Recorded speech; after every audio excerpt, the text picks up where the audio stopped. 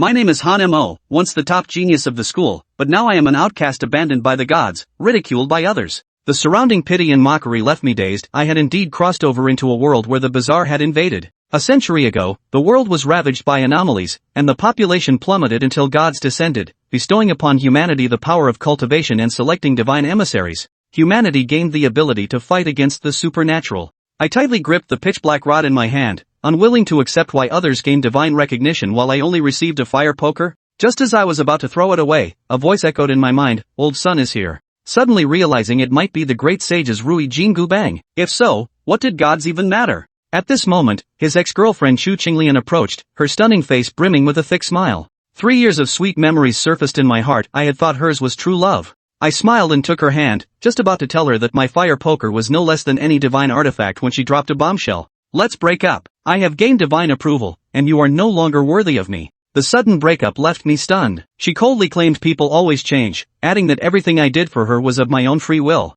She stayed with me for 3 years and didn't even ask for compensation for her wasted youth. Consider that a bargain. Only then did I realize she had been drawn to my reputation as the top talent back then, and now that I've lost my value, she kicked me aside without hesitation. I laughed bitterly at myself. I thought it was love, but turns out it was just another transaction. She arrogantly called me worthless, saying I should be grateful she even dated me, that she was the pinnacle of my life. A man named Wang Chao approached, rubbing Chu Qinglian's waist with one hand. He was the former friend of the protagonist, mocking me for holding a fire poker, saying I wasn't worthy of Chu Qinglian. Wang Chao smirked and said, "Your girlfriend is very moist, incredibly smooth, and her skills are quite impressive. It's just a shame from now on, you and Chu Qinglian won't have anything to do with each other anymore." Though furious, I pretended to stay composed. "She's just some second-hand goods I played with, you can have her. After all, I was the one who took her virginity." Wang Chao was so furious that his veins bulged, viciously threatening to settle the score in the ring rankings. At that moment, the wooden stick in his hand flashed with a white light, and a translucent panel appeared.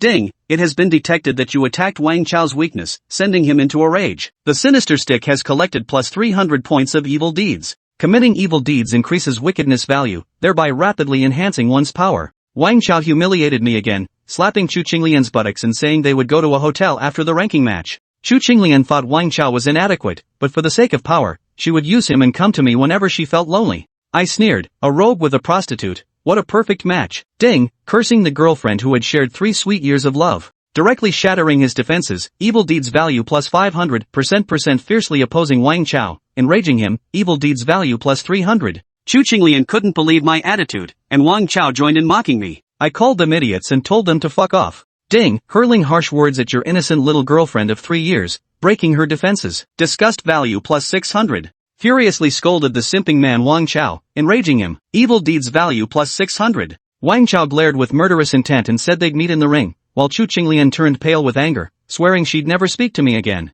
They glared at me, then turned and left. Watching their retreating figures, I muttered to myself, so what if I haven't gained the god's approval? The evil wooden rod in my hand can still defeat you all. The illusory panel reappeared, showing that the wickedness value had reached 3,500 points. Sinful staff notification, absorbed 3,000 points of evil deeds value, ability unlocked 001%, current unlocked progress, 002%. Ding, fiery eyes, 002% unlocked, gaining supernatural visual combat effects. Simultaneously, spiritual power and physical strength are significantly enhanced. I tried to activate my fiery eyes, faint blue-green flames flickering in my pupils. The world before my eyes became incredibly clear, and everyone's movements seemed to slow down by 5 times in my vision. So powerful. I was astonished to discover that my cultivation level had reached Divine Realm Stage 5, which was utterly extraordinary for someone who had just received divine acknowledgement. Physical strength has significantly improved, with increases in defense, attack power, and speed. I picked up the fire poker and noticed cracks appearing on its surface, with golden flames flowing deep within.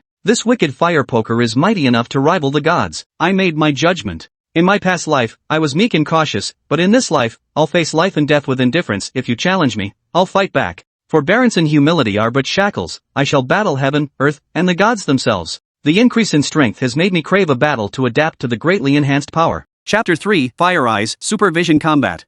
The school's ranking tournament was about to begin. Having failed to gain divine recognition meant he would never enter the divine journey realm again. Han Mo had originally planned to abandon the competition. But a twist emerged. He never imagined that the seemingly ordinary fire poker would harbor immense power. Add to that Wang Chao's brazen arrogance, stealing his girlfriend and boasting shamelessly. He wouldn't let this grudge linger. In this school ranking tournament, he would prove to the world that even without divine recognition, one could still strive relentlessly. Just then, the school's PA system crackled to life. The annual school ranking tournament officially begins. Match 1, featuring Han Mo, former top prodigy of Class 2, Grade 3, once idolized by countless girls as their heartthrob, versus Wang Chao of Class 5, Grade 3, a rare genius hailed as possessing divine power recognized by Hades, Lord of the Underworld. Both combatants are requested to prepare and ascend the ranking arena within 5 minutes. The thrilling match is about to begin. Let's watch and see. Next matchup, featuring Get Ready for Battle. A smirk curled at the corner of his lips. Clutching his fire-stirring stick, Han Mo strode toward the central arena at the heart of the school grounds. Clouds towered overhead, red flags fluttering in the breeze. Crowds surged, voices booming. The entire martial arts field was packed to capacity. Both the school and the nation placed immense importance on this ranking tournament. School teachers and the principal had already taken their seats in the viewing area, awaiting the start of the competition. Even the local television station had dispatched reporters for live coverage. Quiet, everyone. Please proceed to the stage. Han Mo and Wang Chao, participants in the ranking battle. Han Mo was the first to step onto the competition stage, holding a fire poker that was strikingly conspicuous, drawing the attention of many. The once top prodigy Han Mo has only managed to get a fire poker? If I were him, I'd toss that thing right now. It's utterly embarrassing. What a pity. Looks like this ranking battle is already decided. Quite right. Without divine recognition, no matter how hard he trains, he'll remain stuck at the body-tempering realm. He'll never reach the divine roaming realm. Look, Wang Chao is taking the stage too. All eyes turned toward Wang Chao. He stood there wielding twin blades, clad in black combat attire. The most striking feature was the Hades, Lord of the Underworld, insignia pinned to his chest. This signified that he had earned the recognition of Hades, the god of the underworld. Jealousy flickered in many eyes. Good heavens, he's actually been recognized by Hades, the Lord of the Underworld. Hades is a first-tier god. His power is extraordinary. Looks like Wang Chao is going to be the school's top priority for cultivation. That medal on his chest is so cool. What do you think about the battlefield combat? Just watch with your eyes. I mean, who do you think will win? You sound like an idiot. Isn't it obvious who'll win? Exactly. Hades rules over death, presides over slaughter and combat. Wang Chao will win without a doubt. No suspense here. Exactly. I reckon this fight won't last 5 minutes. I reckon Han Mo won't even last 3 minutes. The power granted by the gods is beyond what ordinary humans can comprehend or even dream of. Not necessarily. Wang Chao just gained divine power, while Han Mo has unmatched combat skills. He's the top martial artist in the entire school. This fight has suspense, I'd say. Are you saying Han Mo has a chance to win? No, what I mean is, Han Mo won't last 30 seconds. Oh. I thought you had a different opinion. What a waste of our expressions. Before absolute power, even the most dazzling combat techniques are useless. Sitting in the front row of Section C of the spectator stands, Chu Qinglian snorted coldly. I was going to plead with Wang Chao on your behalf, asking him not to harm you. But you've succeeded in enraging me. Even if you showed impressive combat prowess at the hotel, I won't show you any mercy now. Han Mo. This is the first lesson I'll teach you after our breakup, to make you understand that you're utterly unworthy of me now. Only the strong deserve a woman as exceptional as me. On the stage. Stretching his limbs, chin raised, nostrils flared, eyes narrowed, Wang Chao casually surveyed the man across from him. A youth in a blue school uniform stood tall in the sunlight, a black wooden baton in hand. His posture was straight and upright, his demeanor neither humble nor arrogant. A breeze ruffled the youth's hair, and his exquisitely handsome features drew shrieks from the girls present. Watching Han Mo in his show-off pose, Wang Chao sneered with disdain. I was planning to teach you a little lesson in the ranked matches, show you just how big the gap between us is, so you'd give up on Chu Qinglian sooner. But you've succeeded in enraging me. I won't hold back. I'm going to pin you to the ground and beat you senseless, leaving you as pitiful as a dead dog on the street. Brushing dirt off his clothes, Han Mo replied nonchalantly. What a loud bark. It's hurting my ears. You bastard. His fingers like swords, Wang Chao pointed at Han Mo. His eyes blazed crimson, as if flames danced within them. You what? You treat the women I've played with like they're your precious treasures. This is the gum I chewed. Since you like eating other people's used gum, here, have it. Han Mo spat the gum straight out of his mouth. The gum landed squarely on Wang Chao's face. Ding! The sin-burning rod detects your extreme verbal abuse toward Wang Chao, accompanied by highly insulting actions. This has caused Wang Chao to lose all face in front of everyone, increasing your evil deed value by plus 800. Kid, you've successfully pissed me off. I'm gonna turn you into a complete waste of space. Wang Chao flicked the gum off his face, clenching his fists so hard veins bulged on his arms. A black aura emanated from his body, his complexion growing colder and darker as he unleashed the divine power of Hades, lord of the underworld. Referee, may the match begin? Wang Chao turned to the official at ringside. I declare, the match begins. As the referee's voice fell, his body tensed like a bow. Planting his left foot, Wang Chao charged forward with dual blades in hand, striking like an arrow released from its string. I'll show you just how vast the gap between us is. Face reality. Swish. The twin blades, gleaming coldly, slashed simultaneously toward Han Mo's head. Fire eyes, activate. Hyper-visual combat. Eggshell-colored flames erupted from his eyes, transforming Wang Chao's blindingly fast movements into slow motion before Han Mo's vision. He stood rooted to the spot, lifting his left hand slightly to raise the fire poker. Clang! The twin blades struck the fire poker with a heavy thud. The intense collision caused the blades to tremble, emitting a shrill, grating sound. Chapter 4, Good heavens, how is this possible? The twin blades slammed down on the fire poker. The violent collision made the blades tremble, emitting a shrill, grating sound. What? He casually blocked my half-strength strike? Impossible. It must be a trick of the mind, Wang Chao exclaimed inwardly. Kid, I underestimated you. From now on, I'll hold nothing back. If you kneel and beg for mercy now, I'll let you lose with a little less humiliation. You sure talk a lot. Just use your full strength already, or you won't get another chance. The gap between Wang Chao and Han Mo was substantial. Han Mo was already at the 5th level of the divine roaming realm, while Wang Chao was only at the 1st level, a gap of 4 minor levels. In terms of combat skill, Han Mo was widely acknowledged as the top fighter in the school. Thus, this battle was never meant to be competitive. But interestingly, everyone else including the school teachers and Wang Chao himself considered Han Mo a complete failure. His facial muscles twitched violently, his eyes blazing with murderous intent. Wang Chao gripped his twin blades tightly, his entire body radiating a terrifying aura of killing intent. This time, Wang Chao unleashed his full power. A black glow emanated from his body, representing the might of Hades, the lord of the underworld. This terrifying aura caused the crowd below the stage to perk up. Damn, Wang Chao's going all out. Looks like Han Mo is going down. Such thoughts flashed through the minds of the spectators below. Shu Qinglian's lips curled into a smug sneer. Han Mo, after this move, you'll either die or become a cripple. Qinglian, I heard you broke up with Han Mo and started dating Wang Chao. Now your ex and current boyfriend are fighting each other. What's going on? Is this all because of jealousy? Song Xiaoqian teased, her arm draped around Shu Qinglian's shoulder. Yeah. Looks like both of them are head over heels for you. By the way, weren't you and Han Mo really close before? How come you suddenly broke up? Lu Minmin chimed in. Song Xiaoqian and Lu Minmin were close friends with Chu Qingyan, and the three of them had always been very close. Looking at her two best friends, Song Qinglian bit her lip, tears welling up in her eyes. With a voice full of hurt, she said. That Han Mo actually cheated on me with another woman behind my back. I caught them red-handed in bed, but he refused to admit it. I got so angry I broke up with him. Oh my gosh. Song Xiaoqian and Lu Minmin both widened their eyes in disbelief. How could that be? I remember Han Mo being so kind to you. He doesn't seem like the type to do something like that. Feigning tears, Shu Qinglian launched into another masterful performance. You can never truly know someone's heart. I once thought he was the best man in the world. But it turns out all his kindness toward me was just an act. And from what I've heard, Han Mo hasn't slept with just one woman. The truth was that Shu Qinglian had dumped Han Mo after seeing he hadn't gained divine approval. When she dumped Han Mo, Shu Qinglian had already lined up several backup options. To put it bluntly, Shu Qinglian had been keeping quite a few fish in her pond. From her pool of options, she selected the man with the most promising future and the best family background. That man was Wang Chao. Hearing this, Song Xiaoqian clenched her fists tightly, spat at Han Mo on stage, and snarled viciously. Pa! Scumbag! Scum! Shameless! Disgusting! A man like that isn't worth keeping. How despicable to break my best friend's heart like that. I'll get you revenge when the chance comes. Song Xiaoqian gritted her teeth as she spoke. Shu Qinglian began feigning tears, and to everyone's surprise, real tears began to fall. This proved Shu Qinglian's acting skills were truly remarkable. Lu Minmin hugged Shu Qinglian and comforted her. It's okay, don't cry. Crying over a scumbag like that isn't worth it. We sisters will get revenge for you. We'll make sure to take that scumbag down ourselves. Exactly. A scumbag like that? Song Xiaoqian, won't let him off the hook.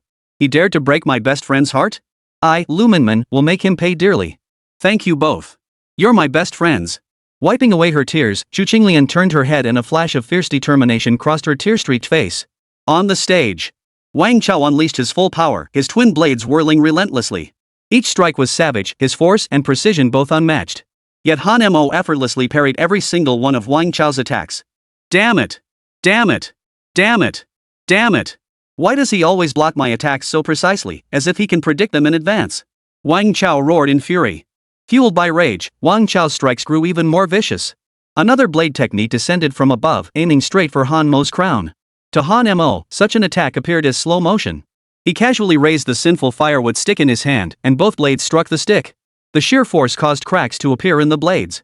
Simultaneously, the tremors from the blades sent a numbing sensation through Wang Chao's arms, causing his palms to crack and bleed. By now, Wang Chao was panting heavily, his relentless attacks easily parried by Han Mo. Wang Chao felt profoundly humiliated, his rage intensifying. Evil firewood stick notice, by using defensive tactics to humiliate and mock Wang Chao in full view of everyone, you have caused him profound shame. Evil deed value plus 300. What? Tired already? Didn't you say you'd make me pay? Come on then.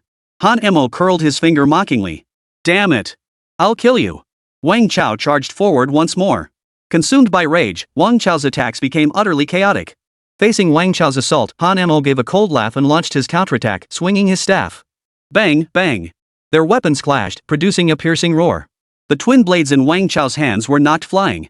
The force of the blow sent Wang Chao flying backward, crashing to his knees on the ground. Stunned. Everyone was stunned. This scene left everyone below the stage with their minds going blank.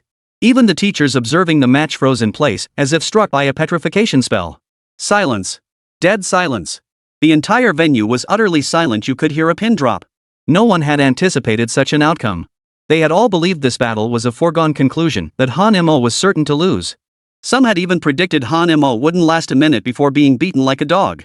Yet Wang Chao was the one whose weapon flew from his grasp. He knelt on the ground, sprawled like a dead dog, utterly defeated. Shu Qinglian's slender eyebrows twitched in astonishment. Her large eyes widened into two wide circles as she stood there, utterly dumbfounded. Chapter 5, Effortless Control. Li Ming was stunned, his mouth agape, unable to speak for a long moment. After a while, he shook his head and said, "Is this real? I don't believe it."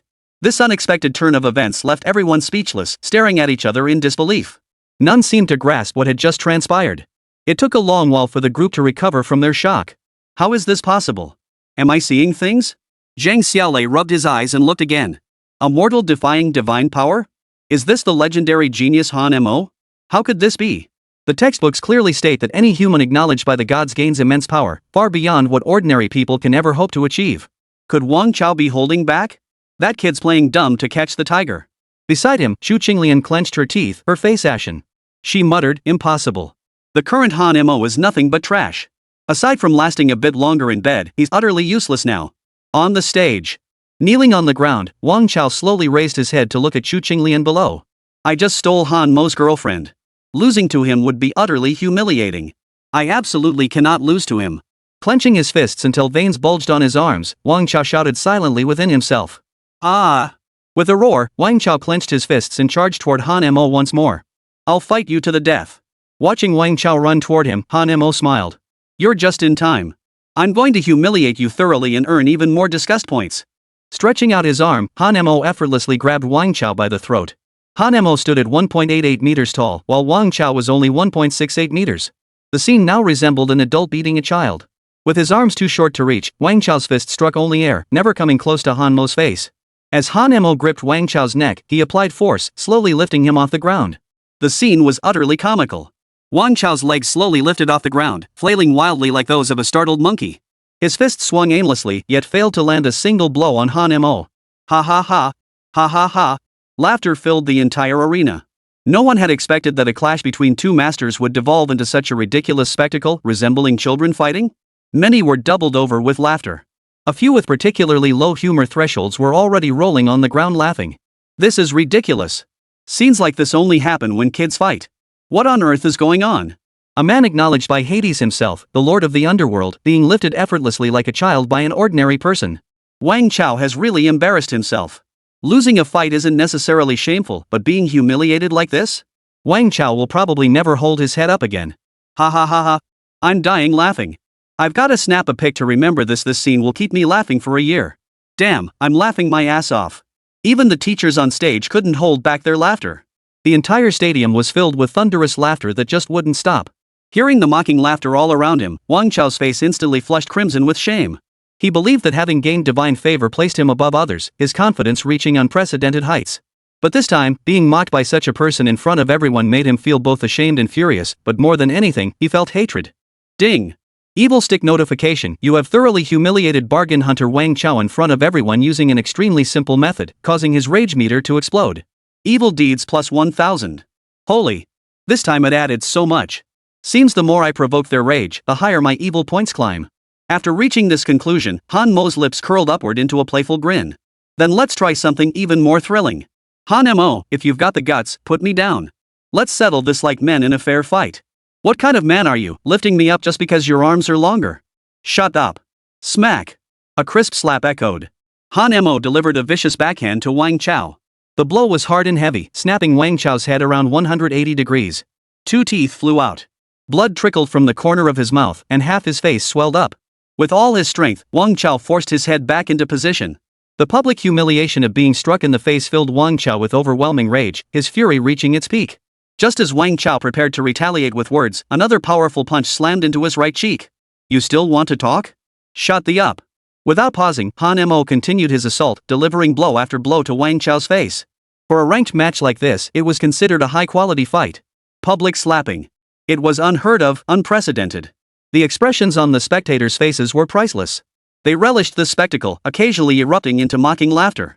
But for Wang Chao, the one being struck, having so many people witness this was utterly humiliating. Flames of humiliation, rage, and resentment consumed him. He yearned to fight back but found himself utterly powerless. Demon Stick notice: detected you violently slapping Wang Chao's face in front of thousands. Inflicted unprecedented humiliation, fueling his rage. Evil deed points plus 1500. So satisfying. Indeed, the more wicked my actions, the greater the rewards from evil deeds. Han Mo continued the assault, causing Wang Chao to spit out white teeth one by one until not a single molar remained in his mouth. Han Mo, just you wait. I'll find a chance to kill you. Your girlfriend Chu Qing is a real. This was Wang Chao's last defiant act. Unable to fight back or curse effectively, he could only resort to this tactic to provoke Han Mo. But Han Mo couldn't care less about a green tea like Chu Qinglian. Had he been his former self, he never could have been so detached. But Han Mo was a transmigrator. He had no emotional attachment to Chu Qinglian whatsoever. Since you want to kill me, I'll cripple you first. Rule number 1 of the martial world: when someone wants to kill you, the best approach is to eliminate the threat first. Strike first to gain the upper hand and put your enemy in a position of no return. He hurled Wang Chao into the air with force. Han Mo took a step back with his left leg, then leapt upward with all his might. His leg spun 360 degrees midair before slamming down hard on Wang Chao's kidneys. Crack! Crack! Crack! All 5 of Wang Chao's ribs snapped. His body flew like a kite with a broken string, crashing heavily into the billboard before sliding down its surface. Chapter 6: Shockwaves through the crowd. Agonizing pain made Wang Chao curl up on the ground like a dead dog, writhing back and forth. The intense agony caused his muscles to convulse, his mouth emitting blood-curdling screams that made one's hair stand on end. Thug alert: brutally beat up the green tea guy Wang Chao, making him yelp in agony. Evil deed points plus 1500. Wang Chao was rendered immobile, ending this ranked battle. The referee officially announced, the winner of this school ranking battle is Han Mo. Looking down at Wang Chao, who lay like a dead dog, Han Mo clapped his hands, lifted his chin, and remarked with a casual air. Divine favor is nothing special after all. With that, Han Mo descended the stage amid stunned gazes. Silence. Dead silence. No one could have imagined Han Mo defeating Wang Chao with such effortless ease. Then, the entire arena erupted in an uproar. Applause erupted, deafening and unrelenting. Han Mo's extraordinary performance stunned even the teachers seated in the stands. They exchanged bewildered glances, their faces etched with utter disbelief. By all logic, it was utterly impossible for an ordinary person without divine recognition to defeat someone who had received such recognition. It could be said that such an event had never occurred since the school's founding. Moreover, Wang Chao was recognized by Hades, a level 1 god of the underworld. While his recognition level wasn't exceptionally high, his strength already placed him in the upper middle tier. While Han Mo's combat techniques were formidable, they proved futile against sheer, overwhelming power. The principal, seated on the platform, murmured in bewilderment, Han Mo has effortlessly defeated Wang Chao. The spiritual power he just displayed seems to have surpassed Wang Chao's. Principal, could it be that Han Mo entered the divine roaming realm without divine recognition? Indeed, Principal. Could you have made a mistake? Such a thing is utterly unheard of. I sensed Han Mo's spiritual fluctuations and confirmed he has entered the divine roaming realm. Yet he truly hasn't received divine recognition. But then again, the world is vast and full of wonders. There are exceptions to every rule. As teachers, as educators. When educating students, they often encounter phenomena beyond scientific explanation. For instance, some students appear utterly unmotivated yet absorb knowledge effortlessly. Since Han Mo can cultivate, we still need to nurture his potential. Han Mo's situation is indeed somewhat unusual. Let's observe his performance in the upcoming ranking battles.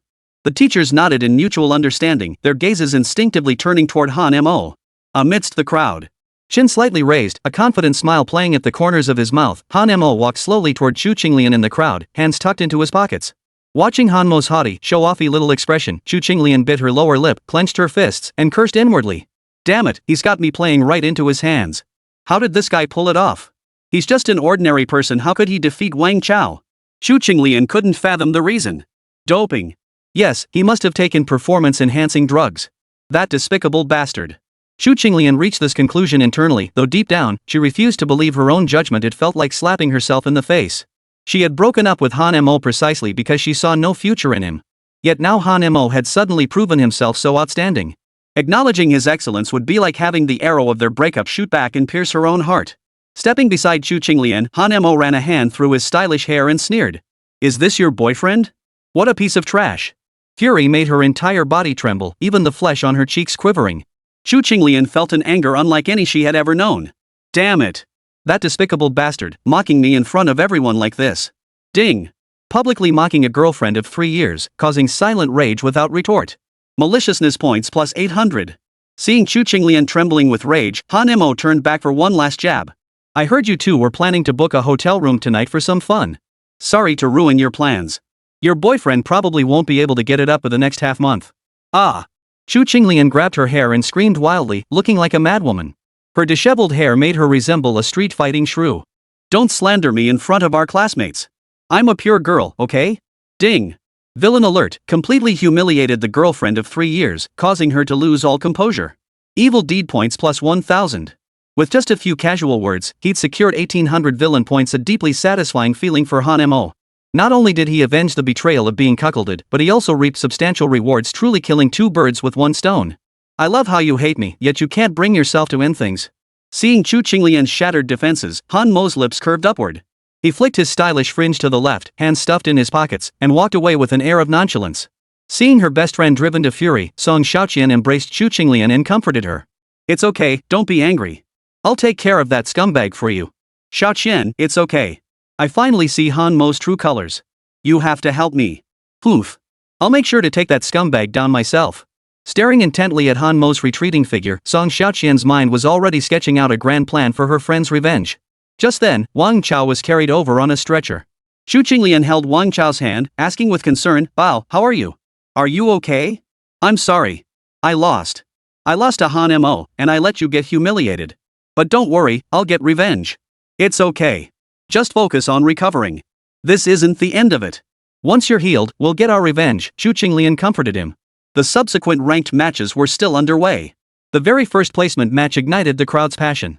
Especially Wang Chao, who was defeated in an utterly humiliating manner, had become the center of attention. To be precise, he became the object of ridicule. But the subsequent ranking matches proceeded relatively normally, without any further comical scenes. Back in the classroom, Han Mo sat by the window, reflecting on his recent battle with Wang Chao. Just now, I activated the supervision combat mode of the Fire Eye, which completely drained my mental energy. Seems the supervision combat mode really drains mental energy. The recent battle held profound significance for Han Mo, granting him foundational control over his spiritual energy in supervision combat. Based on the duration of the engagement, Han Mo calculated that his current level 5 spirit roaming realm mental energy could sustain supervision combat for 5 minutes. Chapter 7, Why Not Sleep With Me? In other words, his super visual combat ability could only last for 5 minutes. However, as his level increased, the duration of his super visual combat would undoubtedly extend as well.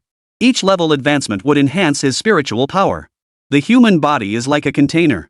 If Spirit Roaming Realm level 5 has a capacity of 2 liters, then Spirit Roaming Realm level 6 might be 2.5 liters, and so on. Seems like next time I face an evenly matched opponent, I shouldn't use super visual combat until the critical moment.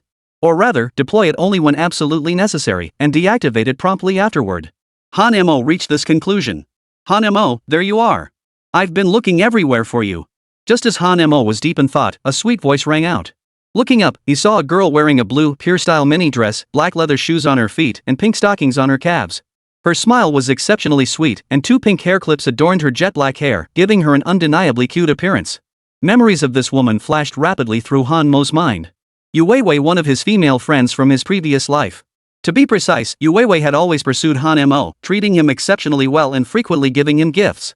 Seeing Yu Weiwei holding 2 cups of coffee in her hands, Han Mo felt a wave of happiness wash over him. There were still good women in this world. Even though he hadn't gained divine favor, Yu Weiwei remained unchanged, just like before. What brings you here? Han Mo stood up and said with a smile. I bought you a cup of coffee and came over to chat with you. Taking the steaming cup from her, Han Mo felt warmth spread through him as he held it. Thank you. I thought that without divine approval, everyone would abandon me. I never imagined that you would. I'm so touched. I heard you broke up with Chu Qinglian. Is it true? Yu Weiwei cautiously probed. Looking at this stunning young beauty before him, Han Mo thought, true love still exists in this world. I just broke up, and Yu Weiwei is already expressing her true love. Alright, I'll take a little loss. Dating Yu Weiwei wouldn't be so bad. Yeah, we broke up. Han Mo even feigned a heartbroken expression as he said it. Hearing this, Yu Weiwei flashed a sweet smile, her lips curling wider than an AK-47's muzzle.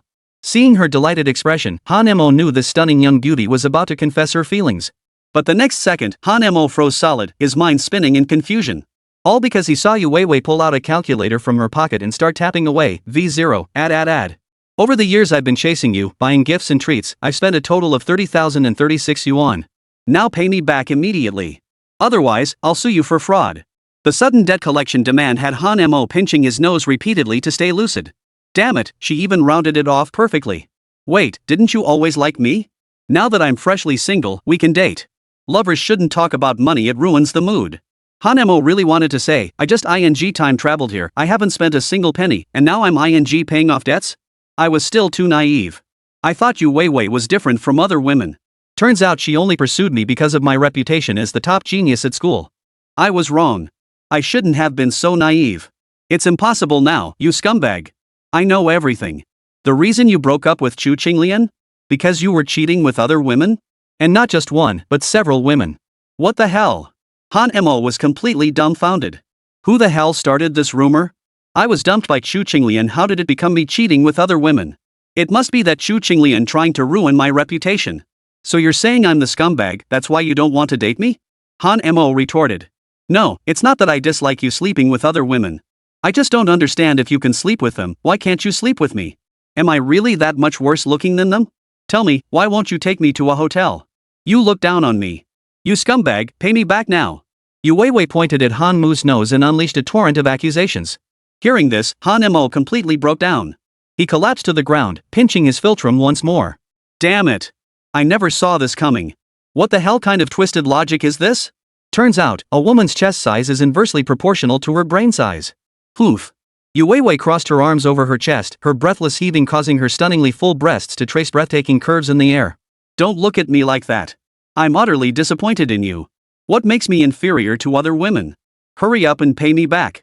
Exasperated, Han Mo pulled 36 yuan from his pocket. This is all I have now. I still owe you 30,000. Better not forget it. Yu Weiwei snatched the money and turned to leave. If it were any other woman, Han Mo would have snapped back immediately. After all, he owed her money. At the same time, Yu Weiwei wasn't the materialistic type like Chu Qinglian. What kind of mess is this? My predecessor even had romantic debts. School supply distribution center. Han Mo collected 2 bottles of spirit potion. Rewards from the school's ranking tournament. Winning a match earned 2 bottles, while losing earned 1. Consuming a spirit potion enhanced mental power, meaning it could boost cultivation. Staring at the 2 blue potions, Han Mo opened one and downed it in one gulp. It's a bit sweet, but the effect is pretty weak. Han Mo felt his mental energy increase only marginally. This stuff's practically useless. Better to just rack up more evil points. Having experienced the lightning-fast leveling boost from the sin-burning rod, the slow progression offered by these spirit potions felt unbearably sluggish to Han Mo. Ah, well. It'd be a waste not to finish this bottle. Every little bit helps better than nothing.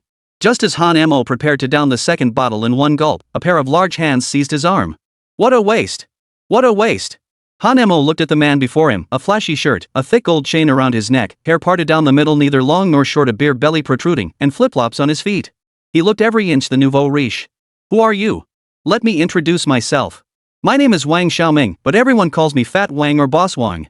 Wang Xiaoming spoke with spittle flying everywhere. Han Mo shoved the fat man away and wiped the spittle from his face. Get the hell away from me, you spit like a ing showerhead, spraying everywhere. One remark struck Wang Xiaoming's weak spot, evil deed points plus 30. Chapter 8, Surrendering the Soul. I'm here to buy that potion of spirit from you. Since you haven't earned the god's favor anyway, drinking it would be a waste. Why not sell it to me for some cash? My offer will definitely satisfy you. Wang Xiaoming stated bluntly. No deal. A simple phrase shattered Wang Xiaoming's defenses. Evil deed points plus 30. Fat Wan was stunned. In all his years of business, this was the first time someone had flatly refused him without even asking the price. At least ask how much I'm offering. You're making me look bad, big guy. Wang Fatso chased after him again. Oh? How much are you offering? 3,000. Wang Fatso held up 3 fingers. Hearing this price, Han Mo's eyes lit up. He desperately needed money right now. While the mental potion could boost his mental energy slightly, with the rogue in his possession, Han Mo truly had no use for it. Is that 30,000 yuan or 30,000 international currency? Han Mo pressed further. Of course, it's Huaxia currency. Not selling. Then I'll offer 30,000 international currency. Still not selling. Hearing this response, Fat Wang went ballistic, feeling utterly humiliated.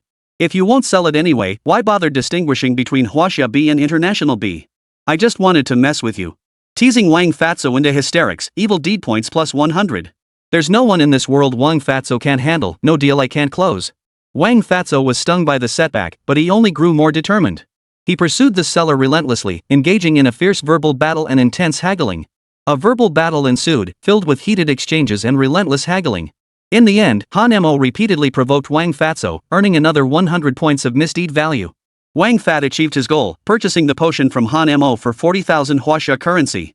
The standard retail price for the mental potion was 30,000 yuan.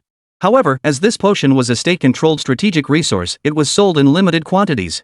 Purchasing them required submitting various certificates and identity information. Consequently, on the secondary market, the price of a spirit potion consistently exceeded 40,000 Huaxia coins, and during peak demand, it could climb even higher. Watching the notification of 40,000 yuan deposited into his phone, Han Mo smiled. Finally got some cash. Time to replace this crappy phone. With summer approaching, it's also time to get an air conditioner for the house. Crack! A bolt of lightning streaked across the sky like a meteor, striking a pine tree on campus. The tree instantly charred, flames erupting from its trunk. The sudden thunderclap startled Han Mo. Every pore on his body stood on end, a chill running down his spine. The tree struck by lightning was only a few dozen meters away from him. Having witnessed the entire strike, Mo muttered. The sky was clear as washed, not a cloud in sight. How could lightning strike out of nowhere like that? Still shaken, Han Mo couldn't help but look up at the sky. There, on the distant horizon, dark clouds gathered thickly. The ink-black clouds churned violently, rolling like turbulent seas at an astonishing speed, threatening to engulf the entire sky. These clouds were terrifyingly dark, and deep within them, it seemed as if a dragon was churning. The once clear sky darkened almost instantly. Gazing at the pitch-black clouds overhead, Han Mo felt an unprecedented sense of oppression wash over him, freezing him solid in place. This can't be an ordinary weather change. How did these black clouds appear so suddenly? At the same time, the annual ranking tournament was still underway at the school sports field. Students and teachers alike gathered to watch. Teachers watching the match were also drawn to the worsening weather. The principal's expression grew grave as he clenched his fists. Such overwhelming power, could it be a deity has descended? The other teachers rose to their feet, their expressions grim. Principal, how could this happen so suddenly? Should we halt the ranking tournament? No need. Occasionally, deities manifest in certain ways. They rarely harm humans. Maintain order. Reassure the students and continue the ranking battles. Yes, Principal. I wonder which deity has descended this time. The sudden change also drew the attention of many students. Yet they felt no fear, only intense excitement. Some even cheered incessantly, shouting the deity's name. In the darkened room, a man sat cross-legged on the floor, shirtless and with disheveled hair. His chest bore several slashes from a sharp blade, forming a peculiar pattern. His arms hung limply at his sides as he bowed his head, murmuring a string of incomprehensible words that sounded like incantations. Suddenly, the man's head lifted, his crimson eyes glowing like hellish demons, radiating a blood-red light. Lord Hades, mighty deity, grant me your power. I pledge to become your most loyal servant. Had Han Mo been present, he would have instantly recognized this man as one of his sworn enemies, Wang Chao. In their ring battle, Wang Chao had been utterly humiliated. Worst of all, he had been defeated in front of the woman he loved, left lying there like a beaten dog. This twisted Wang Chao's soul. He craved greater power to defeat Han Mo and reclaim the dignity of a loser. His face contorted like a demon's, Wang Chao spread his arms wide, performing some peculiar ritual. Suddenly, the entire room stirred without a breeze. The murals, wardrobes, and beds began to warp and twist, as if a blank sheet of paper were being savagely mangled. At the room's center, Wang Chao grinned hideously. Great lord of the underworld, Harris. I offer everything I have as a sacrifice to become your most loyal servant. A thunderous crash echoed. Another bolt of lightning streaked across the sky, causing the light bulb on the ceiling to flicker erratically. The flickering light itself seemed to warp and distort. Ah! Wang Chao let out a furious roar. His entire body jerked backward as his mouth stretched wide, rapidly expanding to envelop his face and eyes, a truly unsettling sight. Wang Chao's entire body tilted upward. The veins beneath his skin turned jet black, resembling small snakes slithering across his flesh. The protruding veins were as thick as water pipes, appearing ready to burst at any moment. His skin was taut, every pore wide open, sending chills down one's spine. Wang Chao, what's wrong? Chu King Lianhua, sensing something amiss, opened the door. What met her eyes was Wang Chao, his appearance utterly terrifying and bone-chilling. The sight caused Chu Qinglian to collapse instantly, her eyes fixed on Wang Chao, who now resembled a savage beast. Her mind went blank, desperate to flee this place, yet her legs refused to obey her. Chapter 9, Forbidden Divine Art, Soul Stripping. The skirt beneath her was stained crimson. Clearly, the sheer terror had caused Chu Qinglian's period to arrive prematurely. Wang Chao let out another agonized scream, as if venting the torment within his heart. A translucent soul form slowly withdrew from Wang Chao's body. Simultaneously, a translucent black blood-stained hand extended from the void, slowly piercing into Wang Chao's skin. What was terrifying was that no blood flowed as the fingers entered Wang Chao's skin. But Wang Chao's pupils were now dilated to the size of saucers, his eyeballs bulging outwards. His eyes were filled with black bloodshot veins, as if he had been drained, his body emptied of soul and blood. The translucent black blood hand pierced Wang Chao's heart, slowly extracting it. Amidst the warping space, the black blood hand vanished. Along with it disappeared Wang Chao's heart. The black hexagram pattern, emitting a faint, eerie glow, finally burrowed into Wang Chao's body. A black hexagram pattern now appeared on Wang Chao's chest. Wang Chao now lay limp on the ground, gasping for breath as the bulging veins across his body gradually subsided. 3 minutes later, Wang Chao had returned to his normal state. Chu Qinglian, who had witnessed the entire scene, now trembled violently. Her muscles spasmed as she gasped for breath, sweat soaking through the few layers of clothing she wore. Urine mixed with menstrual blood stained the floor red. Her mind went blank. At that moment, Chu Qinglian felt nothing but fear and dread. Having recovered, Wang Chao slowly rose to his feet. Feeling an unprecedented surge of power within his heart, he clenched his fists as his psychic energy erupted outward. Ha ha ha ha ha ha ha. Wang Chao roared with laughter, his head thrown back. Truly the terrifying power bestowed by Hades, Lord of the Underworld. To leap 6 levels at once, I'm now at level 7 of the divine roaming realm. Hanemo, just you wait. Every bit of dignity you stripped from me, I will reclaim it all. His fists clenched with a sharp crackling sound. Wang Chao's eyes, sharp as a hawk's, fixed coldly on Chu Qinglian sitting by the door as he said indifferently. You saw everything? Shaking her head, Chu Qinglian replied in a trembling voice, I didn't see anything. Don't kill me.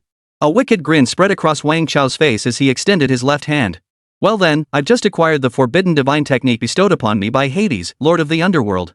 You shall be the first to experience it. Forbidden divine art, soul stripping. As the technique unfolded, the light in Chu Qinglian's eyes vanished instantly, leaving her body as lifeless as a walking corpse. Immediately, Chu Qinglian's body began to convulse. His bones cracked and popped as his form twisted in an eerie manner. No matter how fiercely Chu Qinglian struggled, it was all in vain. Witnessing this scene, Wang Chao burst into another uproarious laugh. Ha ha ha ha. So powerful. I feel stronger than ever before. Slowly raising his hand, Wang Chao withdrew the skill. Collapsing limp to the ground, Chu Qinglian's eyes held endless terror as he sensed the breath of death approaching. Don't kill me, we're lovers. Chu Qinglian pleaded. Approaching Chu Qinglian, he crouched down and cupped her cheek in his hand. I won't kill you. At this moment, I'd gained the high recognition of Hades, Lord of the Underworld. Though I paid a price, it was all worth it. I will make you witness Han Mo kneeling before me like a dead dog. I will strip his soul and offer it to the great Lord Hades. Right. Han Mo is our common enemy. I'll be cheering you on from behind. Cheering alone won't suffice. I feel this terrifying power now, I need you to test it. Staring intently at Chu Qinglian's snow-white legs and her blue floral skirt, Wang Chao's eyes glowed green as he licked his lips. What are you doing? Seeing Wang Chao's wicked gaze, Chu Qinglian's eyes filled with fear as she took 2 steps back. We're a couple now. Naturally, we should do what couples do. The words barely left his mouth. With a sharp tear, Wang Chao's wandering hands ripped open Chu Qinglian's. The sight of her pink underwear made Wang Chao's eyes go wide. Ha ha ha ha. Absolutely stunning. His wicked laughter echoed through the room. Sky. The dark clouds dispersed. The sun once again illuminated the earth. Achoo. Hanemo sneezed 3 times in a row. Which girl is missing me again? Gazing at the sky, now clear as ever, Hanemo muttered to himself, this weather changes faster than you can flip a page. Just moments ago, it looked like a downpour was coming, and now it's sunny again. The school's ranking battles continued uninterrupted, unaffected by the weather. Next up, the former top talent of the school, Han Mo from Class 2, Year 3. He will face Lu Yushi from Class 5, Year 3. The school ranking battles required players to compete in over a dozen matches each day. In his previous match, Han Mo defeated Wang Chao, earning him the right to continue competing. Han Mo and Lu Yushi both stepped onto the stage. Battle commenced, the referee teacher commanded. Lu Yushi launched the first attack. Though Han Mo's strength far surpassed Lu Yushi's, he could have easily defeated him. However, to hone his combat experience and mastery of hyper-visual combat, Han Mo held back. Instead, he focused on refining his super-visual combat abilities to the point of effortless mastery during the actual fight. During the fight, he alternated between activating and deactivating his super-visual combat mode. Han Mo realized that mastering it would require extensive hands-on practice. The school's ranking battles provided the perfect arena for honing his combat skills. The school held these ranked battles for two primary reasons. Second, it allowed students to gain real combat experience. As the saying goes, the best training method is one-on-one combat. This principle applied to soccer or boxing as well. Merely focusing on physical conditioning without engaging in combat-style training falls short of a complete training regimen. True strength and combat experience are honed only through battle. 10 minutes later, Han Mo swung his staff, sending Lu Yushi flying. In full view of the crowd, brutally beating Lu Yushi until his face was utterly disfigured. Maliciousness plus 50. Only 50 points added to his evil value? How could it be so little? It seems that pranking people who hold no grudge against you or don't hate you results in a smaller increase in the nauseating stat. The reason Wang Chao earned so much evil value for attacking Han Mo at home was likely because Wang Chao was Han Mo's sworn enemy. Moreover, Wang Chao believed his strength far surpassed Han Mo's, and he even viewed Han Mo as a potential romantic rival. Thus, these factors combined intensified Wang Chao's hatred toward Han Mo. After the acquisition process, Han Mo didn't leave but waited in the spectator seats. He still had 3 more matches to compete in today. He also took the opportunity to observe others' battles. Observing others' battles was also a form of learning. This time, the 2 contestants in the ranking battle were evenly matched, trading blows back and forth. The crowd below the stage cheered and screamed in excitement. The match was incredibly thrilling and intensely passionate.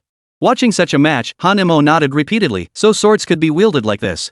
Chapter 10, Kneel and Lick It Clean. In the infirmary. Wang Chao surveyed the crime scene, slipping on his shoes with a wicked gleam in his eyes. Smack! A sharp crack echoed as Wang Chao's palm struck Chu Qinglian's. Honey, get up quickly. Someone might discover us. We need to leave this place immediately. With that, Wang Chao led the way out of the room. The infirmary bed was in disarray, with tissues scattered all over the floor. Chu Qinglian shot a disgusted glance at Wang Chao as he walked away, gritting her teeth in anger. Useless. Not even 3 minutes. What the hell good is he? He just waltzed out, leaving me to clean up the mess. He's nothing but a piece of trash. I really miss Han Mo, Chu Qinglian thought bitterly, regretting her decision to date Wang Chao. School stadium. The entire stadium was packed to the rafters. Shouts rose and fell in waves, deafeningly loud.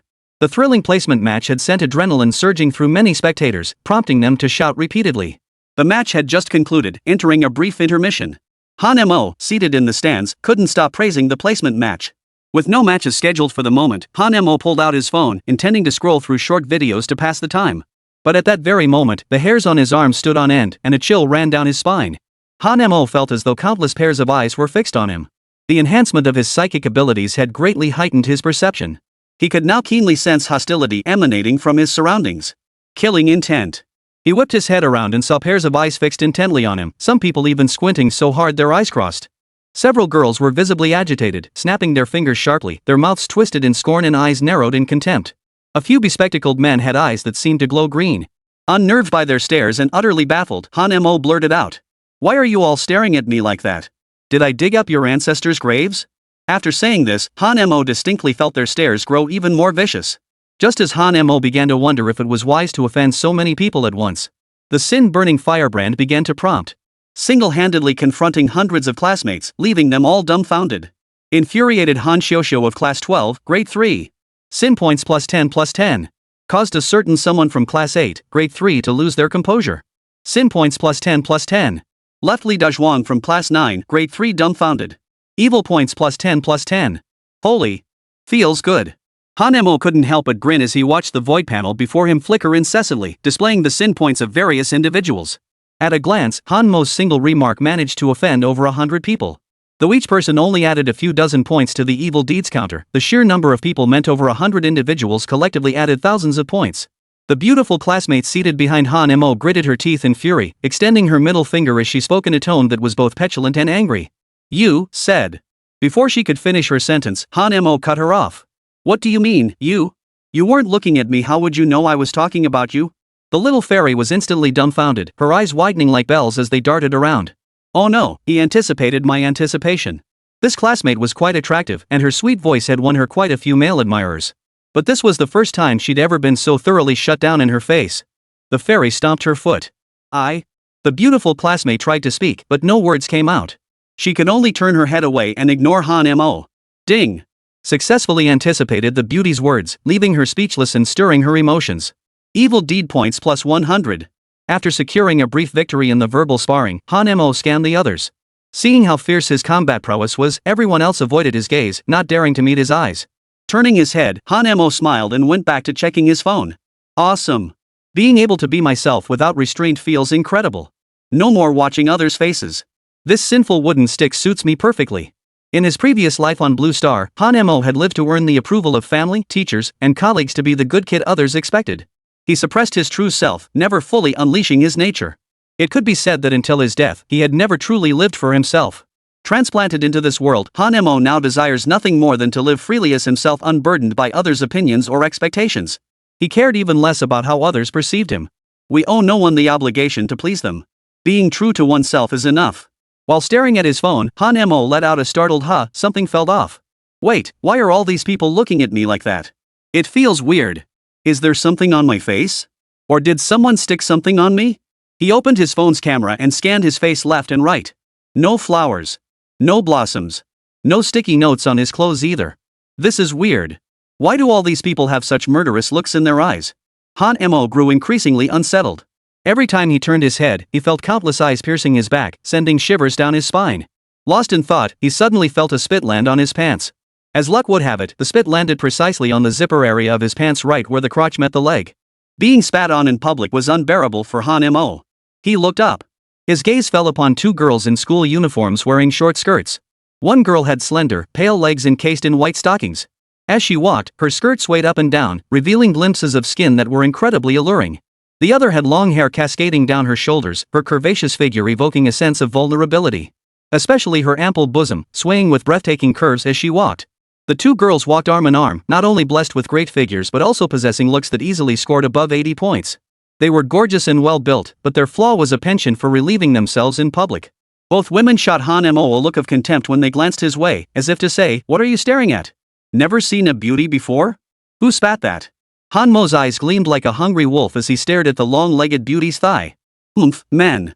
They're definitely drawn to my beautiful legs. I did. So what? The leggy beauty confidently revealed her silky white thighs, swaying them in front of Han Mo. She was utterly confident in her legs. "With my looks and figure, even if I spit on you, you'd be begging for it," the leggy beauty smirked confidently. "Get down on your knees. Lick it clean for me." The haughty leggy beauty froze in place, utterly dumbfounded by the demand. Please vote for gold tickets and recommendations. Chapter 11, Big Boobs, No Brain.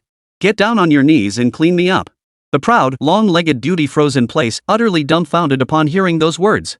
"You sly bastard, you're playing by no rules at all." Confronting the tall, leggy beauty, causing her to lose her composure in front of everyone, evil deed points plus 200. Seeing her beauty ploy fail, the tall beauty tossed a pack of tissues and fled with her bestie. As they left, she spat out one last line, "Pfft, loser." Watching the two beauties walk just 3 meters away, Han Mo struck out with his palm. The force created a gust of wind that blew up under their skirts. Swish!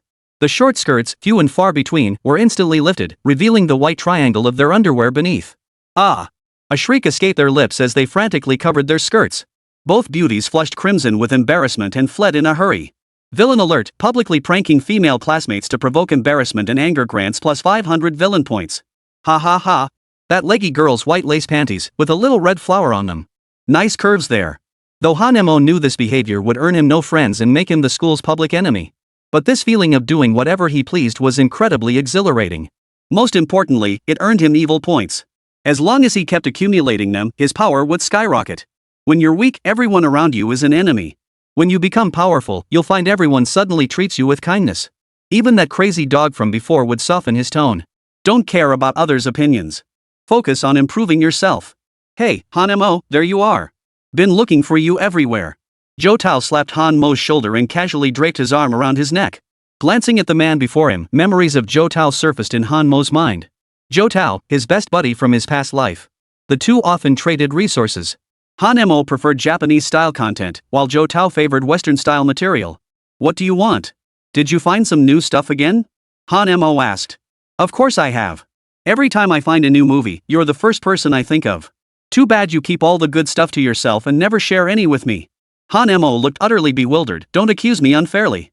Haven't I shared everything with you every single time? Don't play dumb with me. The whole school's talking about it now.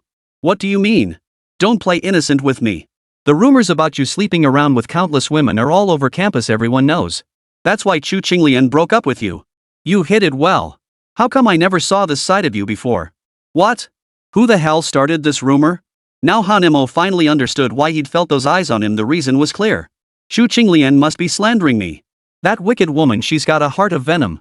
Han Mo and Zhou Tao seamlessly steered the conversation back to the movie-watching incident. As the match commenced, everyone's attention shifted back to the ring. 3 hours later, the final match finally concluded. Students began leaving the venue. At the stadium entrance, two women stood by the main gate, glancing around as if waiting for something. Minmin, how's it going? Did you get the news out there? We have to make sure that scumbag gets his comeuppance. Don't worry, Song Xiaoqian. I used my cash power. Now the whole school knows Han Mo is a scumbag. We've finally gotten some revenge for our dear friend. Don't rush. The show isn't over yet. When Han Mo comes out, I'm going to humiliate him in front of everyone. That's perfect. We can't let Chu Qinglian be cheated on for nothing. Watching their best friend get bullied, Song Xiaoqian and Lu Minmin decided to step up. But in truth, both of them had been fooled by Chu Qinglian's acting. Look, that scumbag's coming. Watching Han Mo inch closer, Song Xiaoqian clenched her fists tightly, spread her arms wide, and blocked his path. Stop right there. The sudden appearance of a beautiful woman in front of him caught Han Mo off guard, nearly causing him to collide with Song Xiaoqian's chest. What do you want? Han Mo asked, puzzled. You must be Han Mo? Yes, I'm your dad. Song Xiaoqian instantly lost her composure. This guy wasn't playing by the rules. He started out by trying to take advantage of her. Sin stick, retort to silence Song Xiaoqian, leaving her speechless. Evil deed points plus 20. Her chest heaved with anger. Taking a deep breath to calm her boiling temper, Song Xiaoqian continued. Looks like I found the right person. Now answer me, why did you cheat on my best friend with another woman while dating her, breaking her heart? If you don't give me a proper explanation today, I won't let you leave here. Song Xiaoqian deliberately raised her voice as she spoke, drawing the attention of many passers-by. Look, it's the prodigy Song Xiaoqian. What? That must be Song Xiaoqian from the accelerated program. That's her. Good heavens. I heard she's the school's sole divine messenger. And she's the moon goddess Artemis, no less. The moon goddess is also known as the moon goddess, the goddess of purity. Divine awakening generally falls into two categories, divine recognition and divine messenger. Those who become divine messengers are truly one in a million. Each mystical spokesperson possesses extraordinarily formidable innate abilities. Divine recognition levels. The moon goddess is also known as the virgin goddess. It is said that the more a woman is recognized by her, the more she must be a virgin with extraordinary talents. So that means Song Xiaoqian is still a virgin. Holy, that's insane. Imagine marrying her, how awesome would that be? Stop dreaming, Song Xiaoqian is mine. The surrounding classmates buzzed with discussion. A moment of stunned silence fell. Gazing at the voluptuous, sweet-faced girl before him, Han Mo remarked calmly. Big tits, no brain. Hearing this, Song Xiaoqian's eyes widened. What did you say? Say that again if you dare. Staring at Song Xiaoqian's heaving chest, which bounced like a pair of white rabbits, Han Mo enunciated each word, women with big breasts and no brains. After uttering those words, Han Mo folded his arms across his chest, bracing himself for his misdeed points to skyrocket. However, what happened next left Han Mo speechless, his jaw nearly dropping to the floor. Straightening her back once more, Song Xiaoqian's lips curved upward. You've got good taste, kid. Spotting my virtues so quickly. Her words struck him like a bolt from the blue. Han Mo hadn't expected this woman before him to be genuinely dim-witted. Is there something wrong with your focus? Wasn't I complimenting you? Can't you tell the difference between a compliment and an insult? No wonder she was so easily manipulated by Chu Qinglian. Chapter 12, Big Breasts, No Brain Song Xiaoqian. Well then, Miss Big-Breasted Beauty, may I be excused now? Han Mo really didn't want to waste his time with such a brainless woman. In his view, this Song Xiaoqian before him was also being manipulated. If he got into a big fight with her and exchanged harsh words, the one who'd be happiest would definitely be Chu Qinglian. Most importantly, he'd heard of Song Xiaoqian's reputation. As the golden girl of the direct admission class, she was known to everyone in the school. As the name implied, the direct admission class meant skipping the college entrance exam and gaining direct entry into the nation's most prestigious university, Super God Academy. The requirements for the special admission class were extremely stringent. Despite its name, only one person was ever admitted. That's right, only Song Xiaoqian. Facing such a formidable woman who served as a divine spokesperson, Han Mo didn't have 100% confidence he could defeat her. Her pure, flawless eyes, clear as crystal, blinked like a doll's, utterly adorable. With an innocent smile, Song Xiaoqian took a step back. "We can go now." Han Mo took a step forward, hands stuffed in his pockets, and strode away with an indifferent gait. Once Han Mo was gone, Lu Minmin grabbed Song Xiaoqian's hand and said urgently, "Song Xiaoqian, why did you let him go? We promised to avenge our best friend." Clapping her forehead, Song Xiaoqian stamped her foot. "Oh no! I got so caught up in the moment, I completely forgot about it. But I still feel like Han Mo isn't that kind of guy. Does being a bad guy show on his face? Chu Qinglian wouldn't lie to me." "You're right. Next time, no matter how much this guy flatters me, I won't let him off the hook." Song Xiaoqian clenched her fists. "Your brain, it really is inversely proportional to your chest size." After saying this, Lu Minmin glanced down at herself. The smoothness of her chest, as flat as an airport runway, made her feel deeply inferior. "Is it because I'm so smart that my chest stopped growing? Blame it all on this brain brimming with wisdom." Puffing out her ample chest, she patted her best friend's shoulder and comforted her. "Your IQ doesn't seem any higher than mine, does it? Hee. Finally someone noticed my boobs got bigger. Guess I've grown up and filled out. Mom said this is when you can start dating." Song Xiaoqian was as happy as a little bunny, skipping along as she walked. After leaving, glancing back, Han Mo saw Song Xiaoqian hadn't followed. He breathed a sigh of relief, quickened his pace, and hurried away from the scene. He really didn't want to chat with someone like Song Xiaoqian, big-chested and brainless. In Han Mo's view, Song Xiaoqian's brain was definitely not up to par. He feared spending too much time with her might make him less intelligent too. This woman, besides having big breasts, a perky butt, and being pretty, is utterly useless in every other way. After leaving school, Han Mo walked home with his backpack slung over his shoulder. He tossed his backpack aside as usual, then flopped lazily onto the sofa and turned on the TV. Han Mo placed the fire poker in his hand on the coffee table and examined it closely. A translucent interface suddenly appeared before his eyes. Fire stick unlocked, 0.02%. Innate special skill, Fire Eyes, unlocked, 0.04%. Unlocked special skill, Super Visual Combat. Ability enhancements, greatly increased psychic power, greatly increased physical strength. Evil points, 11,000. Other abilities, awaiting unlocking. Evil progress, your infamy has begun to spread. Continue your efforts to achieve complete depravity, becoming known to all under heaven. Club quest, shatter your conscience, breach your boundaries, and make your infamy echo across the 9 provinces, shake the world, challenge the mighty, and torment the gods. Wow! Looks like today's efforts paid off. My evil points have already hit over 10,000. Han Mo rubbed his hands together excitedly. This surge of over 10,000 points would significantly boost his power. Ding! Sin Stick task, absorb 10,000 core points. Stick unlock progress plus 0.01%. Now at 0.03%. Fire Eye skill unlock progress increased to 0.08%. Mental power and physical strength enhanced. Upon activating Super Vision Combat, opponents' movements can be slowed to 1/6 speed. As the notification sound faded, Han Mo felt his spiritual power surge dramatically, his cultivation reaching the 8th level of the divine roaming realm. This rate of advancement was unprecedented, unmatched by any before or after. If others learned of such rapid power growth, they would be utterly stunned. Simultaneously, Han Mo sensed a transformation in his physical strength. Even a light punch could now generate a whirlwind.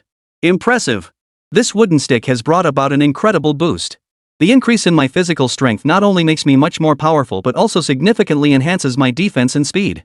Previously, Han Mo had grown increasingly annoyed with the firewood stick in his hands, nearly discarding it.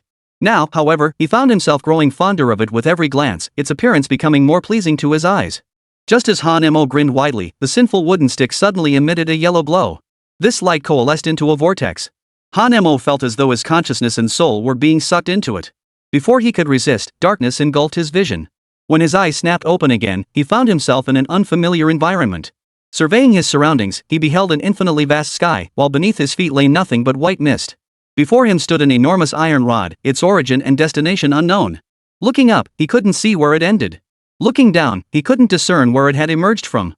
Such a scene left Han Mo stunned into speechlessness. Where am I? Could this massive iron rod be my fire poker? Han Mo muttered to himself in confusion. Just then, a shadowy figure drifted out from within the massive iron rod. Gazing at the translucent man clad in chainmail before him, Han Mo felt no fear. He inquired.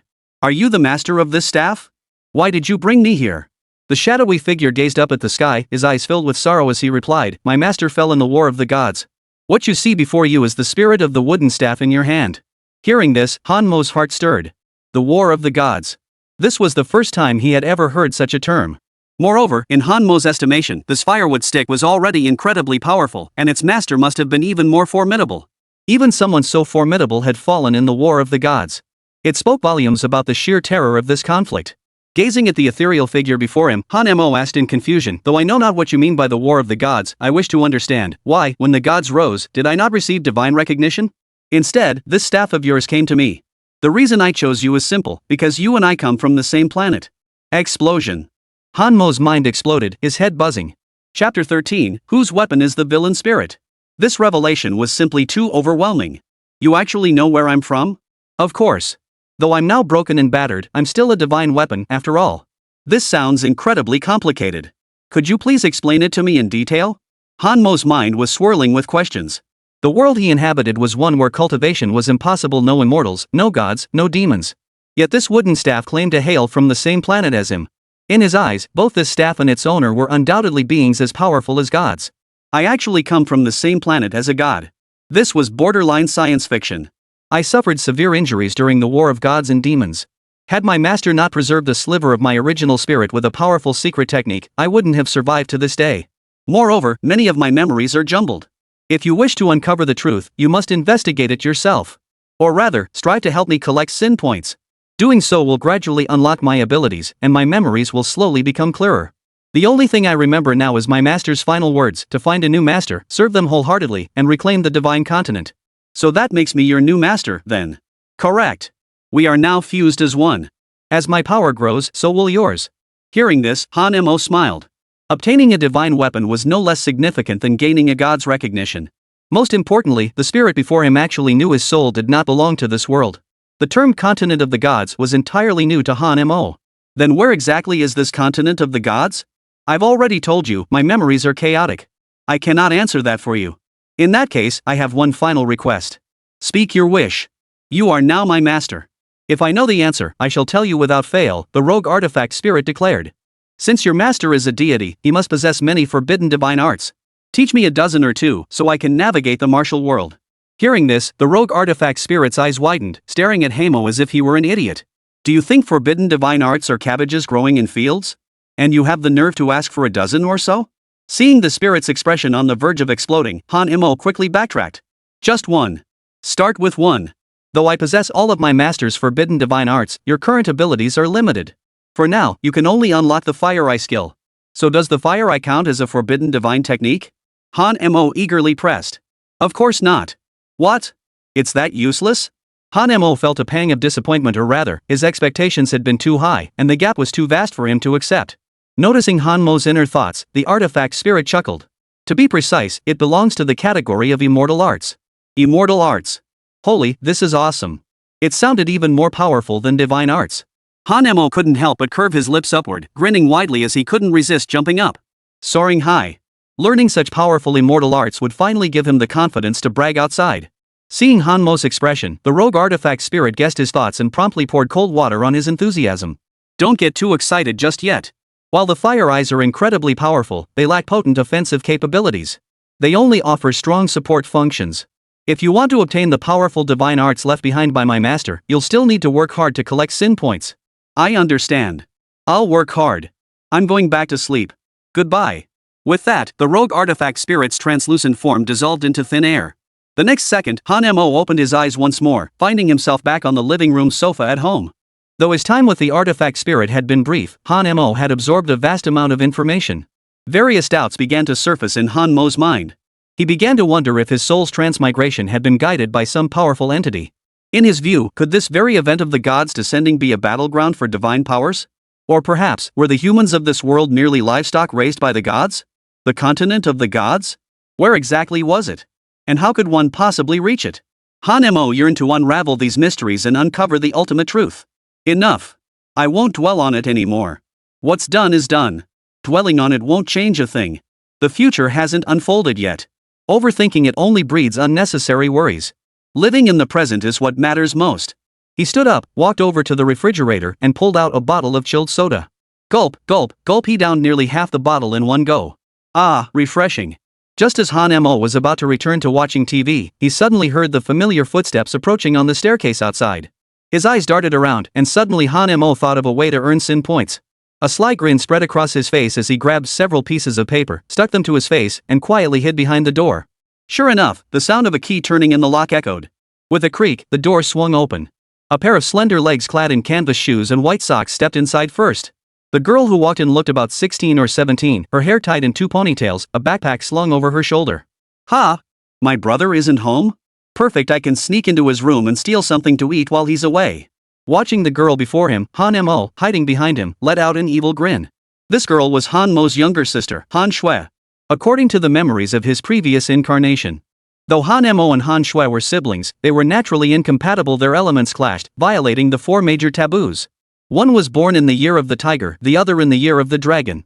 Living under the same roof, it was like a constant battle between a dragon and a tiger.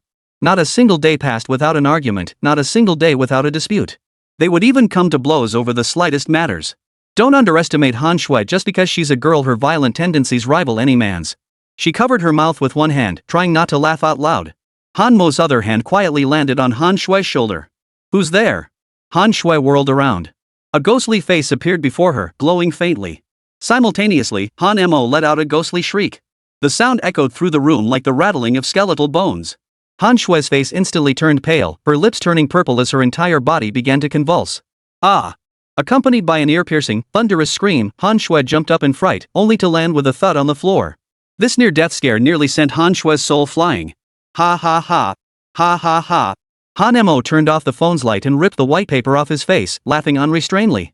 Chapter 14, The Hot-Tempered Sister. Han Shui's face was flushed with anger, her fists clenched tightly. Damn it, so it was you. We're sworn enemies. Han Shui gritted her teeth, raised her tiny fists, and prepared to beat Han Mo senseless. Watching Han Shui's fierce yet adorable expression, Han Mo laughed as he scrambled away. Stop. Don't run. The two chased each other back and forth across the living room. Han Mo circled around the sofa repeatedly. Though Han Shui ran as fast as she could, she just couldn't catch up. To make matters worse, Han Mo made faces and taunted her as he fled, infuriating Han Shui. Han Shui's sin points plus 900 plus 1000. Watching the sin points keep rolling in, Han Mo continued to provoke his own sister. As Han Mo put it, such a valuable resource would be wasted if left unused. Han Shui herself had a fiery temper, like gunpowder. One spark was all it took. To put it bluntly, she couldn't stand the slightest injustice. Growing up at home, Han Mo had always been the one to give in to Han Shui. This time, however, Han Shui was left at a disadvantage. In the end, she was exhausted to death, failed to get back at Han Mo, and even lost the verbal battle. Fuming, Han Shui lay motionless on the sofa, sobbing uncontrollably. Stupid brother, mean brother. Just wait till I tell mom. But she wasn't done yet. Han Shui rolled around on the couch, kicking and punching like an angry child. Watching his stubborn little sister, Han Mo sat down on the couch and pulled out a 100 yuan bill from his pocket. Sweetie, here's 100 yuan. Please forgive me. Seeing the bright red bill, Han Shui's eyes lit up. She sat up with a smile, wiped her tears, and quickly snatched the 100 yuan note into her hand. Now that's more like it. I'll let you off today. Her temper flared as quickly as it faded. Watching his sister's dramatic shift in mood, Han Mo couldn't help but chuckle. Such was the daily routine of these siblings. Bickering and teasing each other. Playing pranks on one another. The next morning, Han Mo rose early, finished his morning routine, and prepared to head to school. He needed to secure a training spot. The college entrance exams were approaching, and whether he could get into his dream university depended entirely on this final sprint. While Han Mo now possessed divine weapons, essentially a cheat code, achieving high scores still demanded relentless effort. Han Mo came from a single-parent household. His mother supported the entire family alone, and life was tough. Han Mo aimed to score well enough to qualify for tuition waivers. If his results were truly outstanding, he might even receive scholarships on top of that. Just as he was about to leave, Han Mo suddenly spotted the large iron basin. A plan to gain sin points flashed through his mind. A delighted smile spread across his lips. Glancing at Han Shui's room, he already had a plan in mind. He tiptoed quietly to Han Shui's room. He placed the large iron basin directly over Han Shui's head. Han Shui was still fast asleep, drooling in her sleep as if lost in a dream. Han Shui had no idea the nightmare about to befall her. Raising the wicked poker high, Han Mo brought it down with a thud. Clang. The deep, resonant sound echoed throughout the room. The sound was so loud. Even the door trembled, and the light bulb on the ceiling swayed violently from the shockwave. Han Shui, trapped beneath a large iron basin, felt her hair stand on end. Her head felt like it was about to explode. It was like a bolt from the blue. Ah! Immediately followed by a roar of fury that pierced the heavens. The sheer force of the roar nearly ripped the roof off. The volume was so deafening that even Han Mo couldn't help but cover his ears. Who the hell is that? Han Shui erupted in fury. Han Shui, who had been enjoying a sweet dream, was assaulted by this noise attack. No one could endure it. Pranking your incompatible younger sister until she snaps, sending her into a rage. Sin points plus 1,500. Rat-a-tat-tat. The discordant sound echoed like a machine gun. Turns out Han Shui was so scared she farted, sending green gas swirling around the room. Ha ha ha ha. Clutching his stomach, Principal Han Mo didn't forget to put on a mask before teasing her once more. Han Shui, if you have a problem with me, speak Mandarin. I couldn't understand a word you just said. Hearing this, Han Shui could no longer contain herself and erupted in fury. Another blood-curdling scream erupted, echoing her fury. Verbal attack on estranged younger sister, transforming her into a tigress. Sin points plus 1,600. Watching the sin points pile up, Han Mo decided to pour fuel on the fire. Look at this room, you've turned it into a pigsty. If you have something to say it calmly. Don't just start yelling at the drop of a hat. Sin points from biological sister, plus 2,000. I'll kill you. Han Mo, you're asking for it. Han Shui leapt off the bed, launching a flying kick straight at Han Mo's face. Sin points acquired. Han Mo took off running, sprinting non-stop until he burst out of the residential compound. Han Shui, unable to hold back any longer, chased after him in her pajamas, hair disheveled. She screamed and ran after him. After chasing for 2 miles, watching Han Mo vanish from sight, Han Shui reluctantly gave up. Arriving at school.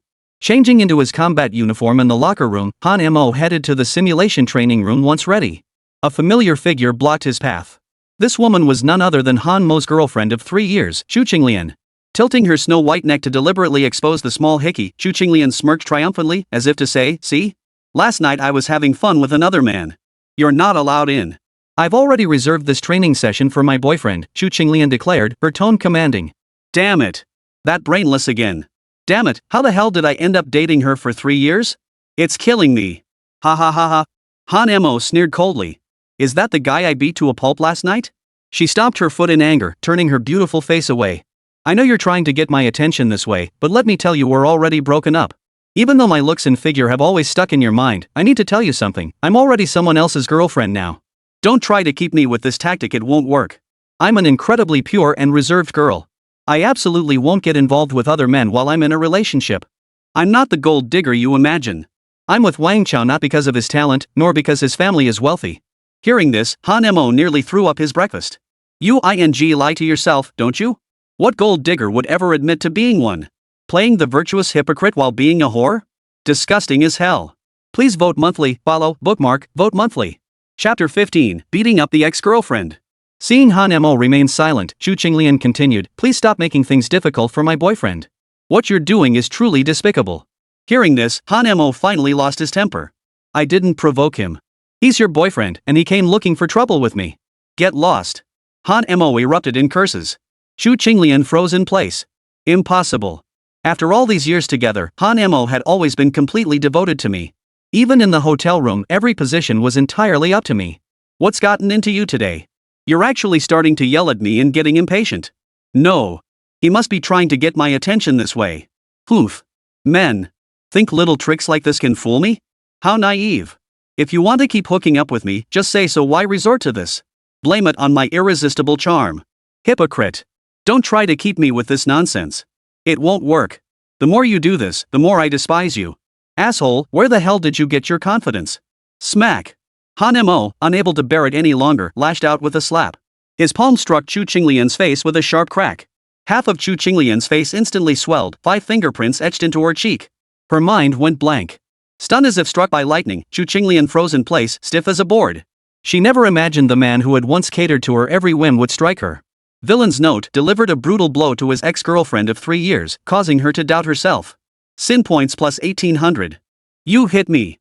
You actually hit me. You're so annoying. Smack. Another sharp slap echoed. Han Mo delivered another slap to Chu Qinglian's left cheek. Both cheeks were now symmetrical. This unexpected turn of events left Chu Qinglian utterly speechless.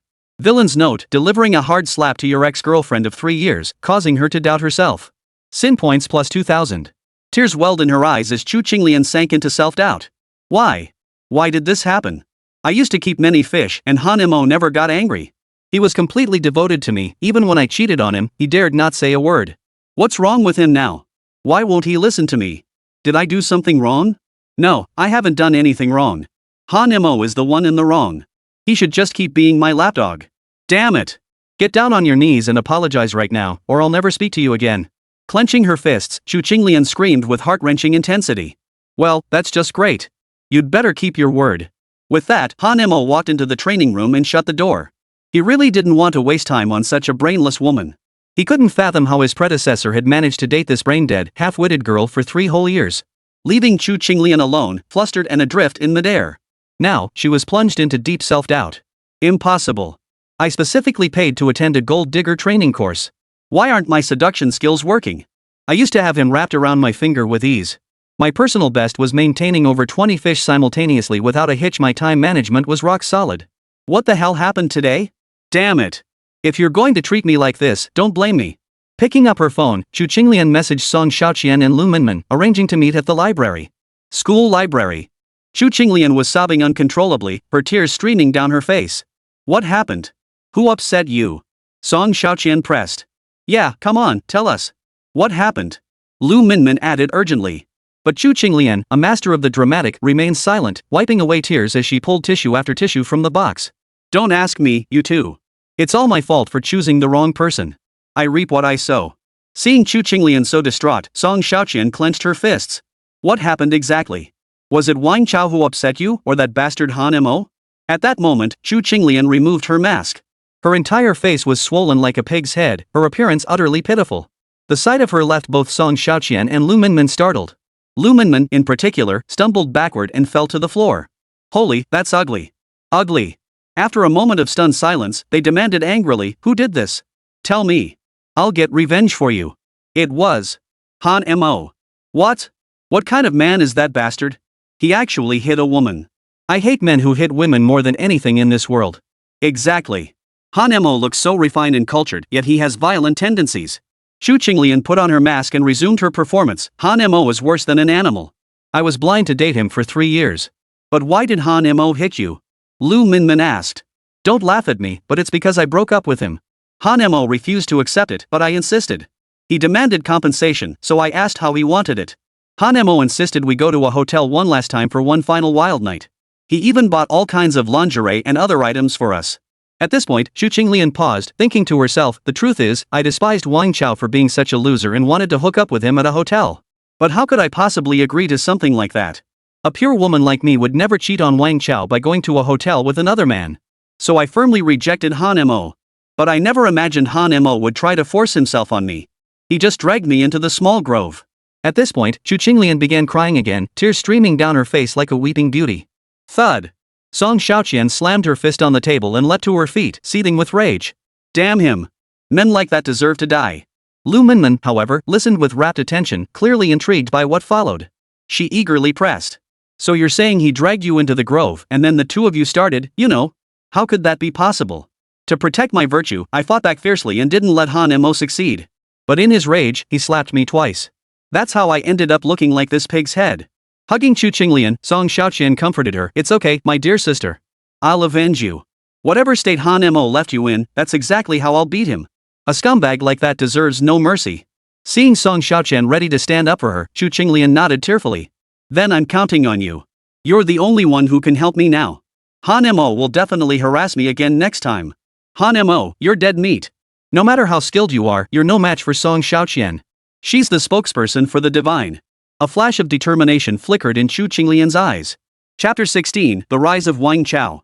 Watching the furious Song Xiaoqian, Chu Qinglian thought to herself, a woman with big breasts but no brains. With just a little trick, I'll have you dancing to my tune. I'm going to teach that scumbag a lesson right now. I'll cripple him completely and castrate him while I'm at it. With that, Song Xiaoqian strode out first. Wait for me. I'm coming with you. A scumbag like that deserves a punch too. Lu Minmin hurried after her. Watching their retreating figures, Chu Qinglian's face twisted into a wicked grin, her expression turning savage. Poof. My two dearest friends, thank you both. Don't blame me for using you, blame yourselves for being so brainless. I schemed and plotted to get close to you too, even going so far as to stage chance encounters, doing your dirty work, and even massaging and washing your feet against my better judgment. Now, finally, my day has come. Song Xiaoqian, you're gifted with extraordinary talent and a powerful family. You get whatever you want.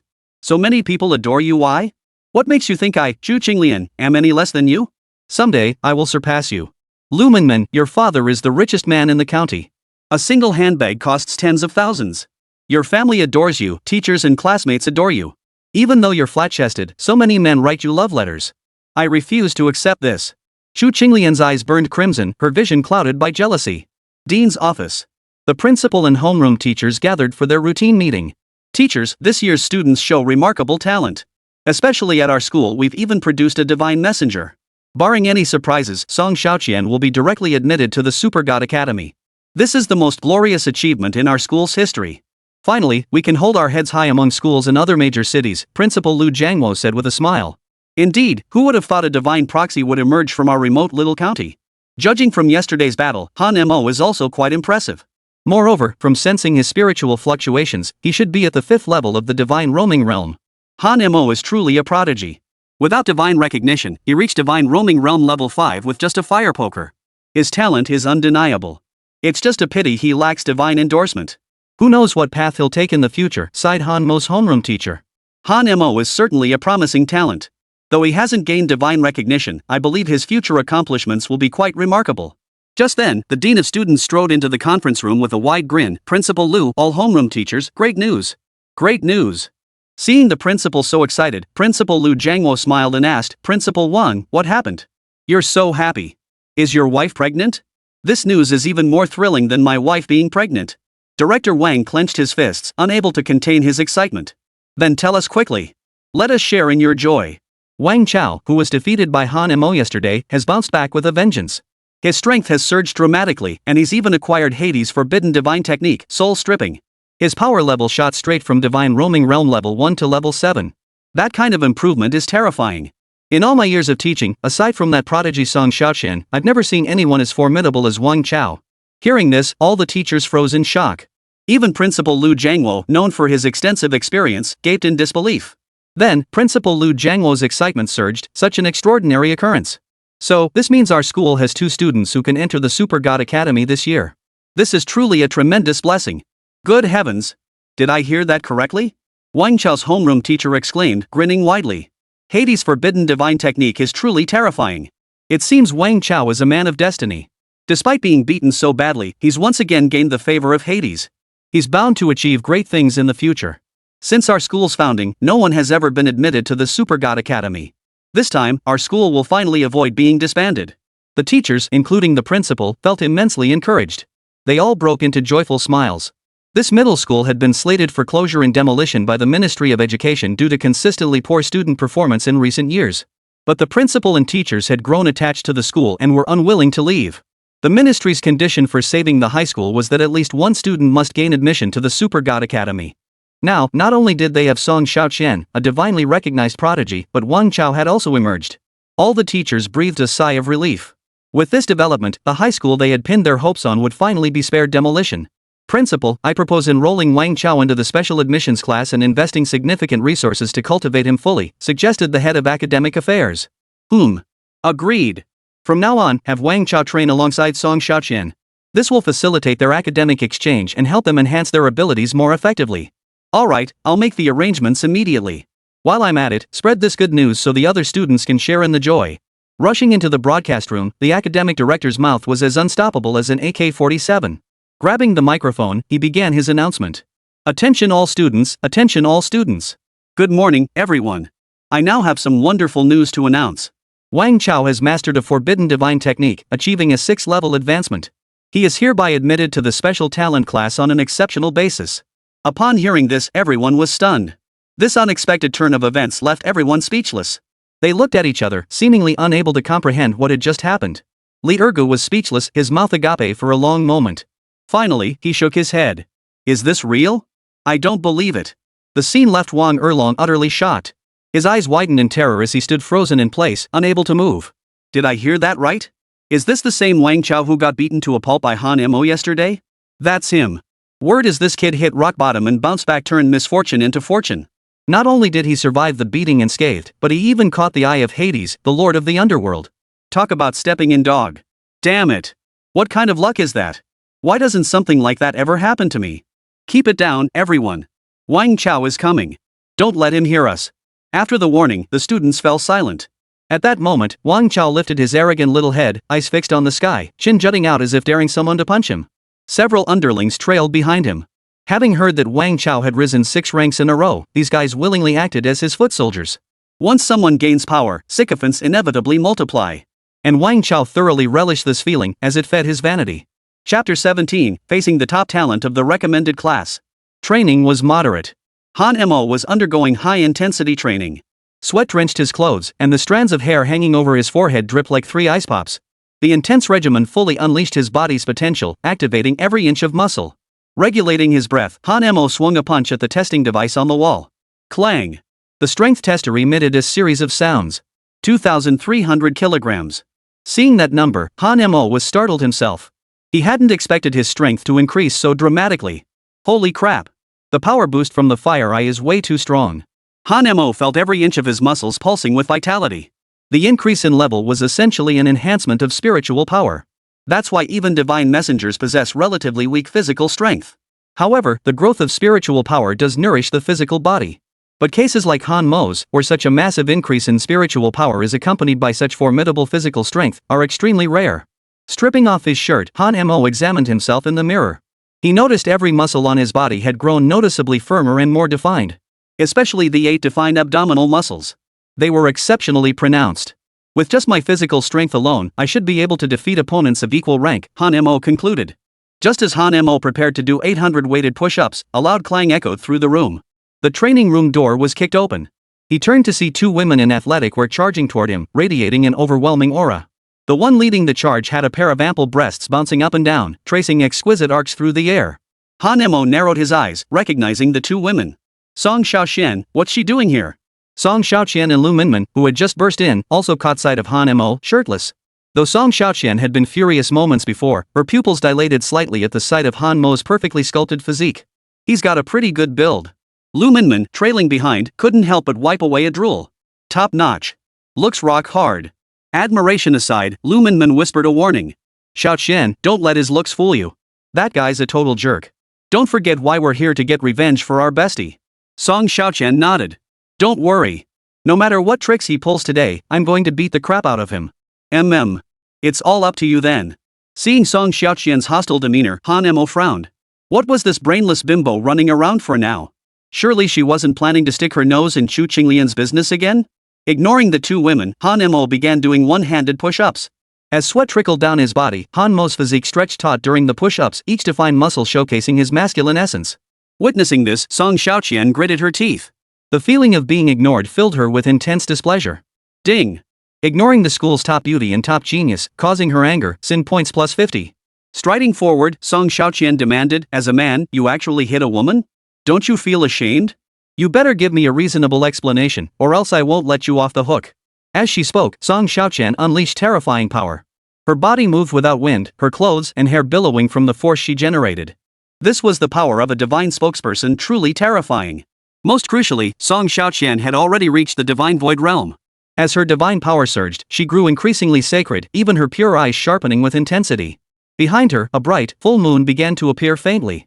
The moon goddess, the human spokesperson for the goddess of purity, possessed power that was undoubtedly the strongest among her peers. The moon goddess was one of the 12 Olympians, daughter of Zeus, and a first-order deity. The gods were extremely selective when choosing their representatives. Moreover, each deity selects only one human representative. Only upon the death of their chosen one would they select a new representative. Facing Song Xiaoqian's overwhelming aura, Han Mo stood up, his brow slightly furrowed. Is this the power of the divine void mirror? So powerful. Beyond sensing Song Xiaoqian's formidable power, Han Mo felt the firewood in his hands tremble slightly. As the firebrand trembled, the flames within Han Mo's body seemed to begin pulsing, causing his muscles to twitch in rhythm. This pulsing did not breed fear of the formidable opponent within Han Mo, but rather a burning desire to fight. Unbowed and unflinching, his gaze fixed on Song Xiaoqian, Han Mo replied coldly. You should ask your dearest friend why I always have to bother me. Han Mo's psychic energy erupted, clashing with Song Xiaoqian's divine power. The collision of their energies warped the surrounding air slightly, stirring the training room without a breeze. Their battle seemed poised to erupt at any moment. This unusual energy disturbance drew the attention of other students. Holy crap, it's prodigy Song Xiaoqian and the godforsaken Han Mo looks like they're about to clash. This is going to be a show. Han Mo was practically asking for trouble of all people, he had to pick a fight with Song Xiaoqian. Song Xiaoqian is our school's #1 prodigy and the first person in history to become a divine messenger. This is terrifying. Even spectators should keep their distance. One wrong move and you'll get caught in the crossfire. Among the spectators stood a girl dressed in a short skirt, her appearance adorably cute. This girl was none other than Yu Weiwei, who had always harbored feelings for Han Mo. Seeing this scene, Yu Weiwei immediately dashed toward the principal's office. Since you and Xu Qinglian broke up, stop using every excuse to drag him to hotel rooms. Scum like you only think with your lower half. You show zero respect for women. This time, I'm not only disciplining you for my dear friend, but also for all the other women you've hurt. After saying this, Song Xiaoqian raised her right hand, which glowed with a white light. Hearing this, Han Mo's eyes darted around. He thought, when the hell did I ever plan to take her to a hotel room? Slander. It must be that scheming Xu Qinglian framing me. You believe everything people say? Don't you have a mind of your own? Why didn't you investigate for yourself? Brain dead. Han Mo fired back immediately. Her chest heaved with anger. Never in her life had anyone spoken to her like this. Confronting the school's top genius, busty beauty Song Xiaoqian, evil deed points plus 500. Still trying to wriggle out of it? I'll beat some sense into you. Song Xiaoqian struck first, slapping her palm toward Han Mo's chest. The strike seemed erratic and slow in the air, yet concealed a hidden danger. Han Mo's pupils contracted. Facing Song Xiaoqian's strike, he tried to dodge but found his legs moving with agonizing slowness. It felt as though the very space itself was restraining him. Chapter 18, Clash with the Divine Messenger. Seeing the strike was unavoidable, Han Mo swung his fist to meet it head-on. Fire eyes, super visual combat. Han Mo's dark eyes flickered with azure flames. Boom! Fist and palm collided, erupting in a deafening roar. The immense force rippled through the surrounding air like water waves. Simultaneously, Han Mo was sent reeling backward by the force, his feet scraping fiercely against the ground. As he retreated, Han Mo executed a backward somersault to steady himself. Song Xiaoqian also stumbled back 2 steps, her body trembling slightly. In their first exchange, Han Mo had been slightly outmatched. Song Xiaoqian's eyes flashed with astonishment. She hadn't expected someone her age to be able to block her attack. Interesting. You're worthy of being my opponent. However, your cultivation is far below mine. To ensure fairness, I won't use my spiritual power. I'll fight you using only my physical strength. With that, Song Xiaoqian lifted a 1,000-kilogram weight with one hand and raised it high above her head. This terrifying display of strength stunned the onlookers. 2 girls in particular stared wide-eyed in terror, their mouths agape, hands trembling slightly over their lips. The male students were all rendered speechless, their faces frozen in utter shock. Holy crap! Without using psychic power, just pure physical strength, she effortlessly lifted over 1,000 kilograms of gym equipment? That's insane. Is she even human? She's a goddess. Song Xiaoqian looks so fit, with such slender arms and legs. How can she be so strong? Is it because her chest is bigger than mine? Damn it! She's prettier than us, has a better figure than us, fuller breasts than us, and even stronger than us. Song Xiaoqian's strength left the other female students seething with envy and resentment. Even Han Mo's pupils contracted, and he couldn't help but blurt out a curse. Holy, that's some serious strength. No wonder she doesn't have a boyfriend. Han Mo considered himself unmatched in physical strength among his peers, but seeing Song Xiaoqian, he realized he had a rival. What man would dare want you? Hearing this, Song Xiaoqian exploded, gritting her teeth in fury. You foul-mouthed bastard, you're asking for a beating. Ah! With a roar, Song Xiaoqian flung the gym equipment from her hands. As she flung it, she charged toward Han Mo, fists clenched tightly, clearly intent on a physical confrontation. Ding! Evil stick upgraded. Used sharp words to provoke the school's top genius beauty into rage. Evil points plus 500. The fitness equipment loomed larger in Han Mo's vision. His waist bent sharply downward until it nearly touched the opposite wall. The equipment whizzed past just 3 centimeters from Han Mo's nose before crashing heavily into the wall. Immediately afterward, Han Mo sprang back up with a perfect somersault. This demonstrated Han Mo's terrifying core strength. The moment he rose, Song Xiaoqian's fist hammered toward him. Han Mo crossed his fists to block. A loud thud echoed. Han Mo was knocked back 2 steps by the punch before regaining his footing. It's worth noting that Han Mo had used both hands to block the strike, yet he still couldn't withstand Song Xiaoqian's power. This clearly demonstrated the formidable physical strength of Song Xiaoqian. In Han Mo's view, though Song Xiaoqian wasn't the sharpest tool in the shed, she was at least straightforward and honest. She hadn't bullied him because of her higher cultivation level. Instead, she suppressed her power and relied solely on brute strength. Han Mo withdrew his spiritual energy, ending his supervision combat.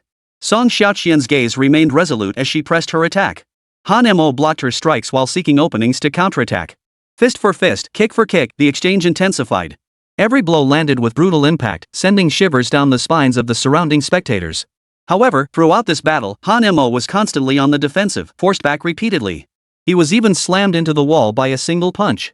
The blow was so powerful it left a dent in the wall. His face was dazed, blood trickled from the corner of his mouth, and his body bore injuries. Han Mo looked thoroughly battered. Yet despite this, Han Mo seemed to grow more fierce with each blow, showing no fear whatsoever. At that moment, Han Mo felt as if flames were igniting within his body, every cell pulsing with intense energy. It was a frenzied combat gene, driving Han Mo into a state of growing excitement with every blow exchanged. At that moment, countless battle scenes flashed through Han Mo's mind. A warrior wielded a massive iron rod, single-handedly battling a host of gods. He slaughtered his way through, leaving the heavens dark and the earth dim, rivers of blood flowing. How terrifying must the wielder of that iron rod have been? Could this be the previous owner of the sinful wooden stick? So powerful. So incredibly powerful. The vision flickered by, yet it ignited Han Mo's fighting spirit completely. His eyes blazed with fervor, bloodshot and intense, as he exclaimed excitedly. Such overwhelming power. Bring it on. This time, Han Mo took the initiative, unleashing a powerful punch. Seeing Han Mo's excited state, Song Xiaoqian looked utterly astonished. His strength seems to keep growing. How is this guy getting fiercer and more aggressive the longer we fight? The force behind his punches is getting more brutal by the second. Well, that's something. Finally, a man who can take my punches. Thud. Another thud of fists colliding. The collision of pure physical force was nothing short of spectacular, sending adrenaline surging through the spectators. Principal's office. Today had brought so many reasons to celebrate. Principal Lu Jiangwo hummed a tune as he sipped water from his large, old-style teacup. The emergence of prodigies like Wang Chao and Song Xiaoqian, coupled with the majority of students performing far stronger than previous cohorts, had made this year exceptionally fruitful. This year's KPA targets had been exceeded with ease, relieving all pressure and securing the school's future. Just as Principal Lu was happily sipping his water. Crash! Yu Weiwei burst through the principal's door. The sudden noise caused the large teacup in the principal's hand to fall to the floor. Yu Weiwei, what are you doing? You're so reckless. Panting heavily, Yu Weiwei said anxiously, Principal. It's bad. Something terrible has happened. What is it? Calm down and tell me slowly. Why the rush? Song Xiaoqian and Han Mo got into a fight during training. You need to go check it out right now. If you're too late, they might tear the training room apart. Yu Weiwei was actually worried Han Mo would get beaten up, but she knew she couldn't pull them apart with her strength alone. That's why she rushed to report it to the principal, hoping he could intervene. Upon hearing the news, Principal Lu Jiangwo's eyes bulged like marbles. What the hell? Those good-for-nothings. Why fight anywhere else? They had to pick the training room. That gym equipment costs a fortune. Principal, you need to go right away. Alright, I'm on my way. You go notify the infirmary doctor to bring a stretcher over. Chapter 19, Holy, what a sight. Principal, why do we need a stretcher? Yu Weiwei asked, puzzled. What do you think? To take Han Mo to the hospital, of course. I bet he either broke his leg or cracked at least 8 ribs. Just thinking about it is miserable. Principal, it can't be that bad, can it? Yu Weiwei looked deeply worried. It's probably worse than that. Hurry up and go. If you're late, you might end up in the ICU. Got it, Principal. I'm on my way. Without pausing to catch her breath, Yu Weiwei dashed out the door again, sprinting frantically toward the infirmary. Training was in full swing. Han Mo and Song Xiaoqian were still locked in close combat. They had been fighting for over 10 minutes. The entire training room lay in shambles, with numerous pieces of equipment already destroyed. Even the marble floor tiles bore numerous cracks. The surrounding walls bore countless fist marks. After exchanging a punch, both fighters pulled back to create some distance.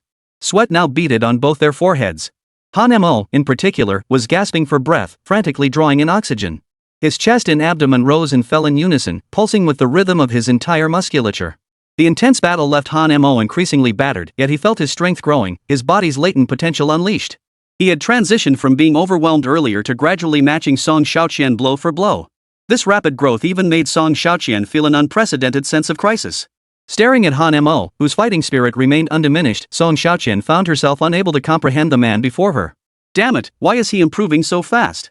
Wiping the blood from the corner of his mouth, Han Mo grinned. Are you ready to admit defeat? You're beaten like this and still acting cocky? Just wait till I knock you flat. Song Xiaoqian charged forward again, leaping in midair to unleash a flurry of double kicks. Han Mo blocked with both hands, fighting back while retreating. Just then, Song Xiaoqian executed a high leap, landing behind Han Mo. Her legs snapped out like scissors, aiming to lock around his head. If caught in that scissor lock, escape would be nearly impossible. But Han Mo wasn't one to be caught off guard. He spun swiftly, grabbed her legs, and yanked them downward. Holy! The feel of her legs was incredible. Damn, those legs! Now wasn't the time for reminiscing. Han Mo mustered every ounce of strength to break free from Song Xiaoqian's scissor lock. Yet Song Xiaoqian, her thigh touched without warning, trembled slightly as her heart pounded wildly. Still, she executed her deadly scissor kick. Instead of trapping his head, her legs clamped down hard on his waist. To escape her deadly scissor kick, Han Mo's arms wrapped directly around her waist. The way they moved and touched each other at that moment looked incredibly suggestive. It resembled the prelude to something couples might do. Ah, this kind of move. Seems like something I've seen in those movies, the onlookers gasped. The two were locked in combat, with neither the time nor inclination for flirtation. Song Xiaoqian tensed her entire body, preparing to execute a body slam. Han Mo was lifted off his feet entirely, then slammed heavily onto the ground. Thud! Dust swirled as cracks spread across the floor tiles like a spiderweb. As he fell, Han Mo clung tightly to Song Xiaoqian's waist, causing both of them to crash to the ground together.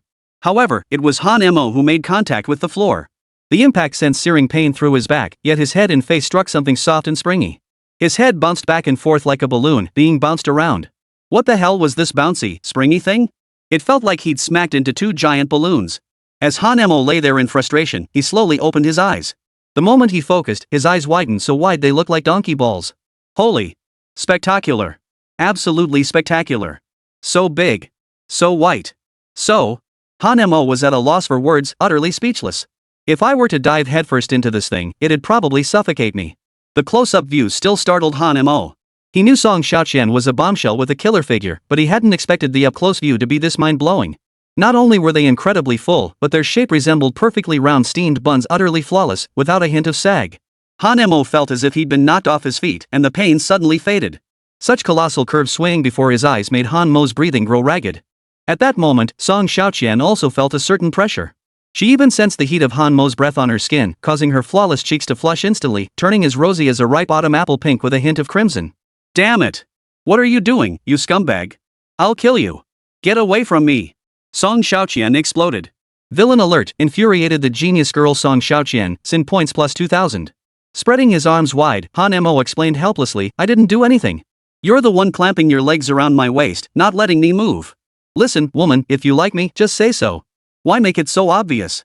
With that, Han Mo deliberately grinned, baring his teeth. Staring at Han Mo's wickedly lecherous expression, Song Xiaoqian clenched her fists tightly, her eyes red as flames burning. Damn it, scumbag, scumbag, total scumbag. Evil deed points plus 3000 from genius girl Song Xiaoqian. Seeing the evil points surge so high, Han Mo wrapped his arms around Song Xiaoqian's perfect, willow-like waist. Her waist, supple as a water snake, felt utterly exquisite beneath his hands, drawing a look of growing pleasure to his face. Han Mo's reaction only fueled Song Xiaoqian's fury, sending her into a complete rage. A terrifying surge of psychic energy erupted from her entire body. This force sent Han Mo flying backward. Breaking the defenses of the number one genius girl, Song Xiaoqian, adds plus 3000 to the disgust value. As his body flew backward, Han Mo slapped the ground with one hand, spinning 360 degrees midair before landing steadily. Her chest heaved violently, the two enormous white rabbits straining against her clothing as if ready to burst free. Song Xiaoqian gasped for breath, her eyes blazing with fury. She cared not a whit for appearances now. Her entire body radiated the spiritual energy of the divine void realm, her eyes blazing with boundless killing intent. At that moment, Song Xiaoqian was enveloped in a white glow, with a bright, full moon appearing behind her. A curved blade had appeared in her hand at some unknown moment. This curved blade resembled the moon itself, appearing razor sharp. Forbidden divine art, spatial confinement, moon god slash. In that instant, the air around Han Mo rapidly compressed toward him, making breathing difficult. Simultaneously, his body became utterly immobilized. Terrifying. Such powerful spatial binding. As Song Xiaoqian's curved blade drew ever closer, Han Mo summoned every ounce of strength within him. Yet it only allowed his arms to lift slightly, his feet unable to shift an inch. There was no way to evade this deadly strike. Chapter 20, 1.5 million yuan in debt. But at that very moment, a powerful psychic force swept through the entire area, forcibly separating Song Xiaoqian and Han Mo. Have you two finished fighting yet? Almost in an instant, Principal Lu Jiangwo appeared between Song Xiaoqian and Han Mo. Seeing the old principal, Song Xiaoqian pouted and snorted coldly. Principal, you're just in time. This Han Mo is nothing but a bully, picking on girls all the time. His personal conduct is also questionable. Alright, I understand. But fighting on school grounds is unacceptable. And you lot, stop watching the show. Get out of here. The principal's arrival prompted the gathered students to disperse. Song Xiaoqian shot Han Mo a fierce glare before walking away. Surveying the rec training room, Principal Lu Jiangwo felt his heart ache. He pulled out his calculator from his pocket. Ah! This fitness equipment is imported, worth 200,000 yuan. And this 5,000 gene dumbbell is smashed flat. I paid 20,000 for it. That supersonic treadmill costs 1,000,000 yuan. My goodness. What a waste, such a waste. Hearing the principal's computer voice, Han Mo's eyes widened in terror. He certainly didn't want to pay for the damage, he couldn't afford it anyway. So Han Mo quietly took a step back, preparing to slip away. Hey, you! Stop right there! Hearing the principal's stern voice, Han Mo halted and grinned, even waving at the principal. Good morning, principal. Oh, and you haven't had breakfast yet, have you? I'll go buy you some steamed buns. With that, Han Mo spread his legs, ready to bolt. But the principal teleported instantly right in front of him. Where do you think you're going, you little rascal? You're going to pay for what you broke. Hearing this, Han Mo felt a sharp pain in his head and a pang of heartache. That Song Xiaoqian did this. If anyone should pay, it's her. I don't have any money. You two will each pay half 3 million yuan total. That's 1.5 million each. Not a penny less, or I won't let you graduate. As he spoke, Principal Lu Jiangwo suddenly widened his eyes. He felt Han Mo's face, turned him around, and then patted his body. Hey! How the hell are you still standing? How did you manage to stay upright under Song Xiaoqian's fists? In Principal Lu Jiangwo's mind, Han Mo should have been lying motionless on the ground like a dead dog. But he never imagined Han Mo had only suffered minor injuries, not a single bone broken. Hearing this, Han Mo seized the moment and flopped onto the ground, wailing dramatically. Ouch! It hurts so bad, it hurts so bad. My ribs are broken, my legs are broken, I'm injured all over. Principal, take me to the hospital right now. Han Mo began feigning injury. Only by faking it could he avoid paying compensation. Faking injuries won't work. The school's finances are tight. Since you're such a tough fighter, you'll pay compensation at full price. I couldn't even fool you. Dejected, Han Mo stood up, slumped his shoulders, and silently walked away. He wondered when he'd ever scrape together 1.5 million yuan, an astronomical sum to him. Damn it all. He still owed you 30,000 yuan, and now he'd racked up another 1.5 million in debt. He couldn't afford to be so impulsive anymore. Watching Han Mo's retreating figure, Principal Lu muttered to himself. That kid is so strong. His physical strength is terrifying. He can actually arm wrestle Song Xiaoqian now. I never expected that. Glancing at the wreckage-strewn training room, Principal Lu winced inwardly. Damn it! Every broken brick, every damaged wall costs money. Our school's already strapped for cash, and now this just adds insult to injury. Just then, Yu Weiwei rushed in with medical staff carrying a stretcher. Principal, the stretcher team is here. What's the situation? Where is Han Mo? Han Mo is gone. Hearing this news, Yu Weiwei was struck as if by a bolt from the blue. Her body swayed unsteadily, and the stretcher in her hands crashed to the ground. He's gone? Was he killed by Song Xiaoqian? How could this happen? I guess I came too late. If I'd known, I wouldn't have asked you for that 30,000 yuan. I just wanted to get back at you. Han Mo, I still love you. Can you just sleep with me one night before you die? Cut the melodrama. Han Mo isn't dead, he's just gone. Principal Lu rubbed his ears, unable to stomach the vulgarity.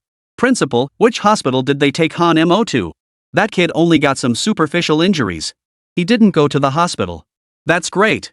I thought he'd been beaten to death. Looks like I still have a chance to get a hotel room with Han Mo. Young lady, you should be more reserved. This is a place where you need to mind your words and actions. Don't go around talking about getting a room or sleeping together so casually. With this incident as a cautionary tale, to prevent students from fighting on campus, damaging property, and causing financial losses, the principal immediately returned to the broadcast room to deliver a reprimand.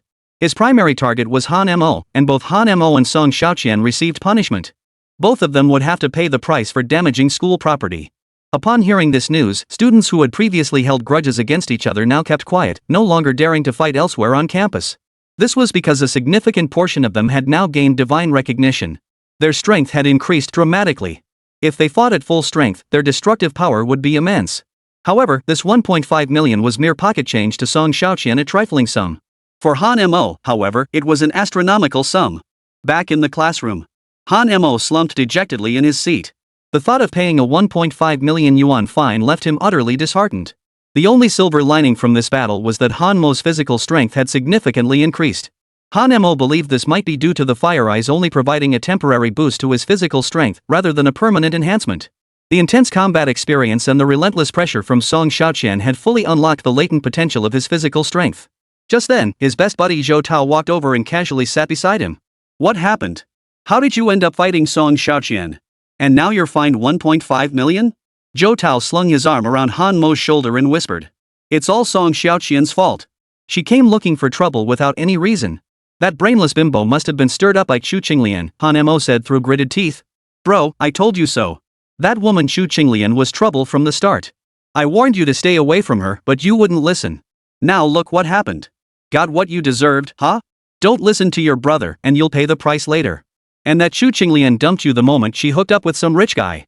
Now she's accusing you of cheating, dragging Song Xiaoqian in to back her up. Plus, Wang Chao isn't the same guy anymore, he's in the special admissions class now. With both geniuses from that class targeting you, you're in for a rough ride. Zhou Tao said worriedly. Chapter 21, Revenge. What do you mean? Wang Chao got beaten so badly by me yesterday, yet today he's in the fast-track class? Is there any justice left in this world? If anyone deserves that spot, it should be me.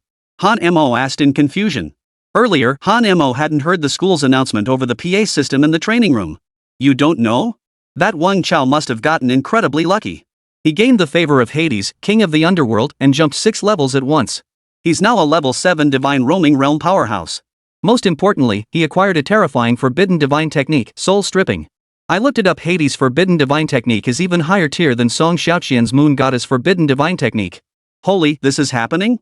Talk about one disaster piling on top of another. Han Mo couldn't help but curse under his breath. Though this situation infuriated Han Mo, he no longer feared Song Xiaoqian and even less so Wang Chao. Both of them possessed forbidden divine arts. But now that Han Mo possessed immortal arts, the outcome was far from certain.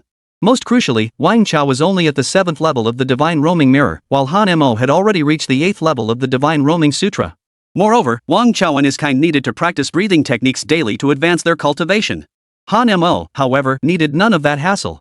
He could rapidly level up simply by committing evil deeds and accumulating sin points. In Han Mo's eyes, Wang Chao was nothing more than an experience point farm, ready to supply him with sin points anytime, anywhere. You better watch your step from now on. As a friend, this is as far as I can go helping you. Oh, and I've got this movie I downloaded yesterday, it's absolutely amazing. Let's sneak a peek at it together. Zhou Tao grinned widely, unlocked his phone, and deftly located a hidden folder. He tapped the play button. Immediately, that familiar, heart-fluttering sound filled the air. The scene began without any prelude, plunging straight into the main action between the male and female leads. The sudden noise made Han Mo tense up, glancing around nervously. Nothing scared him more than these videos that started with zero warning. They were impossible to guard against. Especially in a public place. Fortunately, Zhou Tao's phone volume wasn't too loud, and the classroom was somewhat noisy, so others didn't pay attention to them. Just as the two were engrossed in the video. Crash! The front door of the classroom was kicked open. Zhou Tao and Han Mo, thinking the teacher had arrived, quickly shut off their phones and looked toward the entrance. There he was, a man clad entirely in black, followed by 5 henchmen. Cigarette dangling from his mouth, wooden bat in hand, he strode in with a menacing glare. The intruder was none other than Wang Chao, who had just entered the special admissions class. It was clear Wang Chao meant trouble. He strode confidently toward Han Mo. Seeing Wang Chao's arrogance, Han Mo's lips curled slightly. He thought, that brainless bimbo Song Xiaoqian just gave me a bunch of negative karma points, and now this Wang Chao is offering up experience points on his own. Perfect. Wang Chao's henchman banged the wooden stick on the table and shouted, "We're here for Han Mo. Everyone else, get the hell out of here. Otherwise, I'll break his legs." Seeing this, the other students scattered in fear. "Bro, you're on your own. I'm outta here." With that, Zhou Tao bolted like a rocket, vanishing in a flash. Approaching Han Mo's desk, Wang Chao slammed his fist down on it and sneered arrogantly. "You're the one who beat my girlfriend's face to a pulp, huh? What a joke. Yesterday I beat you like a dead dog, and today I beat up your girlfriend. Perfect for you two star-crossed lovers." At this, Wang Chao trembled with rage. As the saying goes, you don't hit someone where it hurts most, and words can be far more damaging. The most humiliating moment of Wang Chao's life was yesterday on the stage, where he was beaten senseless by Han Mo in front of classmates and teachers. It was utterly miserable. He had become the laughingstock of the entire school. Thug alert, one remark struck Wang Chao's weak spot, making him grind his teeth in rage. Evil points plus 500. You got another match? Meet me on the stage today. I'm formally challenging you. Gritting his teeth, Wang Chao glared, each word sharp as a blade, as if he wanted to tear Han Mo apart. The face he'd lost yesterday, Wang Chao had to reclaim. The only way to do that was to defeat Han Mo in front of everyone. That way, he could not only restore his own honor but also trample Han Mo underfoot. No. I've already beaten you once. Why would I bother fighting a loser like you again? Han Mo flatly refused. Hearing this, Wang Chao seethed with rage, his nostrils flaring like a water buffalo's. Damn it, he actually refused me, and so bluntly at that. Ding. Denying Wang Chao any chance to redeem himself fuels his rage, increasing his sin value by plus 500. You coward. Lacking the guts? Is it because I awakened the forbidden divine technique that you've chosen to hide like a turtle? Wang Chao roared, attempting to provoke Han Mo with his words. Seeing Wang Chao's ugly expression, Han Mo spread his hands and laughed instead. I don't know what you're talking about. All I know is I defeated someone named Wang Chao, someone from the special admissions class. And I did it in front of the entire school, your girlfriend, and everyone else. Oh my. Just thinking about it makes me feel incredibly satisfied and comfortable. Now the entire school knows about it. Everyone knows that Han Mo made Wang Chao, the special admissions class guy, eat dirt. At those words, Wang Chao completely lost it. Crack. He kicked the desk to pieces. Books flew everywhere as Wang Chao roared with rage, spittle flying from his mouth. Damn you. Why do you keep rubbing salt in my wounds? I'll tear you apart. Ding. The frenzied words pushed Wang Chao to the brink of mental collapse, bringing him perilously close to the path of darkness. Sin points plus 3,000. Sinstick notice, your infamy is spreading rapidly and has already reached many ears. You have earned the title Testing the Waters. Keep up the good work and strive to obtain the title Sin-filled soon. Enraged, Wang Chao prepared to strike. A ghostly figure appeared behind him, its arrival unnoticed. A light touch of a finger rendered Wang Chao completely immobilized. The figure held a calculator and began tearing through the numbers. Wang Chao, you broke a desk, damaged various books, and destroyed 2 floor tiles. Total compensation required, 500 yuan. Principal Lu's fingers flew across the keyboard. And as I've stated before, provoking trouble and fighting are strictly prohibited on school grounds. An additional 1,000 yuan penalty applies. Total fines due, 1,500 yuan. Chapter 22, a whopping 300,000 yuan. If you two want to fight, take it to the boxing ring. As long as no one dies in the ring, I won't interfere. But fighting anywhere else on campus is strictly forbidden. Anyone who damages school property won't escape my notice. With that, Principal Lu vanished in a flash. Seeing this, Wang Chao was filled with rage and frustration, with nowhere to vent it. Damn it! Everyone says Principal Lu is a money-grubbing miser, but it seems he's even worse than the rumors suggest. Fighting here was out of the question. If Wang Chao wanted to prove himself and redeem his lost dignity, he had to defeat Han Mo on the stage. But the problem was that Han Mo had effectively hung up a no challenge sign, denying him that opportunity. Han Mo, I'll pay you 100,000 yuan. Fight me on the stage. Wang Chao pointed right at Han Mo's nose as he spoke. Hearing this, Han Mo's eyes lit up. He was desperately short on cash right now, not to mention, he was drowning in 1.53 million yuan in debt. But a measly 100,000 yuan? What do you take me for? Han Mo flatly refused, aiming to get Wang Chao to up the ante. But Wang Chao said nothing, turning to walk away. Hold on. Fine, 100,000 it is. Looking at your broke ass, you couldn't scrape together more anyway. But you pay up first.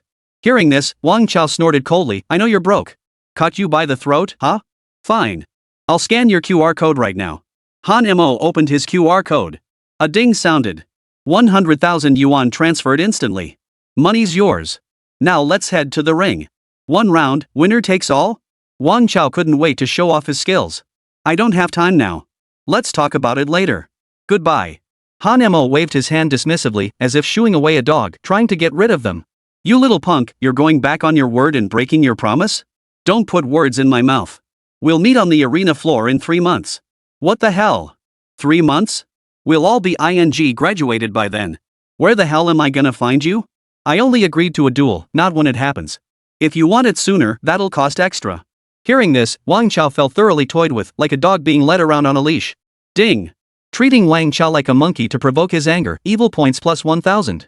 Damn it, you're playing me for a fool. Wang Chao pointed an accusing finger at Han Mo, his eyes narrowed in fury. You can't say that. You didn't clarify the payment terms clearly yourself. Can't blame me for that. Besides, you know I'm super short on cash right now. I need to work hard to earn money.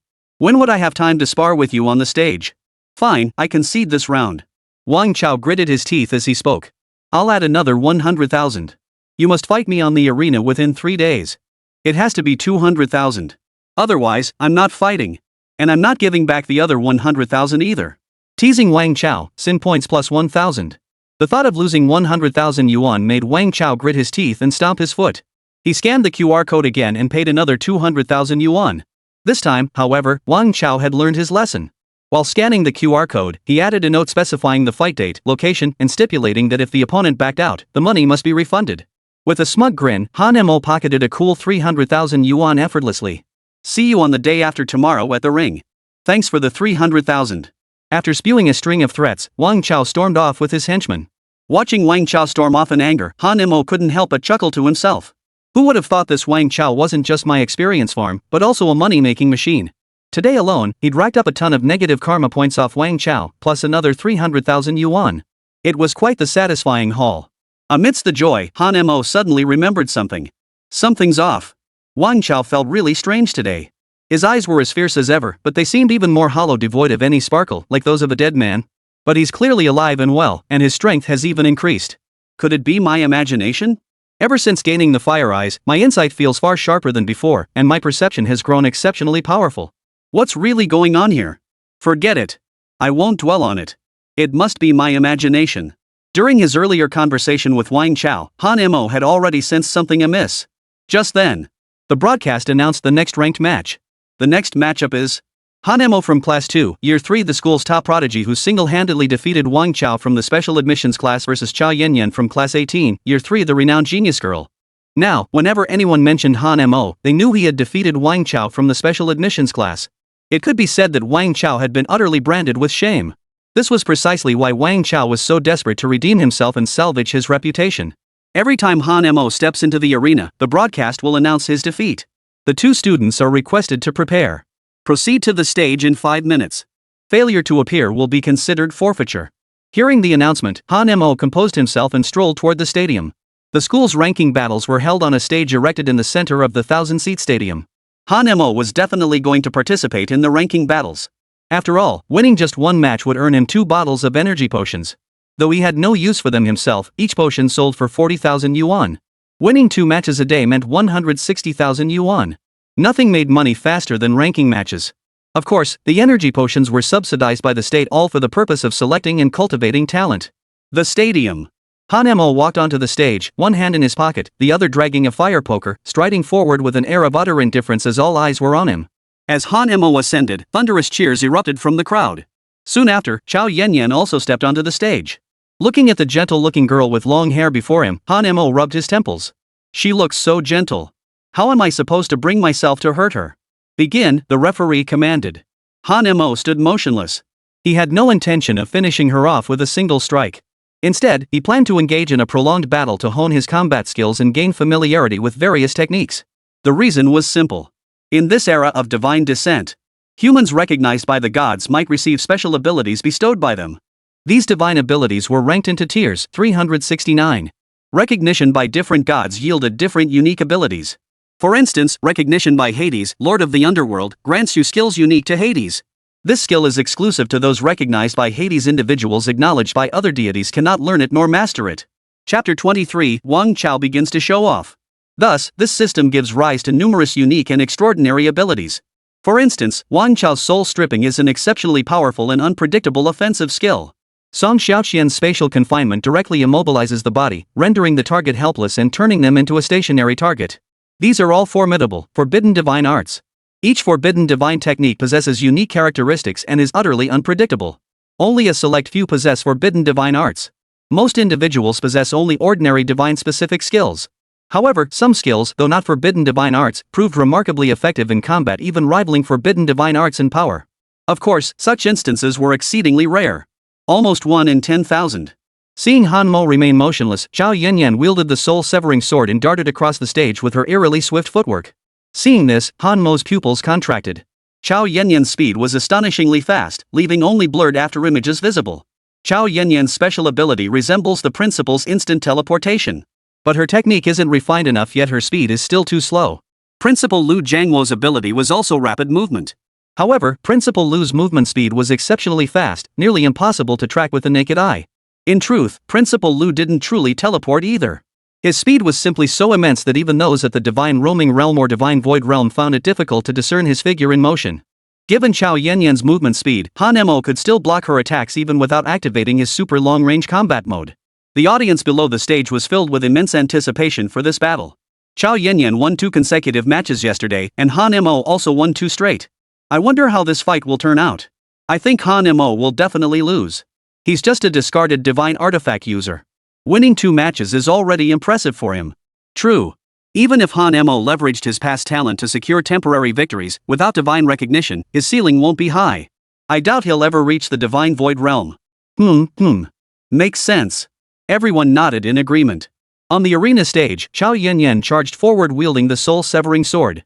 Her speed was astonishing, her movements ethereal and elusive. Her entire sequence flowed seamlessly, like clouds drifting and water flowing. Han Mo raised his fire poker to block. The clash of weapons rang out, crisp and resonant. Failing to land a hit, Chao Yanyan swiftly backed away, once again exploiting her speed advantage to circle around Han Mo, searching for an opening. After their initial clash, Han Mo assessed that while Chao Yanyan was fast, her strength was lacking, and her mental power level was far inferior. Han Mo could have ended the match with a single move, but he believed doing so would hinder his rapid growth. Seizing another opening, Chao Yanyan launched a fierce attack, thrusting her sword toward Han Mo's throat. Clang! The weapons clashed once more. Her strike failed, yet Chao Yanyan pressed forward relentlessly. Beyond defense, Han Mo initiated his own measured counterattacks. The two exchanged blows relentlessly, their wooden staff and soul-severing sword clashing to produce blinding sparks. After 10 minutes of fierce combat, Chao Yanyan's stamina gave out, and she reluctantly conceded defeat. By exhausting her opponent's stamina to humiliate her and breed resentment within her heart, sin points plus 100. After the fight, both bowed to each other, and Han Mo stepped down from the stage. The next match pitted Wang Chao against another student. This too drew cheers from the crowd. As someone who had been exceptionally admitted to the special class, Wang Chao now demonstrated his extraordinary prowess. With a single exchange, he knocked his opponent to the ground, drawing repeated cheers from the audience below. Wang Chao lifted his head proudly, waving to the crowd below like a celebrity, already starting to show off. Not stopping there, he snatched the microphone from the referee teacher and launched into a passionate speech. Fellow students, esteemed teachers, I extend my deepest gratitude to the principal for his wise decision in admitting me to the special class. I hereby announce that the day after tomorrow, I will face Han Mo in a man-to-man showdown. I invite all of you to bear witness. Simply because Han Mo continues to cling to Chu Qinglian like a stubborn leech. Let me make this clear, since you two have broken up, why are you clinging to Chu Qinglian like a leech? I am her boyfriend now. The fight the day after tomorrow isn't just about our personal grudge. I also want to tell Han Mo to stop clinging on like a leech. A toad trying to eat swan meat. Let me make a bold prediction here, defeating Han Mo will require only a slight effort on my part. Thank you all. With that, Wang Chao bowed to the audience, then curled his lips into a sneer as he fixed Han Mo below the stage with a mocking gaze. His words piqued the curiosity of many onlookers. Many roared in excitement. These spectators were here for the drama, the bigger the better. And this was a battle between two men over a woman. The story behind it was incredibly rich. This only heightened the audience's anticipation. Han Mo sat below the stage, smiling silently. Everything was implied without words. The more fiercely Wang Chao was showing off here, the heavier the price he would pay. Han Mo just wanted to see what kind of trouble Wang Chao and Chu Qinglian, that pair of bastards, could stir up next. Damn it, you two ruined my reputation. Just wait and see what I'll do to you. I'm gonna dig up some dirt and expose you both in front of everyone. The personas you're trying to build will crumble sooner or later. In short, to Han Mo, both Chu Qinglian and Wang Chao were his experience points. They could provide him with an abundance of sin points. As the saying goes, the most skilled hunters often disguise themselves as prey. Afternoon. Han Mo finished his second-ranked match of the day, securing victory without a hitch. After battling his opponent for 20 minutes, the opponent finally conceded defeat due to exhaustion. The reason for their exhaustion was simple. Han Mo was now at level 8 of the divine roaming realm, while his opponent was merely at level 2. The disparity in their mental energy was vast. When one's spiritual energy was completely depleted, surrender was the only option left. To the spectators, Han Mo's victory seemed like pure luck. They all believed that his victory was only half earned, the other half being pure luck. Han Mo couldn't care less about such opinions. What others thought was their business, not his. The Han Mo of today wouldn't go out of his way to please anyone. Nor would he alter anything based on others' preferences. He only knew what he could gain from this war and how much he could improve. That was enough. School Supply Distribution Center. Having won 2 consecutive matches, Han Mo collected 6 bottles of energy potions. Damn, bro. Never thought you'd keep winning like this. Wang Fatso had appeared out of nowhere, trotting over excitedly. Chapter 24, The Hunting Squad. Glancing at Wang Fatso, Han Mo asked in confusion, You Fatso, have you been lurking around here the whole time? Where there's business opportunity, there's me. That's the merchant's way. So, same deal as before? I'll take them for 40,000 a bottle. Wang Pingzi grinned broadly. Are you talking about Huaxia currency or international currency? At that question, Wang Fatso's brow furrowed instantly, his head spinning with confusion. The scene of being tricked by Han Mo yesterday was still vivid in his mind. Stop messing with me.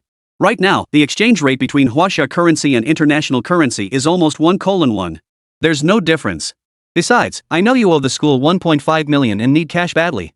Just sell me these 6 bottles of spirit potion and I'll show you a way to get rich. Guaranteed to make you 1 million in a week. Fatso's face twisted into the expression of a shrewd merchant.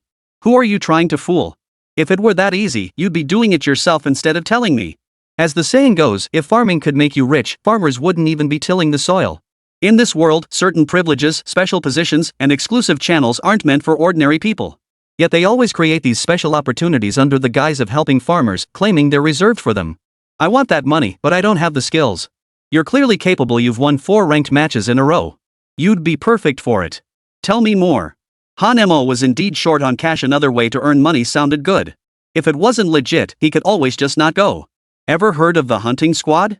The fat guy leaned close to Han Mo's ear, whispering as if afraid someone might overhear. Get lost, you're practically kissing me. I'm not interested in men. What exactly is this hunting squad? Spill the details. Han Mo perked up. Before the gods descended, humanoid creatures with green faces and fangs appeared on the planet. These beings resembled humans in form, but they possessed tails and massive bodies. Even cannonballs and bullets couldn't scratch them. Finally, the gods bestowed their blessings, selecting exceptionally strong humans to grant them power.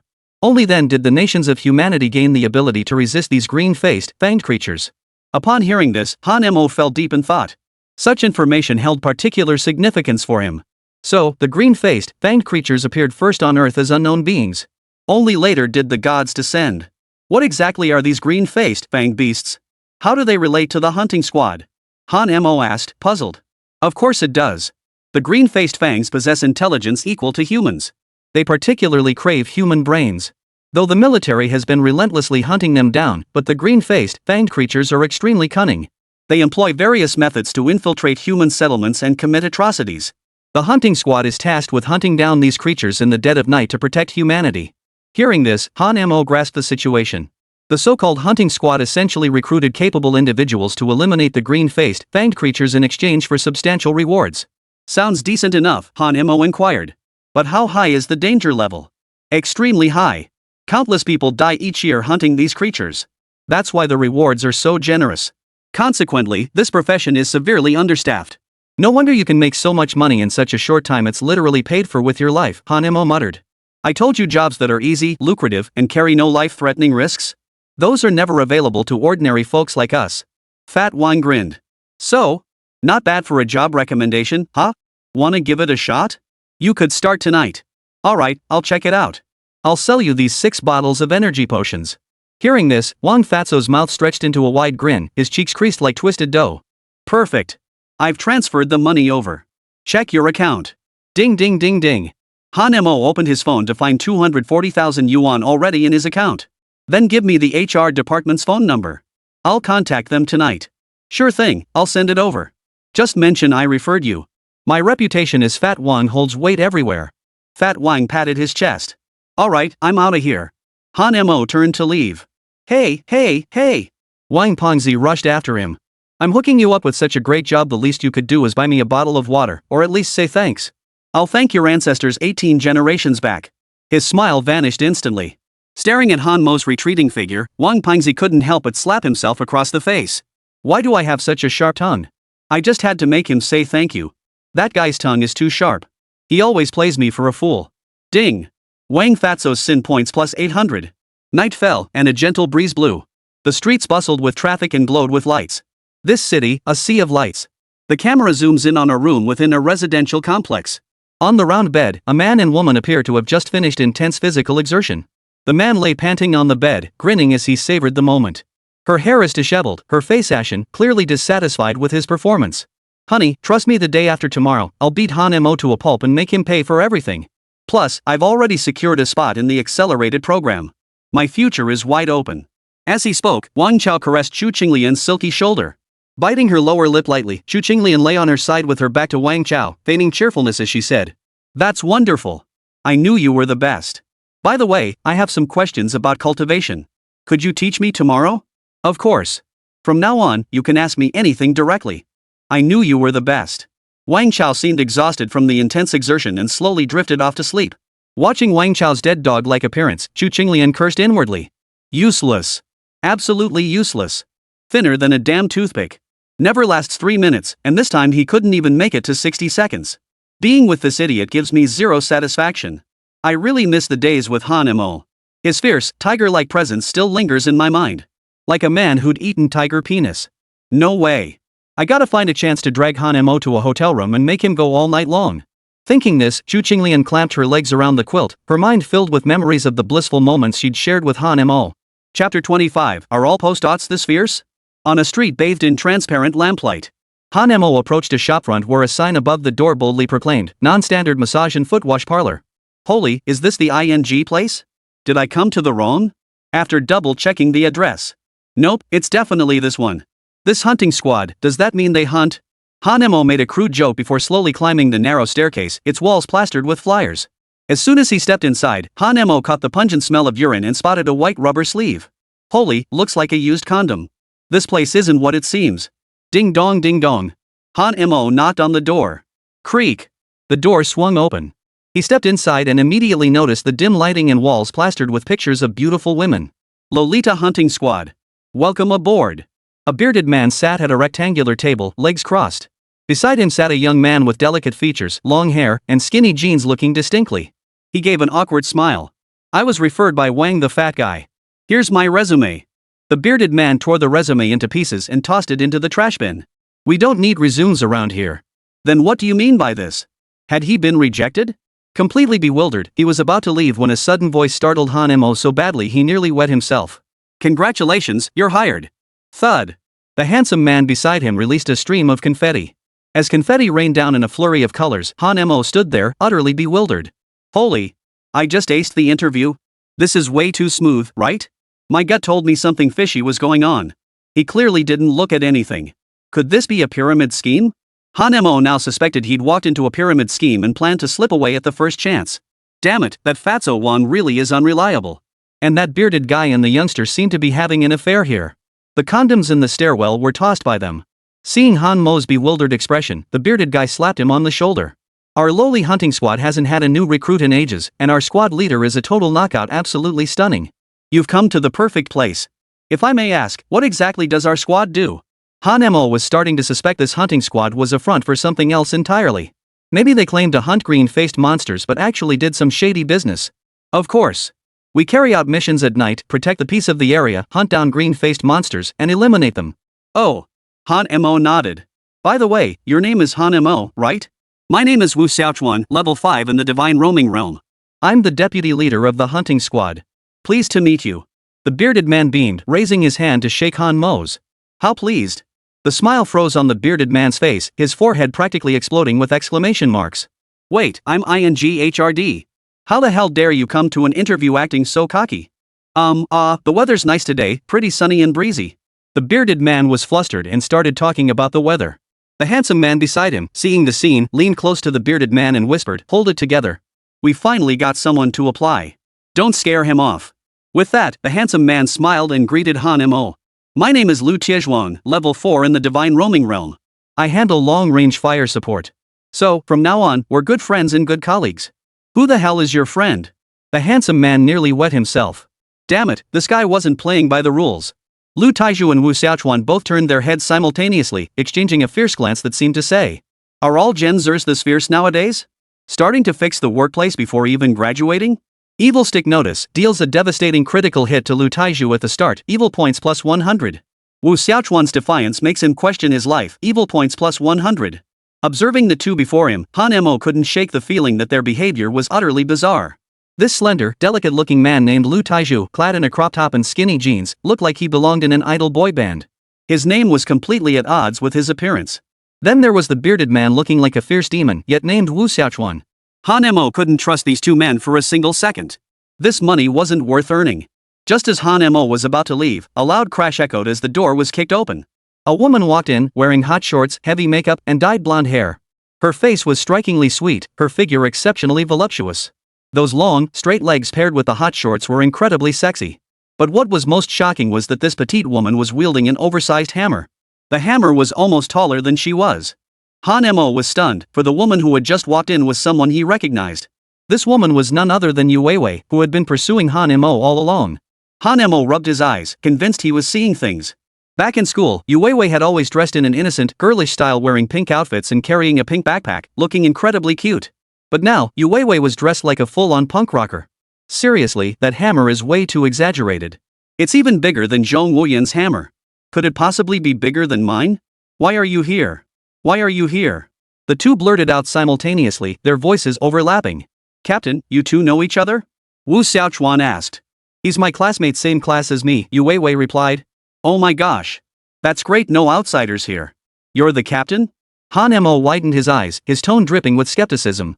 Of course. I'm the one who started this lowly hunting squad. Let me formally introduce myself. I'm Yu Weiwei, level 6 in the Divine Roaming Realm. I'm the captain of the hunting squad. Han Mo hadn't expected to run into an old classmate here. He'd thought he'd stumbled into a pyramid scheme, but with a familiar face around, he felt reassured. After some conversation, Han Mo gained a rough understanding of the hunting squad's daily duties. Their task was to patrol designated areas every night, ensuring the safety of city residents. Of course, they didn't patrol all night. So far, they were responsible for the first half of the night, with someone taking over for the second half. Shifts rotated every 15 days. The work was relatively easy but carried a high risk factor.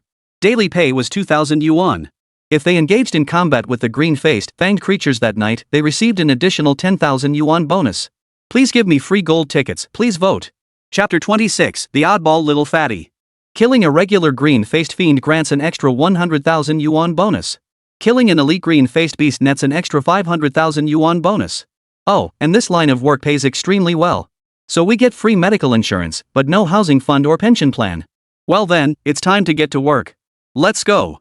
Four figures strode out of the unlicensed massage parlor with a reckless stride, then vanished into the dark alley. Han Mo walked down the street, a walkie-talkie strapped to his body, a testing device in hand. After patrolling for hours, he still hadn't spotted any green-faced, fanged creatures. The walkie-talkie crackled with another team member's report. No anomalies detected on South Street. Report complete. North Street clear. Report complete. Han Moyan picked up the walkie-talkie and began his report. West Street is all clear. Report complete. Copy that, copy that.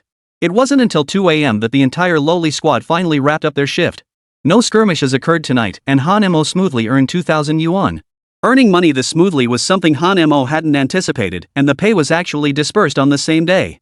Captain, we've got a new guy today. How about we grab some hot pot? Wu Xiaochuan suggested with a grin. Sounds like you're the one craving it. Ha! It's been ages since we went out for a meal. Let's have a drink. All right. Then today's game counts as welcoming Han Mo aboard. Let's head to Lake Bottom Hot Pot. My treat. And so, the four members of the lowly squad headed to Lake Bottom Hot Pot. Beer with hot pot, it was truly delightful. By the time Han Mo got home, it was already past 3 in the morning. His sister and mother were both asleep. Walking on tiptoe, Han Mo took a shower before heading to his room. Lying in bed, Han Mo checked his recently accumulated sin points. He found his sin points had accumulated to over 10,000 again. However, even over 10,000 points was still insufficient to unlock the sin stick. He realized that each time he attempted to unlock the sin stick, the required sin points increased significantly compared to the previous attempt. Without dwelling on it, Han Mo slowly drifted off to sleep. He still had to get up at 7 a.m. tomorrow to go to school. Though this was slightly taxing for Han Mo. But Han Mo's physical stamina was now vastly superior to before, allowing him to recover even on just 4 hours of sleep daily. The next day. That day, neither Song Xiaoqian, Zhu Qinglian, nor Wang Chao came looking for trouble with Han Mo. This left Han Mo feeling slightly unsettled by the absence of trouble. Today, Han Mo followed his usual routine, training intensely during practice sessions, then heading to the arena for ranked matches. 2 ranked matches were mandatory each day. Each victory earned 2 bottles of energy potions, a draw yielded 1 bottle, and losers received none. The school's ranking matches operated as a round-robin tournament using a points system. Victory earned 3 points, a draw earned 1 point, and defeat earned 0 points. After all matches conclude, the top 8 players with the most points advance to the finals. As the top prodigy in the entire school, Song Xiaoqian is exempt from participating in the ranked matches. The champion of the finals receives substantial rewards, most importantly an additional 20 points added to their college entrance exam score. The allure of an extra 20 points was irresistible to every student. Today in the qualifying rounds, Han Mo's first opponent was also a girl. She sported a short haircut and dressed in a neutral style, holding a large fan in her hand. Over a meter tall when closed, the fan doubled as a staff unfolded, it transformed into a shield. When swung out, it could be used as a boomerang. Most formidable of all, the fan concealed hidden mechanisms within, housing numerous hidden weapons. When swung with force, it could unleash a wide-area attack resembling a tornado. In their first battle against Fangirl, Han Mo found himself overwhelmed in the initial rounds. Her barrage of hidden weapons, boomerangs, and massive tornado attacks left Han Mo scrambling to defend. After 5 minutes of combat, Han Mo finally grasped his opponent's capabilities and began to respond with composure.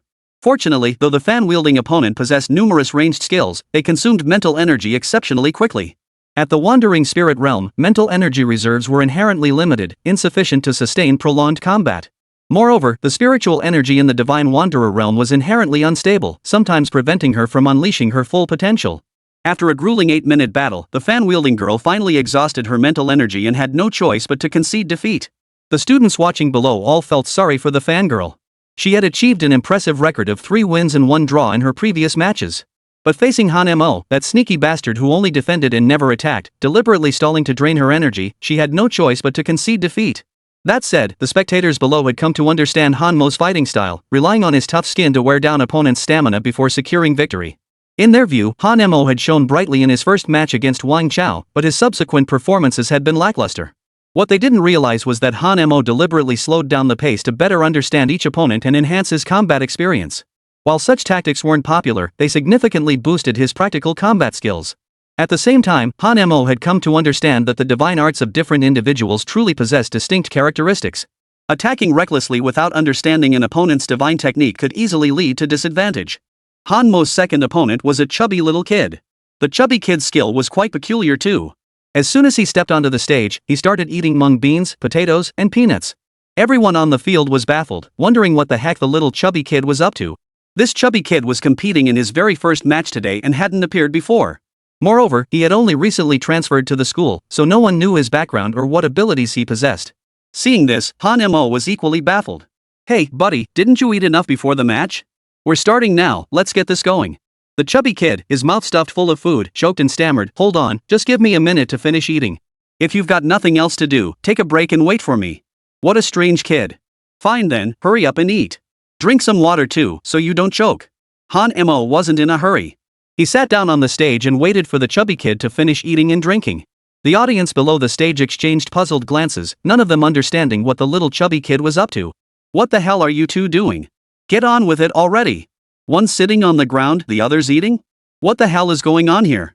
Chapter 27, Unique Skills. "Hey, what are you two doing? Get the match started already. One sitting on the ground, the other's eating? What the heck are you two up to?" "Exactly. We're waiting for the next match. Don't waste our time, get on with it." The students below the stage began to urge them on.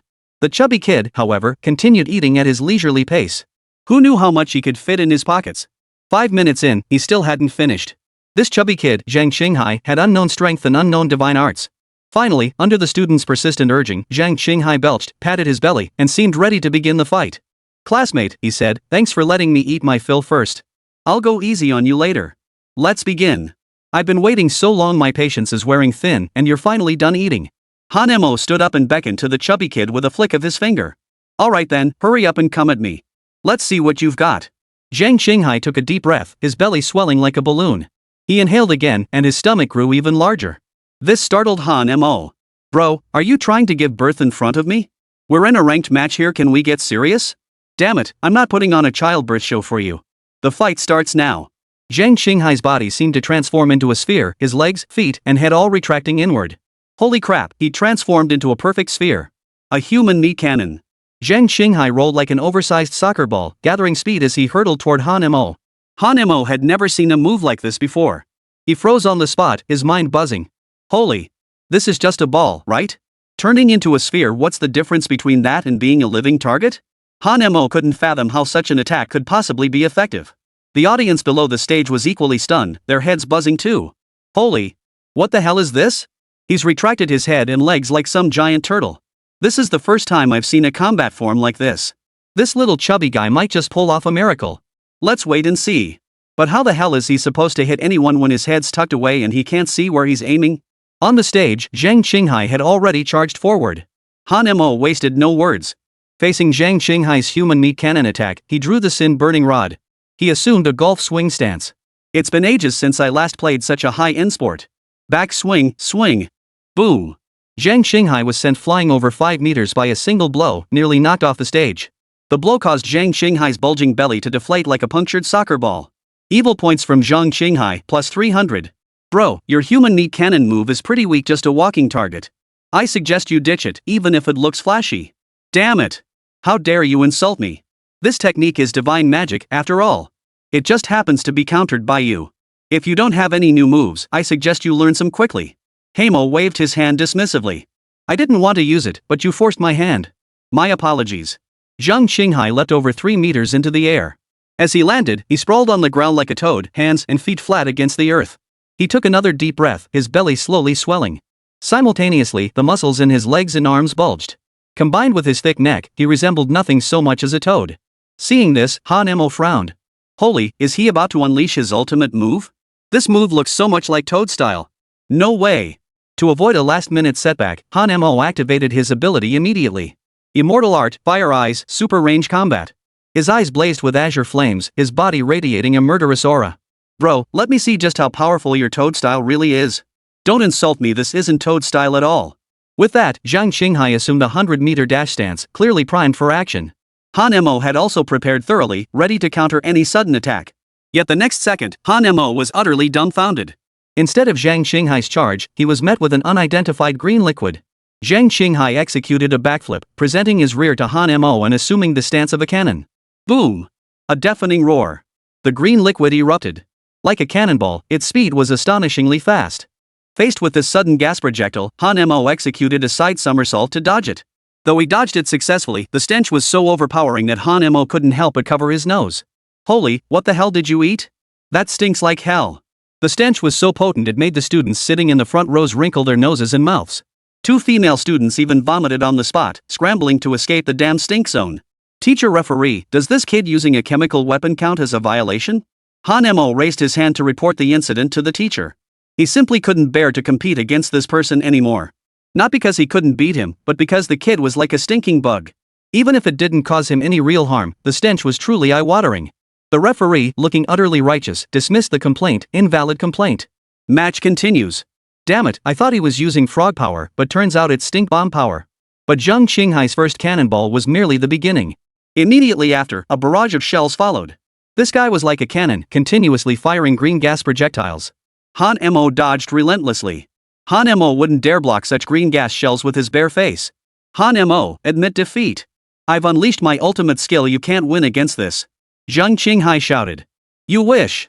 I'll never surrender. I refuse to believe your stinky fart ability lasts that long. Your mental energy must be running low too, right? Han Emo shouted back. Han Emo was determined to win this match at all costs, not for anything else, but for those 2 bottles of spirit potions. These 2 bottles were worth 80,000 yuan, and Han Emo wasn't about to hand them over without a fight. Then you're underestimating me. Even if you dodge it, my stinky but can penetrate any opening. Plus, it's laced with toxins that can paralyze your nerves. As soon as the words left his mouth, Han Emo felt his movements slow down slightly compared to before, and his head grew heavy and foggy. Damn it, that gas grenade really packs a punch. Who knew it had this hidden effect? Though the gas grenade hadn't struck Han Emo directly, even a whiff of that foul stench could induce paralysis. Chapter 28, The Peculiar Divine Art. Referee, this kid's polluting the environment. Can you ban this skill? Han Emo reported again. Report invalid. This is a standard attack method. After multiple failed complaints, Han Emo felt extremely frustrated. As he looked at the righteous referee, a brilliant idea suddenly struck him. At that moment, Zhang Xinghai's stinky fart shells were still bombarding Han Emo relentlessly, like a barrage of cannon fire. Han Emo darted left and right, dodging the onslaught. Suddenly, Han Emo executed an emergency dodge. A green gas projectile exploded toward him. It missed Han Emo but struck the referee standing behind him. The referee's eyes widened in utter bewilderment as his hair was blown into a wild, spiky mop. Like a clump of garlic, green gas was still billowing from the tips of his hair. His entire face was scorched. I'm the referee. Why are you farting at me? As he spoke, green liquid spewed from his mouth. Even his teeth had turned green as he spoke. Man, that blast was absolutely explosive. Han Emo beside him clutched his stomach, laughing so hard he sounded like a pig squealing. You let him keep his skill, and now look what happened. Zhang Xinghai was stunned too. Blasting the referee teacher would definitely get him punished. Han Emo shot the referee a mischievous glance and grinned. Teacher, why not ban his skill? This kid's using biochemical weapons, that's not fighting fair. The match continues, the referee growled through gritted teeth. He saw right through Han Mo's scheme to shift the blame. The referee thought. I got blown up by his cannon, and now you want to get blown up too? Pranking the referee teacher into hysterics, evil points plus 1000. As soon as the words left his mouth, the referee was completely overcome by the toxic gas and passed out. Damn it, the referee was a level 1 divine abyss realm powerhouse. Yet even he couldn't hold out. According to the rules, the match continued. Seeing the referee fail to withstand the poison gas grenade head-on, Han Mo realized that if he tried to block it himself, his fate would be equally grim. Zhang Qinghai warned, Han Mo, my psychic energy is nearly depleted. Surrender now, or I'll unleash my ultimate technique. Surrender? No way. Just unleash whatever you've got left. Fine. You asked for it. Let me make this clear, I can't even control myself when I use this skill. If I accidentally blast you in the mouth, don't blame me. Hearing this, Han Mo felt something in his mouth and couldn't help but spit. But for 2 bottles of spirit potions, Han Mo would never surrender. And so, the final battle commenced. Zhang Qinghai grabbed 2 handfuls of soybeans and stuffed them into his mouth. He then gulped down oxygen, his stomach swelling up again. Good grief, that belly swelled even larger than when he first unleashed his human meat cannonball. Take this, the chain stink bomb. No sooner had the words left his mouth than green gas erupted like machine gun fire, sweeping back and forth. Seeing this scene, Han Mo was utterly dumbfounded. Holy crap, this is a Gatling gun. Han Mo dared not endure this green gas for a second, scrambling frantically to dodge. Han Mo hadn't even activated his beyond visual range combat mode yet, which could slow the gas down by 6 times, making evasion a breeze. Seeing this, the audience below the stage burst into laughter.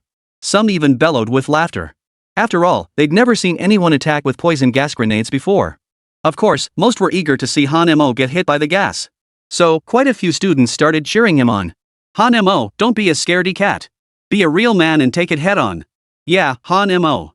What kind of skill is it to keep dodging around like that? If you've got the guts, let's go head to head. Exactly. Stop acting like a bunch of sissies. Every time I see you guys on the stage, I could fall asleep. Listening to the jeers from the crowd below, Han Mo's face darkened as he thought, why don't you guys try handling the pressure?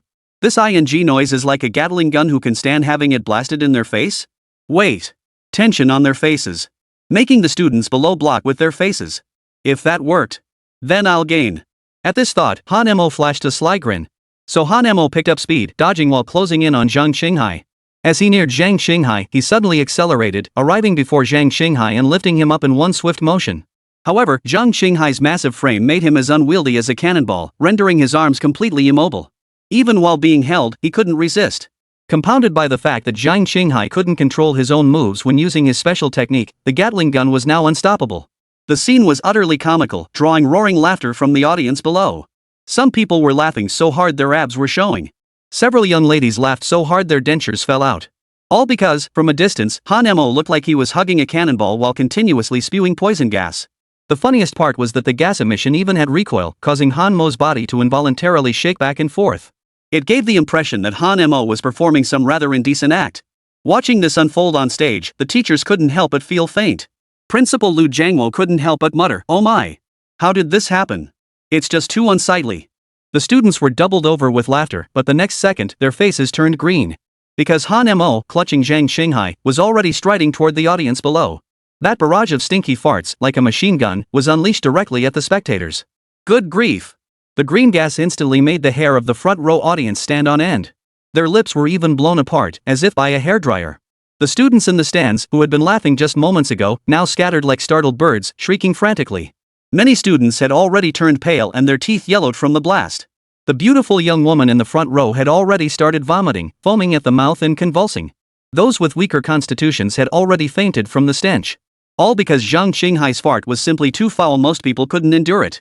Beyond the stench, it carried a potent toxicity. Experiencing this sensation akin to unleashing a Gatling gun in a video game, Han Mo suddenly perked up. Holy! You know what? This is actually pretty satisfying. You guys laughed at me earlier, but now I'll give you a taste of your own medicine. Zhang Qinghai, fire away. Shoot hard, don't stop. So Han Mo stood at the edge of the ring and began his barrage. Half the stadium was now filled with a thick, greenish gas. The students hit by the stink bomb were furious and started blaming Han Mo. Han Mo, you're violating martial ethics. Why should our audience suffer collateral damage from your duel? Chapter 29, he's insulting us. Exactly. We're just spectators. Why blast us with stink bombs? Look what you did to my pretty classmate, her hair's all frizzy now. And look at the class beauty next to me, she looks like an old hen now. Exactly. Stop spraying already. We can't take it over here. You're right. If you're gonna blast stuff, spread it around. Don't just target section 1. Sure enough, several girls were sprayed pretty badly, their faces were completely covered, steam was rising off them, and their air cushions had popped out. They were utterly stripped of any semblance of beauty. Sin Stick Notice viciously sprayed Class 5's beauty for 3 years, leaving her utterly stunned. Sin points plus 200. Evil points plus 300 from the sports department's beauty queen. Using Gatling-like fury to spray a certain student, filling them with rage. Evil points plus 300. Successfully enraged 300 students, causing them to intensely despise you. Total sin points plus 10,000. Regarding the demon issue, your evil deeds have significantly progressed. Evil progress, your infamy has gained some notoriety. Keep up the good work and expand your reputation. Seeing the prompt from the Sin Stick, Han Mo was dumbfounded. Then the corners of his mouth curled upward, more resilient than an AK-47. Holy! This is awesome. What a pleasant surprise, what a pleasant surprise. Ha ha ha. This is great. My infamy is finally starting to gain some recognition, no longer completely unknown like before. Best of all, this time it actually added over 10,000 points to my sin value. It's absolutely exhilarating. Well then, bring on the storm. The spectators in Zone 1 were darting around like rabbits. Zhang Qinghai's stink bomb had limited range, so it couldn't hit anyone anymore. Han Mo and our group set our sights on Zone 2. Before we even reached them, the people in Zone 2 turned pale with fear, waving their hands frantically. Don't come over here. Please, don't come over here. Brother Han Mo, we're all on the same side. Please don't unleash the stink bomb here. I beg you. Too late to beg now. When I got hit by that stink bomb, you guys in Zone 2 were laughing the hardest. Now it's your turn to taste it. Han Mo charged straight into Zone 2, carrying Zhang Qinghai. Damn it, the machine guns started relentless sweeping fire. Green gas exploded violently. Students in Zone 2 scrambled to dodge. Those who couldn't dodge in time were hit, their bodies emitting green gas. Some now had their clothes completely soaked. Worse still, some were expelling green gas from their mouths when they spoke. Among them, one boy actually used his girlfriend as a human shield. The guy himself avoided getting hit. But his girlfriend was in a terrible state, utterly disfigured by the stench. It seems their breakup is imminent. Ding! Successfully enraged over 100 classmates, making them seethe with hatred. Total sin points plus 8,000. With the huge sum in hand, Han Mo continued his pranks on students in Zones 3 and 4. Without a doubt, Han Mo gained nearly 10,000 more sin points. Just as Han Mo prepared to attack the students in the final zone, Zhang Qinghai's but betrayed him. His body deflated like a punctured balloon and instantly sank. Han Mo slapped his butt twice hard and snapped, Zhang Qinghai, don't you dare quit. Hang in there a bit longer. Keep crushing them for me. Zhang Qinghai's vision darkened. Weakly, he said, I'm at my limit. No, I've already overdrafted my body. My mental energy is completely depleted. I can't continue. I surrender. With that, Zhang Qinghai passed out. Tossing him onto the ground, Han Mo clapped his hands. What a pity. If you'd held out a bit longer, I might have racked up some more sin points. There was no doubt about it, Han Mo had secured the ultimate victory in this battle. At the same time, he unexpectedly gained a massive amount of sin points, propelling his sin progress to this somewhat famous tier. From complete obscurity to a small taste of success, and now to minor notoriety, the pace of his ascent was remarkably swift. Correspondingly, the number of people who hated Han Mo grew ever larger. The number of those who despised Han Mo was also substantial. Of course, Han Mo couldn't care less about this. As luck would have it, the referee finally regained consciousness at that very moment and began delivering his final verdict. This match, Han Mo of Class 2, Grade 3 wins. Zhang Qinghai narrowly loses. After announcing this, the referee teacher fixed Zhang Qinghai with a stern gaze. Don't play dumb with me, kid. Publicly attacking the referee? That'll cost you a 10,000 yuan fine. Zhang Qinghai slowly opened his eyes, his face twisted in a pained expression. Teacher, I really didn't mean to snap at you. Enough nonsense. Go pay the fine at the finance office. Tucking the incriminating wooden stick into the back of his shirt, Han Mo kept his hands in his pockets, head slightly bowed, striking a godlike warrior pose as he slowly descended the stage. Below the stage, classmates glared at Han Mo with bloodshot eyes, their gazes fixed on his pretentious demeanor. Some of them were seething with hatred. Those who had suffered the worst bombardment now clenched their fists, knuckles cracking loudly, each itching to land a punch on Han Mo's face. Han Mo, completely unfazed by the intense hostility radiating from the crowd, strolled casually through the throng. Damn it, seeing this guy show off just pisses me off, one student muttered. That guy's such a phony, so damn annoying. He made me throw up for 10 straight minutes. Tomorrow's his fight against Wang Chao. I used to support him, but now I'm rooting for Wang Chao to take down Han Mo. Exactly. Take down Han Mo, wipe him out. Make sure he never shows off again. Many girls, upon seeing Han Mo, were so furious their eyes turned red and their teeth gritted with grinding sounds. They dressed up beautifully today, youthful yet sexy, alluring yet seductive. In short, they'd meticulously styled themselves and applied elaborate makeup. They tried on 5 or 6 outfits and spent over 2 hours on makeup. All for the purpose of catching the attention of the opposite sex at the event, casting their nets to reel in fish. The more fish they caught, the more gifts they'd receive daily, even massive transfers during holidays. But their carefully applied makeup was shattered by Han Mo's cannon blast, instantly revealing their true selves. The fish they'd been nurturing all swam away. Even the loyal sycophants by their sides lost their devotion. Turning to face the furious students, Han Mo waved his hand and grinned. "Everyone, you all have impressive lung capacity." "What do you mean?" one student asked, puzzled. "You're all exceptionally good at sucking." "What the hell?" Sarcasm. Blatant mockery. Blatant mockery. This is insulting us. He's insulting us. Chapter 30, Feeling Lonely. Mocking numerous classmates, causing them not only to rage but to become hysterical, and not merely hysterical, their pent-up fury finds no outlet. Total sin points plus 15,000. Damn brat, that kid's way too cocky. Zheng San clenched his fists so hard they cracked, veins bulging on his arms. A beautiful female classmate completely lost it, angrily throwing herself on the ground and rolling around. Damn it, damn it. A man like you is destined to be a lifelong bachelor. Even if every man on earth were to die out, I'd never marry a scumbag like you. As the girl spoke, her 2 front teeth were already gone. Hey, class beauty, looks like your 2 front teeth got knocked out. Aya aya waya. The girl gnashed her teeth, then let out a piercing shriek. Since took notice, the class beauty has completely lost her mind. Sin points plus 1,000. Seeing their furious expressions, Han Mo smiled happily. Under the venomous stares of the crowd, Han Mo's solitary figure left the stadium. Today's 2 battles had caused Han Mo's wickedness value to skyrocket, yielding a bountiful harvest. Evening. Ding dong. Han Mo scanned the QR code on his phone to unlock a shared bicycle, then rode it to work. Today's assignment was identical to yesterday's, first shift, primarily patrolling the city streets. This job was incredibly easy for him. Just 4 hours of work each night netted him a cool 2,000 yuan, pretty damn sweet. Even if he encountered a real green-faced monster, Han Mo wasn't afraid. He now possessed the confidence to take down ordinary green-faced monsters, and even elite-level ones were within his fighting capabilities. While riding his bicycle, his phone suddenly rang. Picking it up, Han Mo saw it was Chu Qinglian calling. Why is this woman calling me? Is she up to something again? After a moment's thought, Han Mo decided to answer the call and see what she wanted. What is it? Han Mo, I want to see you. Meet me at our usual spot. Chu Qinglian's soft voice came through. At that moment, Chu Qinglian stood on the balcony wearing a sexy nightgown. It had to be said, Chu Qinglian was top tier in both looks and appearance. We broke up. What's there to meet about? I don't have time for you right now. I'm heading to work. Hearing this reply, Chu Qinglian's face turned pale with anger. Suppressing her rage, she spoke softly. I really need to talk to you. And you know how it is late at night, when everything's quiet, I feel so lonely. I hope you can keep me company. Chu Qinglian's tone was decidedly coquettish, her voice reminiscent of a female lead in an adult film.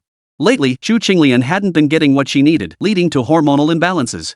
Her skin had become dry and even broken out in pimples. All because Wang Chao was utterly inadequate. To relieve his pressure and restore balance, Chu Qinglian decided to rekindle her past connection with Han Mo. Chu Qinglian believed that if she took the initiative, Han Mo would be like a love-struck puppy, eager to climb into her bed. Hearing that sickeningly sweet voice gave Han Mo goosebumps. Damn, this woman must be lonely, empty, and cold. He hadn't planned to refuse at first, but then he remembered how she'd repeatedly ruined his reputation. Han Mo decided to turn the tables on her. Fine.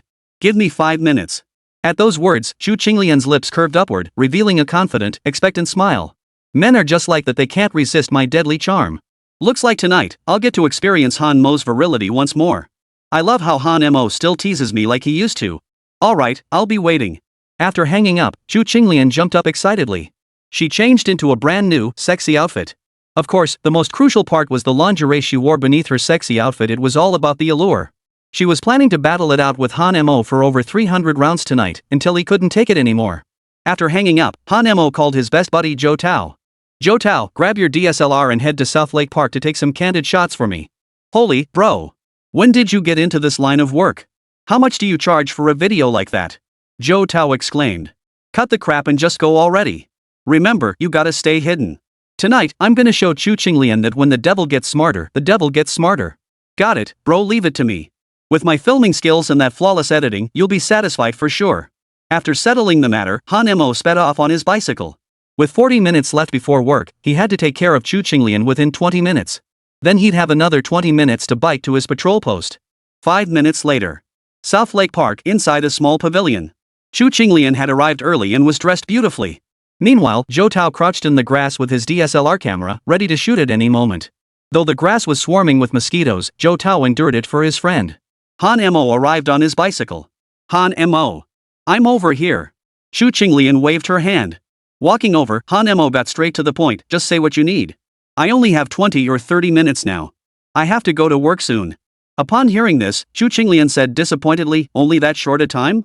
With your stamina, you wouldn't even be halfway through in 20 or 30 minutes. What nonsense about not even halfway through in 20 or 30 minutes? What a load of rubbish. As he spoke, Han Mo had already activated the recording function on his phone. We've trained together for over 3 years.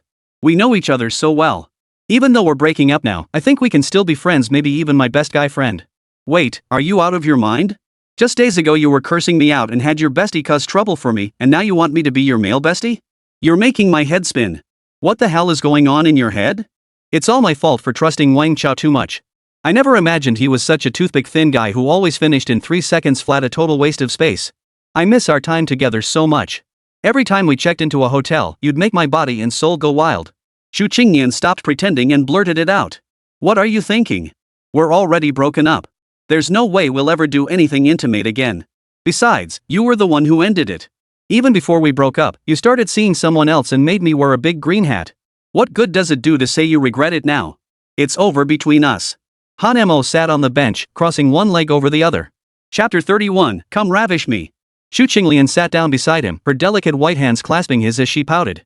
I admit I did keep a lover and cuckold you before, but that was just a beautiful, ignorant girl making the mistake she was bound to make. I think you should forgive me. Once we get to the hotel, I'll make sure you're completely satisfied. Shaking off Chu Qinglian's hand, Han Mo snapped, cut the crap. You cheated? Keeping fish? You're a total green tea. Then you told Song Xiaoqian I was sleeping around with other women, slandering me left and right, ruining my reputation at school. Now the whole school knows I'm a scumbag.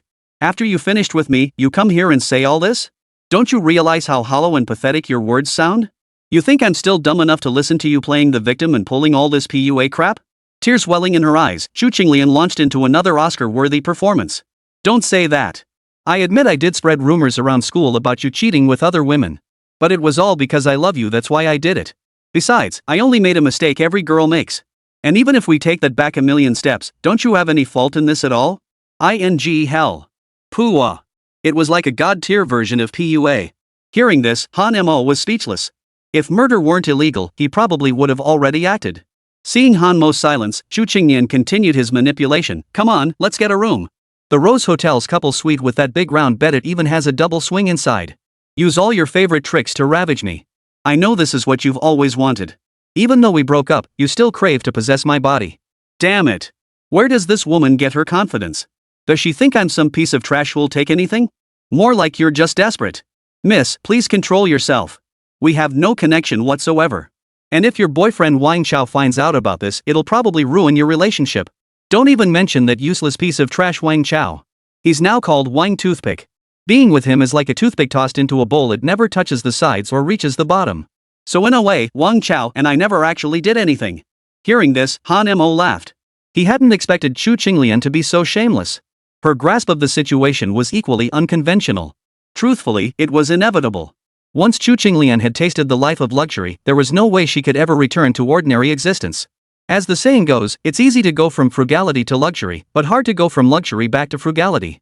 Wait, calling your boyfriend Wang Toothpick behind his back? Is that really appropriate? Sure, this Wang Chao can't hold a candle to me, he really is a useless piece of trash, and I am ridiculously strong. But I still think what you said was a bit much. Nothing wrong with it. He's just my nominal boyfriend. You're the one who's physically mine. Right now, I need your affection and your nourishment. With that, Chu Qinglian shamelessly threw her arms around Han Mo. Don't wait. You only have 20 or 30 minutes, right? Let's do it here. Kiss me. Plus, I'm wearing your favorite sexy lingerie. I guarantee you won't be able to stop. By now, Chu Qinglian had slowly closed her eyes, waiting for Han Mo's passionate kiss and the storm of animalistic passion to follow. Get lost. Stop acting all sultry in front of me. He shoved Chu Qinglian away, then kicked her aside. This was a real kick. It landed squarely on Xu Qinglian's midsection, sending her flying over 3 meters. Young master, I never use public restrooms. With that, Han Mo rode off on a shared bicycle. Xu Qinglian was left alone, reeling in the wind. Tears streamed down Xu Qinglian's face not because of the physical pain, but because his actions had utterly crushed his pride. Glaring at Han Mo's retreating figure, Xu Qinglian gritted her teeth and declared, Han Mo, you've been given a chance and you've thrown it away. Don't blame me for what comes next. Since you're no longer of any use to me, what good are you now? If I can't have a man, I'll destroy him. And you'll pay for the choice you made today. Brutally beating and humiliating girlfriend of 3 years, sin points plus 1,500. In a corner. Zhou Tao, I'm over here. Come quick. Han Mo called out. Zhou Tao scampered over. Han Mo, with Xu Qinglian being so forward just now, why didn't you take advantage of the moment? After 3 years together, you think I haven't done it enough? I'm sick of it. By the way, how's that video you were supposed to shoot? No doubt about it. With my photography skills, it'll be absolutely killer. I'll edit it later and add some effects, it'll be totally awesome. I also recorded audio. Add that in, then send it to me once it's done. He. Got it. Zhou Tao flashed a lecherous, sly grin. Then hurry up. I need it by tomorrow morning. No problem. See you at school tomorrow morning. With that, they parted ways. Zhou Tao headed home to edit the video. Han Mo headed into the city for patrol. Unlicensed foot massage parlor. Han Mo, you're right on time, you were 1 second away from being late, said Wu Xiaochuan the bearded man. Han Mo is new to this. He probably isn't used to the job yet. We should give him some time, said Lu Taizhu the man in tight pants.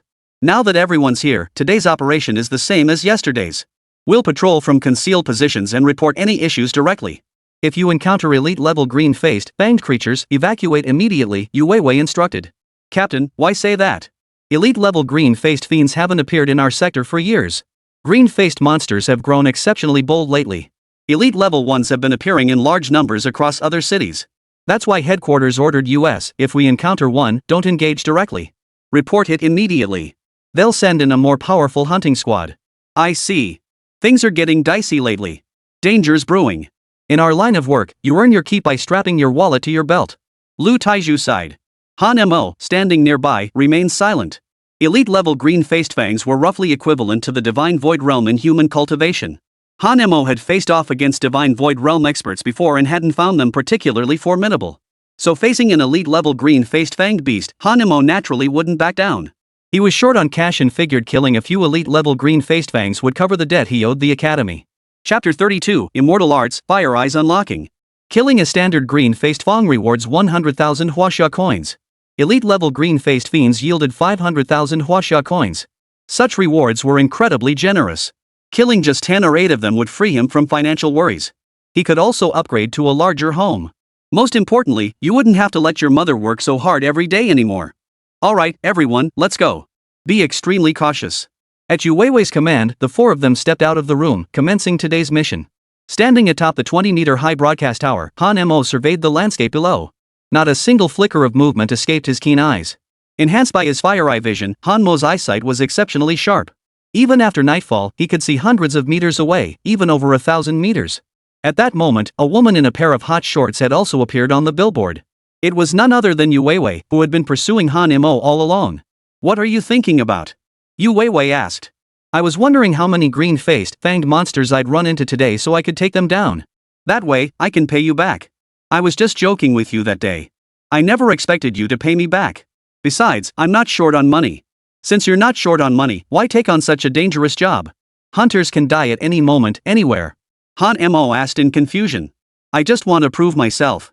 I refuse to be some spoiled princess who has everything handed to her. Plus, I crave freedom. Every time I spend family money, I feel restricted. It's incredibly frustrating. That's why I want to earn my own money and prove myself through my own strength. I want them to know I can make money and support myself just fine. Yu Weiwei gazed into the distance and sighed. After hearing these words, Han Mo looked deeply at Yu Weiwei. He knew every family had its own troubles, and everyone carried their own burdens. I think you live quite freely. By the way, how many women have you actually slept with? Are they pretty? Are they prettier than me? Yu Weiwei brought up the topic again. Hearing this, Han Mo's face darkened. Those are all rumors spread by Xu Qinglian to ruin my reputation. The truth is, I've never cheated with any woman. I broke up with Xu Qinglian because I didn't gain the god's approval, she dumped me. Her eyes lit up at this, and Yu Weiwei immediately broke into a wide smile. That's great. Looks like I still have a chance. With that, Yu Weiwei produced a staff from somewhere. The stick gleamed with a polished sheen, its surface carved with the image of a blue dragon, giving it an extraordinary appearance. You're a member of our hunting squad now, yet you still use a wooden stick as a weapon? That's just too shabby. So I bought you this dragon staff. This staff is forged from special materials, dealing greater damage to green-faced, fanged creatures. It can also retract. When not in combat, it's only slightly longer than a pair of chopsticks when held in your hand. It's yours. Seeing Yu Weiwei's adorably wide-eyed expression, Han Mo paused before saying, I'd rather not. What if you get upset one day and demand repayment? I couldn't possibly afford it. Besides, this staff looks extraordinary, it must be incredibly expensive. It's not too bad, just over 200,000 huaxia currency. No, really, no thanks. My wooden stick works just fine. It feels comfortable in my hands. Han Mo waved his hands hurriedly in refusal. It wasn't that he feared repaying the debt, but rather that the sinful demon in his hands was actually far more powerful. It had already entered the realm of divine weapons, perhaps even surpassed them. Though Han Mo didn't know the stick's exact origins, the fact that it could manifest a spirit and had once been wielded by an exceptionally powerful deity spoke volumes about its terrifying nature. A divine being's weapon could never be an ordinary object. I really won't make you pay it back. I was just joking last time. Please don't be angry. I beg you, don't be angry anymore. Just accept my gift. Yu Weiwei clasped Han Mo's hands, shaking them back and forth as she pleaded in a coquettish tone. I really have no use for this weapon.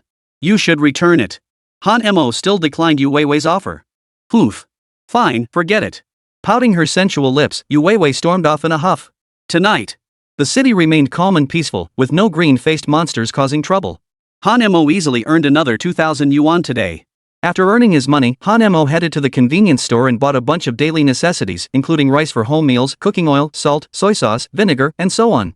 These tasks were usually handled by Han Mo's mother. Now that Han Mo was earning money, he hoped his mother wouldn't have to work so hard anymore.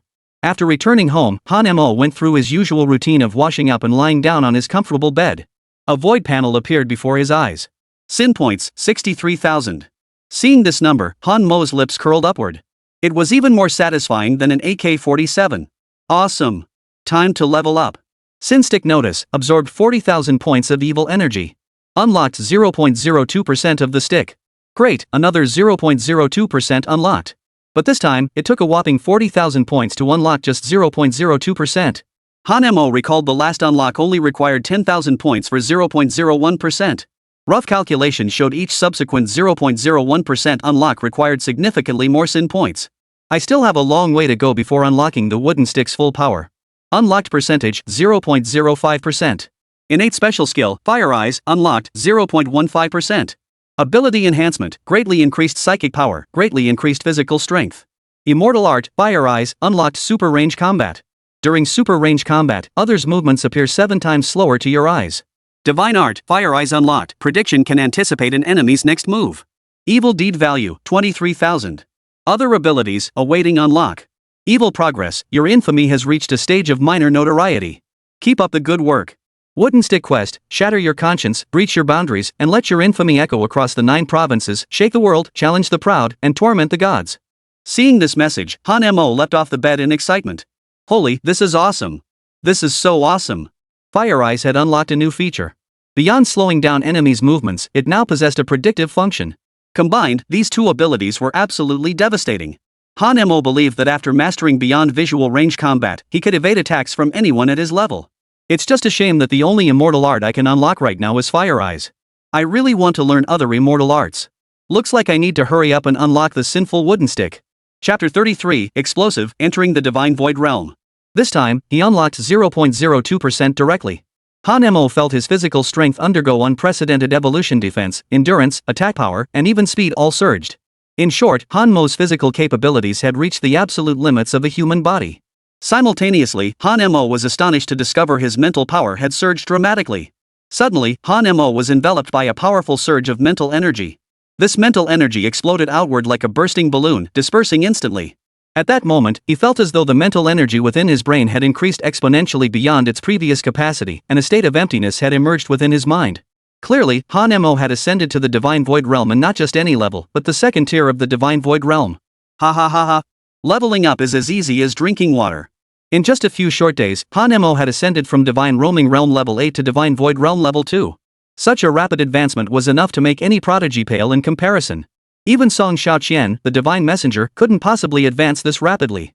Tomorrow's the perfect chance to spar with Wang Chao and see just how different the divine void realm is from the divine wander realm. His mind was racing with excitement, and it took Han Mo over half an hour to finally drift off to sleep. Dawn.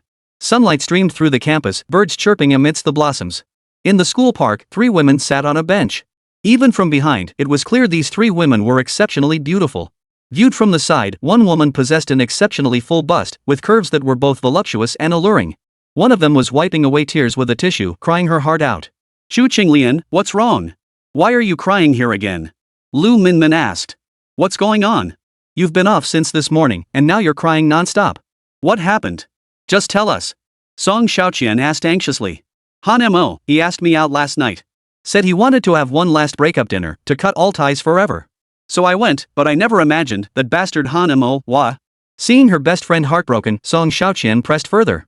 "What happened? You just went out with Han Mo when he asked? Couldn't you have refused? I didn't want to go at first. But Han Mo begged me relentlessly, even threatening suicide, saying it would be the last time. I softened my heart and agreed. I thought, since it's the last time, it won't happen again. So what happened? What did Han Mo do to you? That beast lured me to the park, then dragged me straight into the bushes. Look at my knees, they're red and swollen. He tortured me for a full hour. I never imagined Han Mo could be so insatiable." Hearing this, Song Xiaoqian, who was as pure as a white lotus and fiercely opposed to evil, was utterly enraged. "Damn it! That pervert Han Mo forced you into that? We absolutely cannot let him get away with this. I'll take you to seek justice right now." Song Xiaoqian stood up, grabbing Chu Qinglian's hand and preparing to leave. Lu Minmin, standing nearby, had a different thought. Holy crap, that's intense. How many raw oysters did Han Mo eat in an hour? Then Chu Qinglian continued her tearful lament. "Let's not go. Han Mo won't admit it. I was too flustered to gather evidence. It's all my fault for being so naive. How could I have ended up with such a shameless, clingy ex-boyfriend? I should have listened to you guys and not let love cloud my judgment. Blame my innocence for trusting men too easily." Chu Qinglian's act was undeniably convincing, tears streaming down her face. Her performance successfully fooled both Song Xiaoqian and Lu Minmin. These 2 women, one a prodigy from a martial arts dynasty, the other the daughter of a county-level city's wealthiest man. No way. We absolutely cannot let that beast Han Mo off the hook. Today, when Han Mo and Wang Chao face off in the arena, I'm joining the fight. I'll expose this scumbag in front of every teacher and student. Let everyone know Han Mo is a beast. And he should face legal consequences for raping that girl. You're absolutely right. I support you both. Thank you both. It's so good to have you by my side. I want us to be best friends forever. Today is Saturday, a day off. The campus was bustling with crowds. Especially the campus gymnasium, packed to the rafters with layers upon layers of people. Some people were even perched on the teaching buildings, clinging to the canopy above the stadium, and even climbing trees. All these spectators had secured their spots early, eagerly awaiting the thrilling showdown between Wang Chao and Han Mo. The reason this battle drew such a massive crowd was the love triangle at its core, 2 rivals vying for the same woman. As the saying goes, rivals in love are especially fierce when they meet. No one could resist such a juicy scandal. Such love triangle gossip was exactly what students loved to hear. Additionally, Wang Chao had entered the special admissions class, and everyone wanted to see if he could redeem himself after his previous defeat. Could he regain his pride today by defeating Han Mo? Of course, a significant portion of the crowd came purely out of dislike for Han Mo, hoping to see him get thoroughly beaten to vent their pent-up resentment. Especially since Han Mo had already made so many enemies yesterday, becoming the school's public enemy. The match is about to start. That show-off Han Mo is bound to get beaten up today. Exactly. I heard Wang Chao has mastered the forbidden divine technique soul stripping. Once he unleashes it, no opponent lasts even a minute. I watched Wang Chao's ranked battles. That forbidden divine technique is ridiculously powerful. No wonder it's a skill from Hades, the level 1 god of the underworld. That Han Mo kid's been way too cocky lately. He wins by fluke every time but acts like he's some high and mighty god. Yesterday he even launched a poison gas attack on us. I haven't eaten a bite since yesterday, and now just seeing someone's but makes me puke. Don't even get me started. My girlfriend just got her hair straightened and it got blown out into a frizzy mess. Anyone who didn't know would think she's an African girl who went to the barbershop. Even Tony the stylist couldn't fix it. I got it worse, 3 of my teeth got knocked out. Meanwhile, Han Mo and his best buddy Zhou Tao were hiding in a secluded spot, plotting something. Bro, did you remember everything I told you? We have to make sure this goes off without a hitch. Don't worry. With my skills, it'll be absolutely fine. You edited the video and audio, right? Don't let anything go wrong. Trust me, every time I've sent you those videos, they've worked flawlessly. True enough. You've got a real knack for this video stuff. Just focus on the tournament. Leave the physical stuff to me. Alright. Once this is done, I'll treat you to a meal. Wang Chao arrived at the arena first, standing alongside Wang Chao was Chu Qinglian. The two held hands, seemingly flaunting their affection. Chapter 34, The School's Public Enemy. Qinglian, are you ready? Today, I'm not only going to beat him half to death, but I'll also destroy Han Mo's reputation. Chu Qinglian nodded, her eyes flashing with malice.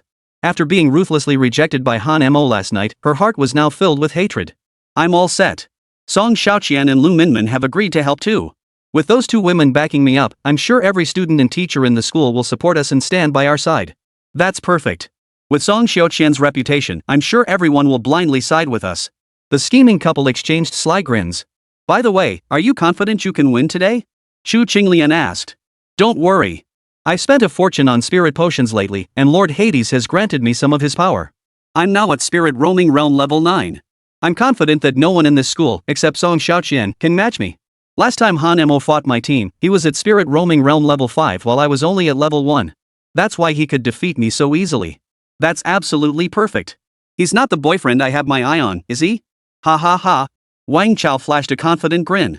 Though Wang Chao had sacrificed his soul and heart to Hades, becoming the god's slave, he gained extraordinary power and exceptional talent in return. Wang Chao believed that with his current power, he could even stand a chance against Song Xiaoqian. As for Han Mo, dealing with him would be as easy as beating a dog. Meanwhile, Song Xiaoqian and Lu Minmin also stepped onto the stage. Song Xiaoqian's appearance drew screams from many male classmates. Many female classmates also cast envious glances her way. Song Xiaoqian's here too? Is she here to be a judge? Maybe Song Xiaoqian can't stand that show-off Han Mo either, so she came over. Either way, my goddess Song Xiaoqian is here. I'm so excited. Just as the students were enthusiastically chanting Song Xiaoqian's name, a handsome figure slowly made his way toward the stage. His hands were tucked into his pockets, his gaze sharp and piercing. This man was none other than Han Mo. Seeing Han Mo showing off, Chu Qinglian spoke first. Han Mo, for the sake of our year-long relationship, if you promise to stop sexually harassing me and stop dragging me to hotel rooms at the drop of a hat, I can have Wang Chao go easy on you during the match. Chu Qinglian took the moral high ground to rebuke Han Mo. Though seemingly simple, her words revealed her cunning. Chu Qinglian is still too kind-hearted. Han Mo is like a dog licking her feet, chasing after her relentlessly. Who knew he could be so magnanimous? I also heard Han Mo was still trying to get Chu Qinglian to go to a hotel room with him. Utterly shameless. They're clearly broken up, yet this Han Mo still pulls stunts like that. He's a disgrace to men. That beast is worse than a pig or a dog trying to drag her to a hotel room. He's got nothing but lust on his mind. A man like that should be castrated. By now, many classmates had unconsciously sided with Chu Qinglian and Wang Chao. Especially the girls. Upon hearing about Han Mo's behavior, they were furious enough to jump up and down. Many girls had even mindlessly sided with Chu Qinglian, launching verbal attacks against Han Mo. Standing on their moral high ground, they pointed fingers and criticized. They never paused to consider whether Chu Qinglian's story was true or false, or if the incident had actually occurred. They simply heard the story and became filled with righteous indignation, convinced it was all Han Mo's fault and that Chu Qinglian was the clear victim. Seeing Han Mo subjected to a barrage of insults and abuse, a sharp gleam flashed in Chu Qinglian's eyes. She poured fuel on the fire, feigning tears. Wah! Everyone, please stop scolding Han Mo. He might have just been confused in the moment. But I want to clarify this matter to avoid any misunderstandings. Anyway, no matter what, Han Mo and I have broken up. I want us to cut ties completely from now on and not cling to each other like broken lotus roots. This is my bottom line as a woman. I'm certainly not the kind of woman who flirts around or clings to exes after a breakup. Right now, my heart belongs only to Wang Chao. Han Mo, I know you might feel resentful after the breakup and struggle to adjust to life without me. But what's done is done, it can't be changed. As she finished speaking, Chu Qinglian's sobs grew louder and she threw herself into Wang Chao's arms, weeping bitterly. Seeing Chu Qinglian so heartbroken, the audience below the stage was deeply moved. Especially the female students in the audience, they were completely fooled by Chu Qinglian's performance. Damn it! Why must we girls bear such pain? It's clearly that scumbag Han Mo cheating with another woman. Why are we always the ones getting hurt? It's disgraceful, utterly disgraceful. Han Mo isn't human. Even in this situation, Chu Qinglian is still thinking about Han Mo. All he cares about is dirty things like booking hotel rooms. Does that mean men only think with their lower bodies? I'm going to cry my eyes out. Chu Qinglian is just too kind-hearted. Everyone unleashed a torrent of criticism at Han Mo, their sharp, biting words practically devouring him alive. Han Mo, however, seemed utterly indifferent to the whole affair, even crossing his legs casually while seated. Go on. Keep talking. If you have anything else to say, you'd better get it all out now. Chewing gum, Han Mo spoke with a calm expression. Seeing Han Mo so calm and composed, Wang Chao's face turned green with rage. His girlfriend was heartbroken because of this man, yet he seemed utterly unconcerned. Everyone present, including Wang Chao and Song Xiaoqian, had been deceived by Chu Qinglian's acting. But these people really weren't the sharpest tools in the shed. They hadn't stopped to consider whether the whole thing was even true. In short, they all believed everything was Han Mo's fault. Han Mo, I'm done wasting my breath on you. Let's start this fight. I'm going to avenge my girlfriend. Wang Chao gritted his teeth, his fists clenching so hard they cracked. Don't rush. I know you're itching for a beating, but I'm not done yet. Han Mo replied calmly. Wang Chao's misdeed points plus 500. Rising to his feet, he walked to the edge of the ring and gazed down at the furious students below, a faint smile playing on his lips. I just love seeing you like this, unable to take me down, yet seething with rage.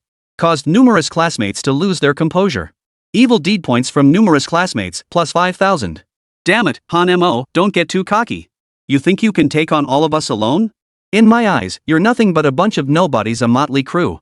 Forget about you lot, even those two idiots from the special admissions class? I could take them down effortlessly. Chapter 35, Everyone here is trash.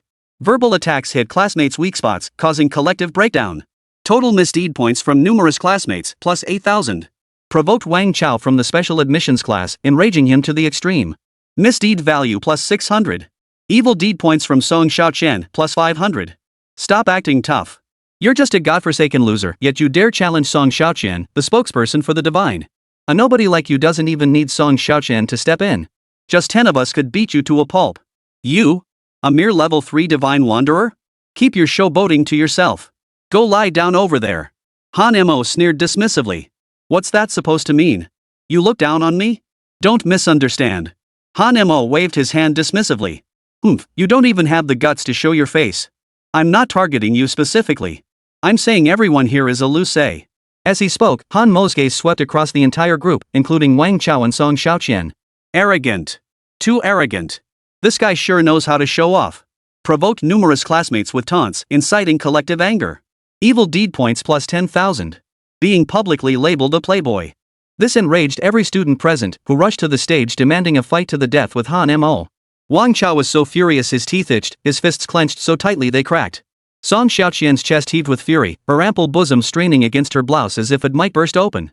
As the school's top genius, she experienced the sting of contemptuous glances for the very first time.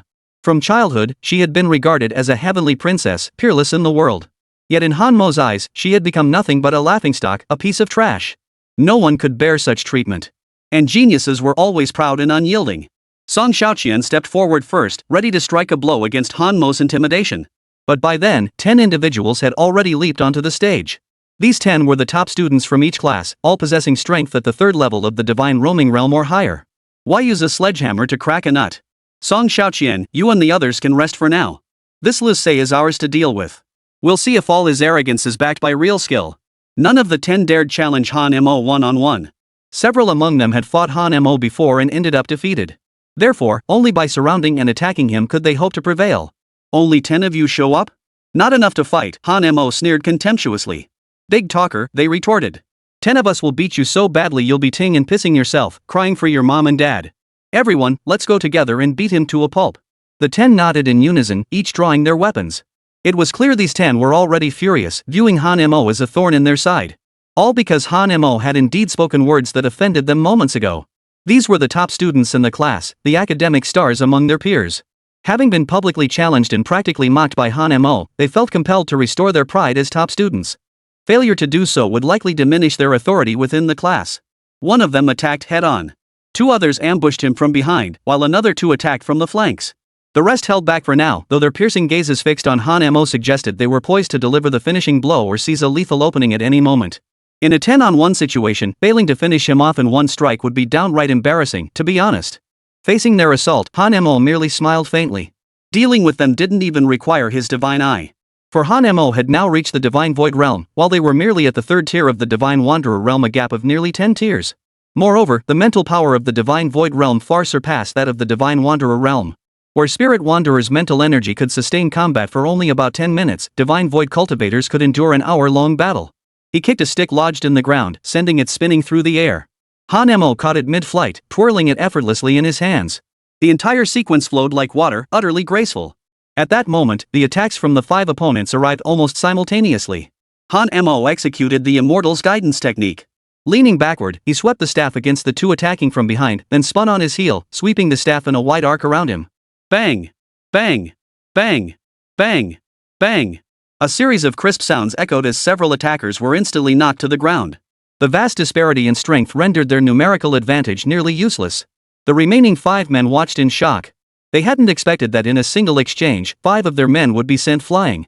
Their unwavering belief in victory began to waver. But there was no turning back. With so many watching, they'd already put on their tough act and made their big talk. Win or lose, they had to push forward. Damn it!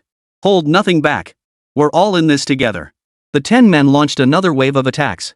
Though this was their first time working together, their attack methods were diverse, and their coordination from front to back, left to right, was reasonably effective. Han Mo didn't even need to use his psychic powers against these opponents. His sheer physical strength alone was more than enough to crush them. Han Mo swung his staff. The fire poker spun through the air several times before crashing down on 2 of them. The 2 flew backward instantly, crashing heavily to the ground, blood spurting from their mouths. After striking several opponents, the fire poker spun back into Han Mo's grasp. Attacks from the others arrived in quick succession. Han Mo executed a backflip to evade one attacker, then crossed his legs midair to kick another flying through the air. The kick student instantly lost the ability to fight, lying on the ground wailing in agony. Attacks from the others followed in rapid succession. Han Mo parried every single one, eliminating 2 more opponents while evading their strikes. Out of 10 attackers, 5 were immediately incapacitated. The remaining 5 gritted their teeth, stamped their feet, and charged once more. Han Mo wasted no words. With overwhelming force, he knocked all 5 of them down. One by one, they collapsed onto the ground, blood spilling from their mouths, their faces drained of color. Defeated 10 top students with thunderous force, plunging them into utter despair. Malicious deed points plus 3,000. These top students from 10 classes had been rendered combat inactive in less than 3 minutes under Han Mo's hands. Silence. A deathly silence. The entire venue fell silent, so quiet you could hear a pin drop. Even the most arrogant little angels who had been shouting the loudest fell silent. Standing on their moral high ground, they dared not put on airs in the face of absolute power. Everyone was stunned by Han Mo's terrifying combat prowess. Wang Chao abruptly stood up, his eyes wide with shock, speechless. Impossible. Absolutely impossible. Facing an attack from 10 people, even I would likely have to pay a price to defeat them. Chapter 36, Be My Girlfriend. But Han Mo accomplished it effortlessly? What's going on? And he didn't even use his spiritual power, just physical techniques this year. Does this guy have some hidden secret? Impossible. That kid just got lucky. He was walking on dog. If he'd faced me, my forbidden divine technique, soul stripping, would have crushed him effortlessly. Exactly. He lacks forbidden divine arts, just a brute force hit commander. He's not even worthy of comparing himself to me. Wang Chao was internally shocked, yet he began to console himself.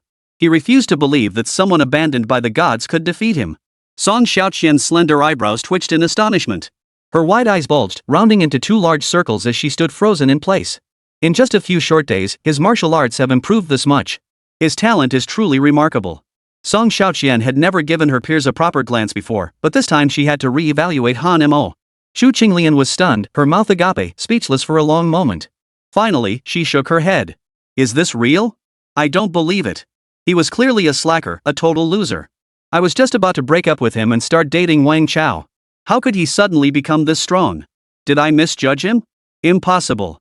My judgment never fails. Han Mo's future achievements will never match Wang Chao's. This unexpected turn left everyone speechless. They exchanged bewildered glances, seemingly unable to comprehend what had just unfolded. The audience below the stage murmured in shock. How is this possible? They're all elite students from our school, yet none could withstand a single move from Han Mo. Yeah. These guys are all at the 3rd level of the divine roaming realm. What's going on with Han Mo? He clearly hasn't gained recognition from any deity, he only got a fire poker. I know. His firewood stick must be something special.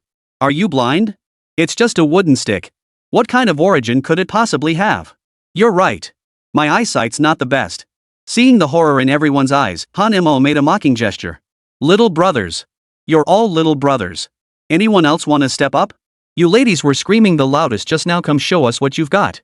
The girls instantly fell silent, lowering their heads, unable to meet Han Mo's gaze. Sin Stick Notice mocked the crowd. Evil deed points plus 5,000. As the school's top genius and Chu Qinglian's best friend, Song Xiaoqian had truly reached her limit. Yes, you won 10 matches. But we're all classmates, you don't need to smoke and mock them like this. Your character is rotten to the core. Today, I'll teach you a lesson on behalf of our classmates. Song Xiaoqian stepped forward, her bright, clear eyes flashing with a hint of menace. Seeing Song Xiaoqian step forward, the entire class erupted in cheers. Yes. Finally. Song Xiaoqian has stepped up. She truly lives up to being our goddess, her values are so solid. Exactly. Song Xiaoqian isn't just smart and beautiful, she's kind too. She's absolutely flawless. Song Xiaoqian must teach this arrogant jerk a lesson. We're all rooting for you. Looking at Song Xiaoqian, Han Mo flatly refused. Today's match is between me and Wang Chao. If you want to fight me, you need to issue a challenge notice. Damn it, you're too cowardly to insult me. Song Xiaoqian gritted her teeth in fury. I don't accept challenges from just anyone. Besides, you ganging up on me like this, even if you win, it wouldn't be honorable. As the school's golden girl, are you really going to bully the weak and take advantage of your numbers? Is that your code of conduct? Han Mo fired back.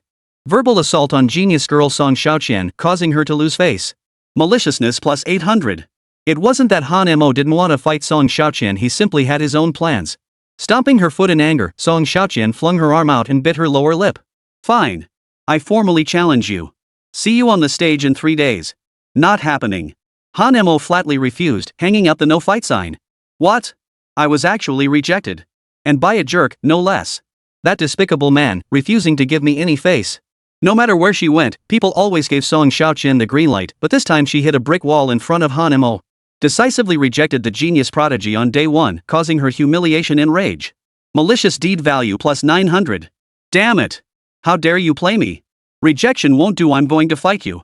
Song Xiaoqian's temper flared. I don't accept challenges from nobodies like you. Get lost. Han Mo sat back down, crossing his legs. What the hell? I'm a nobody. You won't accept my challenge? I've never heard such absurd nonsense in my entire life. Ah, this is infuriating. Fine, what do I need to do to accept your challenge? How about 300,000 yuan? Oomph. What do you take me for? Am I that vulgar? I'm like a lotus rising from the mud, unstained by its surroundings. I wouldn't stoop to fighting for a measly 2 bushels of rice. 500,000, fight or not? Song Xiaoqian gritted her teeth and upped the ante again. You really know me well. Scan the QR code or transfer the money? Han Mo perked up instantly, he'd been waiting for the payment. With things escalating to this point and so many people watching, Song Xiaoqian, the top genius of Heaven's Pride Academy, had to prove herself. Lu Minmin, scan the code. Consider this money a loan from me. We're all besties, why even mention it? I'll cover it. 500,000 yuan? Piece of cake. As the daughter of the richest man in the country, Lu Minmin had over 2 million yuan in monthly allowance. This 500,000 yuan was truly a drop in the bucket for her. A ding sounded. The 500,000 yuan transferred in. Han Mo smiled, turning his head to look at Lu Minmin as he cupped her snow-white chin with his fingers. Little rich girl, do you have a boyfriend? Lu Minmin flushed with a shy smile. What? Are you trying to hit on me? Well, I did have that thought. We're both single anyway. I heard your sessions last over an hour each time. Is that true or not? Damn, even that rumor got back to you. Seems like Chu Qinglian isn't just spreading rumors about me all the time, at least this part is true. Of course, that's just standard procedure. Alright then, I agree. Lu Minmin smiled and consented. Seeing her best friend switch sides instantly, Song Xiaoqian felt her vision go dark, her love-struck face had struck again. What are you doing? Song Xiaoqian yanked Lu Minmin back. He's a scumbag. Come back here. You took his money. Meet me here in 3 days. I'll show you that there's always someone better out there. Song Xiaoqian pointed right at Han Mo's nose as she spoke.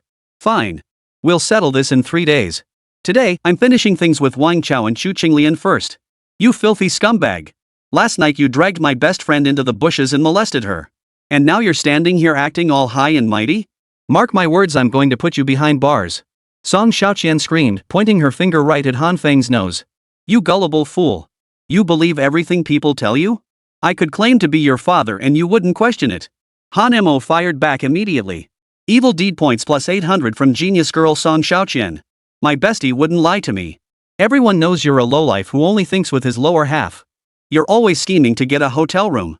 Why don't you just chop it off? At least spare other women from your filth. Talk about big tits, no brain. Did I sleep with you or Lu Minmin? You say I'm booking rooms every day, got any proof? No evidence? I'll sue you for defamation. Arguing logically with Song Xiaoqian until she was speechless, grinding her teeth in fury. Discuss level plus 1500. Chapter 37, Public Enemy of the Entire School. Han Mo, I never wanted to tear things apart with you. All you had to do was admit your mistake, and I would have forgiven you. But you're so shameless, refusing to admit it in public. I have no choice now. 3 years of feelings are gone, turned to dust. Chu Qinglian stepped forward, tears welling in her eyes, looking utterly wronged. Pulling her phone from her pocket, Chu Qinglian addressed the students below the stage.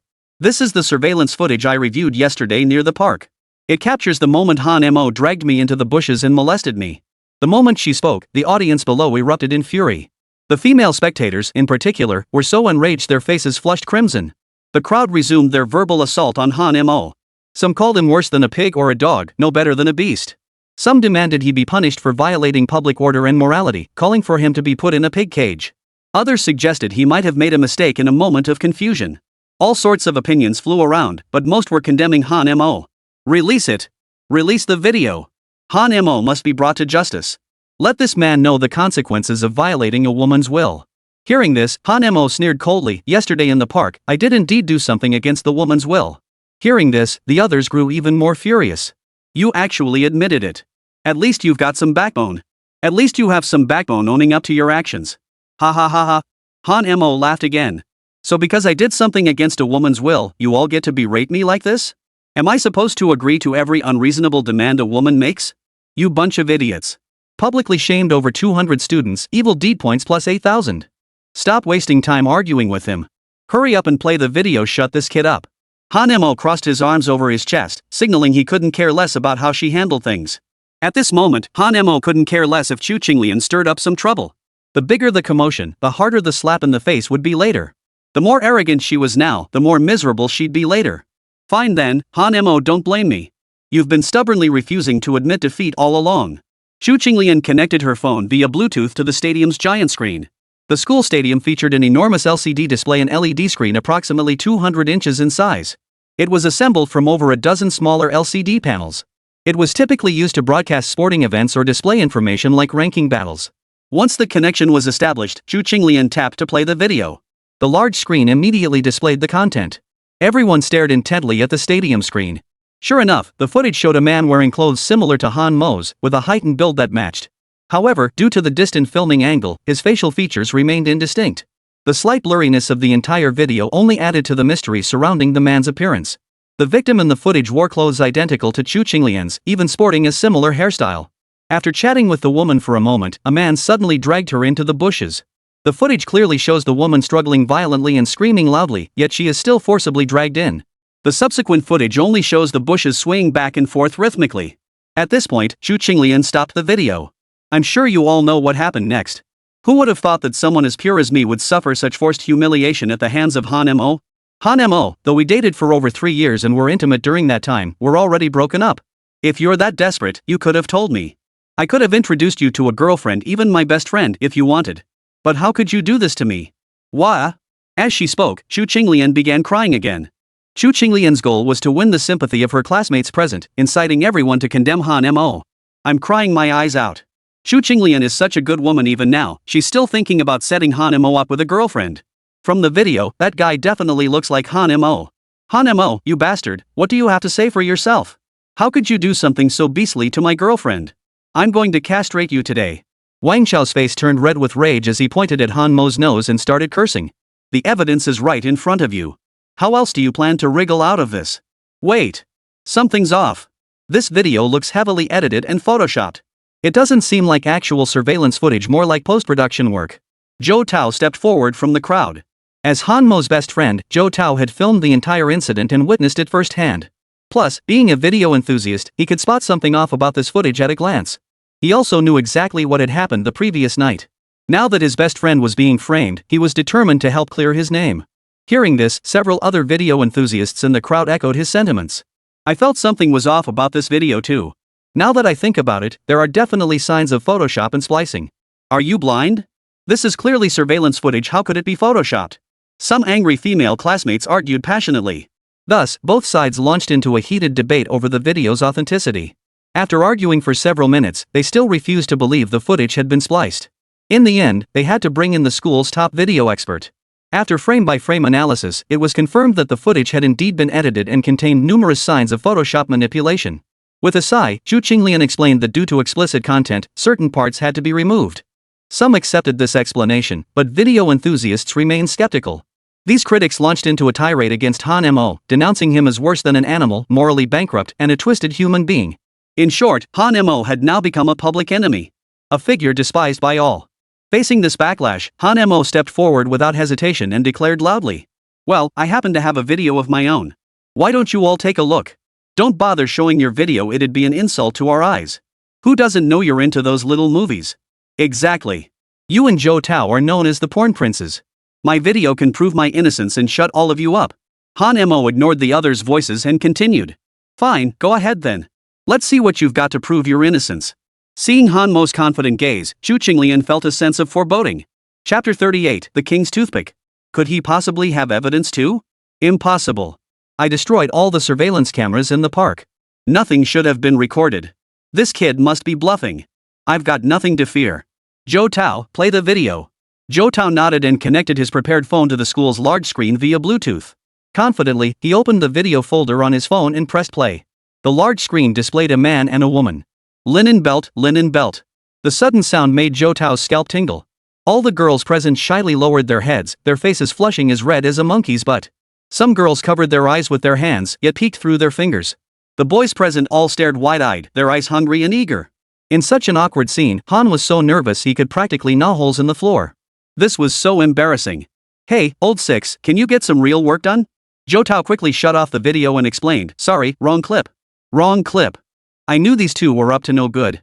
Playing videos like this is utterly disgusting. I suggest we kick them out. Get out of here, both of you. Disgraceful, utterly disgraceful. You two are the disgrace of our school. Facing the barrage of criticism from their classmates, Zhou Tao and Han Mo remained thick-skinned and utterly unfazed. Zhou Tao selected another video, double-checking it thoroughly before hitting play. With so many videos on Zhou Tao's phone, accidentally playing the wrong one was hardly surprising. The stadium, which had been buzzing with noise moments ago, gradually fell silent as the video began playing. The video was remarkably clear.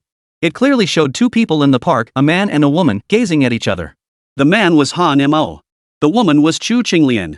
Such a clear video stood in stark contrast to the blurry footage Chu Qinglian had shown earlier. Upon seeing the footage, Chu Qinglian turned pale with fright, swaying unsteadily from side to side and nearly collapsing to the ground. Damn it, who filmed this? Who was spying on us? I'll kill them. Could it be that Han Mo had secretly placed pinhole cameras around the area beforehand? This guy is way too scheming, a total schemer. Chu Qinglian knew her carefully laid plans were about to fall apart. What's wrong? Are you feeling unwell? Wang Chao asked, holding Chu Qinglian with concern. Nothing. Just a bit dizzy. Probably from Han Mo keeping me up too late last night. Hearing this, Wang Chao felt both anger and resentment. He felt humiliated, and at the same time, he hated himself for being so inadequate. Because every time he was with Chu Qinglian, it was rushed and perfunctory, never once eliciting that certain sound from her. But last night, Han Mo had made Chu Qinglian suffer until today. Wang Chao's hatred for Han Mo grew fiercer by the moment. He longed to rip out Han Mo's soul and offer it to Hades, the lord of the underworld. The video continued to play. Everyone stared at the large screen. At first, nothing seemed unusual. Everyone assumed it was merely Han Mo's final act of defiance. But as they watched on, something felt off. Throughout the entire sequence, Chu Qinglian was the one taking the initiative. Han Mo never took the initiative, even outright rejecting every request Chu Qinglian made. Especially when Chu Qinglian publicly called Wang Chao a king toothpick, claiming they had zero chemistry together and their encounters were always over in 3 seconds flat. She hoped to book another room with Han Mo and spend the entire night together. And she could pamper Han Mo until he was completely satisfied. Watching this video, Wang Chao covered his face, utterly mortified. Right now, he just wanted to crawl into a mouse hole. After all, being publicly labeled a toothpick carried unimaginable shame. That's a man's last line of defense, his most cherished ability in that department. Now, having it exposed publicly by the woman he loved most felt like an invisible critical hit. However, Wang Chao believed Han Mo was entirely to blame for the video's leak. Revealing to everyone that Wang Chao is King Toothpick, humiliating him beyond measure and causing his evil deeds' value to skyrocket by 400. Honey, you have to believe me. That video isn't real. Han Mo must have edited it together later, Chu Qinglian explained. How am I supposed to believe you? You're the only one who knows my weakness, that I can only last 3 to 5 seconds. If it wasn't you who leaked this, then who else could it be? Wang Chao stared at Chu Qinglian. He knew his little secret, and only Chu Qinglian knew it. This Wang Chao had no clue. Therefore, this video was 99% real. Baby. I was trying to lure you in, but you weren't taking the bait. That's why I had to resort to this desperate measure. I still love you deep down. Wang Chao's face flushed crimson as he clenched his fists so tightly the veins bulged on his arms. He said nothing more. Any words now would ring hollow. The classmates present were all stunned by the scene. Especially the girls who had been shouting earlier. They all froze in place. Impossible. Or is it? Chu Qinglian actually begged to go to a hotel room? Holy crap, this news was explosive. So Chu Qinglian was the real scheming all along. Why would she frame Han Mo? That woman is pure venom. And here I was defending her just moments ago. How embarrassing, so embarrassing. I shouldn't have blindly sided with Chu Qinglian just now. I knew Chu Qinglian wasn't a good person. Thank goodness I kept quiet earlier. After seeing this video, Song Xiaoqian and Lu Minmin exchanged glances. They both felt like they'd been played for fools, treated like monkeys in a circus. At the end of the video, you can see Chu Qinglian actively embracing Han Mo, insisting they start things in the grove. She even bragged about wearing sexy lingerie. Damn, this series of revelations left everyone speechless. No one questioned whether such a clear video was digitally altered in post-production. There wasn't a single trace of Photoshop manipulation. Song Xiaoqian's cheeks flushed crimson, her stunning face betraying a threat of anger as she strode toward Chu Qinglian and demanded. Why? Why did you lie to me? It was you who kept pestering Han Mo, begging him to go to a hotel room with you. When he refused, you framed him and slandered him. Why did you do this? We were best friends. Lu Minmin and I have always regarded you as a sister. How could you deceive us like this? Doesn't your conscience hurt? Faced with Song Xiaoqian's barrage of accusations, Chu Qinglian bit her lower lip, struggling to find words. Chapter 39, Slapping the Scheming Bitch. Now that the truth was laid bare, Chu Qinglian knew her carefully cultivated image of purity had crumbled to dust. The labels of scheming and green tea were now permanently branded on her face. And the two best friends she'd painstakingly cultivated over the years would likely abandon her too. She never imagined that the meticulously planned revenge she orchestrated would ultimately turn against herself. Lu Minmin's face turned ashen as she joined in the confrontation. We trusted you so completely. For you, we fought tooth and nail with Han Mo, even publicly humiliating him. Yet you treated us like fools. Did you think we were your besties, or just monkeys to be played? You've broken my heart. All these years, I never imagined you were such a scheming woman. You're nothing but a manipulative. A green tea. You've shattered our sisterhood completely. Lu Minmin's words pierced Chu Qinglian's heart like a sharp blade. The words sent Chu Qinglian reeling backward. Her legs buckled and she collapsed onto the floor. Gritting her teeth and clenching her fists, Chu Qinglian stood up and chose to face them head-on. So what? It's your own fault for being brainless and willingly falling for my lies. I tricked you both into coming here, so what? You two dumb women chose to believe my lies. Blame yourselves for being idiots. You. Lu Minmin was speechless, her chest heaving with fury. You two women, one the daughter of the richest man, the other a genius prodigy. Why should all the advantages be yours? Why can you have whatever you want? Even if I strive with all my might, I still can't have it. It's because you two were born into privilege that you live better than me. I could never afford designer bags in a lifetime, nor become the genius everyone envies. But you had all this from birth, what gives? Chu Qinglian screamed, hysterical. All I want is to work hard to build the life I desire, to make everyone envy me, to prove I'm a genius too. What's wrong with that? What have I done wrong? I just don't understand what I did wrong that makes everyone blame me. Yes. I admit I wanted to break up with Han Mo because he wasn't recognized by the gods. But so what? Everyone has the right to pursue happiness. Why can't I? Han himself is the one who failed. He went from being the top genius in school to a god-forsaken loser. How is that my fault? Chu Qinglian's face remained cold as ice, her words pouring out relentlessly like a machine gun. Song Xiaoqian and Lu Minmin were pushed back step by step by her words. For a moment, they seemed unable to respond. Yet something felt off. Clearly, Chu Qinglian was the one who had done wrong, yet she seemed so righteous. They were the ones deceived, the ones hurt, yet Chu Qinglian had somehow become the victim. It must be said, Chu Qinglian was the undisputed master of manipulation. Even with her identity as a manipulative schemer exposed, she could still berate others with righteous indignation. Such audacity and shamelessness were truly beyond the reach of ordinary people. Striding forward with purpose, Han Mo delivered a sharp slap directly across Chu Qinglian's face. Smack! The sharp sound echoed as Chu Qinglian's hair flew wildly from the force of the blow. Her small hand pressed against her reddened cheek as she froze in stunned disbelief. Beating the girlfriend of a 3-year PUA master, evil deed points plus 1,500. What the hell are you trying to pull? Your pretentious act is just annoying to look at. You don't have princess syndrome, but you're acting like you do. You're jealous of me, and you still think you're in the right?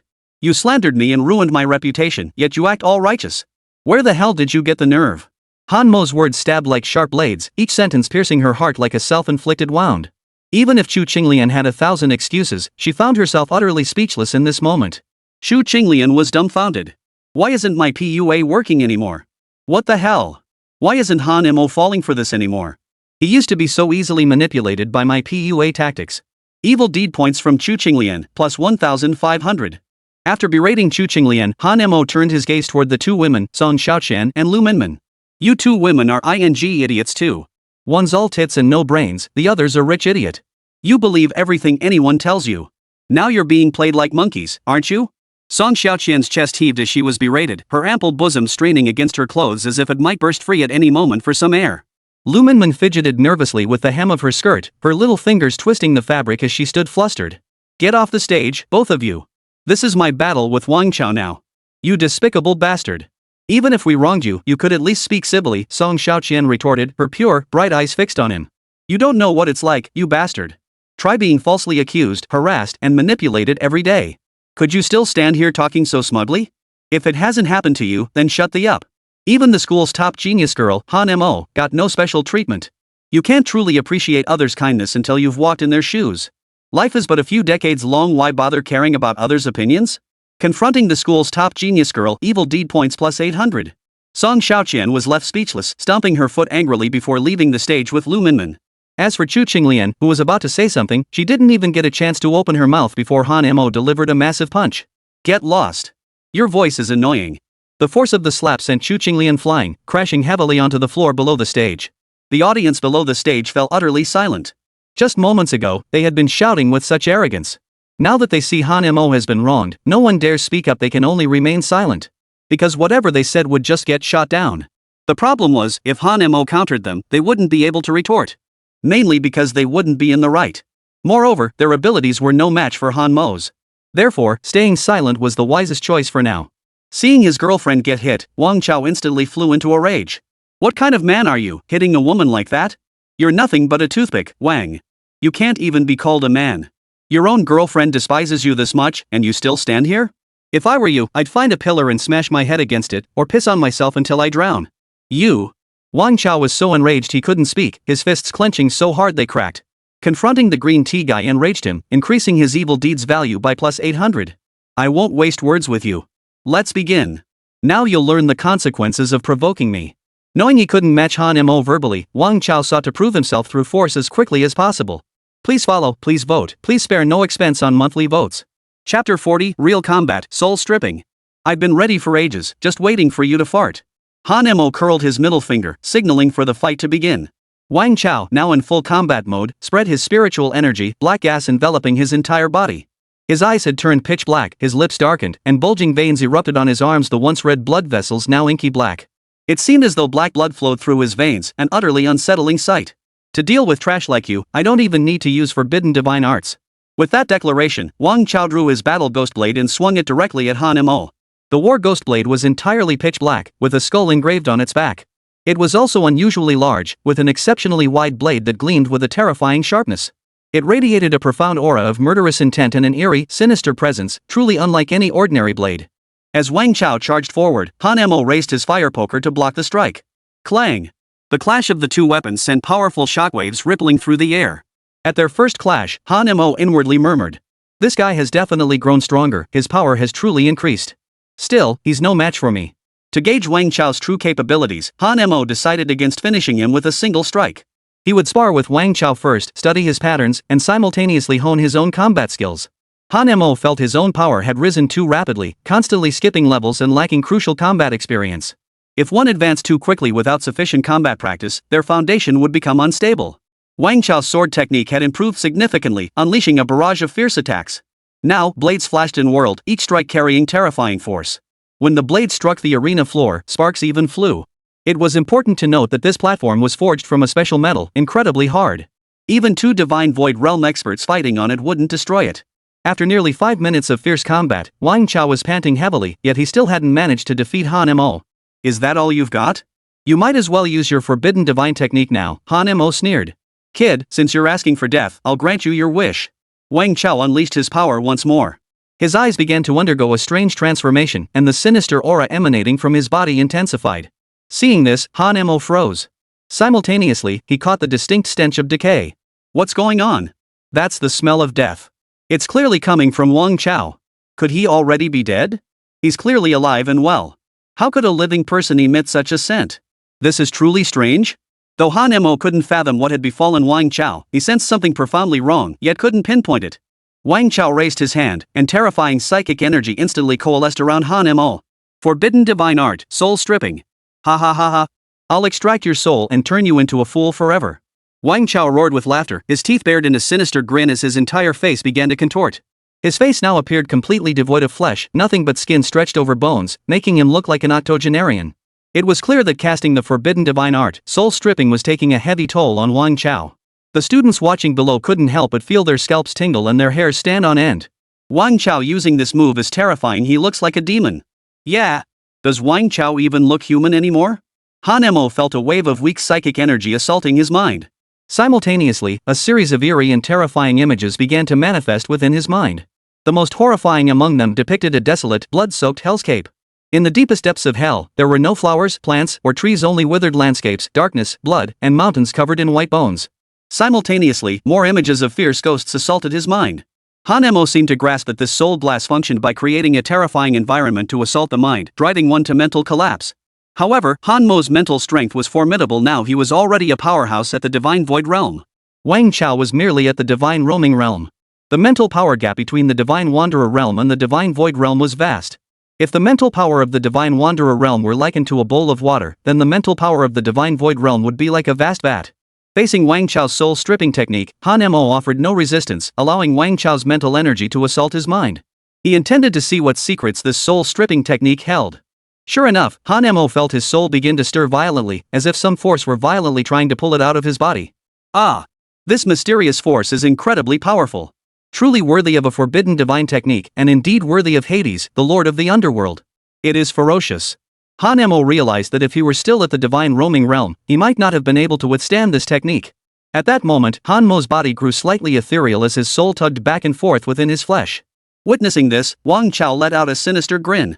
Ha ha ha ha. Die. You can't resist. Just give in. Don't endure this agony any longer. Soul extraction. First, subject the opponent to a terrifying environment to shatter their spirit. When their will weakens and they surrender, extract their soul for a single, decisive strike. Han Mo now fully grasped the principle behind this technique. To further verify his hypothesis, Han Mo still did not resist the soul-stripping skill. His body began convulsing violently, his limbs flailing uncontrollably as if seized by epilepsy.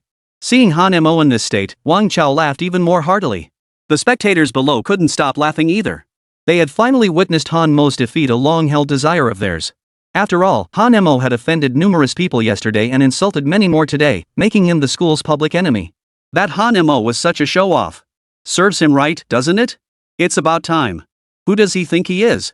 A god-forsaken outcast daring to challenge someone who wields forbidden divine arts. Han Mo, stop acting so cocky. Now you're getting what's coming to you. So satisfying.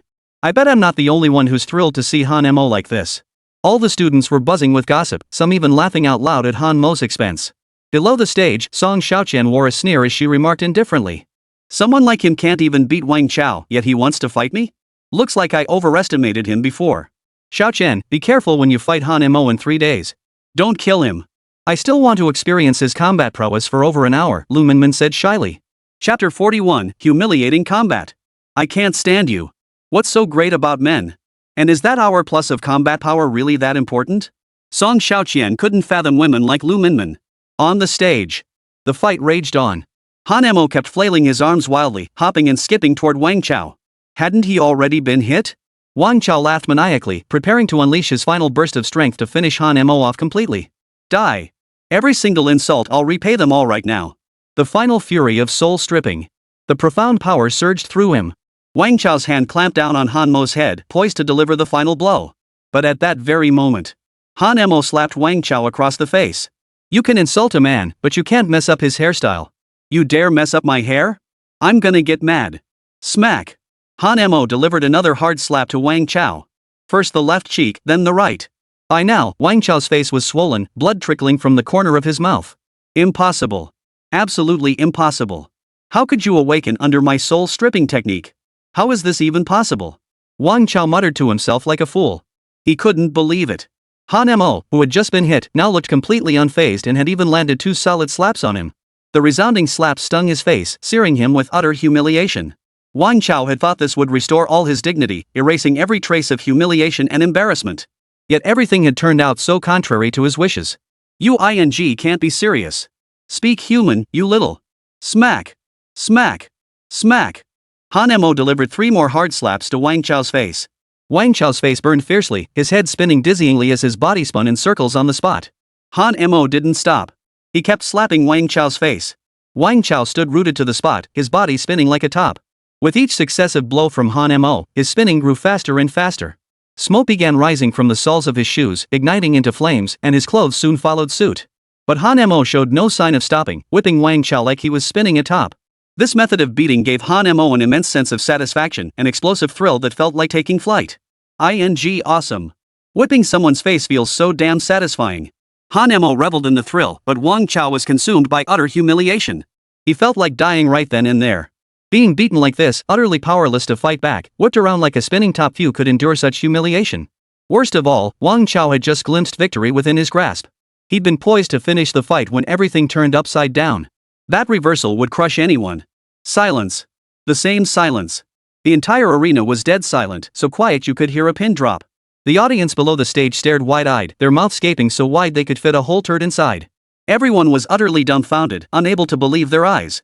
Several female classmates rubbed their eyes and shook their heads repeatedly, trying to confirm if this was real. Impossible. How could this be? Han Mo was about to lose. Why did things suddenly turn around? What the hell just happened? The audience below the stage was completely baffled. They had no idea how Han Mo had managed this comeback. That's Hades' forbidden divine technique. How could Han Mo, that nobody, possibly break it? No one could comprehend how Han Mo had managed it. No one knew how the situation had turned around, but Han Mo understood it best. Truthfully, with his modern cultivation at the divine void realm, combined with his powerful soul from the blue star world, and his terrifyingly potent immortal technique Fire Eyes, soul separation was utterly ineffective against him. His earlier display had been nothing but a deliberate ruse. Song Xiaoqian stood frozen in place, utterly stunned by the reversal. What an enigmatic man. I sense an unimaginable power within him. Xu Qinglian's slender eyebrows twitched in astonishment, her wide eyes bulging into 2 large circles as she stood there dumbfounded. Han Mo actually won? He's just a mystic, how could he possibly defeat the current Wang Chao? Could I have been wrong? Did I really overlook such a promising talent? At that moment, Xu Qinglian was filled with bitter regret, deeply regretting having abandoned Han Mo. How could this happen? These past 2 days have been so unfair to me. On the stage, Wang Chao continued spinning like a top. His speed kept increasing, the extreme rotation whipping up the surrounding air into a miniature whirlwind. Han Mo wasn't done yet. He kept slapping Wang Chao's face with his hand, the spinning growing faster and faster. Both sides of Wang Chao's face were now swollen, and teeth kept popping out of his mouth. Every tooth in his mouth had been knocked out. The physical pain, could Wang Chao grit his teeth and endure it? But the humiliation to his soul made him wish only for this to end quickly. Being publicly humiliated like this was an unprecedented disgrace. Sin Stick prompt, beat Wang Chao like a spinning top before all his classmates, shattering his spirit and plunging him into darkness. Evil deed points plus 10,000. So satisfying. So satisfying. This sin points boost felt amazing. You know what? Beating someone like this feels absolutely fantastic. Han Mo shouted. The audience below now stared at Han Mo with teeth chattering. A demon. He's nothing but a demon. Han Mo is ruthless. Not only did he defeat Wang Chao, but he did it in such a humiliating way it's pure psychological warfare. Wang Chao actually lost. Looks like the only one who can hold their own against Han Mo in this school is Song Xiaoqian. You're absolutely right. I can't wait for the showdown between Song Xiaoqian and Han Mo in 3 days. In 3 days, Han Mo will get his ass kicked by Song Xiaoqian. Let's see how cocky he'll be then. Having had his fill of the game, Han Mo leapt up and unleashed a flurry of kicks. 12 kicks in total, each landing squarely on Wang Chao's chest and kidneys. The sound of cracking bones echoed with each impact. Wang Chao was sent flying off the platform, his body slamming hard onto the ground. The force was so immense that half his body sank into the mud. Now covered in blood, his clothes had been spun off in the high-speed impact, leaving him completely naked. The students below the stage all stood up, staring at Wang Chao, who lay there looking utterly defeated. They all wanted to know whether he was dead or alive.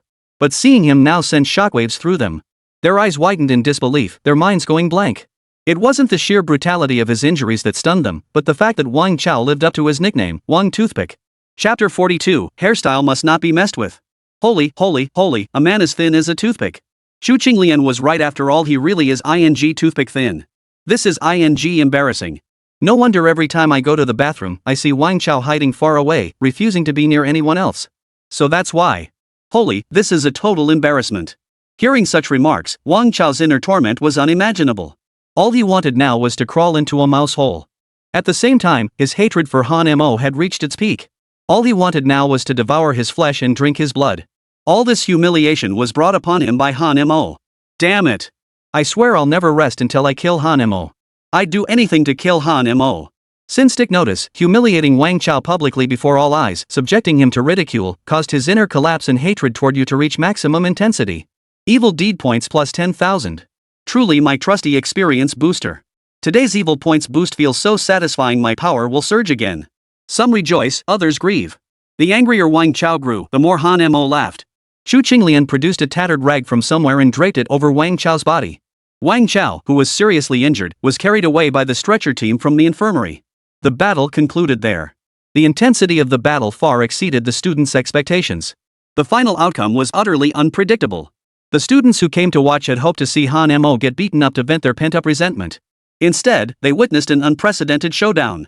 They witnessed the once innocent Chu Qinglian's ugly transformation into a manipulative schemer. They had assumed this was just an ordinary fight, never expecting so many unexpected twists. These events would undoubtedly become the focal point of students' after-dinner conversations. Despite today's spectacular show, the students still felt unsatisfied. Their purpose in coming here was to witness Han Mo getting thoroughly beaten, but reality fell short of their expectations. They could only pin their hopes on the Royal City showdown between Song Xiaoqian and Han Mo in 3 days' time. Today was incredible. I never expected such a dramatic showdown and all these unexpected twists it was impossible to anticipate. I never in a million years thought Chu Qinglian would turn out to be such a scheming, a green tea, and a master manipulator. I never imagined even two beauties like Chu Qinglian and Lu Minmin could be deceived by him. And I certainly didn't expect Wang Chao to actually. Ha ha ha, that's hilarious. The mention of Wang Chao sent the students into fits of laughter. While Chu Qinglian's actions made others despise and loathe her. But Wang Chao became the target of everyone's ridicule.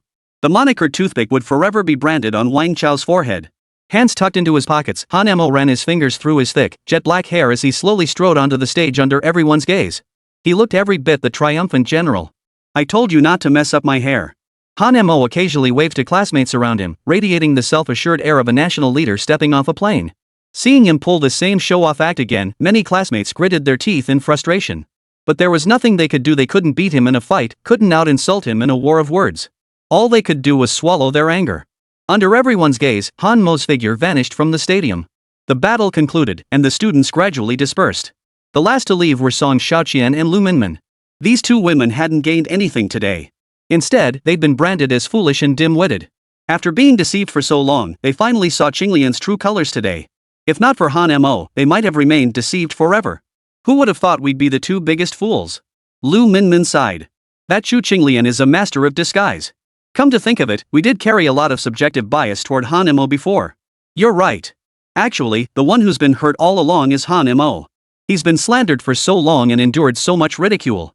It clearly wasn't his fault, but he bore all the suspicious stares.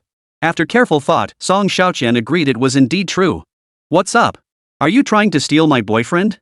Don't even think about it, we'll just split him down the middle. Lu Minmin declared. What are you thinking? Even though Han Mo was wronged, that guy is way too arrogant. He's so full of himself, I don't like it. Song Xiaoqian rolled her eyes. Fair enough. Seems this Han Mo has some real manly virtue after all. Cut the crap. I know exactly what you're up to, you just want to experience Han Mo's incredible fighting prowess. Ugh. Stop being so blunt. Honestly, I do like Han Mo's looks too, those chiseled muscles are totally my type. You're such a fangirl. But to be fair, the way his muscles rippled with passion that day on the training ground was undeniably eye-catching. Divine First Hospital.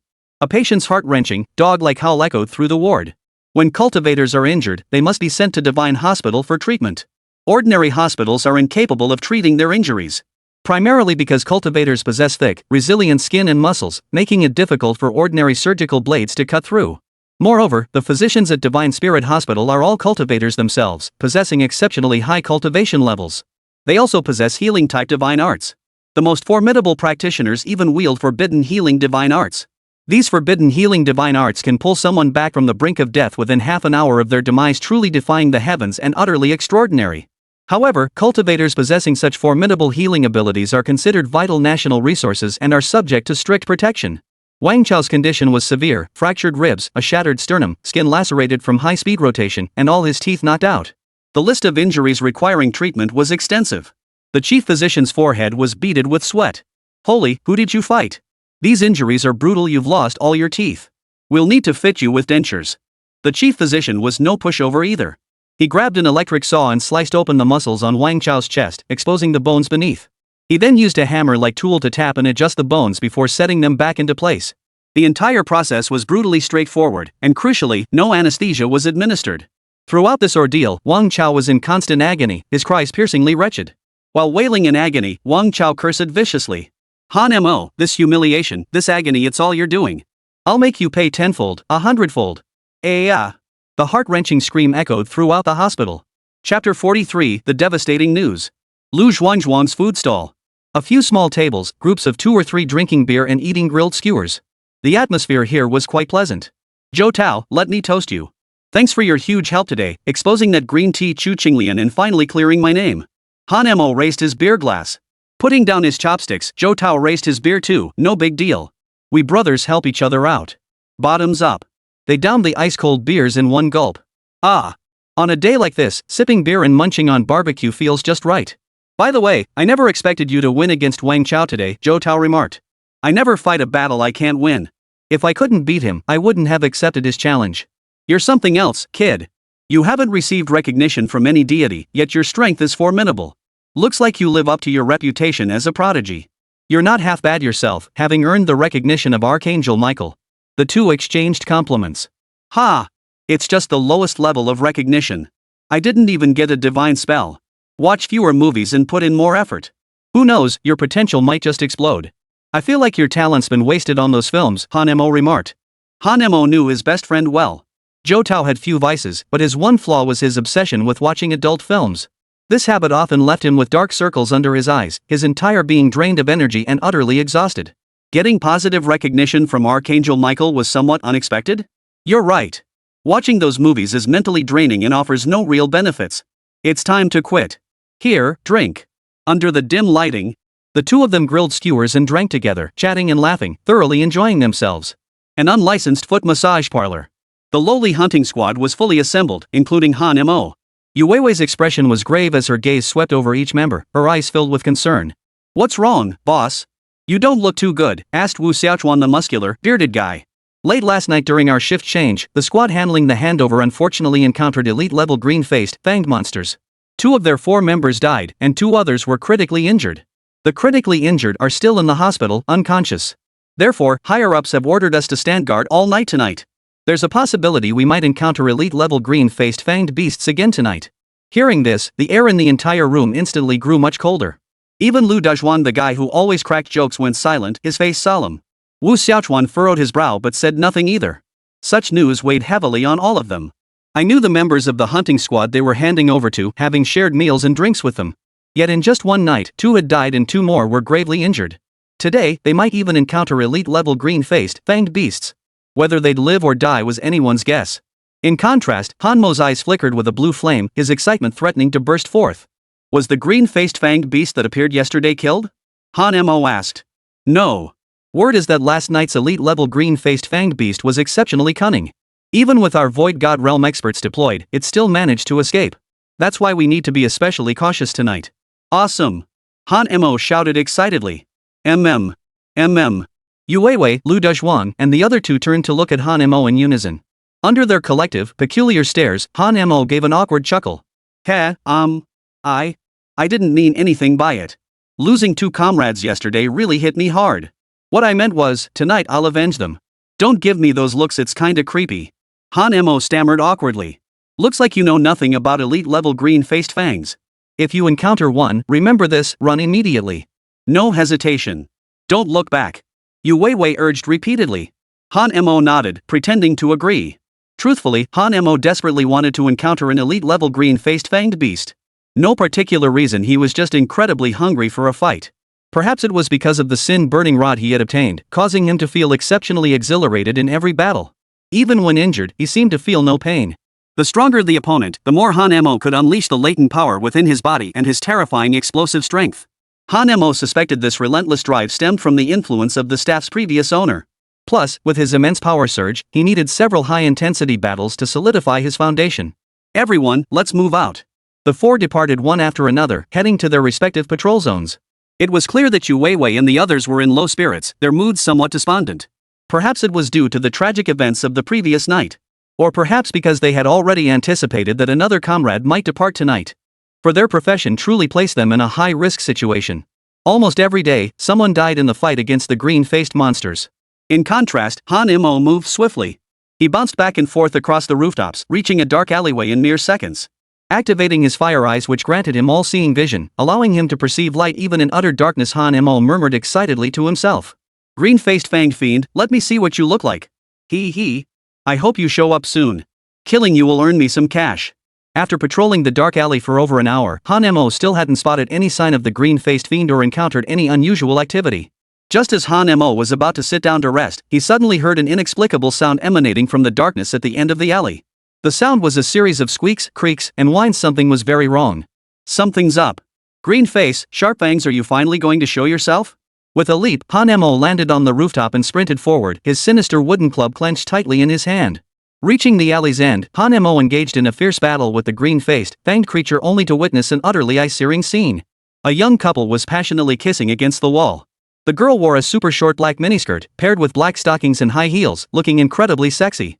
But the guy was a total slob, a scruffy mustache, greasy hair like he hadn't washed in days, and clothes that looked like they'd been dragged through the mud. Holy, the best things in life are being taken by pigs. Chapter 44, First Encounter with the Green-Faced Fiend. Such a gorgeous girl, and she's with a guy like that? What a waste. As they kissed passionately, their hands weren't idle either. The man's wandering hand slid up the sexy woman's stunning thighs. The woman in shorts was equally eager. Enough. Stop being a peeping Tom. Han Mo slipped away silently, making his way to a rooftop to survey the surroundings. Scanning the bustling street crowds, he missed no detail.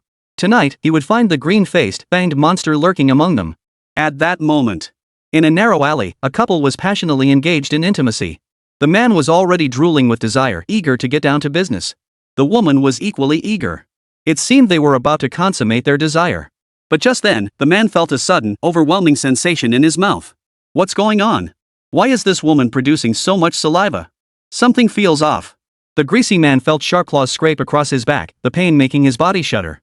Honey, how long has it been since you trimmed your nails? You're scratching me raw. Slow down, don't be so rough, the man said. The woman didn't respond, simply continuing her work. The man now felt a searing pain on his back, as if her nails had dug deep into his flesh. Ow! The intense agony made him reach out to push her away. As he lifted his head and opened his eyes, he was met with a horrifying sight. The woman who had just kissed him now had a tongue stretching half a meter long, her mouth gaping open to reveal sinister fangs.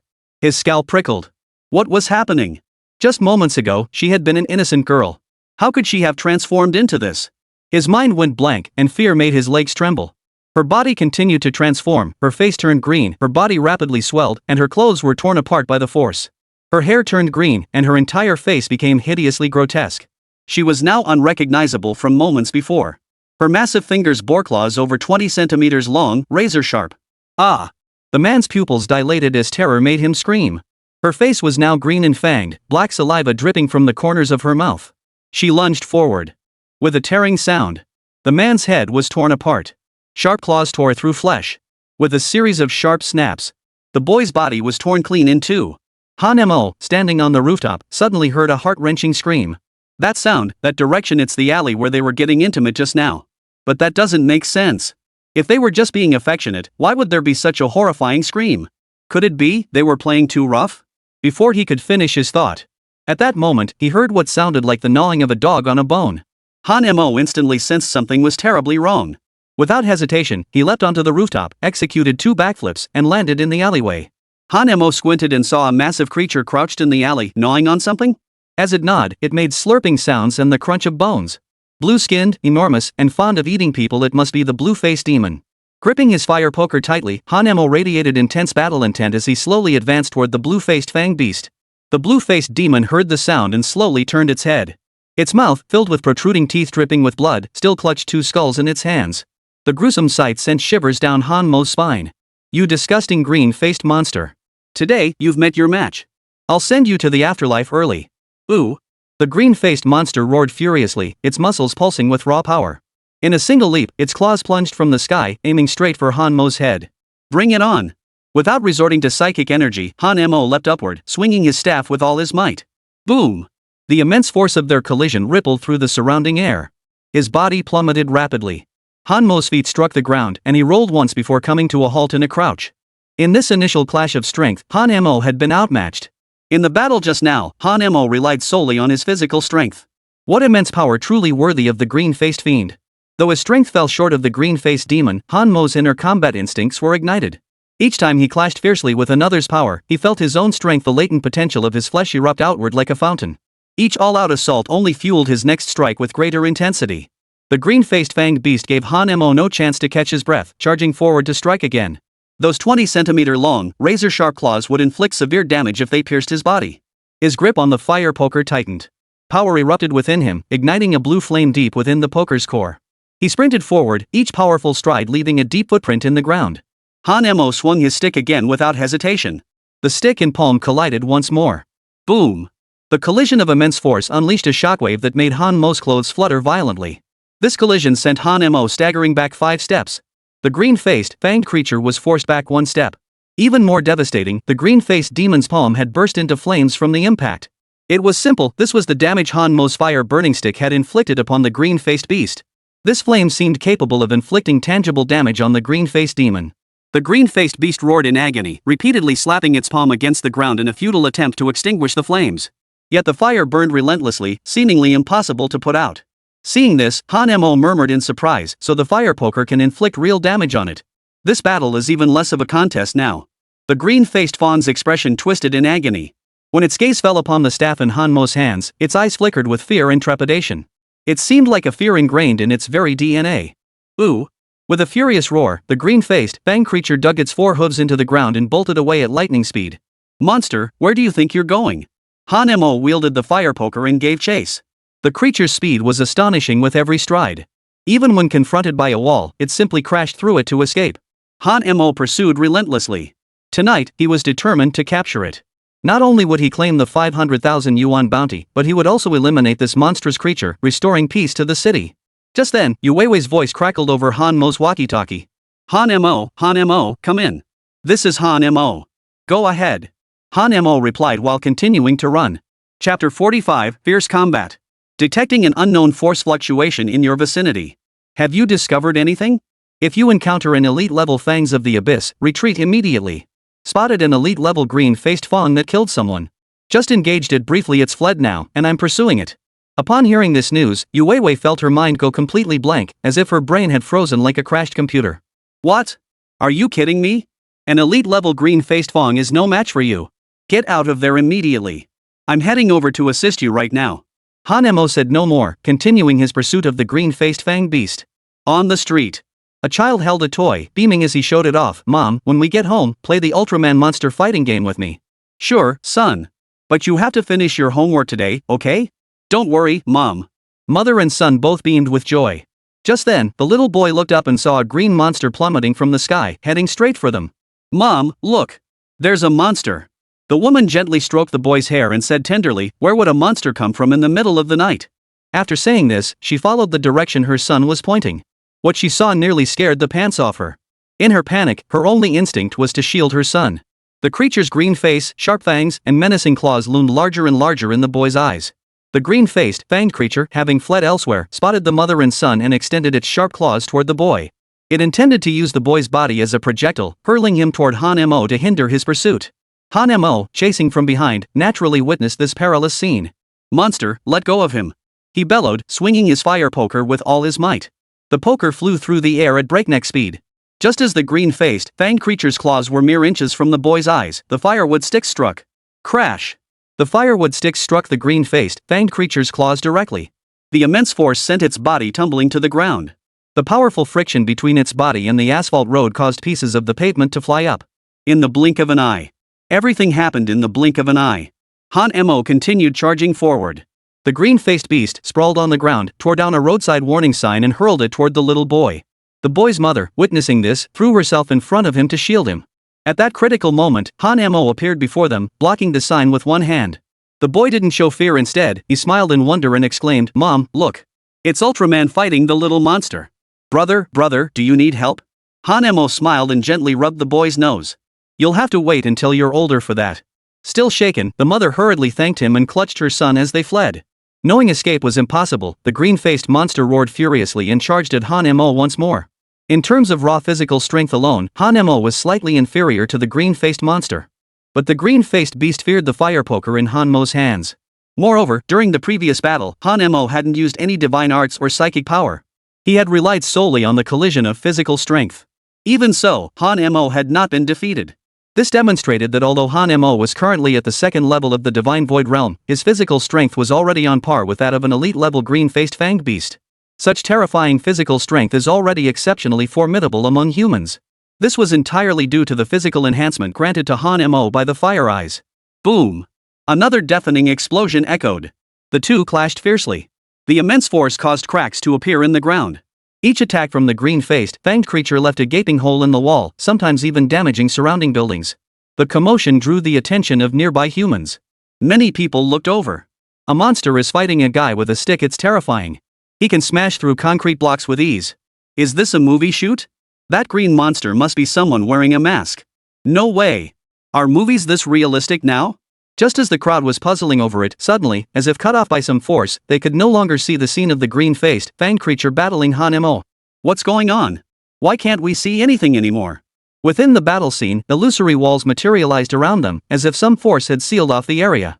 Outside the scene, Wu Xiaochuan spread his psychic energy, deploying a magical formation around them. Reporting to the captain, the trapped beast formation is complete. Okay, evacuate the crowd. Yes. Han Mo's battle with the green-faced, fanged creature raged on, reducing the surrounding buildings to ruins. Another thunderous crash echoed. Both exchanged punches, each sent flying backward.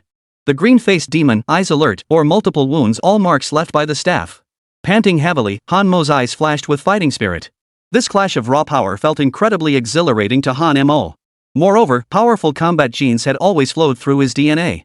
Not bad, not bad. Fighting a green-faced, fanged beast is still the most satisfying. Han Mo's eyes blazed with intensity as he charged forward once more. The green-faced, fanged creature roared, its muscles bulging as it charged forward. The green-faced, fanged beast knew escape was impossible. Now only a desperate fight remained. Just then, a massive hammer appeared in the sky. Han Mo, run! Leave this to me! A frail woman shouted, swinging the massive hammer toward the green-faced beast's head. The blow seemed incredibly powerful, even causing the air to warp slightly under the pressure. Seeing this, Han Mo's eyes lit up. That move was pretty damn cool. However, the green-faced, fanged creature casually raised its hand and caught the hammer. No matter how hard Rui struggled, she couldn't pry it open. Witnessing this awkward moment, Han Mo muttered, "Cool, this lasts less than 3 seconds." The green-faced, fanged creature's eyes flashed with ferocity as it lashed out with a palm strike toward Yu Weiwei. Yu Weiwei blocked with her hammer. Clang! Yu Weiwei's body was sent flying through the air, then plummeted rapidly downward. Ah! Help me! Yu Weiwei screamed. Seriously, why do you have to make things so complicated? Han Mo darted through the air, sprinting to intercept Yu Weiwei's descent. But the distance was simply too great. Even at his current speed, he couldn't reach her in time. A sudden idea struck him. Han Mo flung the stick in his hand, and the fire poker plunged directly into the building. Chapter 46, The Slaying. Yu Weiwei's body landed on the stick, which cushioned her fall slightly before she bounced back down. Seizing the moment, Han Mo arched his body like a bow, executing a perfect leap to catch Yu Weiwei securely in midair. Still shaken, Yu Weiwei wrapped her arms around Han Mo's neck, her stunning face pressed against his chest as she listened to his heartbeat. Gazing up at Han Mo's incredibly handsome profile, Yu Weiwei felt her heart race wildly. Yet at this moment, Han Mo's eyes remained fixed on the green-faced, fanged creature. His gaze held no trace of romantic sentiment, only battle. Releasing Yu Weiwei's slender waist, Han Mo reached out, and the fire poker spun through the air, returning to his grasp. Just watch. Don't go courting death. Gazing at Han Mo's coldly composed face, Yu Weiwei's cheeks flushed. So manly. So masculine. No wonder he's the man I fell for. Then be careful. I've already reported the situation here to higher-level organizations. Our reinforcements will arrive soon. Holding the fire poker, Han Mo stood tall and walked step by step toward the green-faced, fanged creature. Fear filled its eyes as the green-faced demon retreated step by step. He couldn't comprehend how he, a youth-level elite Fangtooth, could be defeated by a mere divine void realm youth.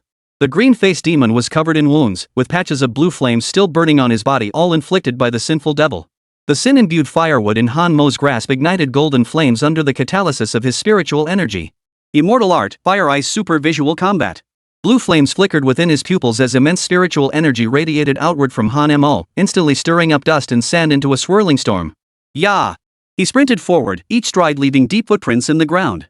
The wind ahead swept back his bangs, and the staff in his hand was already fully charged. Facing Han Mo's fierce assault, the green-faced, fanged creature steeled itself and charged forward.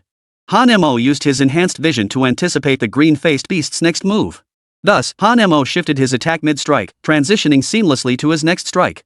With a wet thud, the staff pierced through the green-faced beast's heart, a black, round organ pierced clean through. The green-faced beast's claws froze mid-air, mere inches from Han Mo's scalp. From afar, Han Mo's stance now looked incredibly cool. But it wasn't over yet. Before he could push with his palm, the fire poker pierced through again. Han Mo's body lunged backward, grabbing the poker behind the green-faced beast. Thus, the entire pole pierced straight through the green-faced beast's body. The entire sequence flowed with fluid grace, utterly magnificent. With a thunderous crash, the massive body collapsed to the ground, billowing clouds of smoke. Witnessing this, Yu Weiwei's slender eyebrows twitched in astonishment. Her wide eyes bulged, rounding into two large circles as she stood frozen in place. So cool. So cool. An elite-level green-faced fanged beast killed just like that. What level of power does Han Mo possess now? A huge question mark appeared in Yu Weiwei's mind. She knew Han Mo was stronger than her, but she hadn't imagined he was this much stronger. The team's sniper, Lu Dezhuang, approached carrying his composite sniper rifle. "Captain, what's the situation now? See for yourself." Staring intently, Lu Dezhuang saw the corpse of green-faced Fang lying on the ground, and Han Mo standing with his foot planted firmly on it. Captain, did the two of you kill the green-faced fanged beast?" Lu Dezhuang stammered. "Not both of us. Han Mo did it alone." "What?" Lu Dezhuang's eyes bulged like cow's testicles, his expression utterly incredulous. "He's the new guy. Wait, are all these post-dots kids this badass now?" Clapping his hands to wipe the embers from his shoes, Han Mo walked over. "Is there a 500,000 yuan reward?" Yu Weiwei and Lu Dezhuang nodded involuntarily, still reeling from the shock. "Then it's settled." Just then, swish, swish, swish. Three figures appeared as if teleported onto rooftops at three different angles, forming a triangular killing stance. All three men appeared to be middle-aged uncles. They looked exactly alike, wore identical clothes, and sported beards of the same length. When they saw the green-faced, fanged corpse on the ground, their pupils contracted simultaneously, each inwardly stunned beyond belief. "Dead? He's actually dead." The next instant, the three figures approached Han Mo and his companions. Upon seeing them, Yu Weiwei stepped forward and bowed slightly. "Greetings, honored elders. What's going on? How did an elite-level green-faced wolf-tooth die?" asked one of the bearded men. "It was killed by a new member of our hunting squad. His name is Han Mo. He's also my high school classmate." Curious eyes scanned Han Mo as the bearded man inquired, "Interesting. I'm Wang Yi, responsible for managing this area. This is my twin brother, Wang Er. And this is Wang San. Pleased to see you here," Wang Yi said with a smile. The other two brothers gave slight nods. "How pleased." The sudden remark left Wang Yi momentarily flustered. "Damn it, why don't young people play by the rules anymore? Now I have no idea what to say next." Maliciousness value from Wang Yi, Wang Er, Wang San brothers, plus 500. Ha ha ha. He chuckled awkwardly. "Well, I'm always happy, I guess. May I ask which deity you represent?" Wang Yi continued to ask with a smile. If it were any of the younger guys, Wang Yi wouldn't have given them a friendly look. But Han Mo had single-handedly taken down the green-faced, fanged monster. That meant Han Mo's strength seemed to surpass even theirs. So young, yet so powerful, and still just a high school student, only a divine messenger could possess such might. "When's the bonus coming?" Han Mo demanded. "Damn it! Can you just play by the rules already? Stop dodging the question, will you? Seriously. Are all Gen Zers this hard to deal with?" Wang Yi's misdeed value plus 500. "You'll get your bonus. Could you describe your battle with the green-faced beast?" Wang Yi forced himself to keep smiling as he asked. "Simple," Han Mo said casually. "I killed him with one swing of my club." Hearing this, the Wang brothers Wang Yi, Wang Er, and Wang San all wore awkward expressions. Just last night, even after deploying the Wang clan's triangular kill, the green-faced beast had still managed to escape. Yet this young man before them had single-handedly taken down an elite-level green-faced fanged beast. This left the three brothers feeling utterly humiliated. Moreover, these three brothers are triplets, each having gained the recognition of a deity and possessing identical divine arts. Thus, they pioneered the unique Wang clan triangular kill, a technique that can be described as utterly devastating. Though they are all Divine Void Realm powerhouses, when they unleash the Wang clan triangular kill, their strength rivals that of Divine Emergence Realm cultivators. Bro, show us some respect. Talking like that, where's the dignity for the three of us? What's with the youth these days? Don't they give any face to their elders? Fine, then continue with your mission. The three brothers were left speechless by Han Mo's retort and promptly departed. Lu Dazhuang stepped forward and slapped Han Feng on the shoulder. You're something else, brother.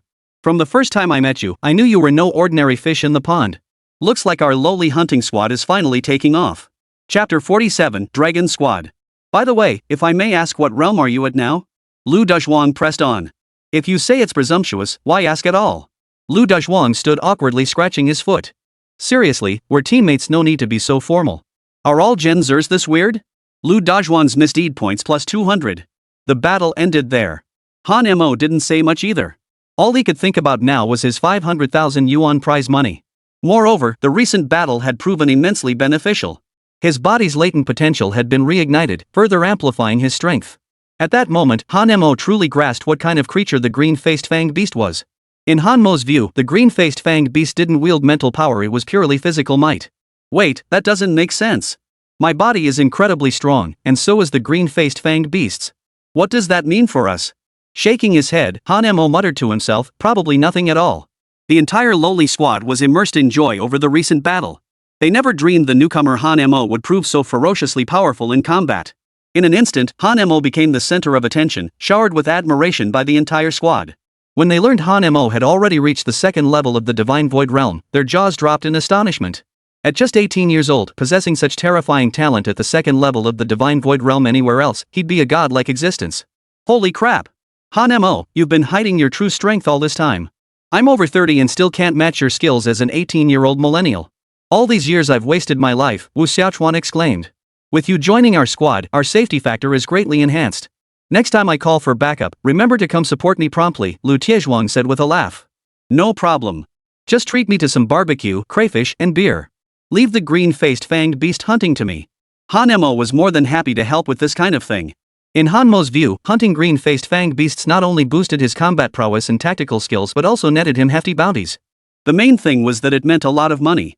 Han Mo wasn't short on anything else, just money. Remembering how cocky you were during your first interview, I thought you were just trying to show off. Never imagined you actually had the skills. Thank goodness we kept you on back then. Otherwise, we'd have missed out on another rising star. Han Mo chuckled, seemingly recalling something. By the way, what exactly do the bearded uncle triplets do? Upon hearing this, Yu Weiwei put away her makeup kit and explained, they're the managers of our district, responsible for overseeing us. They're also known as the hunting squad administrators. Oh, so they're the ones paying our wages? I better go claim my 500,000 yuan right away.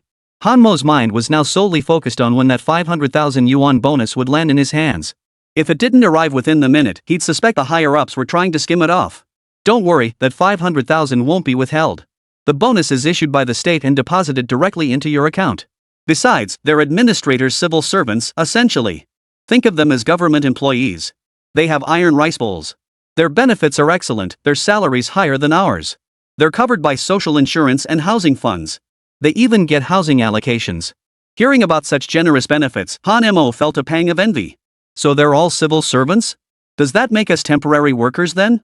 Pretty much. We're considered temporary workers, and our benefits are still decent. How does one become a civil servant? Han Mo asked. To become a civil servant, you must first meet two basic requirements. The first is reaching the Divine Void Realm. The second is joining the Dragon's Path Squad. Clearly, you've already met the first condition. What? Planning to become a permanent employee? Ha! Han Mo chuckled. I can see why you'd think that. It's a stable job after all, and the pay is good. Joining the Dragon's Path Squad involves a slightly more complex process. First, they assess your personal abilities and family background, then you go through multiple rounds of selection. Once you become a member of the Dragon's Path Squad, you effectively become a civil servant, Yu Weiwei explained with a smile. Han Mo found this prospect quite intriguing and asked several more questions. Yu Weiwei patiently answered each of Han Mo's questions. Han Mo now had a basic understanding of the process. As for whether he should join the Dragon Squad, he still needed time to think it over. After all, he was about to face the college entrance exams, and his studies came first. Getting into a good university wasn't just his dream, it was his mother's greatest wish for the whole family. It was just past 6 in the morning. The patrol mission concluded. The sun had risen, its warm rays bathing the earth.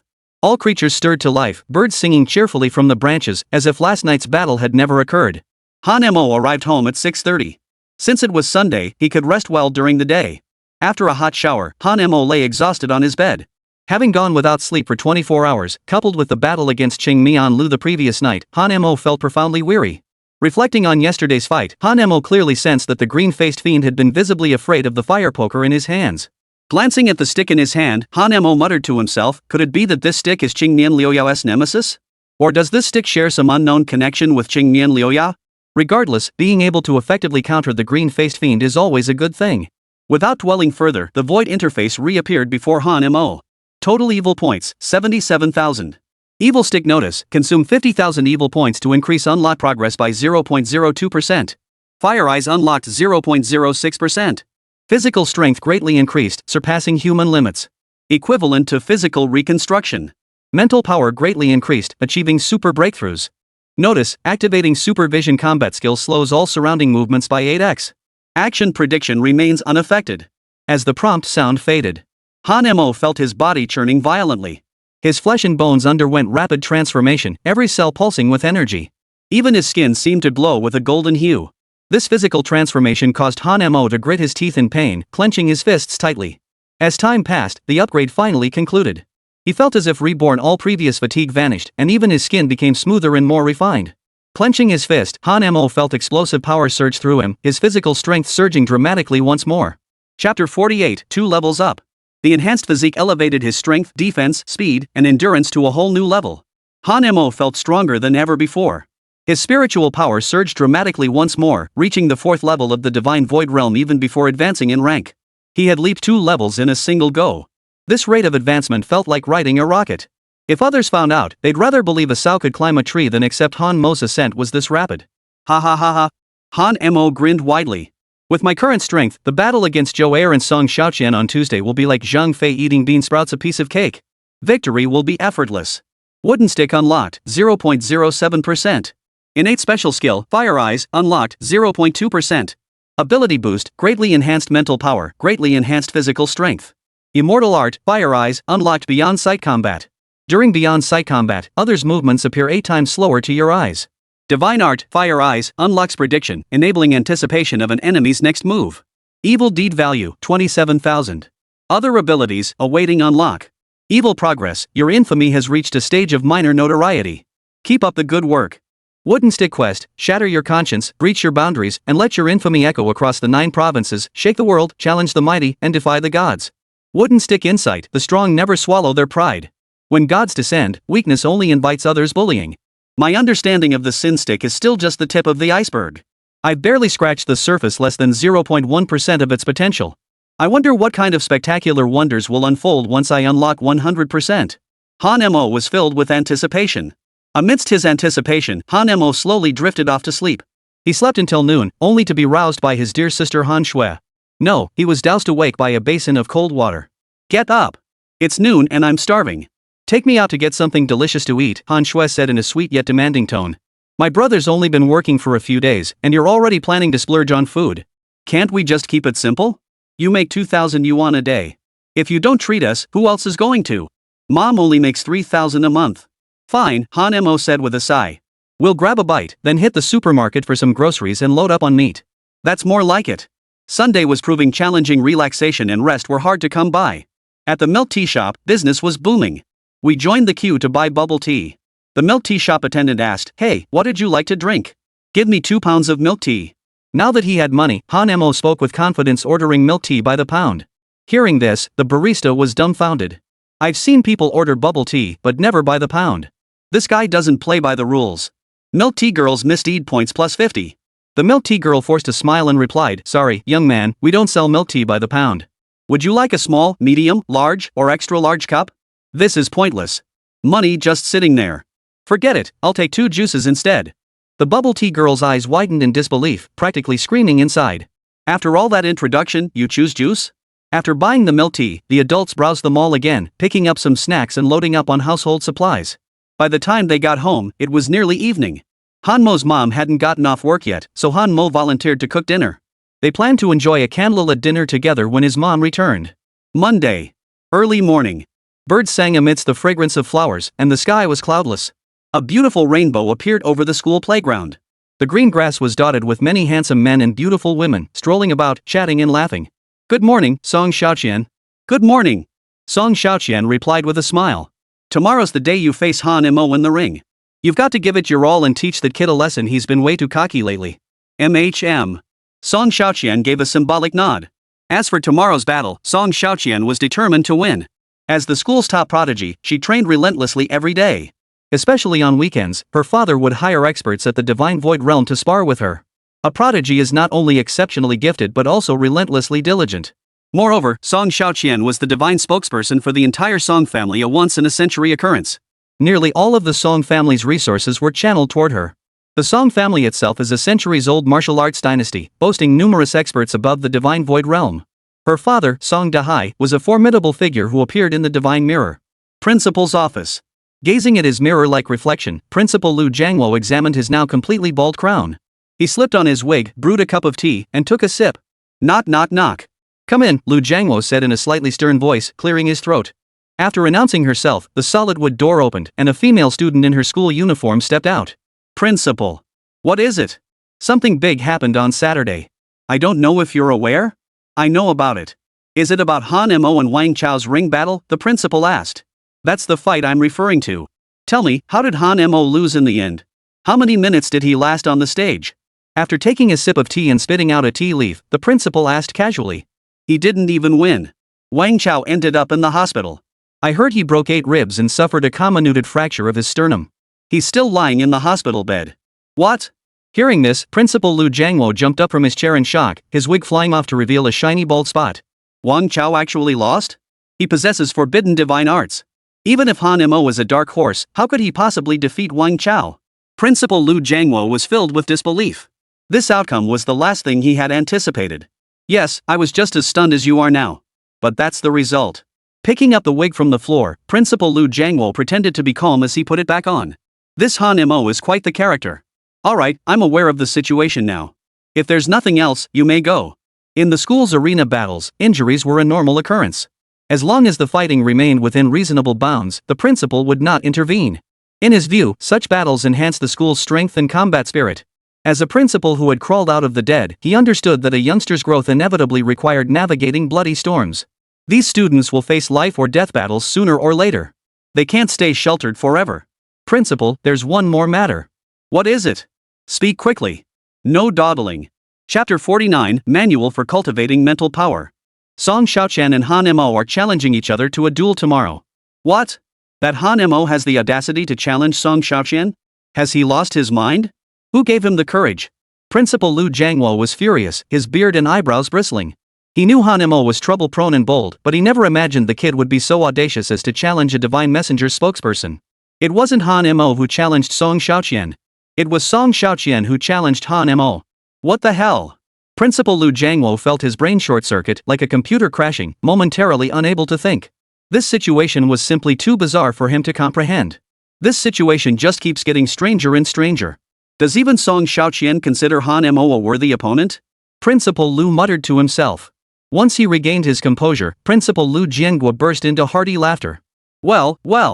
It seems our school has truly gathered the best and brightest this year. Principal, if there's nothing else, I'll take my leave. Lu Jiangwo waved his hand. Go ahead.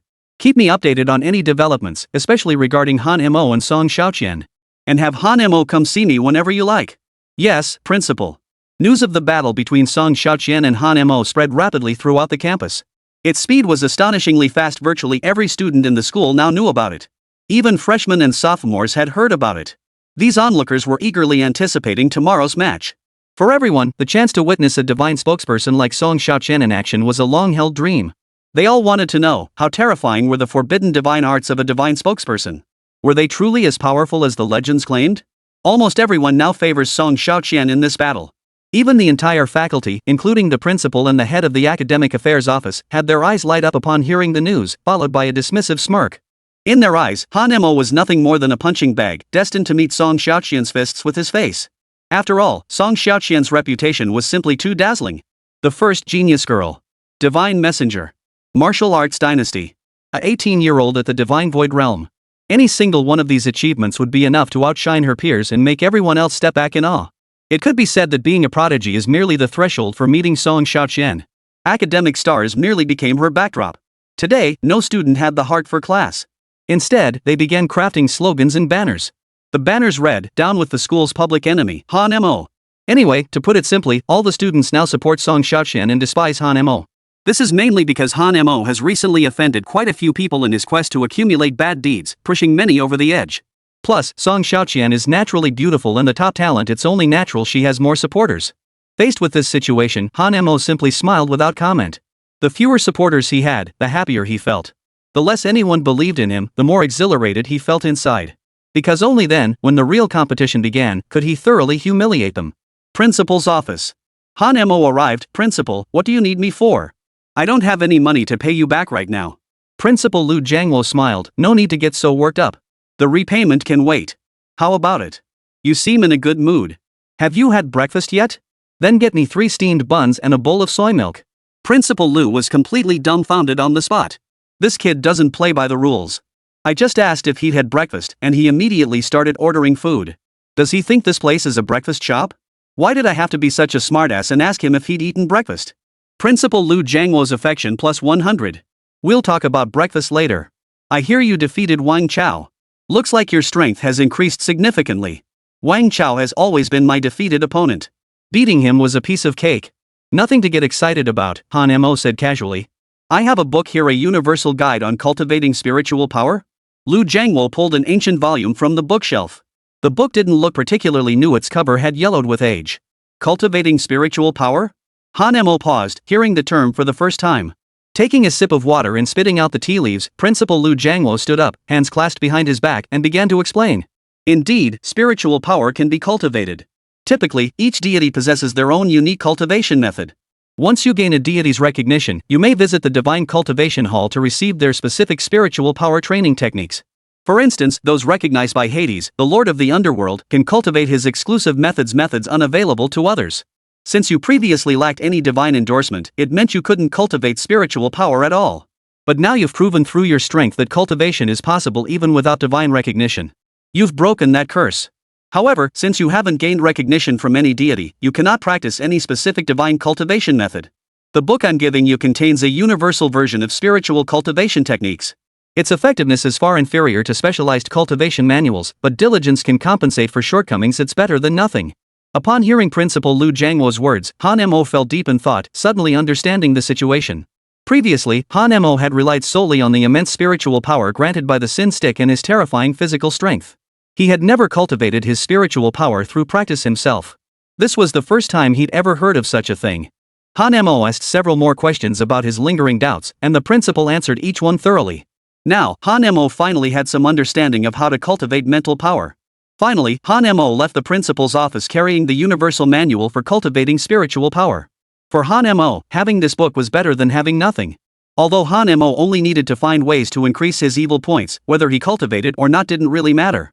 However, unlocking the Sin Stick required increasingly large amounts of evil points as one progressed, and the time gaps between unlocks grew longer. Having a book to cultivate his spiritual power provided a useful buffer. Returning to the classroom, Han Mo immersed himself in studying the book, reading it carefully. He began practicing according to the outlined method. The cultivation method itself was straightforward: empty one's mind, placing the brain in a state of ethereal clarity, while simultaneously regulating one's breathing. Repeating this cycle allowed him to enter the cultivation state. The moment he entered this state, Han Mo distinctly felt the faint spiritual particles in his surroundings coalescing toward him.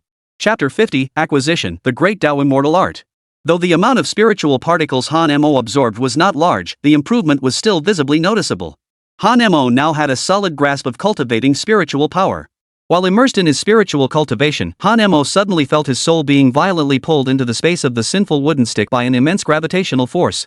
Opening his eyes once more, Han Mo saw the artifact spirit of the sinful staff floating in midair. The surroundings were identical to his first time entering the sinful staff space.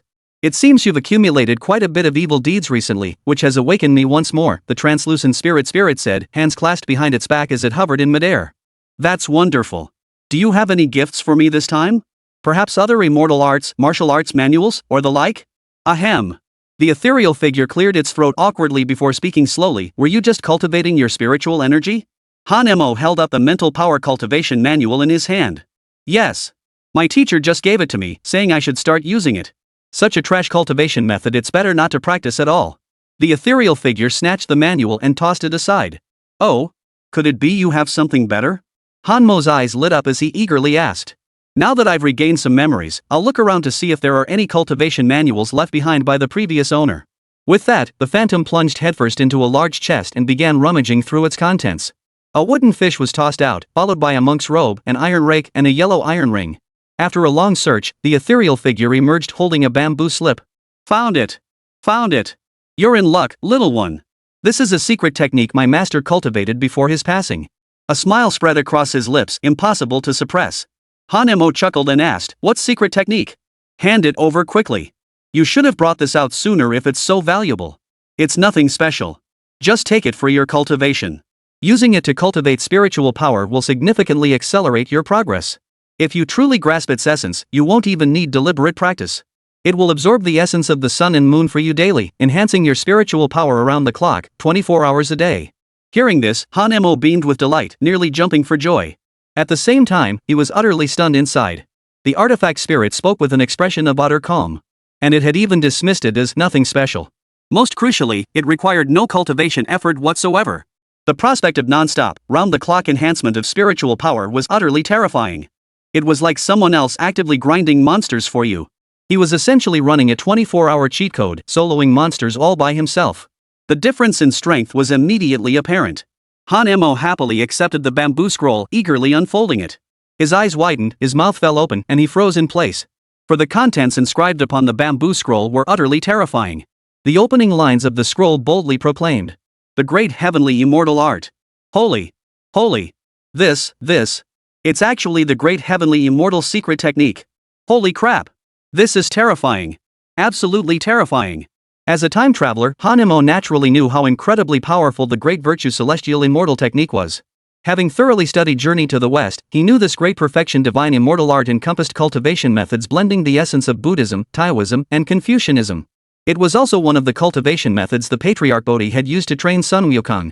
Now, the Great Perfection Celestial Immortal technique had actually appeared in this world. How could Han Mo not be shocked? Damn it! Compared to the Great Virtue Celestial Immortal technique, all other cultivation methods are indeed trash. Beyond his shock, Han Mo also wondered what connection this world held to the earthly myths he once knew. For now, however, Han Mo believed the connection was not particularly strong. Yet the appearance of the Great Celestial Immortal technique here was indeed highly unexpected. Observing Han Mo's stunned expression, the ethereal figure remarked casually, "No need to be so shocked. Take it and cultivate. Oh, and once you've memorized its contents, remember to return it." "I have many questions for you," Han Mo replied.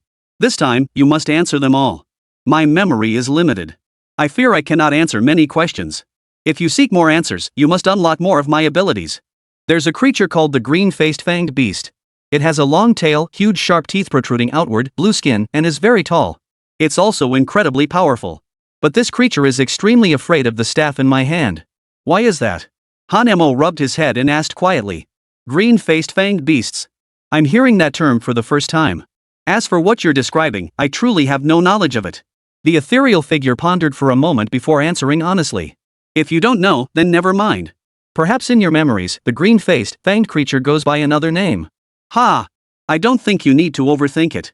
I once fought alongside my master across half the divine continent. Countless gods, demons, and monsters feared me. How could I possibly remember them all? Just remember this, nearly every demon and monster out there fears me."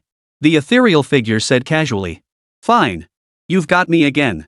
I see you've got plenty of good stuff in that box. Got any magical artifacts or something? Give me a piece. Get lost. I didn't even make you pay sin points to unlock this divine immortal art that's already a steal. Now get out of here." With that, the phantom figure swept his hand through the air. Han Mo's vision went black. When he opened his eyes again, his best buddy Zhou Tao was practically glued to his face, big eyes blinking rapidly, their lips almost touching. "Damn it, you pervert! Get the hell away from me!" Han Mo shoved Zhou Tao away. "What's up? I've been calling you for ages and you didn't respond. I thought you were possessed or something." I was deep in thought. My soul wandered off somewhere else and hasn't come back yet. "Were you thinking about that new adult film you watched yesterday? Wanting to find a girl for some hands-on practice?" Zhou Tao teased. Yeah, definitely.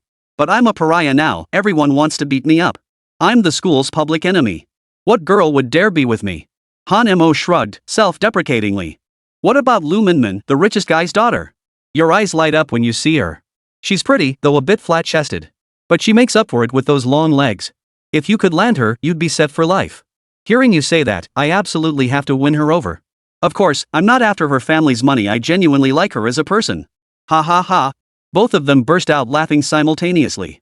Chapter 51, Cultivating the Great Immortal Art. What's going on in your little head? Don't think I don't know. Is it? He.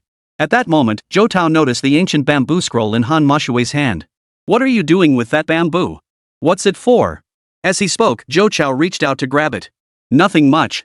Just messing around. Han Mo swiftly hid the bamboo slip. Damn it, this thing must be kept safe. It can't be discovered by others. The great celestial immortal technique that was absolutely forbidden knowledge. If it leaked out, it would inevitably cause a huge uproar. To avoid unnecessary trouble, he had to keep it absolutely secret. Not even his closest friends could know, not even his parents. In Han Mo's view, this world held far too many unanswered questions. Han Mo began to wonder if this cursed wooden staff might actually be Sun Wukong's magical golden staff. If that were the case, then why had Sun Wukong appeared in this world? The Sin Stick had once mentioned battling gods across the entire divine continent alongside its master. Yet why Sun Wukong had appeared on the continent of gods remained an enduring mystery. Han Mo suspected that perhaps the staff's true master wasn't Sun Wukong, and that Sun Wukong had never come to this world at all. In short, to unravel all the mysteries here, Han Mo needed to accumulate more evil points. Only by helping the Sin Stick regain its memory and restore its powers could he uncover the ultimate truth. Noticing Han Mo's slight tension, Zhou Tao flashed a lecherous grin. I know what you're up to. You've got a telescope hidden inside, haven't you? You're planning to spy on someone, aren't you? I was being so discreet, yet I still couldn't satisfy your brilliant mind. Han Mo raised his thumb in mock admiration. Of course I do. Don't you think I know you? You just have to lift your butt, and I already know what kind of you're about to drop. As the two bantered, a ding sounded. Han Mo received a text message. He opened his phone and smiled. It was the bounty for hunting down that elite-level green-faced, fanged beast yesterday. A total of 500,000 yuan. Combined with the money he'd swindled from others and the proceeds from selling psychic potions, Han Mo now had nearly 2 million yuan. The thought of having to repay 1.5 million out of that 2 million made Han Mo wince. Song Xiaoqian's private training room. The time training room was fully equipped with every conceivable facility and covered an enormous area. This was a personal training facility specially prepared for Song Xiaoqian by the principal, completely off limits to other students. To win tomorrow's competition, Song Xiaoqian was training intensely.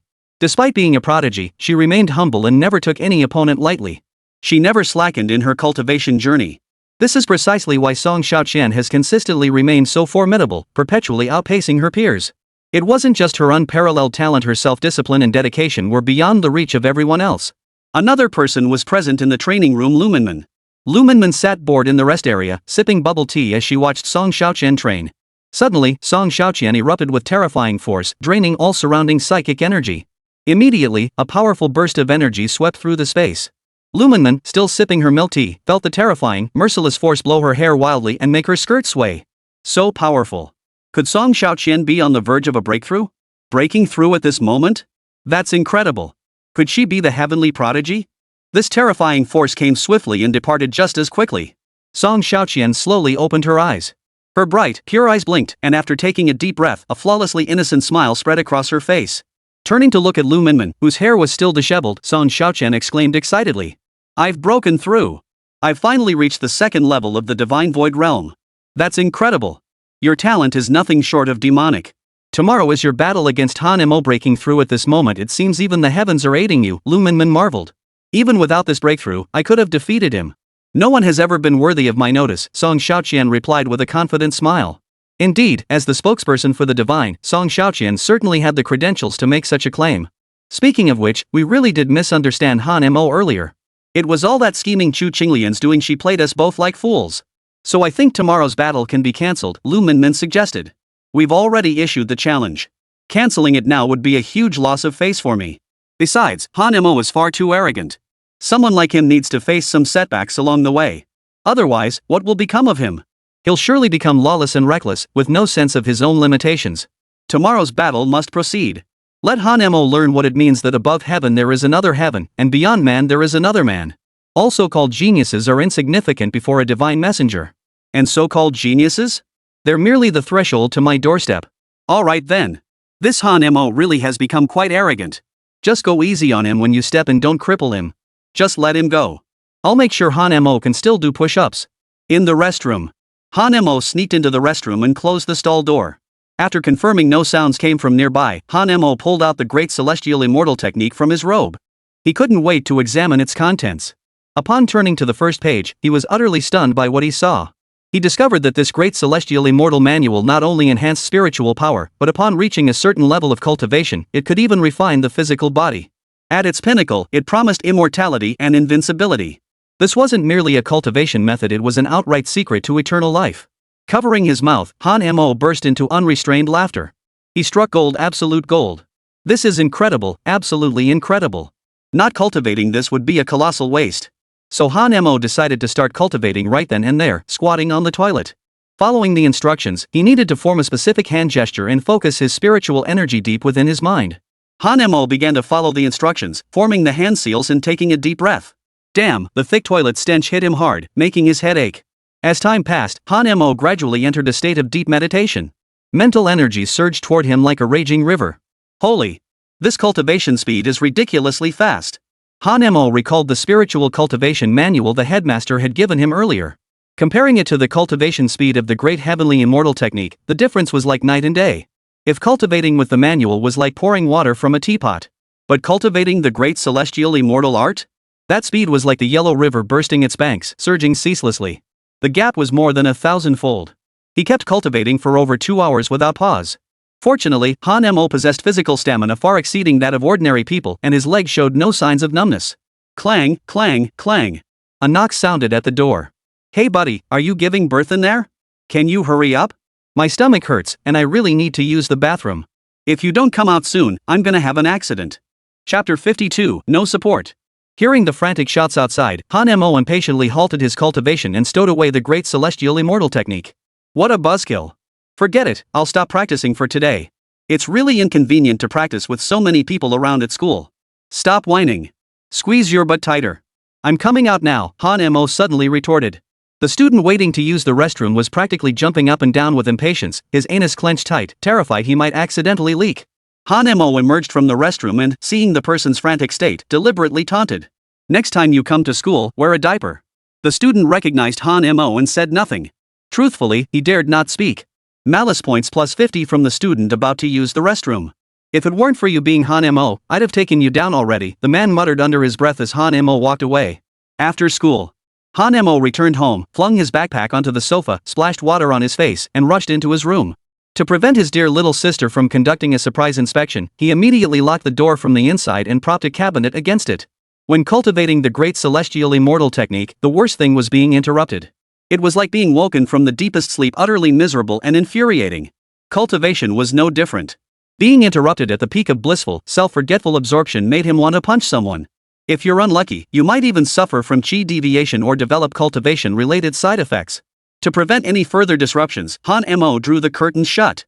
After completing these preparations, Han Mo sat on his bed, took out the Great Celestial Immortal Technique, and began his cultivation. All the spiritual energy around him coalesced toward his vicinity. Han Mo found this sensation incredibly exhilarating and comfortable, his spiritual energy surging abundantly. His body felt exceptionally relaxed, every pore opening wide as if breathing. Even the fatigue in his body vanished completely. He hadn't realized before that this method of training could relieve fatigue even more effectively than sleep, while also enhancing spiritual energy. Perhaps replacing sleep with cultivation practice was entirely necessary. The next day. Early morning. Sunshine streamed through the trees, birds sang, and flowers bloomed. The campus buzzed with laughter and the vibrant energy of youth. Today was Tuesday, the day Han Mo and Song Xiaoqian were scheduled to face off in the ring. The stadium was already packed to capacity. Some students had even camped out overnight to secure prime front row seats. This showed just how seriously everyone took this battle. This duel between the two promised plenty of excitement. Of course, most students were eager to see Han Mo get beaten up. Across campus, students spontaneously organized to cheer Song Xiaoqian on. They hung banners, plastered slogans, and spontaneously formed a squadron chanting, "Go Song Xiaoqian! Down with Han Mo! Down with the school's public enemy! Down with that pretentious jerk Han Mo!" At that moment, Han Mo walked over with his hands in his pockets, seemingly oblivious, only to hear the cries calling for his downfall. Coincidentally, the students parading him through the streets also arrived at this intersection.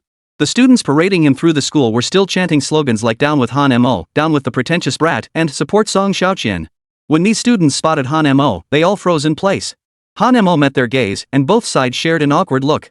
"Good morning, everyone," Han Mo said, waving first to greet them. "Good morning, Han Mo." They passed each other without incident. The students in the protest march continued chanting slogans like "Down with Han Mo" and "Down with the pretentious brat" as they walked past. Hearing these cries, Han Mo smiled wryly and shook his head helplessly. "Is my reputation at school really that bad? Not a single person supports me. It's no small feat to live up to my standards." In Han Mo's view, lacking support didn't matter. He didn't need anyone else's backing. In fact, the more enemies he made, the more negative karma points he accumulated. This indirectly proved he'd achieved minor success in his path of evil. Today's match drew nearly the entire student body. Due to this battle, today's ranking matches were suspended. Many teachers also arrived early to prepare for the spectacle. As the top-ranked prodigy and the divine messenger, Song Xiaoqian's public battle offered a rare opportunity for all students to observe her techniques up close, a valuable learning experience for everyone. The stage had long been set. The audience below the stage held signs uniformly declaring Song Xiaoqian must win. Scanning the crowd, only two signs read Han Mo must win. One belonged to Zhou Tao, Han Mo's best friend. The other was Yu Weiwei, who had harbored feelings for Han Mo for quite some time. Standing out in the crowd to support Han Mo, they inevitably drew disapproving stares from their classmates.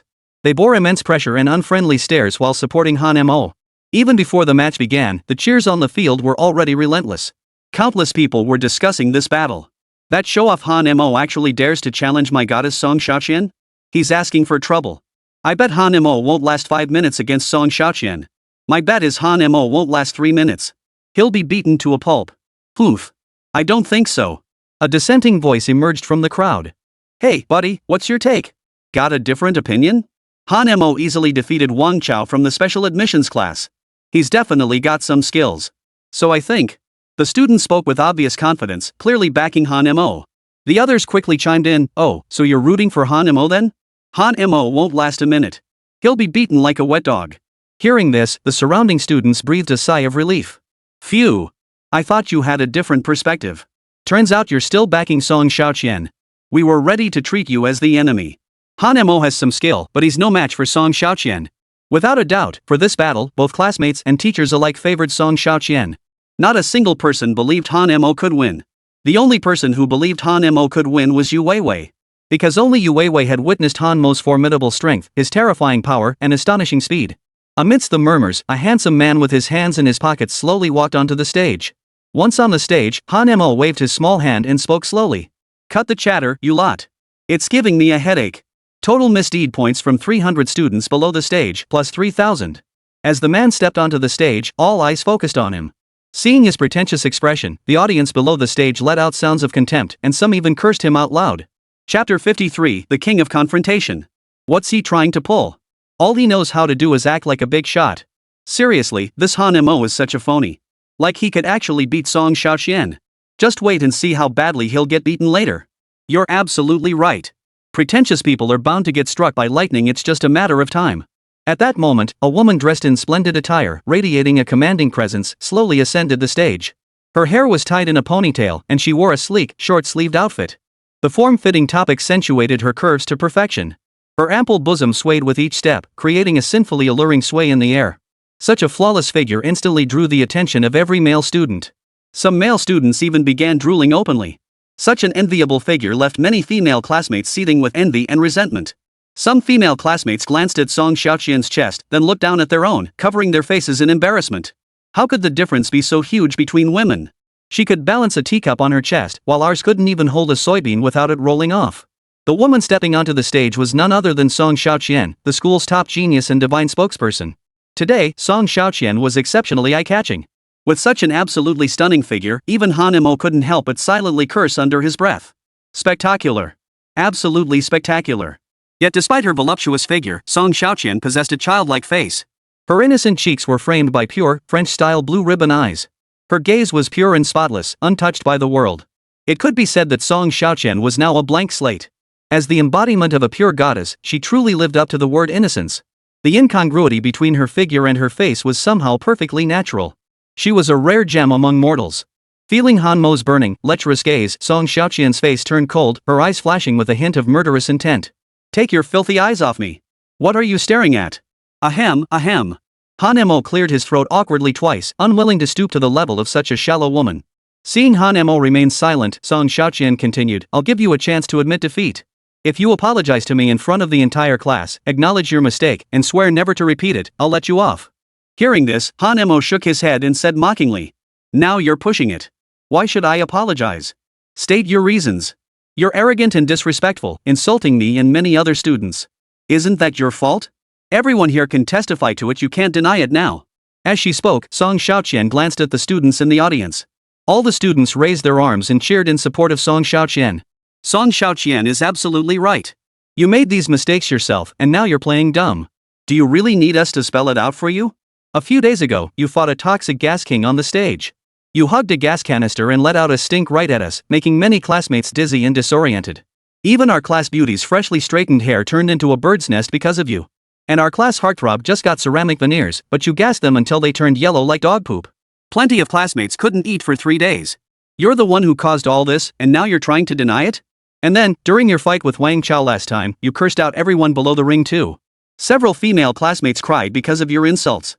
A few male classmates are still suffering from erectile dysfunction, premature ejaculation, and impotence because of your taunts.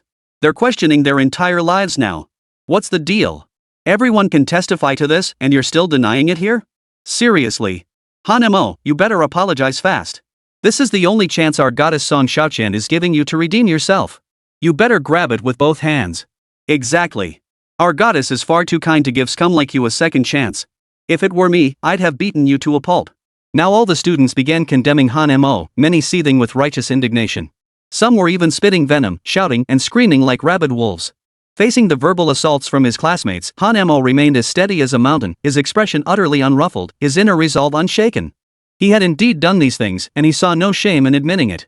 But Han Mo believed he hadn't done anything wrong, it was just that the audience was getting too emotionally invested.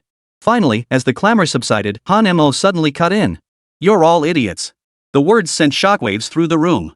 Every student present flushed crimson, their rage boiling over. One remark shattered every student's defenses.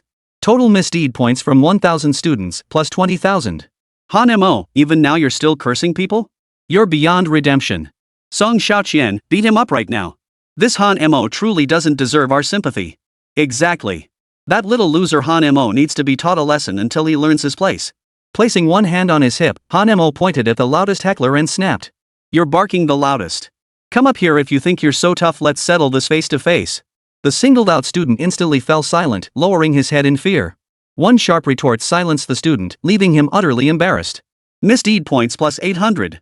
And you pretty face, but your mouth spews nothing but crap. Did you run out this morning without brushing your teeth? Shutting down the pretty girl with a sharp retort. Maliciousness plus 800. And you with that barrel waist, trying to copy others in a short skirt? Half your butt's hanging out. Don't you feel embarrassed? Caused the chubby girl to be heartbroken and tearless. Evil deed points plus 1,500. And you're such a sissy. You talk more like a woman than women do, gossip more than women do, and even pee sitting down in the bathroom. If I were you, I'd just pee myself to death. All you lot are good for nothing but trash talk. Can't beat me in a fight, can't out-insult me in a war of words. Good for nothing at everything? Except eating your number one at that. This comment shattered the class's defenses, leaving them speechless. Total misdeed points, plus 15,000. Han Mo launched into full-on verbal warfare mode. A few eloquent classmates stepped forward to counterattack with words. Thus, both sides engaged in a fierce war of words. Spittle flew everywhere as vulgar insults and profanities flew back and forth. Attacks weren't just personal, they were psychological too. In short, this verbal clash left many spectators utterly stunned. Though Han Mo was facing multiple opponents alone, he refused to back down and had even gained the upper hand. Meanwhile, Han Mo's malicious points continued to skyrocket. The war of words raged for a full 30 minutes. In the end, Han Mo emerged victorious, taking down 3 opponents single-handedly. He silenced the students in the audience, leaving them speechless. Chapter 54, Making the School Beauty Cry. Wiping the saliva from the corner of his mouth, Han Mo took a deep breath to recover the oxygen he'd wasted. Her face flushed purple with anger as Song Xiaoqian pressed again. So you're saying you have no intention of apologizing? Han Mo turned to Song Xiaoqian and fired back with a soul-searching question. Why should I apologize? You're the one with big breasts and no brains. You're the one who should be apologizing. What? You're actually turning the tables on me? Why should I apologize to you? You're the one who provoked me. You really know how to twist the truth. Song Xiaoqian argued fiercely. You tell me. We didn't even know each other before. Then one day you suddenly came after me, cursing and hitting me, ruining my reputation. You called me a cheating bastard who dumped Chu Qinglian. You said I was sleeping around with other women, a scumbag, a green tea. The truth is, Chu Qinglian dumped me. And she was already hooking up with Wang Chao before she even broke up with me. I'm the victim here, yet you all come after me. I'm clearly the victim, and you want me to apologize? Answer me. What did I do wrong? Answer me. Tell me, why the hell should I apologize? Han Mo roared furiously as he closed in on Song Xiaoqian. Spittle flew from his mouth like a showerhead, splattering onto Song Xiaoqian's face. Song Xiaoqian stumbled backward under the barrage, momentarily at a loss for words. Recalling the entire sequence of events, Song Xiaoqian knew she was in the wrong. Raging at Genius Day 1, Song Xiaoqian until speechless, evil deed points plus 1000. Spitting a torrent of saliva onto Song Xiaoqian's face, disgust value plus 2000. Why aren't you speaking? Answer me. You blindly believe Chu Qinglian's lies without discerning right from wrong, only to be toyed with like a dog by her. Tell me, shouldn't you be the one apologizing to me? Answer me. Answer me. Song Xiaoqian stumbled backward under the barrage, but Han Mo persisted relentlessly. Song Xiaoqian nearly lost her balance and slid toward the stage. You smooth-talking bastard. While I did wrong you before, your insults toward classmates are undeniable. Since you refuse to admit defeat, today I'll speak for all students and beat you into silence. Fine. If you wanna fight, let's fight. Don't bother with all these high and mighty excuses. I'm ready to go all the way anytime. Her chest heaved with fury, her stunningly ample curves nearly bursting through her clothes. Song Xiaoqian spat out each word. In that case, don't blame me for not giving you a chance. Let's begin. Han Mo placed one hand on his hip, the other forming Bruce Lee's signature taunting gesture. Come on, lady. Let's see how strong you really are. Think you can pin me down? At these words, two patches of crimson spread across Song Xiaoqian's flawless cheeks, even her snow-white ears turning bright red. You filthy-mouthed bastard. Today, I'll beat the crap out of you. Tension mounted between them, the fight seemingly about to erupt at any moment. Song Xiaoqian drew her weapon. Her weapon was a crescent-shaped blade resembling the moon. It resembled a scimitar yet was not quite one, its entire shape resembling a crescent moon. This weapon could be hurled as a projectile or used for close-range combat. Moreover, its broad blade appeared well suited for defense.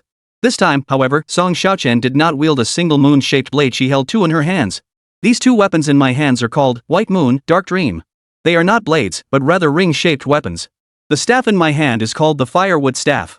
It may appear to be a staff, but it is indeed just a staff. Song Xiaoqian's face darkened. What nonsense! Do you think I don't even recognize a stick? Cut the nonsense. Just attack. Bring it on. Han Mo assumed a fighting stance, spinning the firewood stick a few times before planting it before him. Song Xiaoqian wielded her twin White Moon Dream blades and charged straight at him. These two weapons served distinct roles, one for offense, the other for defense. The blade of the offensive weapon slashed straight for Han Mo's throat. Facing Song Xiaoqian's fierce assault, Han Mo felt a chill run down his neck. He parried the sharp blade with his staff, deflecting the ring-shaped blade. The other blade in Song Xiaoqian's grasp aimed straight for Han Mo's groin, the stance suggesting she intended to castrate him. Han Mo instinctively took a step back, immediately launching into a backflip to evade the deadly strike. Pressing her advantage, Song Xiaoqian whipped her ring weapon forward. The weapon whistled through the air with a piercing sound. Han Mo ducked low, showcasing his terrifying core strength. The razor-sharp weapon sliced past his face, missing disfigurement by a mere 0.3 centimeters. After dodging this lethal strike, another weapon simultaneously flew toward Han Mo's lower body. As if intent on severing his legs, Han Mo planted his staff firmly on the ground. Using the support of the fire poker, he suspended his feet in midair, his entire body seemingly parallel to the ground, a display of his terrifying core strength. Thus began a breathtaking battle between the two. Song Xiaoqian leveraged her weapon's versatility, capable of both long-range strikes and close-quarters defense, to seize the initiative. Han Mo, however, had yet to decipher his opponent's tactics and remained on the defensive. On several occasions, Han Mo narrowly avoided being struck by her weapon. This predicament arose because Han Mo had never encountered such a fighting style before. Compounding his disadvantage, Han Mo hadn't activated his beyond visual range combat mode, leaving him at a disadvantage. Song Xiaoqian, however, possessed extensive combat experience and combat prowess that was off the charts. As the spokesperson for the divine beings, as the pride of heaven, her personal abilities and combat experience were undeniably superior to Han Mo's. Without activating his beyond sight combat mode, Han Mo would likely have little chance of victory in a pure exchange of techniques. After all, the weapon Song Xiaoqian wielded and the techniques she employed were honed through relentless daily practice. Especially the ring-shaped weapon in her hands, custom made for her. This entire martial arts style was also tailored specifically for Song Xiaoqian. Before obtaining the sinful demon staff, Han Mo had exclusively trained in sword techniques. Switching to the staff this time put him at a slight disadvantage in terms of techniques. Every weapon has its own distinct techniques. Han Mo was now purely reacting to each move as it came, improvising his own staff techniques through combat experience. Each clash of weapons in their battle generated immense energy fluctuations. This left the spectators in awe, gasping in astonishment. See that? Han Mo's been showing off the whole time. Now he's finally stopped pretending, huh? That trash Han Mo keeps dodging around, too scared to fight head-on. Looks like he's about to lose. Exactly. From the looks of it, our goddess Song Xiaoqian hasn't even unleashed her full power yet. If she goes all out, Han Mo will be instantly annihilated. He won't last a single strike. Chapter 55 vs the Divine Messenger. I couldn't agree more. How can Han Mo keep showing off now? I really can't stand his arrogant attitude. Even the teachers on stage were murmuring in admiration at this battle. The observing teachers and the students below had differing perspectives. This Han Mo is surprisingly formidable. To withstand Song Xiaoqian's rapid, spirit-infused, and ever-shifting attacks without falling that truly caught me off guard. It's clear Han Mo is still somewhat unfamiliar with wielding the staff, appearing slightly overwhelmed at times. Still, this performance is already quite impressive. Exactly. Song Xiaoqian has always been in a class of her own among her peers. Han Mo has held out for 5 whole minutes against her without falling. That alone proves his extraordinary talent. If I'm not mistaken, Han Mo will likely lose within the next 2 minutes. Even so, with his current strength, he's already second to none. Exactly. If Han Mo keeps this up, getting into a top-tier 985 university is no problem. He might even have a shot at the Super God Academy. The teachers all watched Han Mo with admiring eyes. Especially his homeroom teacher, whose face was already beaming with pride. Principal's office. Principal Lu Jiangwo, wearing reading glasses, wielded his calligraphy brush like a sword, his strokes flowing with effortless precision. On the white paper, the 4 characters Dragon and Tiger struggle stood out prominently. Principal, Han Mo and Song Xiaoqian's duel has begun. Why aren't you going to watch? Asked the head of the Academic Affairs Office. No need to watch. This battle holds no suspense. Nothing worth seeing, the principal replied without looking up, continuing his writing. Indeed, Han Mo has likely already lost by now. Right, call 120 immediately. I fear Song Xiaoqian might lose control and injure Han Mo. If he gets to the hospital promptly, he should be fine. I already called. The ambulance is on standby. If anything happens, Han Mo will be rushed to the hospital immediately. Principal Lu Jiangwo nodded, setting down his brush. That's good. I guess Han Mo is lying on the ground unable to move right now, not just immobile, at least 8 broken ribs. Come to think of it, Han Mo is like a catfish stirring things up in school. Thanks to him, our school's atmosphere has improved significantly. Everyone's training seriously now, preparing for the college entrance exams. The school does need someone like Han Mo. Even though that kid has a sharp tongue and often insults his classmates, he's actually been quite effective. Exactly. Having someone like Han Mo push the other students keeps us teachers from having to do so much. Ha ha ha. The principal laughed. It seems all the conflicts among the students have been channeled into targeting Han Mo. You, as the head of the discipline office, have certainly avoided a lot of trouble lately. The dean of students joined in the laughter. On the stage, Han Mo and Song Xiaoqian's battle raged on. A thunderous crash echoed. Their weapons collided with a thunderous crash. A massive energy wave radiated outward. This immense force blew back Han Mo's hair, his facial muscles slowly twitching as if caught in a powerful wind. Meanwhile, Song Xiaoqian's flawless figure, propelled by the energy surging through her body, was enough to make anyone's nose bleed. Both were forced back several steps by the impact. Staring at each other across the air, their gazes held distinct, unsettling hues. Song Xiaoqian felt a tingling numbness in her hands, her weapon-gripping fingers trembling involuntarily. Damn it, such overwhelming power. This guy's physical strength has increased significantly again. They had been locked in combat for nearly 5 minutes, yet Song Xiaoqian still hadn't managed to take down Han Mo. This left the audience below the stage utterly bewildered. Earlier in the fight, Song Xiaoqian had clearly held the upper hand, even coming close to slashing Han Mo's throat on several occasions. Yet at the critical moment, Han Mo would always evade with unexpected footwork. This left the audience below both furious and tense. So, many students in the audience began taunting Mo again. Han Mo, you're hiding like a turtle with its head tucked in. What kind of man are you? Have the guts to face Song Xiaoqian head on. Exactly. People who know better might think you're in a proper ring match. But to anyone else, this looks like you're playing cat and mouse. Han Mo, are you even a real man? A little punk like you just running around dodging, it's pathetic. What makes you any different from a sewer rat? Man up and face Song Xiaoqian in a fair 1v1 fight. If you're scared, just admit defeat. Stop trying to look cool here. Hearing the students' taunts from below the stage, Han Mo's lips curled upward as he declared loudly. Since you all want to see it, I'll grant your wish. But if I end up blinding your dog eyes, don't blame me, okay? What? What the hell does that mean? Are you saying you didn't go all out before because you were afraid of blinding our dog eyes? Whoa, whoa, whoa. You're the one saying that, not me. Damn it. We've been played by this kid, cursed one student below the stage. If it weren't for Song Xiaoqian and my own kindness that always holds back, Han Mo's head would have been chopped off long ago. Indeed, our goddess Song Xiaoqian is still far too kind-hearted. Even to a beast like Han Mo, she showed mercy. During the recent battle, Han Mo had gained a basic understanding of Song Xiaoqian's combat methods and the patterns of her martial arts techniques. At the same time, his footwork had received some practice during the fight with Song Xiaoqian. Gripping his staff in one hand, Han Mo took the initiative this time. His left foot stomped down, leaving a half-centimeter deep imprint on the stage. Han Mo's body launched forward like a cannonball, accelerating at an astonishing speed. His speed was so blindingly fast that the spectators below the stage couldn't even react. Even Song Xiaoqian couldn't help but gasp, so fast. So incredibly fast. A blur of movement trailed behind him in the air.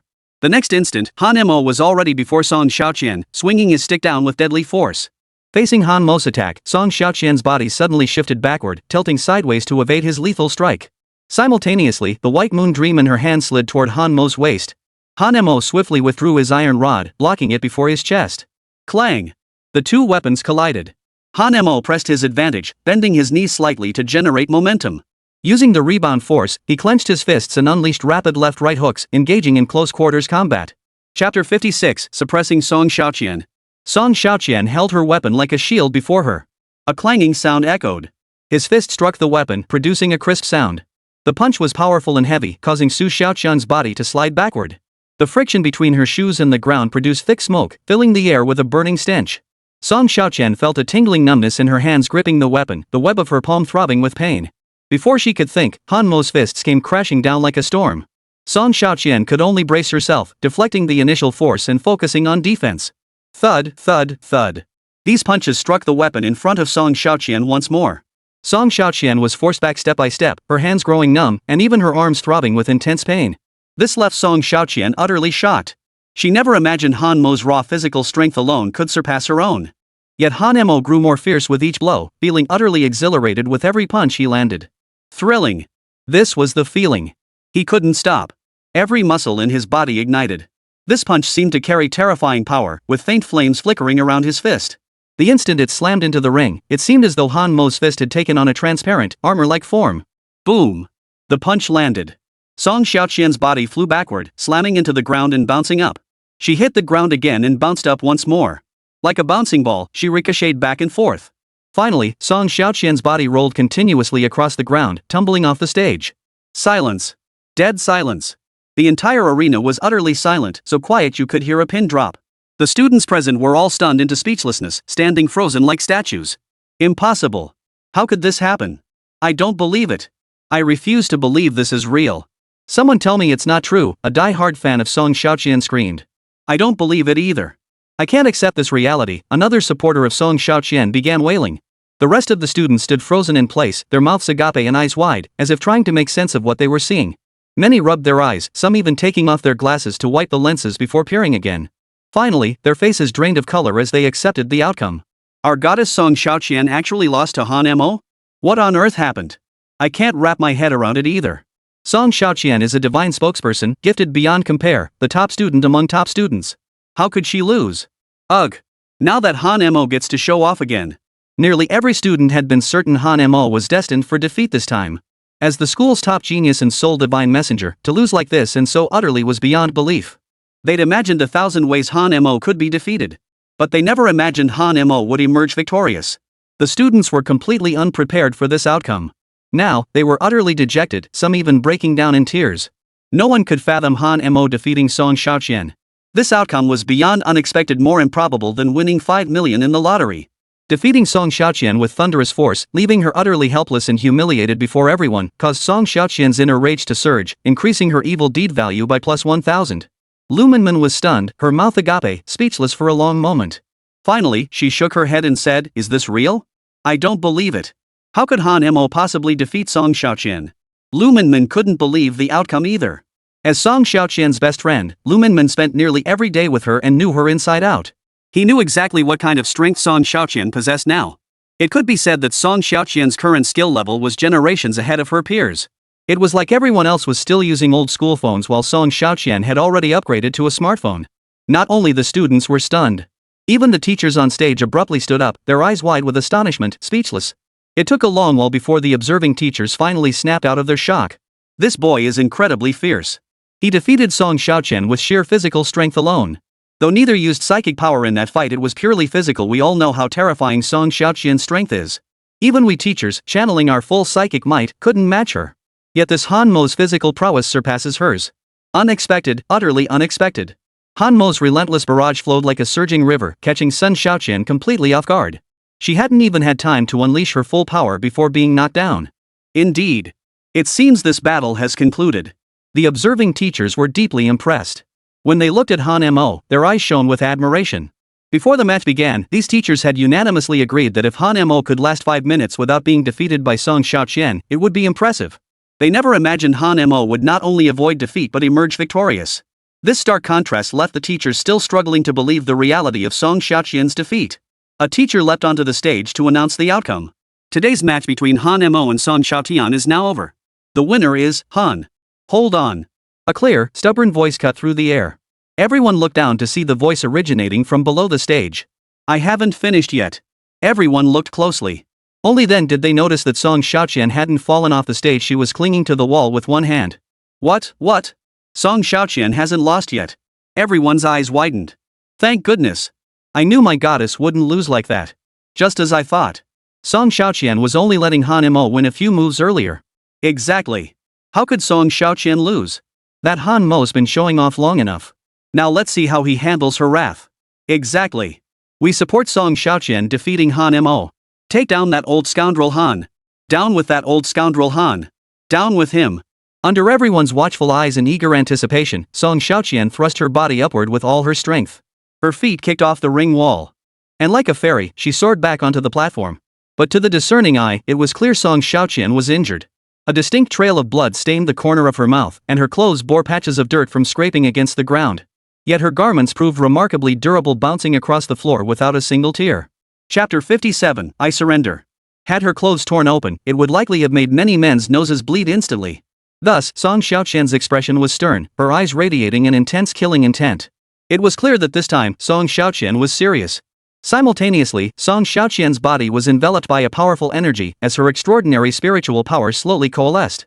Simultaneously, her entire being radiated a sacred purity, and a faint moon-like silhouette appeared behind her. It was clear that Song Xiaoqian intended to harness the power of a divine spokesperson. This power was sacred and inviolable, pure and flawless. As the divine spokesperson for the virgin goddess, the moon goddess, Song Xiaoqian herself maintained her pristine purity. Only thus could she unleash the full might of the moon goddess. Having just been defeated by Han Mo, Song Xiaoqian was furious. This time, she resolved to unleash her full power without reservation. Seeing this, the audience below the stage erupted in excited shouts. Some leaped to their feet, while others began breakdancing in place. Absolutely stunning. Song Xiaoqian is simply breathtaking. This is her true strength. Looks like Song Xiaoqian's about to unleash her ultimate move. Han Mo, I'll see if you can survive this. No doubt about it, Han Mo is about to face Song Xiaoqian's wrath. Let's see how this guy keeps up his act now. Watching Song Xiaoqian with such intense focus, Han Mo curled his lips and shook his head. Shouldering his fire poker, he declared. Defeated foe, do you still wish to fight? Hearing Han Mo's mocking and insulting words, Song Xiaoqian clenched her fists tightly and spat out each word. Fight? Of course I'll fight. I'll beat you so badly you'll be searching the ground for your teeth. Don't get so worked up. A girl as pretty as you just looks ugly when she's angry. Whether I look good or not, it's not for your eyes anyway. Gritting her teeth, Song Xiaoqian closed her eyes. When she opened them again, her gaze had changed. Her once pure and bright eyes had become sharp and distant. Her originally black pupils had turned moonlight white. She truly seemed like a spirit deity. Forbidden divine art, spatial confinement. Just as Song Xiaoqian prepared to unleash her ultimate skill, Han Mo raised a white flag at some unknown moment and shouted. I surrender. Just 3 simple words. Song Xiaoqian clenched her teeth in fury, her face turning ashen. That despicable, shameless bastard. He actually surrendered. Song Xiaoqian was determined to avenge her earlier humiliation. She also needed to redeem herself in front of all the students and preserve her reputation as the #1 prodigy. If she failed to reclaim this dignity, she would forever become a laughingstock as the divine spokesperson of the heavens. Voluntarily conceding defeat at this critical moment nearly made Song Xiaoqian explode with rage. Evil deed points plus 5,000. This sudden concession left the students below the stage utterly dumbfounded. They never imagined Han Mo could stoop so low. This despicable act was clearly premeditated. The white flag he held was clearly prepared in advance. This enraged Song Xiaoqian's supporters even more than it did Song Xiaoqian herself. Han Mo, how the hell can you be so shameless? You beat the crap out of her, and now you just concede defeat? Exactly. Utterly despicable. I'd never seen anyone so shameless. Damn it. He knew he couldn't beat Song Xiaoqian, so now he's just throwing in the towel. Damn it, my face is just too thick. I never would have imagined this.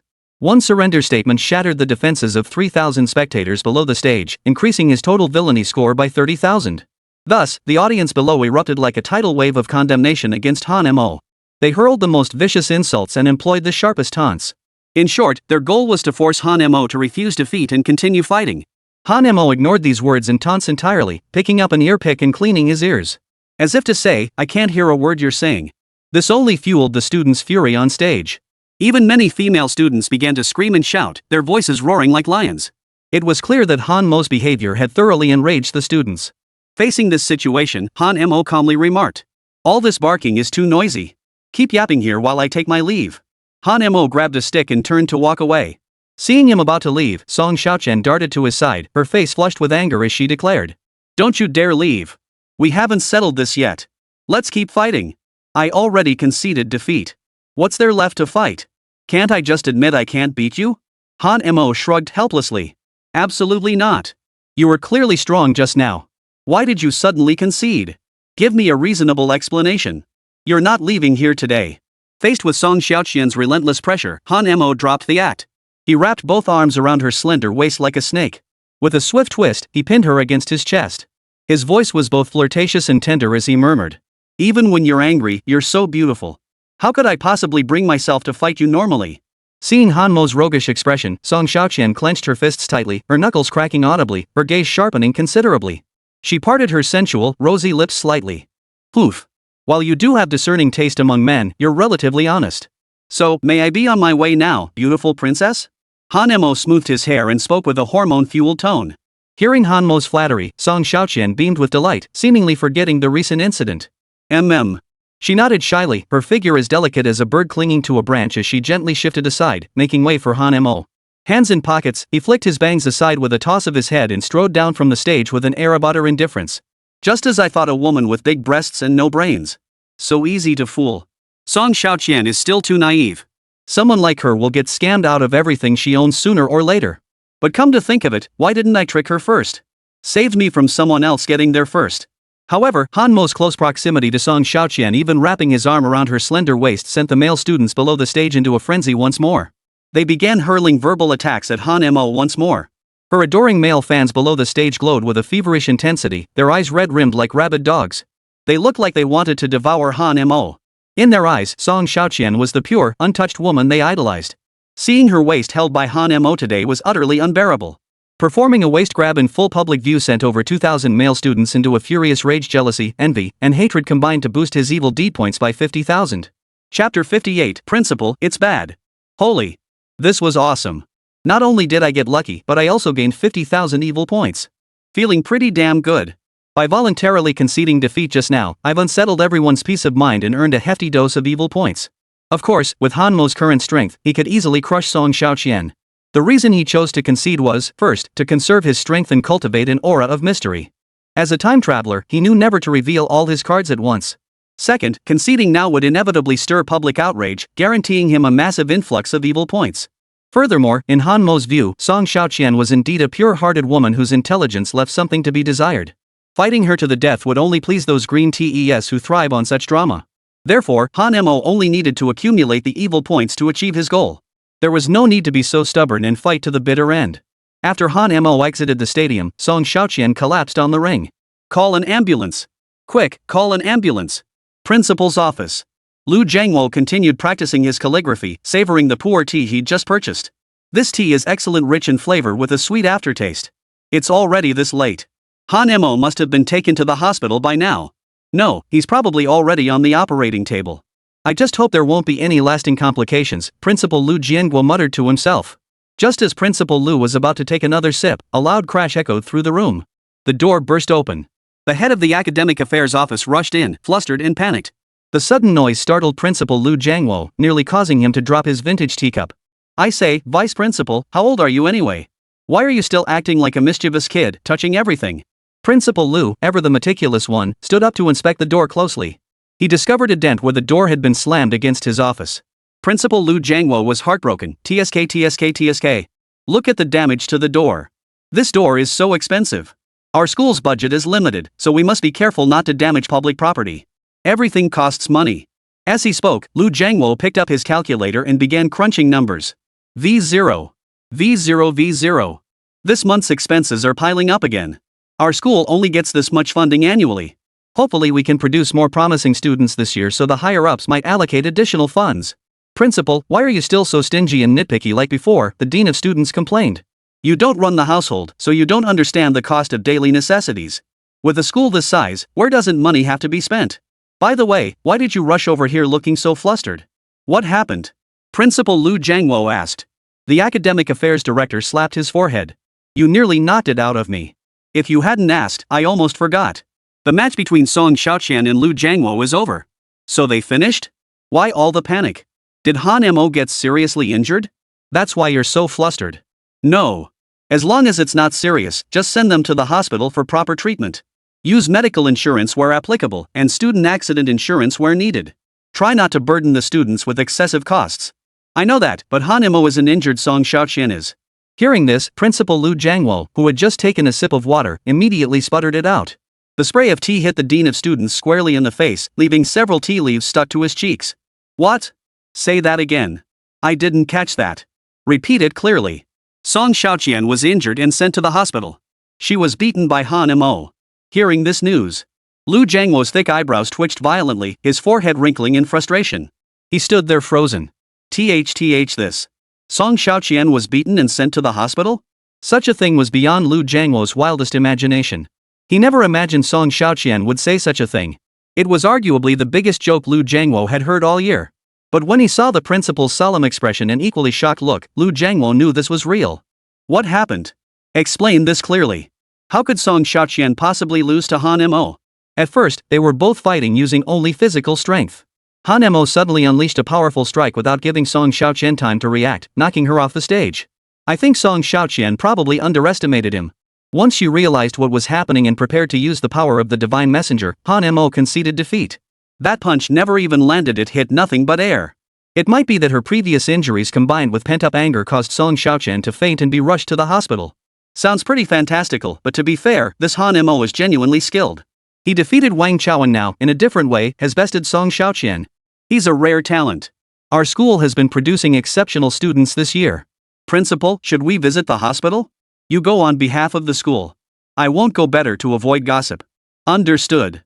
At the hospital, Song Xiaoqian had just been wheeled out of the ICU ward. Her entire body was wrapped in white gauze, making her look like a mummy. According to the doctor's diagnosis, Song Xiaoqian had multiple bone fractures, with some areas even suffering comminuted fractures.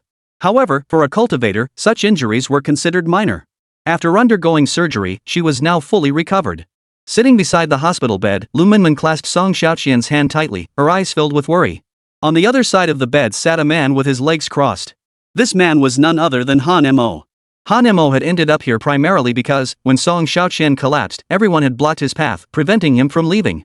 Under the weight of everyone's anger and threats, Han Mo had no choice but to come to the hospital to check on her. After all, he was indeed the root cause of this incident.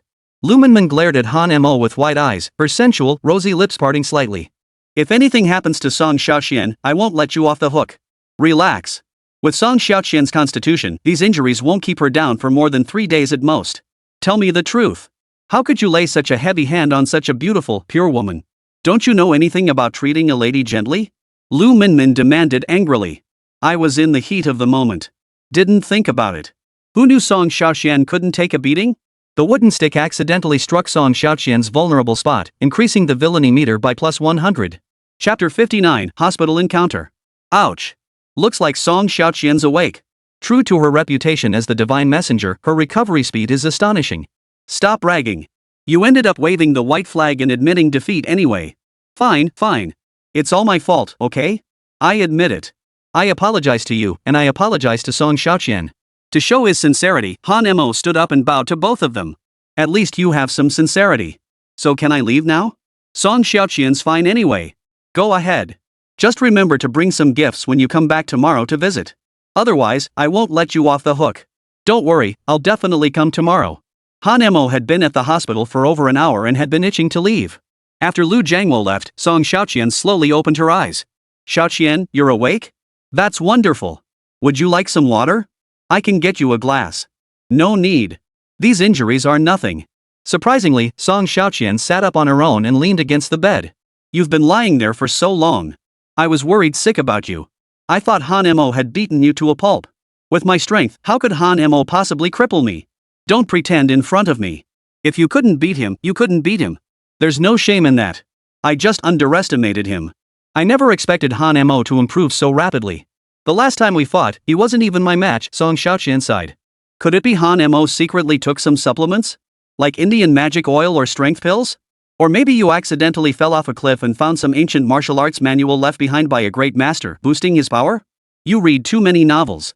Where would you find so many cliffs? Or so many relics left behind by ancient masters? Anyway, you're injured now. Just rest up properly. At least you won today's duel. Han Mo actually conceded defeat, saving you some face. Who knows what would have happened if it had gone on. Don't even mention that jerk. This is the first time in my life I've been beaten so badly. I'll get my revenge someday and beat him senseless. Lying in bed is unbearable. Help me up so I can walk around, Song Xiaoqian insisted. Sis, you really should rest. The doctor said you have multiple broken bones. It takes 100 days to heal properly, and you're already trying to get up? I'm almost fully recovered. My constitution is different from others. My injuries heal quickly. Even if you heal fast, it can't be this quick. Lying to you won't put food on the table. With that, Song Xiaoqian stood up and started walking in her slippers. Seeing her like this, Lu Minmin hurried over to support her. The moment the two stepped out of the hospital corridor, they happened to run into Chu Qinglian coming toward them. Chu Qinglian carried a thermos in her left hand and takeout in her right. Since Wang Chao was still hospitalized, also beaten up by Han Mo, Chu Qinglian frequently came to care for him. Although Chu Qinglian claimed Wang Chao was signed by Wang Ya, the truth had already come to light. Chu Qinglian hadn't found a better option yet, so she had no choice but to stick with Wang Chao for now. If a suitable opportunity arose, she'd kick Wang Chao to the curb. Upon seeing each other, they shared an awkward exchange of glances. Chu Qinglian, in particular, lowered her head, intending to pretend she didn't recognize them and simply walk past. Stop right there. Lu Minmin snapped sharply. Chu Qinglian halted and turned her head. What is it? Did you come to humiliate me? If you have something shameful to say, just spit it out. We don't want to humiliate you at all. We just want an explanation. You've deceived us for so long. Don't you even have an apology? What's there to explain? You already know everything. I deliberately got close to you both to use you. As for apologizing? That's impossible. I don't believe I did anything wrong. I was merely pursuing my own happiness. Everyone has the right to pursue happiness. Still stubborn at a time like this? I thought you came to visit Song Xiaoqian. I had a shred of hope left for you, but now I'm utterly disappointed. Wang Chao was beaten by Han Mo. He's lying in bed now, howling in pain with every bone in his body broken. That's why I came to see him. Chu Qinglian answered truthfully. Just as she was about to leave, Chu Qinglian seemed to recall something and asked in confusion. How did Song Xiaoqian get injured? Wait, today was supposed to be Han Mo and Song Xiaoqian's PK match. What happened? Hearing this question, Song Xiaoqian felt her cheeks burn hot with embarrassment, too ashamed to speak. What else could it be? Han Mo beat her up, that's what. Lu Minmin stated. What? Chu Qinglian gasped in shock, dropping the takeout in her hands onto the floor. Even Chu Qinglian couldn't beat Han Mo? Could it be that Han Mo has already reached the Divine Void Realm? Song Xiaoqian just got careless for a moment. But this Han Mo is indeed formidable. He's probably already at Divine Void Realm Tier 3 or higher. Hearing this, Song Xiaoqian's eyes darted around, her guard instantly raised. Who would have thought Han Mo was this formidable? Did I really misjudge him? Damn it, if I'd known, I never would have broken up with Han Mo. Breaking up with Han Mo was the biggest blunder of my life. No, I must find a way to win him back. If there's nothing else, I'll be going. Watching Chu Qinglian walk away, both Lu Yuman and Song Xiaoqian felt their hearts turn to ice. Their once close friend had simply walked away like that. Moreover, Song Xiaoqian and Lu Minmin had always been incredibly kind to Chu Qinglian. They shared food with her and thought of her whenever they had something special. Now that Song Xiaoqian was hospitalized after being beaten, what was the result? Her once close friend Chu Qinglian didn't even bother to send a single word of concern. Chu Qinglian entered a hospital room. Lying on the hospital bed was Wang Chao. His entire body was encased in steel plates. Only his neck could move, the rest of his body was immobilized, leaving him looking exactly like a vegetable. Upon seeing Chu Qinglian, Wang Chao recalled his nickname, Wang Toothpick. And now, in front of everyone, all his classmates knew about it. It was utterly humiliating. The thought filled him with rage, and he erupted into a tirade. You have the nerve to come see me? If it weren't for you, would I be this humiliated? Now I'm utterly disgraced, are you satisfied? Chu Qinglian still walked over. He took the takeout she'd ordered and messed with it again with his hands. It was already filthy, but since he wasn't eating it, it didn't matter. I ordered your favorite snail noodles. I know I once called you Wang Toothpick, but I was just stating the truth. Still, I'm your girlfriend now. Chapter 60, here to show me how green my hat is? You secretly went behind my back to meet Han Mo, even checking into a hotel with him. Now you come crawling back? Just to show me how green my hat is. I told you. I sought out Han Mo to get revenge for you. I wanted him to fulfill in bed what you couldn't. That way, I could drain his energy, cloud his mind with lust, and ruin him for good. Then you could easily surpass Han Mo. Can't you feel my love for you? Chu Qinglian was on the verge of tears as she spoke. Seeing this, Wang Chao's heart softened once more. He knew his reputation as Wang Toothpick had spread far and wide, even the gatekeeper and cleaning staff knew about it. Finding a girlfriend would be impossible from now on. And no matter what kind of girlfriend he found, his own inadequacy meant other women would likely cheat on him too. Moreover, Wang Chao was genuinely moved by Chu Qinglian's words. Everything you said is true. I thought you were the one who understood me best. Since even you don't believe me, then forget it. Let's break up. Faced with Chu Qinglian's feigned indifference, Wang Chao was completely at her mercy. No. I believe you. I completely believe you now. I'll never doubt you again. Good. Now eat your snail noodles while they're still hot. Chu Qinglian was now as gentle as a kitten, personally feeding Wang Chao. Wang Chao opened his mouth and began slurping like a duck. One mouthful of snail noodles down the hatch, and the room was filled with a pungent stench. Those who love snail noodles can swallow it no matter how foul it smells. Those who dislike it can't take even a single bite. The snail noodles taste different today, huh? They're a bit gritty and have this weird aftertaste, Wang Chao remarked, puzzled. Maybe it soaked too long in the bowl and picked up other flavors. Just eat up, a full stomach helps injuries heal faster. You really care about me. I've been in the hospital this long and none of my other classmates have come to visit. It's so nice having you here with me. As he spoke, Wang Chao took another big bite. In no time, Wang Chao polished off the entire bowl of snail noodles. Don't waste it. Drink all the broth, every last drop. Goodness gracious, Chu Qinglian practically forced it down his throat until not a drop remained. By the end, Wang Chao spat out a tooth. A grain of sand knocked my tooth out. Chu Qinglian cursed, too many unscrupulous vendors, they don't even clean up properly. Truthfully, it was because the snail noodles had fallen on the ground and Chu Qinglian had scooped them back up with her bare hands. Finding no sand or pebbles would have been the oddity. Rest well after your meal. I'll come see you again when I have time. I'm heading back now. With that, Chu Qinglian left immediately. After leaving the hospital, Chu Qinglian hurried off, determined to find Han Mo. As a seasoned manipulator, her fish pond needed constant attention. Before securing Han Mo, Chu Qinglian refused to break up with Wang Chao. This was Chu Qinglian's consistent principle in handling matters. When she broke up with Han Mo before, it was precisely because she had already found a new partner. Now that she was planning to reconcile with Han Mo, she needed his full consent before she could dump Wang Chao. It could be said that Chu Qinglian always made seamless transitions, always holding cards to play while leaving herself escape routes. At a certain park, Chu Qinglian came here to stir up Han Mo's fond memories of their past. Today, Chu Qinglian deliberately wore a shirt Han Mo had gifted her before and adorned her hair with a headpiece he'd given her during their relationship. Along with other thoughtful touches, Chu Qinglian had meticulously prepared everything to win Han Mo back. When Han Mo arrived, Chu Qinglian stood up, handed him a cup of milk tea, and said tenderly, "Remember? This is the same bubble tea we shared when we first met. I bought the exact same one today. Let's drink it together. Share one straw. I'm afraid I'll catch your HPC. Han Mo, I know you're still angry with me, but do you know? My love for you has never changed, it's just as strong as ever." Chu Qinglian said, her eyes brimming with affection. "Stop pretending, okay? That's not what you said when you broke up with me. You wanted to cut ties completely, told me not to bother you, not to drag you to hotels. You said Wang Chao was your true love. So why come back to me now? I admit your acting is top-notch. But don't treat me like a fool. You've already found Wang Chao to take the fall, why come back to me? I know you're still angry with me. I admit I grew tired of you, lost that spark. That's why I fell for Wang Chao. But when I was with him, every moment, every memory of us kept flooding back. That's when I realized the one I truly love is you, not him. Besides, I'm just an 18-year-old girl in the bloom of youth. I didn't understand what love truly meant. I only made the mistake every young girl makes. Can't you forgive me? Like before, when I messed up, you'd always kneel down and apologize to me. What's wrong with you now? I'm begging you to take me back, yet you reject me every time.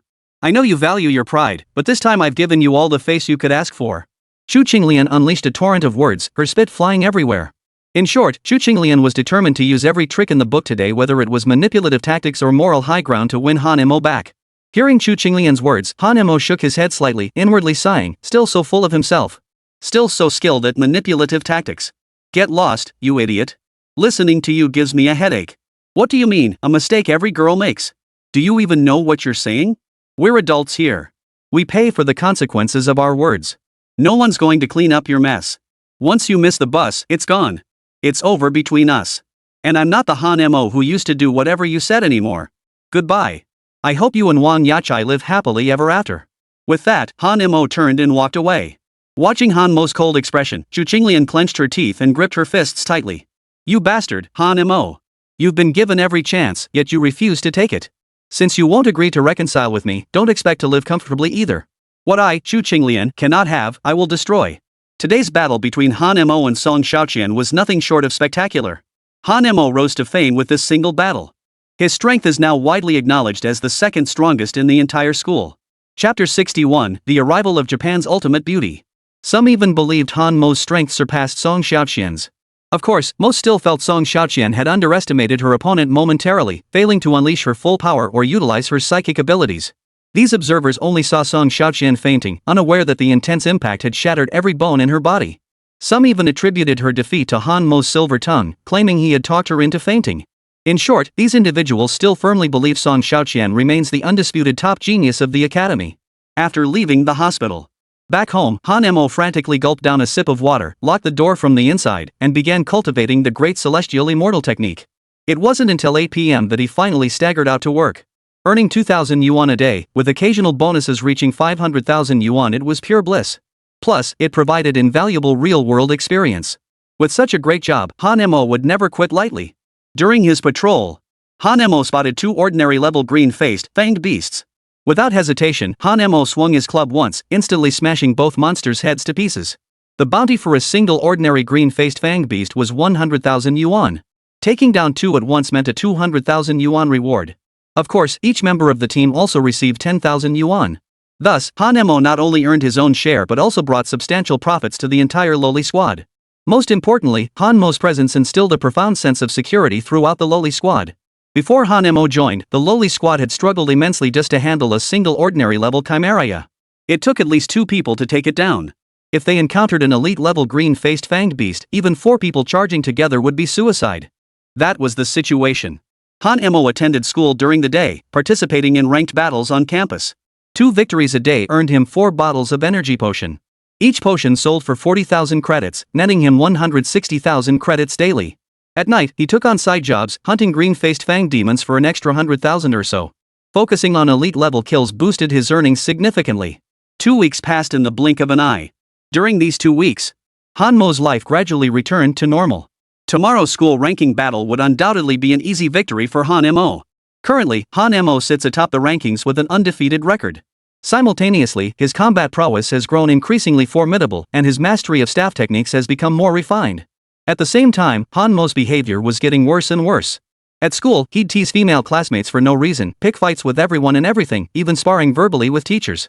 His misdeed points have skyrocketed lately. As for his nighttime side job, Han Mo transforms into a nocturnal assassin, slaughtering enemies left and right. No matter how many green-faced, fanged creatures he encountered, Han Mo eliminated them all. During this period, Han Mo encountered a total of 5 elite-level green-faced fiends. Without exception, every single one was dealt with by Han Mo within 10 minutes. As for the other 20 ordinary-level green-faced beasts, Han Mo dispatched them with a single strike each. Combat during the day and night honed Han Mo's practical experience, while his physical strength reached terrifying levels. Such high-intensity combat also brought Han Mo substantial monetary gains. His savings now stood at a staggering 5 million. He kept only a small portion of this fortune, using the rest to repay his school debts. He spent another $1 million on a new house. The refrigerator, air conditioner, and all household furnishings were fully equipped. Life at home had finally improved. Han Mo also handed the remaining funds over to his mother. The family's life had finally reached a moderately prosperous standard. The top floor of a certain skyscraper. In a discreetly hidden conference room. The leader, dressed in a Zhongshan suit, stood with his hands behind his back, studying a series of numbers on the screen. Recently, the green-faced fangs have been exceptionally active. Have you uncovered the situation? The man in the suit inquired. Wang Yi stood up and respectfully replied, reporting to the team leader, the specific cause has not yet been identified. However, the sudden emergence of so many elite-level green-faced demons is indeed suspicious. Fortunately, our maintenance efforts have been effective. Casualties remain low, and public order throughout the city is under control. Ordinary citizens have experienced minimal disruption. The man in the Zhongshan suit nodded. You've handled that exceptionally well. In the past, such a surge of new creatures would have caused panic. I heard about a kid named Han Mo who single-handedly took down 6 elite-level green-faced fiends. Yes, his name is Han Mo. He just turned 18. He's exceptionally gifted, but he doesn't understand social etiquette and speaks rather bluntly. Young people having spunk is normal. Give Han Mo a generous bonus. Also, investigate the aircraft carrier's background. If there are no issues, bring him into the Longxin squad. We must act first on talents like this to prevent international organizations from snatching him away. Understood, team leader. I'll handle this immediately. Also, thoroughly investigate why the green-faced demon has been active lately. I've had a bad feeling about this recently. Understood. On campus. 4 individuals dressed in bizarre attire walked with heads held high, as if looking down on everyone. As they walked along the school path, they drew the attention of many students who gathered to watch. Leading the way was a bald man in his 40s. This bald man had a fierce gaze, was emaciated, and possessed deep, piercing eyes. He looked like a menacing figure, someone very difficult to deal with. 3 young people followed behind him. One of them was a woman who stood out strikingly, drawing the attention of many men, some of whom were already drooling. While she might not be conventionally beautiful, her figure was undeniably curvaceous and well-proportioned. Her voluptuous hips formed a striking contrast to her tiny, delicate waist, a perfect blend of fullness and softness, slenderness and curves. Together, they created an ideal waist-to-hip ratio. Even more astonishing, she possessed defined abs, above which sat a pair of breasts weighing 3 or 4 pounds. She wears a crop top that reveals her navel, paired with a skirt resembling a cheongsam, featuring a slit that extends all the way up to her thigh. And it was a double slit, meaning that whether viewed from the left or right, the dress revealed her flawlessly white, stunning legs. As she walked, glimpses of breathtaking beauty could be seen through the slit, teasingly revealed. This woman appeared muscular, sporting a sleek, cropped hairstyle. Chapter 62, Little Bastard, Come Here. She appeared muscular, sporting a sleek, cropped hairstyle. Her hair wasn't exceptionally short, falling just above her neckline. As she walked, many men couldn't help but sneak glances, their minds filled with one thought. Holy! She's perfect. Legs like that, I'd gladly live 10 years less to have them. Besides this woman, there were 2 young men. Both were dressed in peculiar attire, ninja outfits. One of them was clad entirely in black, with dyed white hair. His deep, dark eyes gave off an eerie, sinister vibe. At the same time, this black-clad ninja youth held a ninja sword in his hand, looking exceptionally formidable. The other man appeared slightly more ordinary, carrying no weapon, yet he bore a massive, rectangular box strapped to his back, its contents unknown. The exquisite woman surveyed the school grounds and smiled. Teacher, this is just an ordinary little county town. What are we doing here? Originally, my target wasn't this school. But I heard that a divine messenger has appeared here, so I brought you to challenge it. At the mention of a divine messenger, the exquisite Dongying woman's eyes lit up, and her slender tongue flickered out. Who would have thought this godforsaken place could produce a divine messenger? This is getting interesting. I'm getting more and more excited. In short, the sudden arrival of these 4 individuals at First Middle School drew plenty of curious stares from the students. Who are they? Their outfits are so unusual. I read about them in a book before. They're wearing ninja outfits, so they must be ninjas from the land of the rising sun. Why would the Eastern Empire come here? They can't be here to start a fight. They're strutting in like that, probably not here to fight. Besides, it's the era of global strategic cooperation now. Things like that won't happen again. I think they mean trouble. School office. Principal Lu Jiangwo, the director of academic affairs, and several other teachers were all in the conference room. Principal, what's the deal with bringing in those kids? They're not heading to the gym, are they? They're here on short notice. I expect there will be some student interaction. These little bastards have ulterior motives. Why should we entertain them? Remarked the director of academic affairs. We're in an era of global cooperation. We have to maintain appearances. If word gets out that we sabotaged international collaboration and they pin other labels on us, that wouldn't be good. Fine. I really can't stand these little bastards. Just as they spoke, a sharp knock sounded at the door. Come in, the principal said. A teacher entered. Principal. The little bastards people are here. Bring them in. Yes, sir. The bald little bastard entered, followed by 3 other little bastards. Principal Lu Jiangwo forced a smile and stepped forward to shake hands. Mr. Ono, welcome. On behalf of First High School, I welcome your arrival. I am the principal of this school. My surname is Lu. Mr. Ono also forced a smile. Principal Lu Jiangwo, we've come to discuss a few matters. We hope you'll bear with us. Not at all. We're all friends here. It's an honor for our school to have you visit. Please, sit down and talk. Pour Mr. Ono a cup of tea and his 3 students as well. Yes, principal. Basic hospitality etiquette was still necessary. Everyone sat down, exchanged a few polite compliments, then fell awkwardly silent, exchanging glances, unsure what to say next. At that moment, the bald little rascal spoke up. Principal Lu, I hear your school has a spokesperson for the moon goddess. My sincere congratulations.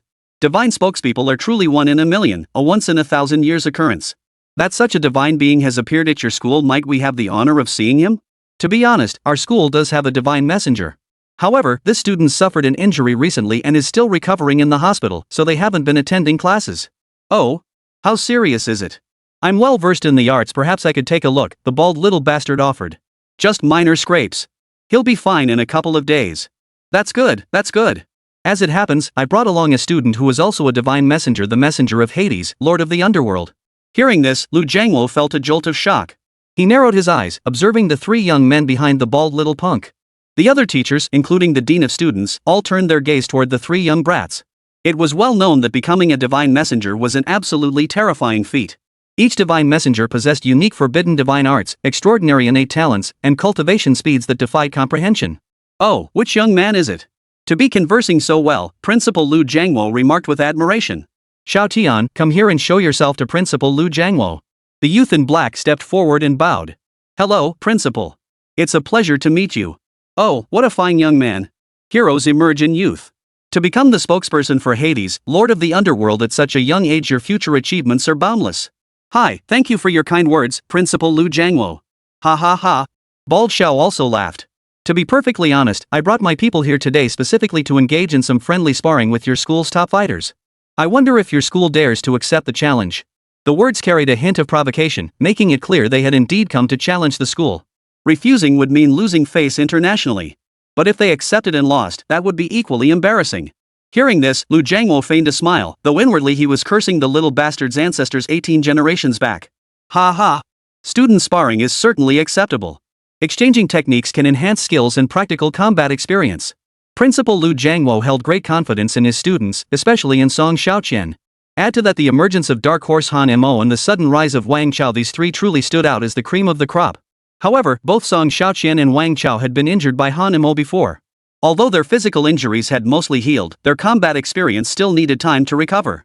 That's wonderful. It's an honor for Renha to spar with your school. Why don't you arrange a time? The sooner, the better. There's no rush for the sparring match. You've traveled a long way and must be exhausted. Take a few days to rest and recover your strength. Our students have also sustained injuries recently and require recuperation. Let us engage when all parties are at peak condition. Chapter 63, Ninja Invasion. Alright, Principal Lu is indeed thoughtful. This way, fairness and impartiality are guaranteed, the bald little bastard nodded and chuckled. Here's the arrangement, we've prepared accommodations for you at the school.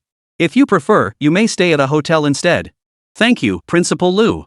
Might my students be permitted to tour your school briefly? Of course. Our school has no classified matters, feel free to look around anywhere. We're truly grateful, Principal Lu. After saying this, the bald little punk turned to glance at the 3 from Oda. Oda, show them around and give them a sense of the school's overall capabilities. Yes, sir. Thus, the bald little jerk remained in the office chatting with Principal Lu. The 3 students, Oda and his companions, wandered around campus, familiarizing themselves with the surroundings. Occasionally, they would strike up conversations with other students using their broken Chinese. Students eyed the trio like they were watching monkeys perform tricks, constantly staring. Some curious ones even approached to strike up conversations. Excuse me, are you from the Empire of the Rising Sun? One student greeted them. That's correct, young man. My name is Oda Kuan. This is my classmate, Miss Haruko, and this is also my classmate, Sakata Taro, Oda Kuan replied very politely. Hello, hello. My name is Li Ming. Welcome to our school. Why don't I give you a tour? Feel free to ask if you have any questions. Another student volunteered to be their guide. That's wonderful. Thank you, Li Ming. I was wondering who's the strongest fighter at your school. Hearing this, Li Ming perked up. These guys were definitely here to fight and make friends. Ha ha ha. If we're talking about the strongest fighter at our school, that'd definitely be Han Mo. If you can beat Han Mo, you'd be the #1 fighter at our school for sure. As one of Song Xiaoqian's devoted fans and ardent admirers, he had to divert the trouble toward Han Mo. Hearing this, Xiao Tian and Miss Haruko exchanged glances, both their eyes filled with utter bewilderment. They thought to themselves, we've never heard of this Han Mo before. They'd only heard of Wang Chao and Song Xiaoqian, especially Song Xiaoqian, who was a divine spokesperson. The files of every divine spokesperson were essentially on file with the leaders of various nations, as they were subjects of global concern. Who is this Han Mo? We've never heard of him before. We only know that Wang Chao and Song Xiaoqian possess forbidden divine arts, Sakata Taro asked in confusion. Well, that just shows how out of the loop you are. Han Mo is the latest rising star, a dark horse who appeared out of nowhere. His power is terrifying, and the most impressive part is that his physical strength surpasses even Song Xiaoqian's.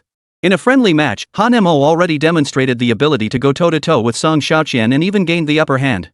Seeing the skeptical looks from little Tianjun and Miss Haruko, Li Ming patted his chest and assured them, if you don't believe me, go ask others. Every word I've said is absolutely true. Upon hearing this, Xiao Tianjuan's eyes lit up. Thank you, Li Ming. It's not that we doubt you, but our teacher's information didn't include Han Mo. We appreciate the update and will verify it further. No problem, no problem. You've come a long way, so no need to be so formal. Oda, Sakata Taro, and the young lady remained skeptical of Li Ming's claims. Little Bastard, in particular, was stubbornly set in his ways. Their teacher's words were etched in their minds like sacred edicts. Thus, Sakata Taro approached a classmate and asked, may I spar with you? Let's exchange skills as friends. Seeing the intimidating Sakata Taro, the classmate waved his hands and said, no way, no way. I'm way too weak. If you want to fight, go find Han Mo. He's incredibly strong. Plus, he's a real fighter, always getting into brawls on the stage. Oh, Han Mo. Is he really that strong? He's not just strong, he's practically unbeatable. Upon hearing this, Oda-kun and Miss Haruko nodded to me. This time, Miss Haruko approached a female classmate and asked, excuse me, do you happen to know Han Mo? At the mention of Han Mo's name, the girl erupted, don't even bring that bastard up in front of me. Han Mo is a beast. I'd tear him to shreds if I could, but I'm no match for him. Coincidentally, the girl Haruko-san approached was the class beauty. She just straightened her hair when Han Mo used a tear gas grenade, ruining her style and leaving it a messy bird's nest. She harbored resentment toward him ever since. I heard Han Mo is incredibly strong. Is that true? Miss Qingzi pressed on. He really is formidable. Most of us can't beat him. Once, even the top students from every class teamed up and still couldn't defeat Han Mo. Hearing this, Miss Haruko and Little Heavenly Lord both beamed with delight. They believed they had finally found a worthy opponent. Where can we find Han Mo? He's in class 3 too. Right now he should be listening to music, probably Sunny Day, on his headphones. Oh, and if you're challenging him to a fight, don't hold back. Beat him senseless for me, take it out on him properly. Thank you, young lady. Miss Haruko and Oda-kun bowed slightly before heading toward class 3 too. Along the way, Little Haka asked several more people, and the answers were all the same. Han Mo was a formidable fighter. In the hallway outside class 3 too. Han Mo had just stepped out when he ran into Chu Qinglian, who had come to reconcile. Chu Qinglian had been relentless lately, finding every opportunity to approach Han Mo and beg for reconciliation. She was dressed extremely provocatively, looking alluring and seductive, while constantly tossing her hair and making suggestive gestures. Every time Han Mo saw Chu Qinglian, he felt like tearing his hair out, wanting to kick this manipulative vixen right out the door. Han Mo, do you think I look sexy today? Why don't we go to a hotel tonight and have some fun? I'm sure you'll remember our beautiful past and take me back. Get the hell out of here. If you don't leave now, I'll beat you to a pulp. Han Mo clenched his fists, his desire to punch Chu Qinglian square in the face nearly overwhelming him. Han Mo's attempt to strike a woman was witnessed by Sakata Taro, Xiao Tianjun, and the other little bastards walking by. Miss Haruko was the most furious. As a woman herself, she despised men who hit women. Sakata Taro stormed over, roaring at Han Mo, you bastard. Hand over that girl. Hearing the voice, Han Mo looked up and saw 3 little brats who'd appeared out of nowhere. Who the hell are these little bastards, sticking their noses into other people's business here? Chapter 64, Miss Haruko takes the initiative. Han Mo deeply despised little bastards, and with his current foul mood, he instantly flared up, ready to unleash a verbal assault on the little punk. Seeing the little bastard looking so fierce, Chu Qinglian switched back to her green tea act, leaning slightly against Han Mo's chest and feigning shyness. Han Mo, please don't hand me over. They're all bad guys, I'm so scared. God damn it, how disgusting. Get lost, you bald bastard. Here, take her. Han Mo shoved Chu Qinglian out the door and kicked her in the back for good measure. Damn it, this hot potato, I haven't figured out how to ditch her yet. If you want her, keep her. I don't like her. Seeing this, the three little bastards were stunned. They'd expected Han Mo to put up a fight, but he'd handed her over so readily. Chu Qinglian was stunned too. She hadn't expected Han Mo to be so ruthless. Witnessing Han Mo's crude, disrespectful treatment of a woman, Miss Haruko stepped forward, hands on her hips in anger, demanding, "What kind of man are you? In broad daylight, you dare to do such an indecent thing to a girl? If you've got the guts, take it out on me." Holy? A woman actually offering herself up? Han Mo's eyes darted over Haruko's figure, and a jolt of surprise shot through him. Miss Haruko's perfect waist-to-hip ratio made Han Mo inwardly curse. Seductive. Damn, she's seductive. You're quite the proactive cherry blossom dancer, aren't you? What's the deal? Want to serve this young master in bed? Han Mo already despised little bastards, and now that someone was practically begging for a scolding, he certainly wouldn't hold back. Insulting the beautiful little bastard enraged Miss Haruko, causing her to toss her hair and sway her hips in anger. Evil deed value plus 500. Bastard. Countless men have wanted to sleep with me, but without exception, they all died in my bed. What makes you think you're any different? How long do you think you'll last? Miss Haruko didn't seem particularly angry. Instead, she swayed her stunningly beautiful waist like a water snake while parting her seductively red lips. Beside her, Sakata Taro and Oda Koen wore expressions of schadenfreude. As if to say, who did you think you were messing with? Miss Haruko, no less. Oh, so you're just another public toilet, huh? What do you mean? It means lots of men come to pee, then leave. You just catch it all. Damn it. How dare you insult my character? What's your name? I'll settle this with you. Young master, I'm off to the training room. Can't be bothered wasting time here. Besides, I have principles. I never hit women. Unless I absolutely can't help myself. I hereby formally challenge you. My name is Haruko, level 9 in the divine roaming realm. Do you dare accept? Do you dare give your name? My name is Han Mo. As for my cultivation level, I won't tell you.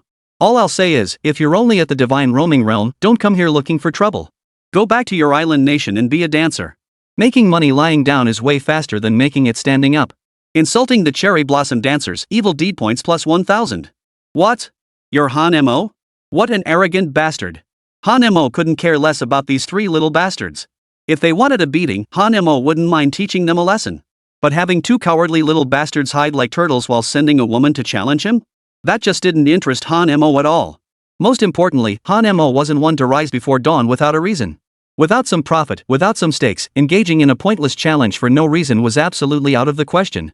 He'd rather spend that time cultivating the great celestial immortal technique, striding to reach the great perfection stage and achieve immortality. Ignoring the three little bastards, Han Mo strolled away at a leisurely pace. Watching Han Mo walk away, Miss Haruko stomped her foot in frustration, snapping the heel of her high-heeled shoe. That damnable man. No man in this world has ever been able to resist me. A woman like me, all I need to do is flick my fingers, and every man falls at my feet. I never imagined being so blatantly ignored by that Han Mo today. Sakata Taro chuckled teasingly. Miss Haruko, who would have thought even you could slip up? Blaring fiercely at Sakata Taro, Miss Haruko parted her rosy lips slightly. Come to my room tonight. I'll suck you dry. I'm sorry. Please don't. Every man you've sucked has ended up in a pitiful state. Honda Taro begged fearfully. Oda Koen beside them grinned wickedly. This man is intriguing. I sense an interesting soul. If we sacrifice his soul to the lost Harry, Lord Hades Harris would surely be pleased. It's just a pity this kid won't accept our challenge. How can we get him to make a move? We've got plenty of ways to make someone fight. We'll figure it out in a couple days. For now, let's scout the school some more and see if there are any hidden dark horses. We need to find every last one of them and cripple them. It was clear these little bastards were brimming with confidence. Especially that ghostly man named Oda Koen. He's Lord Harris's divine spokesperson, and his strength is no joke. Arriving at the training room, Han Mo locked all the doors and windows. This was a solo training session. The space wasn't large, but it contained all the necessary fitness equipment. Sitting on the treadmill, Han Mo prepared to cultivate the great celestial immortal technique.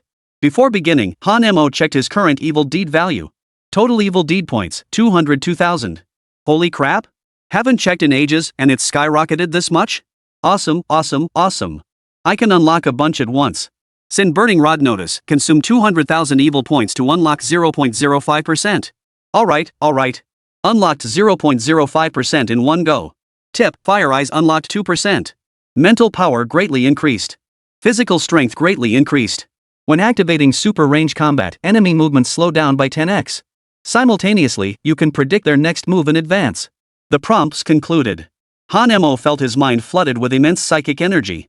Simultaneously, he sensed his physical body undergo another terrifying enhancement. Every inch of muscle and every cell felt vastly more powerful than before.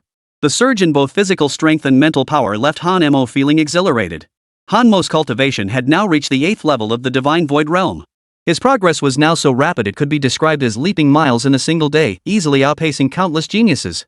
In less than a month, Han Mo's cultivation was nearing the Divine Emergence realm. Such terrifying cultivation speed would make even a divine messenger hesitate. But that wasn't the most terrifying part. The most terrifying aspect was that Han Mo's physical strength had reached an utterly terrifying level. Alongside his formidable physique, his power, speed, and even his ability to recover from injuries had all increased dramatically. Chapter 65, Hotel Revelry. Prompt: Unlocked Immortal Art, 6 Harmonies and 8 Wildernesses. Upon activation, the body temporarily enters an illusory state. Within this state, one can freely traverse any space while remaining impervious to all physical attacks, psychic assaults, magical strikes, illusory manipulations, and dream-based assaults. Holy! Han Mo was ecstatic, jumping up in sheer delight. Finally unlocked another immortal technique.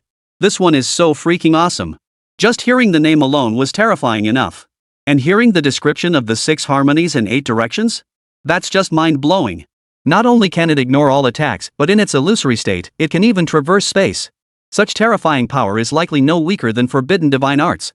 Hint: 6 harmonies, 8 desolations unlocked at 0.01%. Allows free movement within a 10-meter radius. Upon activation, the illusory state lasts for 0.9 seconds. Han Mo, who had been elated moments ago, was utterly dumbfounded. Damn, the teleportation range is kinda short, and the illusory state lasts less than a second? This thing's even less useful than the 3-second man. Han Mo felt a pang of disappointment. But upon reflection, even a half-second advantage could decide victory or defeat in combat. Moreover, Liuha Bakuang now possessed an invincibility skill, an illusory state, and teleportation, effectively stacking multiple ultimate abilities. Though the duration was brief, strategic use could guarantee a one-hit knockout. Of course, Liuha Bakuang's current unlock level was only 0.01%. If he could unlock it further, the duration of the illusory state would undoubtedly increase. That would be the true moment of its rise. You have forbidden divine arts, but I have immortal arts. Let's see who's more powerful, the divine messenger or me. Name: Han Mo. Level: Divine Void Realm, level 8. Wooden staff unlocked, 0.12%. Innate special skill, Fire Eyes, unlocked, 0.4%. Ability enhancement, greatly increased spiritual power and physical strength. Immortal art, Fire Eyes, unlocked super range combat. During super range combat, others' movements appear 8 times slower to your eyes. Immortal art, Fire Eyes unlocked, prediction can anticipate an enemy's next move. Immortal art, 6 harmonies and 8 desolations, 0.01% unlocked. Allows free movement within a 10-meter radius. Upon activation, the illusory state lasts 0.9 seconds. Note: upon activating 6 harmonies, 8 desolations, you enter a void state immune to all physical attacks, mental attacks, illusion attacks, dream attacks, dark attacks, and various forbidden divine arts. Evil deed value, 2000. Other abilities, awaiting unlock. Evil progress, your infamy has reached the stage of minor notoriety. Keep striving. May you soon achieve utter depravity. Wooden stick quest, shatter your conscience, breach your boundaries, and let your infamy echo across the 9 provinces, shake the world, challenge the proud, and torment the gods. Sticks advice: the strong never swallow their pride. In a world where gods descend, weakness only makes you a target for others to bully. Seeing this message, Han Mo chuckled. His current unlock progress was already remarkably swift. At this pace, he had no doubt he could become a super-powered being within a year. To put it plainly, he'd already pulled far ahead of his peers. Even those gifted divine avatars could only glimpse his taillights. With 2 divine arts at his command, Han Mo was confident he could easily defeat both Xia Bega and Song Shaoqian. Night fell. The sky had grown dark. Dark clouds hung thick in the sky. Not a single star was visible. In a hotel room, amidst the neon lights and dimly lit ambience, a woman in a sexy slit kimono sat on the bed, her snow-white legs visible, enough to drive any man wild with desire. Below her serpentine waist lay a pair of full, tempting curves. She gently sways, radiating an irresistible charm and a deadly allure. A man emerged from the bathroom, his blood boiling at the sight. Beauty, you're simply irresistible. I can't hold back any longer. Come to me. He lunged forward without hesitation. He wrapped his arms around her supple waist and kissed her passionately. His eyes glazed over, utterly lost in the moment. But inexplicably, the woman stood coldly by the bedside. The woman he had just embraced was now hugging thin air, kissing it wildly. This woman was none other than Miss Haruko, who had appeared at the school earlier that day. While hunting for prey at night, Miss Haruko found a man blinded by lust and brought him straight to the hotel. Miss Haruko exhaled a puff of pink gas. After the man inhaled it, he grew increasingly frenzied, staggering about like a frantic teddy bear. Witnessing this scene, Miss Kojima felt a slight wave of disgust. Well, I guess I'll just have to make do with this kind of trash for now. The room filled with crimson gas. 3 minutes later, the red gas dissipated, leaving the man emaciated and dead on the spot. Miss Haruko licked the blood from her lips with satisfaction. The taste was just okay, nothing special. Still, it was passable. At least this man was clean, not overly filthy. I'm a bit of a neat freak. I have to take them to the hotel, clean them up, and then savor them. Sucking 2 or 3 more people should get me into the divine void realm. Yes, just thinking about it gets me excited. After finishing her business, the group owner dressed and strode confidently out of the hotel. She even exchanged a friendly wave with the receptionist. In a certain alleyway, it was pitch black. A few idle punks were relieving themselves. Suddenly, a figure appeared behind them. The thug cursed, "Who dares spy on this young master taking a piss? Looking for trouble? Can't you see my blue dragon on the left and white tiger on the right? Scared of my tattoos?" The man in black said nothing, closing in on the thugs once more. The thug flared up instantly. Little. No one on this street dares mess with me." Suddenly, the dark-clad man tapped the young girl on the shoulder and the sound of cracking bones echoed. The thug screamed in agony, "Big brother, I'm sorry. I'm sorry. Let go. Today, I claim both your souls." The dark-clad man unleashed an endless void of darkness. This darkness was unlike the natural darkness of night. The surroundings instantly turned as thick as ink, as if shielding everything around them. Immediately, the 2 thugs' bodies began convulsing violently. Their faces contorted into grotesque grimaces as hellish screams erupted from their throats. Their screams seemed trapped within the darkness. The souls slowly peeled away from the bodies of the 2 thugs. Chapter 66, Death's Enigma. Only when their souls were fully detached did the 2 thugs' bodies crash to the ground, dying in a bizarre manner. Their death poses were utterly bizarre. Collected 2 souls, not bad. Lord Hades should be quite pleased. He might even grant me more power. And now that I've reached the 5th level of the Divine Void Realm, I'll soon advance to the 6th. I'm eagerly anticipating my battle with Song Xiaoqian. Having finished his business, the young Heavenly Lord strode away with great swagger. Just 1 hour after the little Heavenly Lord departed, Patrol Officer Lu Dazhuang arrived at the scene and happened upon the corpses. The gruesome state of the 2 bodies startled Lu Dazhuang. He immediately grabbed his walkie-talkie and called out, reporting to Captain. This is Lu Dazhuang. Suspicious activity detected. This is Yu Weiwei. What's the situation? I've found 2 bodies here. Their deaths are incredibly gruesome and highly unusual, something I've never seen before. I suspect there might be other unknown creatures here. Requesting backup. Han Mo overheard the radio transmission. Today happened to be the day their lowly squad was on duty. Grabbing the radio, Han Mo said, "No abnormalities in my sector. I'm heading over to assist." Got it. Hearing Han Mo was coming to assist, Lu Dazhuang felt relieved. Han Mo's formidable strength was now widely acknowledged, truly terrifying. Now, Han Mo could effortlessly take down elite-level green-faced, fanged monsters. Setting down the walkie-talkie, Han Mo leapt through the air and landed on the roof of another building. He executed several more somersaults mid-air, landing lightly on the roof tiles like a dragonfly skimming water. His movements were incredibly agile and swift. Before long, Han Mo arrived at the crime scene. "Han Mo, you're here," Lu Dazhuang greeted him, clutching his sniper rifle. "What's going on? Did the green-faced fangs show up?" It probably wasn't the green-faced demon. When the intimate Bluetooth kills, it devours its victims whole, leaving only bone fragments behind. But the way these 2 died, I've never seen anything like it. It's as if they witnessed something utterly terrifying. Han Mo switched on his ultra-bright flashlight and shone it over the 2 corpses. What he saw left him speechless. Even Han Mo couldn't help but gasp in horror at the gruesome state of their deaths. Their deaths are far too peculiar: dilated pupils, bulging eyes, gaping mouths, and their bodies exhibit numerous abnormal conditions. Han Mo examined them again but found no wounds on the bodies, nor any signs of poisoning. This made the matter even stranger and more peculiar. No wounds, no signs of poisoning, not sudden death, not death from exhaustion. How did they die? Han Mo wondered aloud. Lu Dazhuang shook his head. This is my first time seeing anything like this. I've seen plenty of dead bodies over the years on missions, but deaths like this? Never. Looks like we'll have to call in a forensic pathologist. That's our only option. Perhaps another uncontrollable creature has appeared. Whatever it is, it's definitely not friendly. Where there's smoke, there's fire. We need to be prepared. With that, Lu Dazhuang began calling for backup from higher-ups. As forensic specialists, they operated on a 24-hour rotating shift system. Whenever a call came in, they had to respond immediately. Meanwhile, Han Mo, having found no leads in Lu Dazhuang's sector, conducted his own investigation and deployed his fire eyes. As his power grew, the range of his fire eyes expanded, functioning flawlessly even at night without any visual impairment. After searching for 20 to 30 minutes, Han Mo found nothing, no abnormal conditions or suspicious individuals. The next morning, birds sang amidst the fragrance of flowers, and the sun shone brightly. From a hotel room came a heart-wrenching scream. Ah, ah! The piercing scream drew the attention of the hotel management. Sisterly, what's going on over there? Why are you shouting? Manager, it's terrible. I found a body in room 502. What? Hearing this, the hotel manager turned pale with shock and immediately rushed toward room 502. Forgetting the elevator, he scrambled up the stairs at breakneck speed, practically using all fours. Upon entering the room, the manager turned pale at the sight before him and stumbled back 2 steps. As for Sisterly beside him, she had long since collapsed to the floor, her legs giving way from fear, unable to move. Manager! Manager! What should we do? What should we do? Call the police.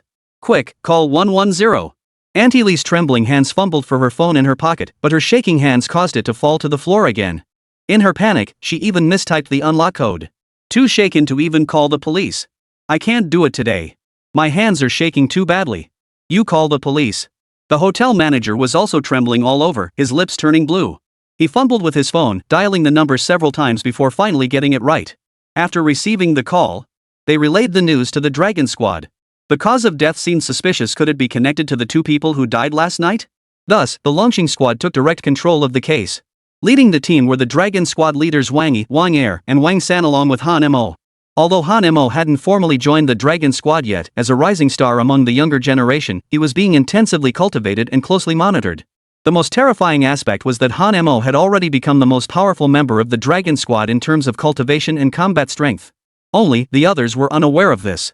They couldn't even begin to fathom the speed at which Han Mo's cultivation level was advancing. Han Mo saw no need to share this with others. Even if he did, they might not believe him. Even if they did, they'd remain skeptical, convinced he was just showing off. Therefore, the best approach was to quietly build his strength, advancing rapidly on his own terms and competing only against himself. Upon arriving at the hotel, Wang Yi was led by staff to the crime scene. Upon entering the room, he saw a man lying on the bed, his death gruesome and pitiful.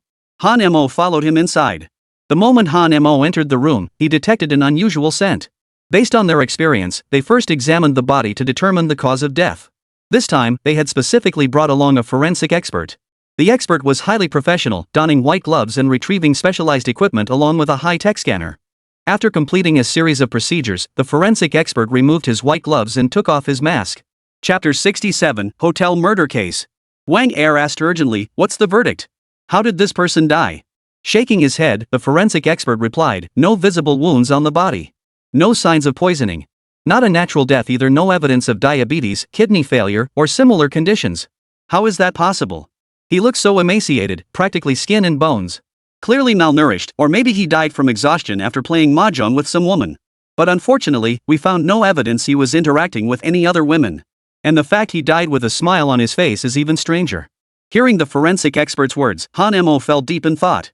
The deceased's circumstances grew increasingly peculiar, and for the moment, the cause remained elusive. 2 people died last night, both with horribly distorted expressions as if they'd seen something terrifying. Yet this man died with no trace of vitality left in his body, and that smile on his face seemed like he'd witnessed something thrilling. These 2 cases appear unrelated, likely not the work of the same killer. But both deaths occurred last night, making this situation highly peculiar. Our adversary is exceptionally cunning. Their methods are perverse, clearly not the work of ordinary individuals. This must involve cultivators or some specialized group. Correct. We've already obtained all 3 victims' records through the Public Security Bureau, along with details about their workplaces and social circles. The investigation is complete. While none of these 3 were upstanding citizens, they didn't seem to have any significant enemies either. That rules out revenge as a motive. Moreover, only a specific group would possess the knowledge to carry out such a method of killing. This case requires our Dragon Squad to take full responsibility. Bring the evidence over for thorough examination. Understood. Additionally, retrieve all surveillance footage from last night through this morning for meticulous review. Simultaneously, bring in all staff members for individual questioning. Understood. Thus, the 3 brothers Wang Yi, Wang Er, and Wang San began their separate operations. Some were tasked with reviewing the surveillance footage to identify any suspicious individuals. Others questioned the front desk staff and reviewed room registration records. However, the results of their inquiries left them utterly astonished. The guest registration only contained a man's ID card, no one else's. Additionally, one segment of the surveillance footage was completely damaged, rendering it unviewable. The hotel failed to identify any suspicious individuals. From last night until this morning, numerous people had come and gone, yet the front desk staff reported no suspicious activity. This added numerous new uncertainties to the case, making a swift resolution clearly impossible. Dragon Squad Conference Room. The man in the Zhongshan suit stared at the large screen with a troubled expression. The number of green-faced, fanged creatures is growing, making our security work increasingly difficult. Now we have these invisible murders. It seems something major is brewing. Director, 3 people died last night. It's definitely strange. Judging by the way they were killed, it's beyond what ordinary people could do. Therefore, we suspect our city may have been infiltrated by the enemy. The city's protective barriers have shown numerous vulnerabilities lately, allowing many green-faced monsters to slip through. Should we report this to higher-ups? I've already reported this matter to higher-ups. However, since the situation hasn't spiraled out of control yet, no reinforcements will be sent for now. For the time being, we must rely entirely on ourselves. Keep investigating. We must get to the bottom of this. Mobilize the entire staircase squad and the hunting squad below. Overtime is mandatory for everyone. Understood. First high school. A sinister chuckle echoed through Little Bastard's private dorm room. Sakata Taro looked at the two of them with contempt. You two are way too brazen. You just got here and already started killing people. Are you that desperate? You don't understand. I'm savoring the taste of men here. Besides, my power is on the verge of breaking through to the divine void realm. I just need a few more men to supplement me. Miss Haruko licked her tempting red lips and said with a smile. Our teacher warned us to be cautious. Avoid killing unless absolutely necessary to prevent exposing ourselves. We've got several cities to cover. If Longxing Xiaodu uncovers us here, it won't end well. Sakata Taro continued. You coward, stop freaking out. It's just a small town. The population's nothing special. The strongest here are only at the divine emergence realm. Our teacher could handle them easily. And even divine void realm experts aren't that common around here. Plus, our methods are so discreet, those lowly fish and rotten shrimp won't be able to figure it out. Better safe than sorry. Don't say I didn't warn you. Xiao Tian dismissed the matter with a wave of his hand. I'll take full responsibility for any consequences. I'm searching for exceptional souls for my Lord Haji, the king of the underworld. And the one whose soul resonates with mine is Han Mo. His soul is utterly captivating. If I can secure him, I'm certain Lord Haji will be most pleased. Upon hearing this, Miss Haruko swayed her mesmerizing, serpentine waist and smiled sweetly. What a coincidence! I sense Han Mo's yang energy is exceptionally potent. The first time I saw him, I wanted to devour him whole. I feel his physical strength could elevate me 3 levels. His flesh is simply too tempting. Why don't we join forces? You need his soul, I need his body. Wouldn't that be perfect? I, Oda-kun, never collaborate with others. Han Mo is destined to be my prey, Oda-kun replied with a confident smile. Fine then. Just leave me his corpse to feast on. He. Both of them had set their sights on Han Mo. Indeed, Han Mo's soul, not belonging to this world, possessed extraordinary spiritual power. Moreover, his physical strength was unmatched among his peers, and his vitality was unparalleled. Add to that his recent disciplined lifestyle, no wandering into other women's beds, which had allowed him to firmly guard his yang energy. It could be said that Han Mo now possessed a pure yang physique, making him terrifyingly formidable. For a woman like Miss Haruko, who required feeding on others' flesh and vital yang energy, he was precisely the nourishing sustenance she craved. They viewed Han Mo as fish on a platter, ready to be consumed whenever they pleased. Meanwhile, Han Mo remains utterly unaware that these two are the perpetrators behind the crimes. Meanwhile, Han Mo has been quite occupied lately. By day, he cultivates the great heavenly immortal technique at school. By night, he battles the green-faced, fanged fiends. Chapter 68, Wang Yakai arrives. Without a doubt, Han Mo had become the city's main force, earning the moniker green-faced, fanged killer. His combat efficiency now rivals that of Wang Yi, Wang Er, and Wang San. His finishing ability even surpassed theirs. Only when Wang 1, Wang 2, and Wang 3 combined their powers with the Wang clan triad kill could they stand a chance against Han Mo. Currently, Han Mo stands as the strongest within the Divine Ruins realm tier. Even against powerhouses from the Divine Emergence realm, Han Mo possesses the strength to engage in battle. This stems from his extraordinary physical strength, terrifying mental power. Plus, wielding 2 divine arts and the divine weapon known as the fire burning stick. It could be said that all green-faced, fanged beasts would retreat in fear. Especially the firewood stick in Han Mo's hands. Each strike dealt true damage to the green-faced, fanged creatures. After the staircase squad completed their tasks, Han Mo hurried back to school. Due to his recent outstanding performance in hunting down numerous green-faced fiends, Han Mo had earned the favor of higher-ups. Consequently, he now possessed his own dedicated training room within the academy. Such treatment had previously been reserved solely for Song Xiaoqian, but now there was one more. Since cultivating the great burning heaven immortal art, Han Mo no longer needed sleep. Practicing this art fully replaced rest, restoring his body at several times the rate of sleep while simultaneously enhancing his spiritual power and physical strength. Upon returning to campus, Han Mo immediately encountered Song Xiaoqian, who had just been discharged from the hospital. They nearly collided at the intersection. What a coincidence! Han Mo. Song Xiaoqian greeted him with a smile, as if all past grievances had been put behind them. Lately, Song Xiaoqian had come to terms with things. She realized Han Mo hadn't really done anything wrong. Did you deliberately stage this chance encounter? If you like me, just say so. Hearing this, Song Xiaoqian felt her vision go dark. How could this man be so shameless? Stop fantasizing, okay? I'd never be interested in you. The kind of man I like has to be a divine messenger. You're just a nobody who hasn't even earned the gods' approval. Song Xiaoqian poured a bucket of cold water over his head. Well, that's great. At least I can relax now. The two prepared to go their separate ways. But as they walked, they realized they were heading in the same direction. Where are you headed? The principal's office. The principal asked me to go there too. Knock knock knock.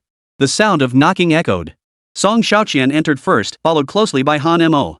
The two walked in one after the other, Song Xiaoqian in front, Han Mo behind. Principal, what brings you here? Seeing the two enter, Lu Jiangwo placed his large veteran's teacup on the table.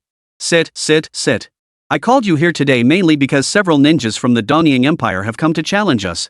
As the geniuses of our school, I'm asking you two, would Director Zhang refuse to accept this challenge from the ninjas? Principal, what's the deal with these little bastards? They don't seem like they're here with good intentions. They look like trouble, Han Mo asked. What else could those little bastards want? They just want to challenge us and show off how tough they are. Their cocky personalities haven't changed a bit. So when you fight those little punks in a few days, you two must win. Failure is not an option. This concerns the pride of our great Xia nation. Principal Lu Jiangwo instructed. How many opponents are there, and what's their strength? Song Xiaoqian asked calmly. All three are exceptionally strong. One of them is a divine representative of Hades, the lord of the underworld.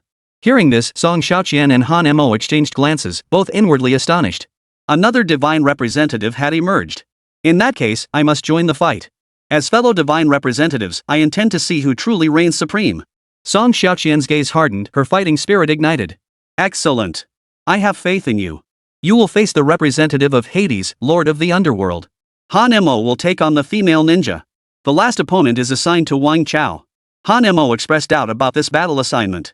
Principal, why are they all fighting men while I have to fight a woman? Even if I win, it won't be a fair victory. I might even be mocked by the other students. Hey! That's not how you should put it. That female ninja is also extremely formidable. Besides, you've always had a knack for dealing with women. I'm confident leaving that woman to you. Hearing you put it that way, facing that sexy woman might actually work out. But I'm worried Song Xiaoqian might struggle against her, which would be a problem. Hearing this, Song Xiaoqian flew into a rage, slamming her fist on the table and leaping to her feet. She pointed an accusing finger at Han Mo and snapped. Don't look down on people like a dog. We're both divine spokespeople. Do you think I'm inferior to him? You're the one who should watch out. Don't let that Sakura dancer steal your soul. If you start drooling on the spot, you'll embarrass yourself beyond repair. Rest assured, even a top-tier busty beauty like you doesn't faze me. As for Sakura-chan trying to disrupt my spiritual focus? Not a chance. Enough, enough, enough. Stop bickering. We face a formidable foe now. We must unite and present a united front. Once we've defeated that little bastard, you two can squabble all you want. Principal Lu Jiangwo interjected to mediate. Poof. Song Xiaoqian snorted coldly, turning her head away. Han Mo turned and walked away, waving his hand as he tossed back a parting shot. Principal, if I have to step in, forget about paying back that 1.5 million I owe you. Don't be so calculating, kid. Debts are meant to be repaid. I don't care. If I win, I'm not paying it back. If you lose, I'll fine you another 1.5 million. Lu Jiangwo roared angrily. Wang Chao had just recovered from his injuries and arrived at school for the first day. As soon as he stepped through the school gates, many people spotted him. Their eyes held a mocking glint as they smirked and whispered among themselves. Did you see that? That's Wang Chao, nicknamed Wang Toothpick. No way. That's Wang Toothpick, the one who caused such a stir across the whole school? Holy cow, I actually saw him in person. Ha ha ha. I'm dying. I still have a photo of Wang Toothpick. He really does look like a toothpick. Awesome. Send it to me right away so I can see it. I never imagined a grown man could still be toothpick thin. That's unexpected. So how does this Wang Toothpick even have the nerve to show his face at school? If I were him, I'd have crawled into a mouse hole ages ago. No wonder his girlfriend was so eager to hook up with Han Mo. So that's why. Hearing the whispers around him, Wang Chao's face flushed crimson, his cheeks burning hot. The mockery and humiliation from others made him clench his fists uncontrollably. Chapter 69, Han Mo's doing. Damn it, I'd become the school's laughingstock. Han Mo is the one who caused all this. One day, I'll kill him. To avoid attracting attention, Han Mo donned sunglasses, a mask, and a baseball cap fully decked out from head to toe. Meanwhile, Wang Chao deliberately took paths less traveled by students, actively avoiding anyone he knew. At that moment, Wang Chao felt like a rat scurrying through the streets, moving with extreme caution wherever he went, terrified of being followed. As he walked, Wang Chao suddenly noticed a black man ahead staring at him with an unusual gaze. Facing that murderous glare, Wang Chao froze in place. "You're Wang Chao," Xiao Tianjun declared. "Who the hell are you blocking my path? Looking for trouble? Not much of a fighter, but you sure have a big mouth. I really don't get what Lord Harris, the king of the underworld, sees in you. Who are you? What gives you the right to lecture me here? I am the one who can control you. How dare you not kneel before me?" With these words, Oda Koan unleashed a torrent of darkness. Centered around Xiao Tianjun, the surroundings darkened, even the sun unable to penetrate. The overwhelming power forced Wang Chao to his knees instantly, a submission born of primal fear. Staring at Xiao Tianjun in terror, Wang Chao stammered, "You're the divine representative of Hades, lord of the underworld. You're not that foolish. Your soul has already been sacrificed to Hades. That means you are now nothing more than a dog at my side. You must do whatever I command, or I can take your life at any moment. What do you want? What do you want me to do?" Wang Chao demanded. "There are many things I want you to do. I'll inform you of the specifics at my discretion. When the time comes, you simply follow my orders. This is also Lord Hades' command. And Lord Hades requires more souls. You should understand this better than I do." "I understand. I'll cooperate fully. I only hope Lord Hades will grant me more power so I can defeat Han Mo. Leave Han Mo to me. I'll extract his soul and destroy his physical form." "Excellent. With Lord Harris's representative personally intervening, Han Mo will be utterly destroyed. Let me ask you this, what rank is Han Mo currently? What skills does he possess? How strong is he in combat?" asked Xiao Tianjun. Before the fight, Xiao Tianjun needed to gather more intel on Han Mo to avoid a situation where he ended up getting beaten instead of beating Han Mo. "Based on our encounters, this kid doesn't possess any skills, not even forbidden divine arts. He didn't receive any mystical recognition during his awakening either. His only advantage is brute strength. His physical power is formidable, with mental power roughly at the first level of the divine void realm." Hearing Wang Chao's words, Xiao Tian smiled confidently. "Seems this Han Mo isn't all that. He probably just beat you with brute force. However, Han Mo possesses an exceptionally resilient soul. I once attempted to shatter his soul with the divorce glass technique. Success seemed imminent, yet I nearly failed again. That's why I lost to him. Had my cultivation been just a bit higher then, Han Mo would have been my defeated foe." Recalling his battle with Han Mo, Wang Chao seethed with frustration. Victory and defeat hung by the slimmest thread, yet that minuscule margin had stripped Wang Chao of all dignity, cementing his reputation as the toothpick throughout the school. "I understand. That alone isn't a threat. But your soul separation technique isn't refined enough yet. When I use the soul blast later, watch closely and learn. I'll show you what true soul glass is." "All right. Tell me anything. As long as it kills Han Meng, I'll cooperate with everything." "Very good. You're a smart one." Both parties departed. After parting ways, Xiao Tianjun, Miss Haruko, and Sakata Taro began gathering intelligence. Their primary focus was gathering intelligence on Han Mo and Song Xiaoqian. They sought details on their combat capabilities and current cultivation levels. Though they seemed reckless, these young scoundrels were bold yet meticulous.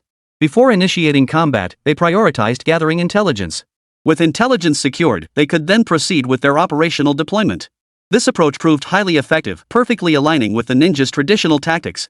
After a series of intelligence searches, they had gathered most of the personal information and individual abilities of Han Mo and Su Xiaoqian. Based on this, they assessed the combat capabilities of Han Mo and Song Xiaoxian. Based on our collected intelligence and other sources, we can roughly assess Song Xiaoqian's strength to be around the third tier of the Divine Void Realm. Han Meng's strength is likely around the first tier of the Divine Void Realm. Correct. That's their approximate strength, Sakata Taro nodded. Also, their mastered skills and the weapons they wield.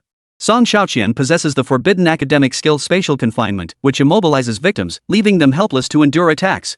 As the divine emissary of the moon goddess, her two ring-shaped weapons are exceptionally formidable, and she wields them with great proficiency.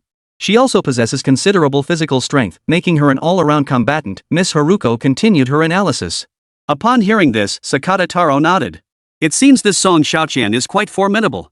As for Han Mo, our intel indicates he possesses no skills or forbidden divine arts. His weapon is a fire poker, a stick that looks utterly ordinary and trashy. In reality, it's just plain and ordinary, so there's no need to worry. Moreover, Han Mo isn't particularly skilled with the stick. However, he excels at ambushes and possesses considerable strength. If he gets the chance, he'll unleash a brutal beating. Therefore, when fighting Han Mo, avoid close quarters combat at all costs. Based on all this information, Han Mo is no threat. Any one of us three could easily take him down. Song Xiaoqian is mine. Xiao Tian stepped forward. Then I'll handle Han Mo. I'll drain his yang energy until he's begging for mercy. Miss Qingzi stepped forward, swaying her serpentine waist with a lewd grin. Alright then. You two take care of the first two. I'll handle their third man, Wang Chao. Wang Chao is trash. He's not even at the Divine Void realm yet. Besides, he's become our lackey now. It won't hurt to let him off easy. Excellent. That concludes today's discussion. Next, I'll find a few men to absorb some power from aiming to break through to the Divine Void realm tonight. He. Han Mo, wait for this lady's seduction. I'll make you crawl into my bed willingly, leaving you in ecstasy. Chapter 70, Suspicious Discoveries. With that, Miss Qingzi turned and walked away. Her voluptuous, pert behind swayed from side to side like a rattle, making anyone who saw it unable to resist getting a nosebleed. Regarding Little Bastard's various schemes and plots, Han Mo remained completely unaware thus far. At this moment, Han Mo was fully immersed in cultivating the great celestial immortal technique in the training room. Lately, he could be described as neglecting sleep and meals, devoting himself with extreme diligence to mastering the great celestial immortal technique. The others, even Principal Lu Jiangwo, remained unaware of the little bastard's schemes. They all believed the little Japanese brat only wanted to stage a friendly match. Evening. Han Mo patrolled as usual. Even in the darkness, Han Mo's vision remained unhindered. His eyes now effortlessly pierced the night as if it were daytime. It could be said that no suspicious individual could escape Han Mo's gaze. At that moment, Han Mo stood atop a building, surveying the city below as he safeguarded its security. Suddenly, Han Mo's eyes widened. He spotted a familiar figure. It was a beautiful woman with a curvaceous figure, dressed in a special kimono with a low-cut neckline. The slits on both sides of the skirt reached high up to her thighs. As she walked, glimpses of her undergarments beneath the skirt were visible, tempting every man to peek further. This woman possessed an unearthly allure, her waist-to-hip ratio terrifyingly perfect, a sight never before witnessed. This foreign woman walking down the street drew the attention of many men, some of whom were practically drooling. A few thugs were already rubbing their hands together, tailing her from behind, seemingly planning to strike up a conversation and find an opportunity to lure this foreign woman into a hotel room. Holy, isn't that the one I saw at school before? Damn, she's got some moves. And damn, that body is seriously seductive. She's practically a demon. If she tried to seduce any guy, who could resist? I sure as hell couldn't. Shaking his head, Han Mo shifted his gaze elsewhere. Right now, he was on the job. His mission was to hunt down the green-faced demon and eliminate it. Checking out hot girls was just a side benefit. But just as Han Mo turned to leave, Miss Haruko had already hooked up with 3 street punks. Good grief, those 3 punks were practically drooling. One of them even bought 2 boxes of condoms, planning to use them all up later. Yet Miss Haruko wasn't satisfied with these 3. She flaunted her stunningly seductive figure and unique allure. Gentlemen, I'm feeling a bit tired now. Would you mind taking me to a hotel? Faced with such an overtly forward cherry blossom dancer, the thugs were practically bursting with anticipation. Of course we can. I'll go book a room, and we'll head in soon. Just the 3 of you? Are you guys up for it? Should we call a couple more? More fun with more people, right? Hearing this, the thug's eyes lit up. Who knew you were so adventurous? Pretty desperate, huh? Fine, I'll call 2 more brothers. One of the punks made a call, and 4 more showed up. All 4 were heavily tattooed, wearing flip-flops and skinny jeans. Blue dragons on the left, white tigers on the right, with oxen at their hearts. Dragons and phoenixes adorned their bodies. They looked sharp, strutting with swagger as if the whole street belonged to them. Now there were 7 of them in total, which pleased Miss Haruko immensely. So the punks started pooling their money. Getting a room would cost a pretty penny. And Miss Haruko insisted on a 5-star hotel. Good grief, over 1,000 yuan for one night. Fortunately, being street toughs, they had a wide network. After scrambling around for over half an hour, they finally scraped together 1,100 yuan. Excited, they spent another 50 yuan on a pack of betel nuts and another 50 yuan on a pack of cigarettes. The remaining money was set aside for the hotel. Meanwhile, Han Mo was locked in a fierce battle against 3 green-faced, fanged beasts. Among these 3 green-faced, fanged beasts, 2 were elite-level green-faced fanged beasts, while 1 was a regular-level green-faced fanged beast. Han Mo had never encountered 3 such beasts appearing together at once before. However, Han Mo's power had greatly increased, and he now possessed super-level immortal techniques like Liuha and Bawang. Even facing 3 at once, he felt no fear whatsoever. Gripping his fire poker, Han Mo charged straight at them. As he ran, he used his walkie-talkie to relay the situation to Yu Weiwei. Yu Weiwei's alliance reported this incident to the Dragon Strike Squad. Wang Yi, Wang Er, and Wang San of the Dragon's Path Squad were dispatched simultaneously. The sudden appearance of 3 green-faced, fanged beasts was no small matter, especially since 2 of them were elite-level creatures. The Wang brothers' signature move, the Wang family triangle kill, might finally prove useful. Facing 3 opponents alone, Han Mo dared not underestimate them. He immediately activated his immortal art, Fire Eye Super Range Combat. His eyes blazed with azure flames, slowing all surrounding movements by a factor of 10. With each step Han Mo took, his body seemed to leap dozens of meters forward, leaving deep footprints in the ground. Simultaneously, he held his staff behind his back, poised for attack at any moment. The 3 green-faced, fanged beasts roared in unison upon spotting Han Mo, lowering their sharp claws before their chests to demonstrate their formidable strength. Immediately, 2 elite-level green-faced fangs launched their attack simultaneously, their stance signaling an intent to eliminate Han Mo in a single strike. However, Han Mo, utilizing his Fire Eye's enhanced long-range combat vision, had a complete countermeasure. With the action slowed tenfold, the green-faced beast's attacks appeared as slow motion to Han Mo. Clang! Clang! Clang! 3 terrifying clangs echoed. Han Mo's staff collided fiercely with the green-faced, fanged creature's palms. Each collision unleashed a powerful shockwave. In this initial exchange, despite facing 2 opponents, Han Mo managed to gain a slight advantage, forcing both green-faced, fanged beasts to stumble back a step. Enraged, the green-faced, fanged creature lashed out with its thick, sharp tail, aiming straight for Han Mo's kidneys. Facing the green-faced beast's lethal attack, Han Mo didn't try to block it head-on. Instead, he ducked low to evade. As he lowered his body, Han Mo planted the stick firmly on the ground. Grabbing the stick with one hand, he executed a backflip. After regaining his balance, Han Mo pressed his attack.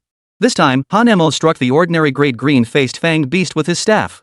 The blow shattered the creature's skull, sending brain matter flying and filling the air with the pungent stench of blood. Witnessing their comrade's brutal demise before their eyes, the 2 green-faced, fanged creatures were consumed by fury. They launched a relentless, frenzied assault on Han Mo. Come on then. This is perfect for testing my 6 harmonies, 8 desolations. Facing the relentless onslaught of the 2 green-faced beasts, Han Mo stood utterly still, a smirk curling his lips. Just as their claws were about to reach him, Han Mo's body suddenly became ethereal. The claws of the 2 green-faced, fanged beasts passed right through Han Mo's body, inflicting no harm whatsoever. Chapter 71, The Divine Dragon Special Forces. Witnessing this scene, the 2 green-faced, fanged beasts were dumbfounded. Such a bizarre occurrence was the first they had ever seen. Yet, as they failed to strike Han Mo, Dan Hanmu's staff smashed down on the head of one of the green-faced, fanged beasts. A thunderous clang echoed through the air. The green-faced beast was sent flying by the single blow, crashing heavily to the ground. Its entire skull caved in, resembling a watermelon sliced clean in half. This instantly rendered the green-faced, fanged creature incapacitated. Simultaneously, Han Mo vanished from sight, reappearing behind another green-faced, fanged creature. Another solid blow landed, delivering a critical hit to the second green-faced beast. Under the immense force, its body collapsed with a thud. 2 full power strikes had severely crippled both green-faced, fanged beasts, leaving them incapacitated and gravely wounded. This was Han Mo's first time employing the 6 harmonies and 8 desolations in actual combat. During its execution, Han Mo realized that despite the illusion lasting only 0.9 seconds, the energy unleashed was truly formidable. Moreover, it could achieve a stunning element of surprise in battle. It was undeniably powerful. However, wielding the 6 harmonies and 8 desolations also exacted a heavy toll on his mental energy. At his current cultivation level, Han Mo estimated he could use the 6 harmonies and 8 desolations technique no more than 5 times in a single battle. Simultaneously, Han Mo gained new insights into the 6 harmonies' 8 directions. This skill proved utterly overpowered and invincible when facing enemies. It essentially grants a 0.9-second invincibility state, rendering him immune to all attacks while enabling instant teleportation. This instant teleportation function was akin to long-range blink. Combined with his other skills and terrifying strength, it left enemies utterly defenseless. The green-faced, fanged fiends who had been snarling menacingly moments ago now trembled in terror. Their fierce, piercing gazes had turned to sheer fear. When they glanced at Han Mo, they couldn't help but shudder involuntarily. Especially when they saw the fire poker in Han Mo's hand, they recoiled in terror, stumbling backward. Without hesitation, before they could launch another attack, 2 more blows from the fire poker ended the lives of these 2 green-faced, fanged beasts. Just then, Yu Weiwei, Lu Dushuan, and the others arrived. Seeing the dampness on the ground, they gaped in astonishment. You took down 3 green-faced fangs in under 3 minutes? Han Mo, your strength has grown again, Yu Weiwei exclaimed in shock. It's nothing special. I've leveled up twice these past 2 days and am now at Divine Void Realm level 8, Han Mo replied casually. What? Upon hearing this, Yu Weiwei felt as if her mind had exploded, struck by lightning. She froze in place, utterly dumbfounded. Good heavens, how could leveling up be easier than drinking water? I thought my hard work would gradually widen the gap between us, but I was wrong. No matter how hard I try, I can't catch up to him. But he's the man I like. I have to get him, even if it's just for one night. It took me so long of intense training just to level up once. And he'd leaped 4 or 5 levels in just a few days. Such terrifying cultivation speed would leave even a divine messenger gasping in awe. Lu Dazhuang was stunned, his mouth agape, speechless for a long while. After a moment, he shook his head and said, "Is this real? I don't believe it. That's just insane. I've never seen anyone this freaking insane. Why are you two staring at me like that?" Han Moso shrugged. "You feel like some kind of alien creature. How can you be so terrifying? I've never heard of anyone advancing ranks this fast. Even the 3 captains of the Divine Dragon Squad Wang 1, Wang 2, Wang 3 were over 40 when they entered the Divine Void Realm. And you're only 18, already at level 8 of the Kidney Deficiency Realm. I bet you'll reach the Divine Initial Realm before you're even 19. It's terrifying. Can you imagine the uproar an 18-year-old in the Divine Initial Realm would cause? Enough with the flattery." At that moment, 3 figures materialized before them like ghostly apparitions. Identical in appearance, height, and attire, they were unmistakably triplets. They were none other than Wang Yi, Wang Er, and Wang San of the Dragon's Path Squad. "Finish the fight this fast? I thought you'd get beaten to death, but you've surprised us again," Wang Yi exclaimed. "Not bad, not bad. I've picked up a few new moves lately, making it much easier to handle those green-faced, fanged monsters. Truly, heroes emerge in youth. The new generation pushes aside the old, washing them ashore. Don't make it sound so tragic. This city still needs your protection, and I'll be heading off to college soon. I'll come visit you guys often then." "Oh, and about that guy joining our Dragon Squad, what VE you decided?" Wang Yi asked. "My mother's wish is for me to get into a good university, and I agree that higher education offers better prospects. So thank you for the invitation, but I still want to try my luck in the big city and see more of the world." Han Mo declined politely. "Think it through carefully. Joining our Dragon Squad is equivalent to becoming a national civil servant. Your family, your mother, your sister will all receive state support. You'll earn a monthly salary of 200,000 yuan, plus a full suite of benefits including social insurance, housing fund, year-end bonuses, quarterly incentives, and holiday gifts. Based on your contributions, we'll even provide you with housing.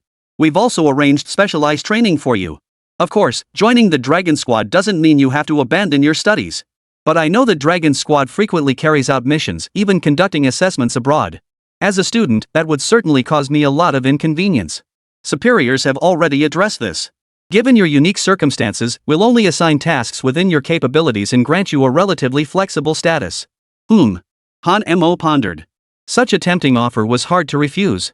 After all, becoming a civil servant meant bringing honor to one's family and ancestors, a tremendous privilege. Many pursued higher education solely to become civil servants, yet Han Mo now had a chance to achieve that status without needing to attend university. Seeing Han Mo's interest piqued, Wang Yi continued.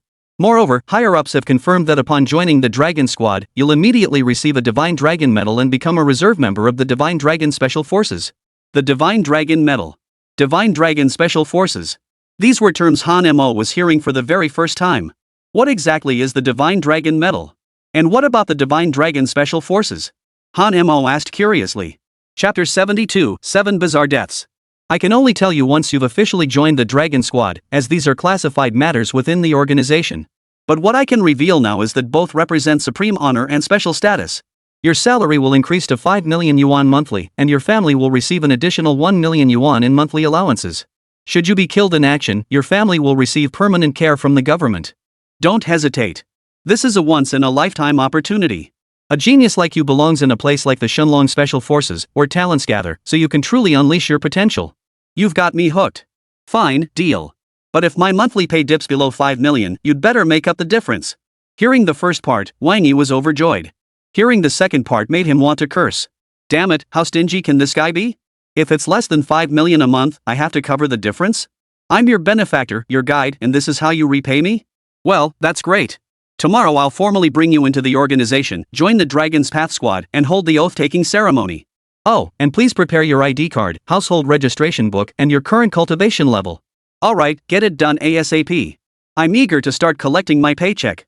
You money-grubbing fool, I'm amazed at you. I thought I convinced you, but it turns out you just wanted that 5 million salary. Of course.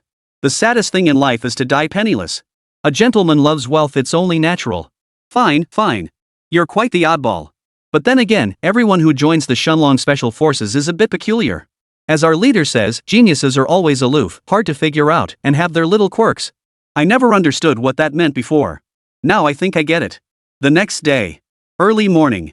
Hanemo finished preparing all the documents and arrived at the Dragon Strike Squad headquarters, handing them all over to Wangi. Wangi took the files to the Dragon's Path Squad conference room and found their team leader. Team leader, after my persistent persuasion, I finally convinced Hanemo. The kid is willing to join Dragon Strike Squad. Excellent. As long as he hasn't been poached by an international organization, submit the documents immediately. Also, take Hanemo to make the declaration. Hanemo is a promising prospect and a rare talent. His values are sound too. Aside from being a bit greedy and, well, speaking his mind a little too bluntly, he's otherwise flawless. Yes. Just then, a staff member burst into the room. Reporting an emergency. 7 people were found dead in a room at the Red Rose Hotel. Their deaths were gruesome skeletons stripped of flesh. The style matches yesterday's hotel killings. What? 7 people dead? Wang Yi's eyes widened. He rubbed his ears, thinking he must have misheard. 7 deaths at once? That was an absolutely sensational event. You didn't mishear it. 7 men died in a single hotel room. How could that be possible? A report like this wouldn't be wrong. No one would dare falsify military intelligence. With something this big, I have to go check it out myself. Thus, Wangi, who had intended to take Hanemo to deliver his team initiation speech, now had to handle the hotel matter first. Hanemo was utterly shocked to hear 7 people had died at once. His curiosity piqued and he tagged along, determined to uncover the truth. Arriving at the Red Rose Hotel, they were led by staff to the crime scene. The moment they stepped into the room, Hanemo caught a distinct, peculiar scent. Simultaneously, they saw 7 bodies, some lying on the bed, others sprawled on the floor, and one seated on the sofa. All were naked, and their deaths were gruesome. All were skin and bones, seemingly drained of half their fluids, presenting a deeply unsettling sight.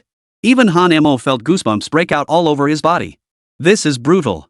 What kind of murder technique is this? Why such cruelty? The coroner exclaimed. In over 30 years of work, I've never encountered a killing method like this before. This matches the method used in yesterday's Peace Hotel murders. Moreover, the perfume scent throughout the room appears to be the same brand. We can conclude this is a serial killing case, perpetrated by the same individual or group, Wangi deduced based on his years of experience. Hanemo nodded and added, the method is so brutal, and the technique so twisted. I think the killer must be a super twisted psychopath. And incredibly ugly.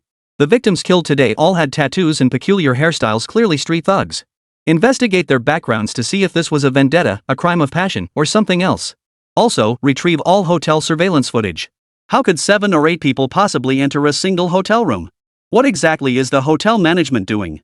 The hotel manager trembled in fear upon hearing these words. A death in their hotel would have a devastating impact on their reputation. Once word got out, no one would dare stay there. Moreover, under normal circumstances, a double bedroom is only permitted for 2 guests.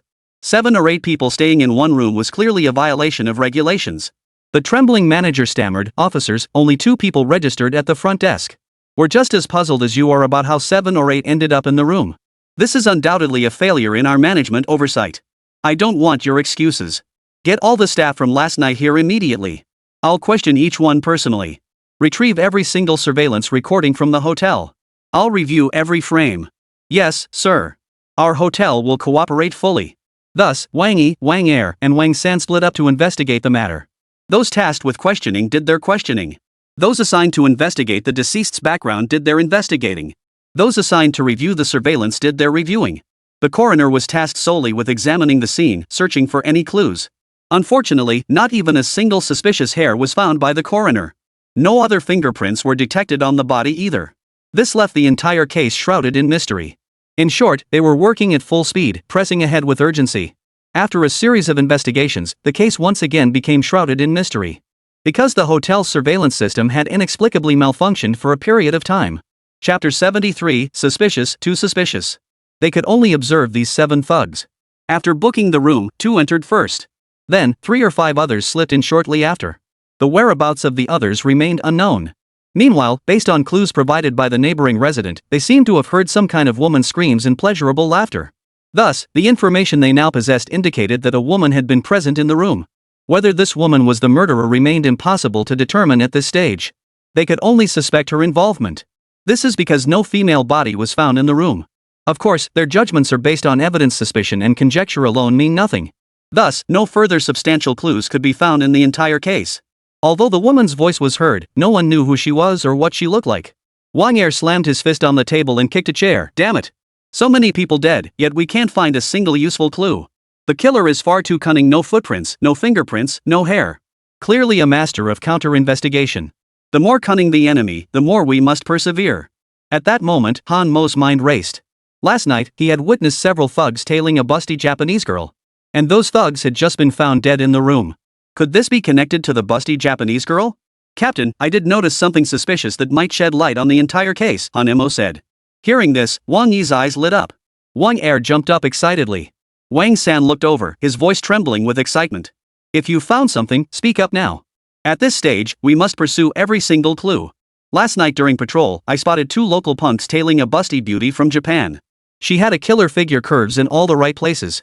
When she walked, her hips swayed like waves. Dressed super revealing, you could practically see her underwear.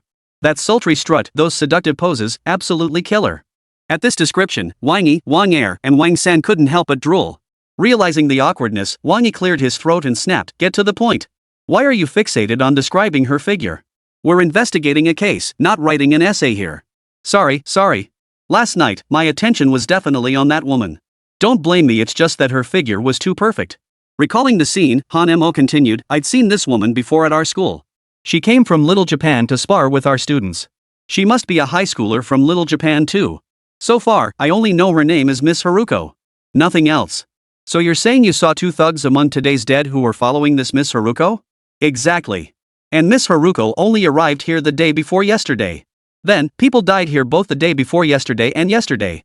This is too much of a coincidence. So I suspect this incident is connected to the 4 little bastards who came to our school, Han Mo said. Your suspicion makes sense. But our class values evidence and facts. We need a solid plan. Just round up those 4 little bastards and interrogate them thoroughly, Han Mo suggested. It's not as simple as you imagine. Arresting people based on mere speculation without evidence, what would that make us? What should we do? No easy solution. We'll have to assign people to tail them first, then use other international organizations to assess their capabilities. Simultaneously, we'll hunt for clues. Of course, our suspicions might be wrong. So we need a multi-dimensional investigation into this case. Alright then. I'll keep a close eye on those 4 little bastards around campus. If I spot even the slightest trace, I'll take them out on the spot. Han Mo clenched his fist, speaking with passionate fervor. First high school, foreign guest dormitory. The 4 little bastards gathered together. This time, their bald teacher was present too. The bald teacher wore a vicious expression, clearly no pushover. Teacher, last night I defeated 7 men in one go. This has propelled my strength directly into the void god realm. Teacher, shall I reward myself with a round tonight? Upon hearing this, the bald-headed teacher swiftly delivered a slap to Miss Haruko's left cheek. Damn it! What did I tell you? You need to know when to hold back, take things step by step. I let the one you killed the night before last slide. But last night you sucked the life out of 7 more. And we've only been here 2 days. This kind of incident is bound to draw the building's attention. Miss Haruko blinked innocently, her eyes wide with hurt. But master, you taught us to be ruthless in our actions, especially against the Great Xia Empire. You need to use your brain when you act. If you keep being this reckless, you'll end up dying a miserable death sooner or later. Teacher, what should we do next? Should we advance our plan? With these developments, our plan must be accelerated. We didn't need to rush this before. Though it's somewhat hasty now, at least everything is ready. You 3, prepare yourselves. Begin. I, master. And so, the 4 little bastards began their preparations. Among them, the bald man produced a peculiar device. Its purpose was unclear, but it was undeniably unusual. Simultaneously, the bald man placed this peculiar device in an extremely hidden location within the school and activated it. Once activated, the device emitted an extremely stealthy light wave and emitted a specific vibration frequency. After completing these tasks, the bald-headed troublemaker proceeded to other locations to install similar devices. As for the 3 students of the little bastards, they changed into their ninja combat gear, grabbed their preferred weapons, and headed toward the school's sports field. All 3 of these little bastards wore smirks on their faces, their grins brimming with endless mockery and terrifying confidence. On the school stadium stage, the 3 little bastards arrived at the stage and began banging gongs and drums. Their loud shouts drew a crowd of curious students. The students were curious about what these 3 little jerks were up to. What are these 3 little rascals up to? Are they putting on a monkey picking peaches show? They look like monkeys. Are they doing acrobatics? No clue. Looks like these jerks have something important to do. Chapter 74, Death Crisis. The crowd grew larger by the minute. Word spread like wildfire, and soon many students had gathered to see what was happening. Once the crowd had gathered, Banzan Taro stepped forward, megaphone in hand, and announced, Everyone, we've come from afar to engage in one-on-one sparring matches with each of you. Is there anyone brave enough to step forward and spar with me? Hearing this, the students below exchanged glances. When no one spoke up, Sakamoto Taro continued, "What's the matter? Are all of you afraid? Are you the so-called sick men of East Asia who dare not spar with me? Or are you content to hide like turtles?" Hearing this, the students below the stage were enraged. How come this little bastard seems even more arrogant than Han Mo? You Japanese brat!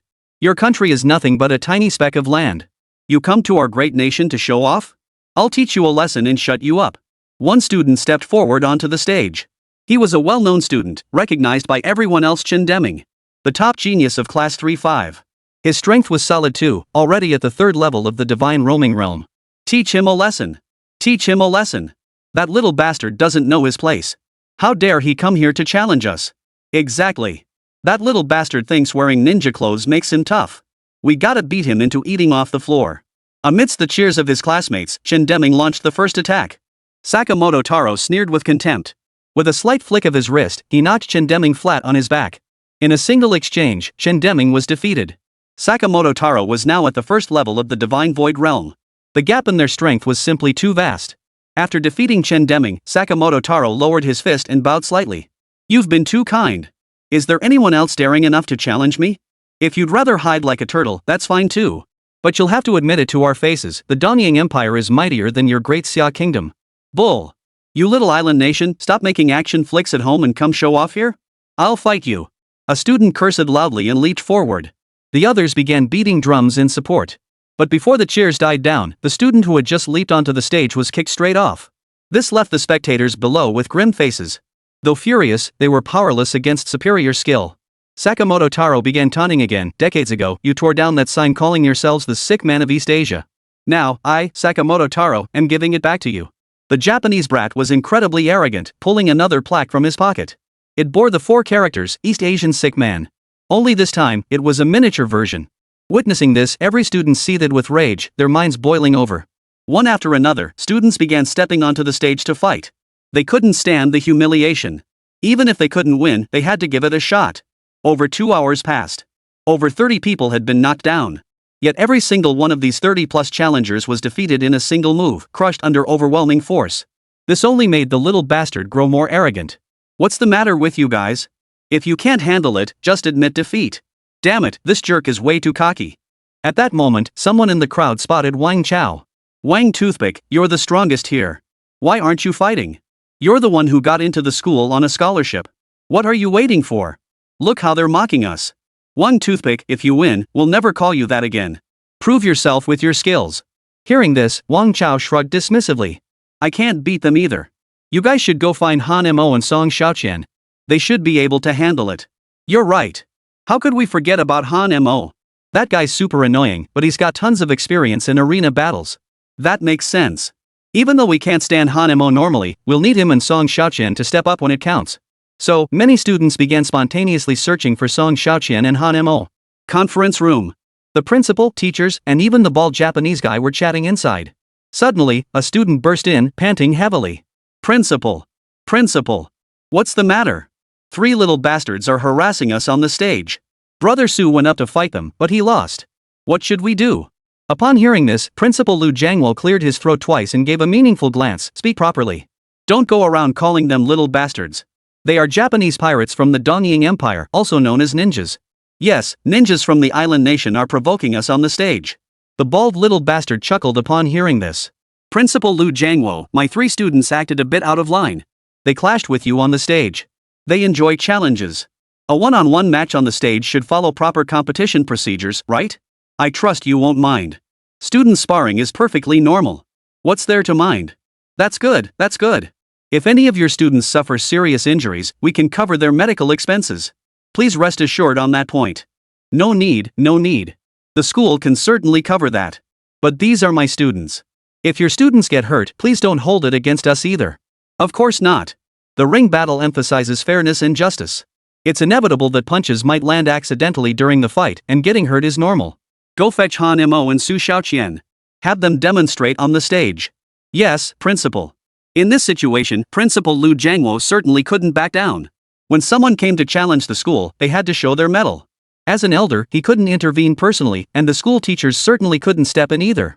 After all, this was a battle between students. Moreover, they couldn't afford to lose this sparring match. A defeat would be utterly humiliating. Therefore, the school's elite fighters must be dispatched. Naturally, the Japanese challengers had also brought their absolute best. The bald little bastard chuckled. I brought some local specialties from my hometown, exquisitely flavored green tea. Please, Principal Liu and all the teachers, do try some. Oh my! That's too generous of you. Watching the teachers drink the tea he'd brewed, the bald little bastard flashed a sly grin, his eyes flickering with a hint of wickedness. Meanwhile, beneath the city's dark underbelly, countless green-faced, fanged creatures suddenly emerged. Through underground passages, city drains, abandoned subways, sewers, they had already begun invading the city en masse. At this moment, everything unfolded in utter silence, seemingly unnoticed by anyone. Meanwhile, in other places, large numbers of green-faced, fanged creatures were gathering, biding their time. Chapter 75, Little Bastard Challenges Han Mo. Meanwhile, Dragon Squad's conference room. Emergency detected. Large numbers of green-faced fangs are attacking our energy shield from the southeast direction.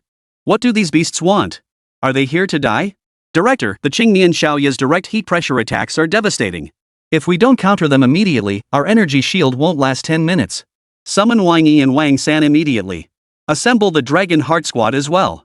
Additionally, activate the city's fire support systems. Keep your long-range thermal weapons ready for attack. Yes, Director. Outskirts of the city. Hordes of green-faced, fanged creatures assaulted the city's energy shield with their bodies. Each punch sent tremors through the translucent shield. Even the city's residents could feel faint tremors. This caused widespread concern among the populace. Soon, 2 aircraft appeared in the sky. Both aircraft were loaded with missiles. Simultaneously, numerous artillery-like fire networks appeared on the city walls surrounding the metropolis. These cannon-like weapons appeared both magnificent and highly advanced. Thus, the human side began to fight back with hot weapons. If these green-faced, fanged creatures were allowed to attack the city, the high-caliber weapons would become difficult to deploy. While such weapons could effectively deal with the green-faced, fanged creatures, they would also harm nearby residents and ordinary citizens. Therefore, the optimal strategy was to intercept the green-faced, fanged creatures outside the city walls. Along with the soldiers came the super-powered cannon. A cannonball was fired. Boom! Boom! Boom! Boom! The shell struck the green-faced, fanged creatures, igniting intense flames.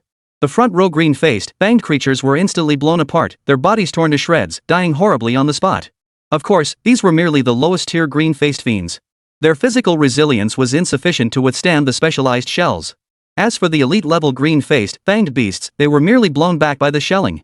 Though wounded, they remained alive. Human artillery continued its relentless bombardment. In an instant, flames shot skyward, smoke billowed thickly, and the stench of blood filled the air. First high school. Han Mo was training his strength during practice. Song Xiaoqian was training in the adjacent room. Both were now training intensely, neither daring to slack off. Especially Song Xiaoqian, since gaining a rival like Han Mo, she had become even more determined. As the school's top prodigy, she knew she couldn't afford to slack off if she wanted to keep that title. Han Mo, Song Xiaoqian. You two, come out immediately. Something terrible has happened. 3 little devils are attacking our doorstep. Get out here and fight them. Hearing this, Han Mo and Song Xiaoqian emerged simultaneously. What's going on? What's wrong with that little bastard? Song Xiaoqian asked, wiping sweat from her body. Those little bastards are challenging us on the stage. They called us sick men of East Asia and said we're all trash. Many classmates who couldn't beat them accepted their challenge for 1v1 fights. But those little bastards are just too strong. Everyone who went up got knocked flat. They even mocked us mercilessly, spewing all kinds of vile insults. We had no choice but to ask you two to come over and teach those little bastards a lesson. Hearing this, Song Xiaoqian instantly boiled with rage, her eyes blazing with murderous intent. What? Those little bastards dared to openly provoke us? Let's go. Take me there. Han Mo was equally furious and followed suit. Though Han Mo usually didn't get up early without a profit, anyone wanting to challenge him would have to pay a price. But this time, the little bastards were way too cocky, showing off way too much. So Han Mo didn't mind stepping in to teach them a lesson. At the same time, while Han Mo often pranked classmates at school to earn his misdeed points, he didn't actually dislike his classmates or hold grudges against them. But if outsiders came to show off, they deserved a proper beating. As soon as Song Xiaoqian and Han Mo arrived at the stadium, they saw numerous classmates lying on the ground, moaning in pain. They had all been defeated by the little bastard. Seeing their pitiful state, as the school's top genius, Song Xiaoqian felt compelled to help his classmates fight back. It was his duty. The greater the power, the greater the responsibility. Meanwhile, little bastard continued his frenzied taunts. What's wrong with you? You sickly East Asians. I've taken down dozens of you already, and not a single one has been a proper opponent. I haven't even used my full strength yet, I'm not even sweating. Little bastard, don't get too cocky. Our goddess Song Xiaoqian is coming for you. You're as good as dead. Exactly. Song Xiaoqian will destroy him. Song Xiaoqian's arrival gave the students hope. Amidst the cheers of her classmates, Song Xiaoqian stepped onto the stage. I'll fight you, Song Xiaoqian said flatly. Yet beneath the calm tone lay a hint of lethal intent.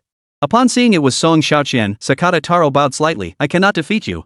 You are the spokesperson of the gods. I am no match for you in this fight. I believe it should be unnecessary to continue. Hearing this, the students below the stage erupted in fury once more. Hell. Just now they were so cocky, and now they say they won't fight? They're out of their minds. No way. We have to fight this little Japanese brat. He's a bully. Song Xiaoqian was furious too. You came here to challenge us, then say you don't want to fight? What's the deal? Are you scared? If you are, admit defeat right here and get the hell back to your island nation. I think you misunderstand. You are a divine messenger, while I am not. I am the strongest being below divine messengers. You fighting me as a divine messenger is inherently unfair. Therefore, I believe Han Mo should be my opponent. I wonder if he dares. At these words, all eyes turned to Han Mo. Han Mo was still adjusting his hairstyle, sitting coolly with his legs crossed on the chair.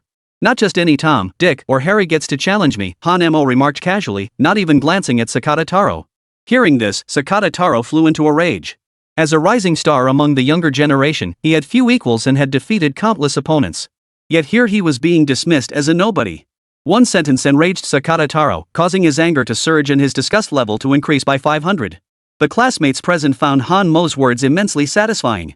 Though they'd never liked Han Mo, viewing him as arrogant and full of himself. Chapter 76, Poor Sakata Taro. But hearing him tear into that little jerk felt incredibly satisfying.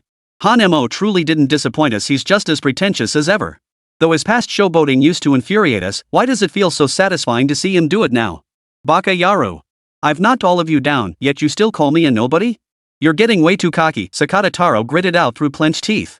Stretching lazily, Han Mo rose to his feet, one hand casually tucked into his pocket as he sauntered onto the stage. Calling you a nobody is actually flattering you. Let me remind you, once I lay a finger on you, you won't be able to get out of bed for at least 10 days to a fortnight. Arrogant. Utterly arrogant. You're the first person who's ever dared to talk to me like that. Then let's begin. My time is precious, and I don't want to waste it on a little punk like you. Bastard. You've succeeded in enraging me. You won't be able to withstand my wrath now. Flames danced in Sakata Taro's eyes, as if he wanted to devour Han Mo alive. Sakata Taro was merely at the first level of the Divine Void Realm. Han Mo had long since ascended to the 8th level of the Divine Void Realm. A gap of 7 levels separated them. They were simply not on the same level. If the gap were just 2 or 3 levels, perhaps they could have fought evenly. But with a 7-tier gap? Victory was utterly impossible. As the saying goes, raw power trumps all techniques. The spectators below the stage were riveted, eagerly anticipating this battle. At the same time, their gazes toward Han Mo grew noticeably warmer. On the stage, Sakata Taro came empty-handed, carrying a large box on his back. I knew exactly what was inside. It seemed to be one of his secret weapons. But in previous fights, he hadn't used any weapons, defeating his opponents with his bare hands alone. Seeing his opponent go weaponless, Han Mo didn't want to take advantage either. He planted his stick on the ring and now stood bare-handed as well. Yet to Sakata Taro, Han Mo's actions signaled contempt. This only fueled his rage further. Bastard! Are you looking to die? With that, Sakata Taro launched himself forward in a burst of speed, his sandbag-sized fists coiled with power for a devastating strike. Meanwhile, Han Mo was still adjusting his hairstyle. To Sakata Taro, this was an immense humiliation. He was giving it his all, yet the other man couldn't care less. Damn it, I'll kill you. Sakata Taro poured even more strength into his punch. Facing the overwhelming surge of power bearing down on him, Han Mo casually extended his hand and grabbed Sakata Taro by the collar. Sakata Taro's fist halted just 3 centimeters from Han Mo's face. The reason was simple, Sakata Taro was a short guy, barely reaching 5 feet 3 inches tall. His arms were significantly shorter than Han Mo's when fully extended. Han Mo stood at 1.92 meters tall. The gap between them was immense. The disparity in physical strength was staggering. Han Mo exerted force upward, lifting Sakata Taro's entire body off the ground. Sakata Taro continued to swing his fists furiously, yet he couldn't inflict any damage on Han Mo. Witnessing this, the students below erupted in mocking laughter. Ha ha ha ha. This is hilarious. Are you using a turtle punch or something? This little bastard looks like a complete idiot, flailing his arms around like he's giving Han Mo a massage. Stupid little bastard, you were so cocky just now. Why aren't you showing off anymore? Ha ha ha. This is too funny, absolutely hilarious. Even Sakata Taro's teammates watched the scene with shame-filled, stiff expressions. It was a profound humiliation for them too. Especially Oda-kun, who couldn't bear to be associated with Sakamoto Taro. Of course, the most humiliated of all was Sakamoto Taro himself. Getting taken down so easily in a fight? What a huge gap in skill. And in such a humiliating manner. It was like a father beating his son. Inflicting profound humiliation to incite Sakamoto Taro's fury, evil deed points plus 1000. What the hell are you two dogs yapping about here? Get the hell out of my sight. Hanemo tossed Sakamoto Taro into the air like a chicken, then unleashed a flurry of punches mid-air, sending the version of Taro howling like a wounded animal. His body flew through the air and slammed heavily onto the ground. Only then did version Taro truly grasp the vast gulf between himself and Hanemo. But in front of so many people, he had to save face. Struggling to his feet, Sakamoto Taro unleashed his full power this time, including his psychic energy. This time, Sakamoto Taro launched a flying kick, aiming straight for Hanmo's face. Hanemo countered with a sidekick, striking Sakamoto Taro squarely in the kidneys. Sakamoto Taro flew backward once more. 2 consecutive defeats ignited Sakamoto Taro's fury. Sakamoto knew winning in close combat was impossible. The man before him was simply too terrifying. Moreover, each of his attacks seemed effortless, as if Sakamoto hadn't even exerted his full strength. The crowd below erupted once more in frenzied cheers. They were all cheering Hanemo on. Earlier, they'd been thoroughly humiliated by this little bastard and subjected to his relentless taunts. Now that this little bastard was being beaten to a pulp by Hanemo, they were naturally overjoyed. Hanemo shook his head. You're way too fragile. Why don't you just admit defeat and let the next one take your place? Fighting a noob like you would only dirty my hands. Delivered a taunt to the little bastard, leaving him utterly humiliated. Evil deed points plus 2000. Baka Yaru, you're asking for it. Sakata Taro charged forward again. Hanemo unleashed a flurry of punches, each landing squarely on Sakata Taro's face, knocking out 5 or 6 teeth. Sakata Taro's face was utterly mangled. What's the deal? Why are you deliberately crashing your face into my fists? And every time, you hit it so perfectly. Hearing Hanmo's cold mockery, Sakata Taro was utterly enraged. Bastard! You asked for it. I'm bringing out my trump card now. Sakata Taro's evil deed value increased by plus 3000. Seeing this notification, Hanemo chuckled. You know what? Beating up little bastards really does rack up the evil points. It was clear Sakamoto Taro was truly enraged. Sakamoto Taro stood the coffin like box upright before him. Then, chanting incantations, he formed hand seals. All that could be heard was the buzzing of bees, making it impossible to discern what he was saying. He appeared to be performing some sort of ritual. After completing these actions, Sakamoto Taro spat a mouthful of blood onto the coffin lid.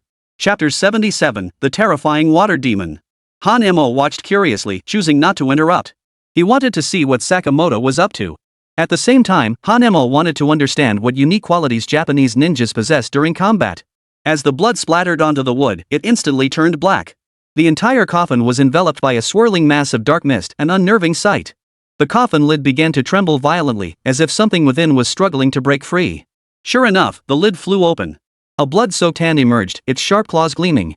Black iron chains bound the wrist, signaling this creature was no ordinary being. Next, a head slowly emerged from the coffin. The head itself was terrifying, sending chills down the spines of the onlookers. Its face was hideously distorted, with eyes that appeared white, as if afflicted by cataracts. The gaze was piercingly deep, the eyeballs sunken into their sockets. The head lacked a nose, as if sliced off by a blade, and shockingly, it had no mouth either. How could this unidentified creature possibly breathe? As the creature's entire body was exposed, everyone felt nauseated and on the verge of vomiting. It was because the creature emitted an unbearably foul stench, and its body was covered in slimy mucus that dripped steadily onto the floor. How disgusting! What is this thing? It's utterly revolting. Good heavens, I'm about to vomit just looking at it. Doesn't this fellow feel terrified carrying this thing on his back every day? I know. This is a puppet master unique to the country of little bastards. Bull. Puppeteers in the ninja world use wooden puppets. This thing is clearly alive. How could it be a puppet master? You're right. Little bastard puppeteers use transparent silk threads to control their puppets for attack or defense. But puppeteers usually have many puppets. This little bastard is clearly manipulating some unknown creature. He should be called a corpse driver. Whatever that little bastard does, it's definitely some kind of dark and twisted craft. Makes sense. Maybe it's some new breed of little bastard ninja specialized in manipulating these disgusting creatures.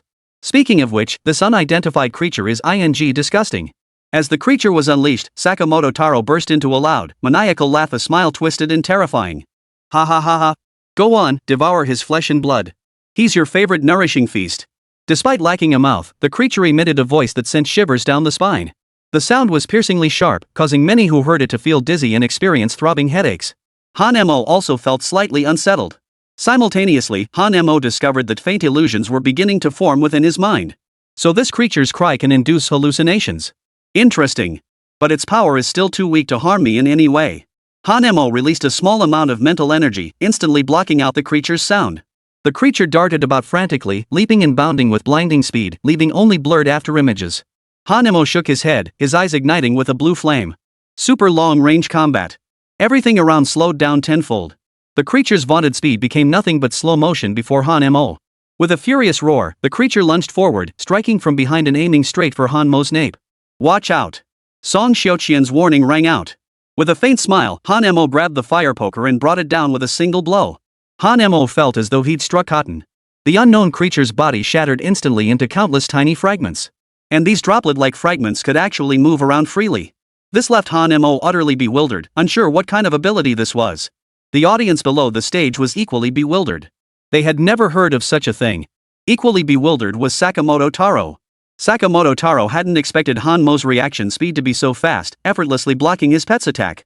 A minute later, the unidentified creature reassembled itself, returning to its original form.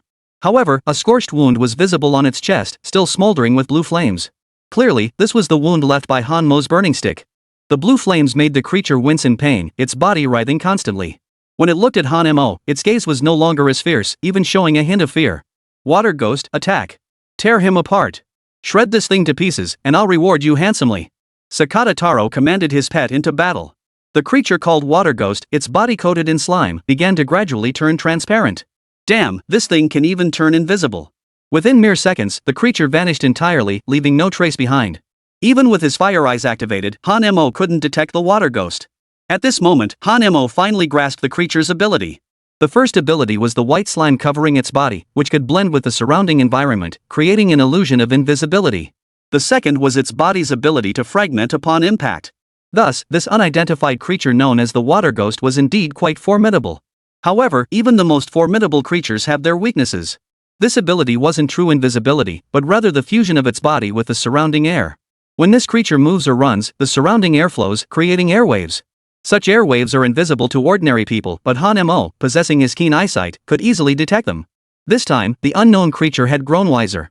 It tested its limits, appearing suddenly to Han-mo's left, then to his right, then in front of him, and behind him.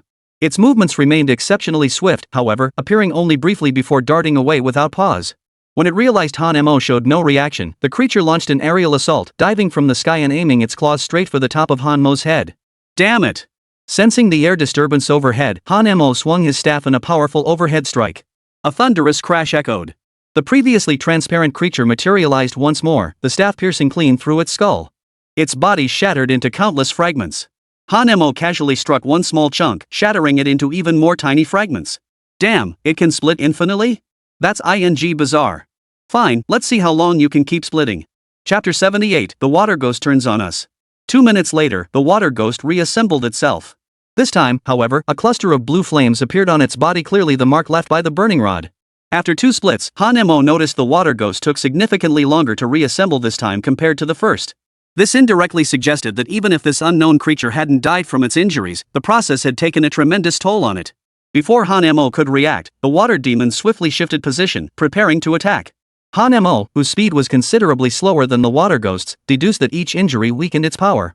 From this, he deduced that with enough strikes, it would eventually be possible to destroy its body completely, preventing any further reassembly. That must be it.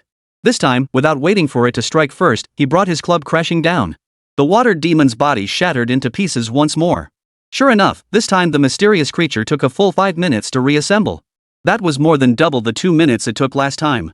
Song Xiaoqian called out from below the stage, Han-mo, when creatures like this split apart, you can also smash the smaller fragments they become. That will inflict even more damage. Plus, each time this creature splits, it loses a fraction of its life force. Hit it a few more times like that, and you can kill it. Han-mo nodded. Thanks for the tip. I'll treat you to jumbo-sized ham sausages tonight. This time, the water demon dared not attack. Its former arrogance and tyranny had turned to fear. Especially when it looked at the staff in Han-mo's hand, it was so terrified it kept retreating. for blue flames had already appeared on its body. These flames steadily eroded the water ghost's body, the scorched area slowly expanding. The water ghost was clearly in agony, occasionally letting out agonized screams. Witnessing this, Hanemo realized his burning stick not only terrified the green-faced, fanged fiend but also struck fear into this unknown creature. His curiosity about the stick's origins deepened. Standing nearby, Sakamoto Taro watched the scene unfold and cried out in anguish, "Water demon! What are you waiting for? Attack! Kill him! Destroy him!" The water demon remained unmoved, staring fearfully at the stick in Hanmo's hand. Sakamoto Taro roared again, "Don't be afraid. I know you're injured. I'll give you strength. Kill him, and I'll reward you handsomely." After speaking, Sakamoto Taro formed another seal with his hands, spewing another mouthful of blood onto the water demon. The water ghost, though wounded, seemed to have recovered somewhat, his strength slightly increased. Yet the water demon still dared not attack. Hanmo's earlier combat had not even utilized psychic energy, merely the fire poker in his hand and his own strength were enough to render the water demon powerless to move him. Hanemo hadn't even attacked at full strength. Had he unleashed his full power, the water demon likely wouldn't have had a chance to revive. Hanemo fought with his own unique approach, first discerning his opponent's methods and strength, gathering as much information as possible before delivering a decisive blow. This approach served a dual purpose, to gain practical combat experience while forcing the enemy to reveal their hidden cards. It also deepened his understanding of this divine intervention, laying groundwork for his future adventures in the martial world. Now that Hanemo had fully grasped Sakamoto Taro's abilities, he no longer needed to hold back. Version Taro's personal abilities were mediocre, his offensive tactics limited. His only trump card was his pet water demon. The water ghost is indeed formidable. Not only can it become invisible, but it also possesses blazing attack speed, immense strength, and extraordinary self-healing abilities. Its attacks come in two forms, physical strikes and psychic assaults. The water spirit's unique cry can induce hallucinations in the human brain. However, the water demon's weakness is equally obvious, its defense is poor. Hanemo, however, possesses precisely the abilities needed to counter the water ghost. It could be said that all the water ghost's attack methods were as useless as running around naked in front of Hanemo. Seeing the water ghost show no desire to attack and instead retreating directly into the coffin lid. This infuriated Banpan Taro. His own pet had betrayed him, refusing to fight. At that moment, the audience below the stage erupted in mocking laughter. "Ha ha ha ha. Little bastard, get your ass off the stage already. Let the next person take your spot. You're nothing but trash. And your pet looks like a complete moron, utterly useless. Little punk is just that, a little punk. Can't even control his own pet, yet he's here trying to show off. Get the hell out of here, and take your crap with you." Exactly. Go back to filming in Japan and stop embarrassing yourself here. Facing the barrage of ridicule, Sakamoto Taro clenched his fists, veins bulging in his arms. How could the young and reckless him just admit defeat like this? Bastards! Making me admit defeat is absolutely impossible. Are you all looking to die? Water ghost, come out this instant. Did you hear me? If you don't come out now, I'll punish you right here and now. But the water ghost remained unmoved, trembling inside the coffin lid. Meanwhile, Principal Lu and the bald bully had arrived nearby, watching from a vantage point above. Seeing Hanemo emerge victorious, Principal Lu Jiangwo chuckled. "Xiao Yi, your student is quite something. To command a water ghost at such a young age, his future potential is limitless. It's just a pity he crossed paths with our school's Hanemo. Defeat was inevitable." Though the principal's words carried praise, they also held a hint of mockery. The bald little bastard's face darkened considerably. Nevertheless, he maintained a smile as he replied. "Your student is indeed formidable. Why haven't we heard of him before? Our records show no such person. May I ask which deity he represents?" Hanemo is a dark horse who just emerged. He's not a divine messenger. His background is quite troubled. Oh, that's rather interesting. Not a divine messenger, yet he managed to defeat the water demon? That's something I never would have imagined. On the stage, Sakamoto Taro had somehow produced a whip and was now lashing it fiercely against the water demon. The water demon howled and wailed in agony. Now utterly beaten, it began to fight back. Well, now it was a battle between master and pet. Clearly, this water spirit wasn't particularly obedient to Sakamoto Taro from the start. It's like having a large dog at home. In the dog's eyes, you're on equal footing with it, or perhaps even lower in status. So when faced with problems, this dog might just bite its owner. Chapter 79, Death, Little Bastard. And that's exactly what happened to Little Bastard. Seeing this, the audience below began to sneer and jeer. After all, Sakamoto Taro had defeated many of them earlier, boasting arrogantly and speaking with utter contempt. Now they seized this chance for revenge. Ha ha ha ha. I tell you, Sakamoto Taro, your name suits you perfectly. You're truly reckless. You can't even control your own pet anymore. Ha ha ha. Forget Taro, just call him Big Dog. This is hilarious. You can't win a fight, yet you put on a dogfight show for us on the stage. Such words were bound to provoke Sakamoto Taro. At just 18 years old, he was in the prime of youthful recklessness and couldn't tolerate such verbal taunts. Thus, Sakamoto Taro, enraged, began unleashing his full fury on his own pet. Seeing this, Han-mo suddenly had an idea. He used the stick in his hand to help Shuei-gue beat Sakamoto Taro. One swing of the stick smashed Sakamoto's skull open, blood gushing down his face. The blow left Sakamoto reeling, stars dancing before his eyes, and he collapsed unconscious in a pool of blood. Ambush Sakamoto Taro, provoking his rage. Evil deed points plus 5,000. Water Ghost, take him down. Finish him off. I'll back you up. Han-mo shouted. Damn, this water demon seemed to understand Han-mo's words. Sniffing the blood sent on Sakamoto Taro, it instantly went berserk. The water demon clamped its hands around Sakamoto's neck. Then, divine power ripped open its abdomen, revealing a multitude of sharp claws emerging from within. Good grief! Over 10 claws appeared at once, tearing open Sakamoto Taro's abdomen and devouring his internal organs. Now everyone saw clearly, though the water demon didn't open its mouth, it tore open its belly to eat, using its claws to shove food directly inside. This gruesome feeding method made everyone's scalps crawl. Even the seasoned Han-mo couldn't help but suck in a sharp breath. Such a brutal feeding method was a first for everyone present. The sheer repugnance of the process caused several girls to vomit uncontrollably. It was clear that Sakamoto Taro's kidneys and liver had been ripped out by those sharp claws. Sakamoto Taro's face was deathly pale beneath his ashen complexion as he cried out for mercy. Save me. Quick, save me. If you don't save me now, I'm going to die. Oda-kun, Miss Haruko, you too, please save me. Oda-kun and Miss Haruko stood below the platform, expressionless, their hands still clasped before their chests, seemingly unwilling to help. As the water demon ripped out his final heart, Sakamoto Taro was utterly defeated. Yet the water demon's devouring continued. It tore flesh with its razor-sharp claws, pried open his thighs, and stuffed them into its belly. The entire process was utterly terrifying, utterly brutal. No one could have imagined Sakamoto Taro meeting such an end. He was devoured by his own pet, leaving not a single scrap behind, only a pool of blood remained. The audience and classmates present were all frozen in shock. The scene fell deathly silent, so quiet you could hear a pin drop. No one had anticipated such an outcome. They hadn't actually intended to kill Sakamoto Taro. Yet somehow, this was the outcome. Han-mo had commanded the water ghosts with a tentative approach, never expecting them to actually eliminate their own master. This outcome had surpassed everyone's expectations. Of course, the primary reason was that Han-mo had struck Sakamoto Taro directly on the head with his club. This weakened Sakamoto Taro and diminished his abilities. At that moment, the water ghost's power happened to surpass Sakamoto Taro's, leading to the phenomenon of a pet turning on its master. This was quite understandable. When raising a pet, one must possess the ability to suppress it, otherwise, one might suffer a backlash. What was unexpected was that Oda-kun showed no intention of intervening. Useless trash, killed by his own pet. What good is he now? Scum like you deserves to die.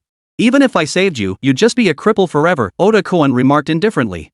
Watching the fight from above, the bald little bastard's face turned ashen, his eyes burning with intense fury.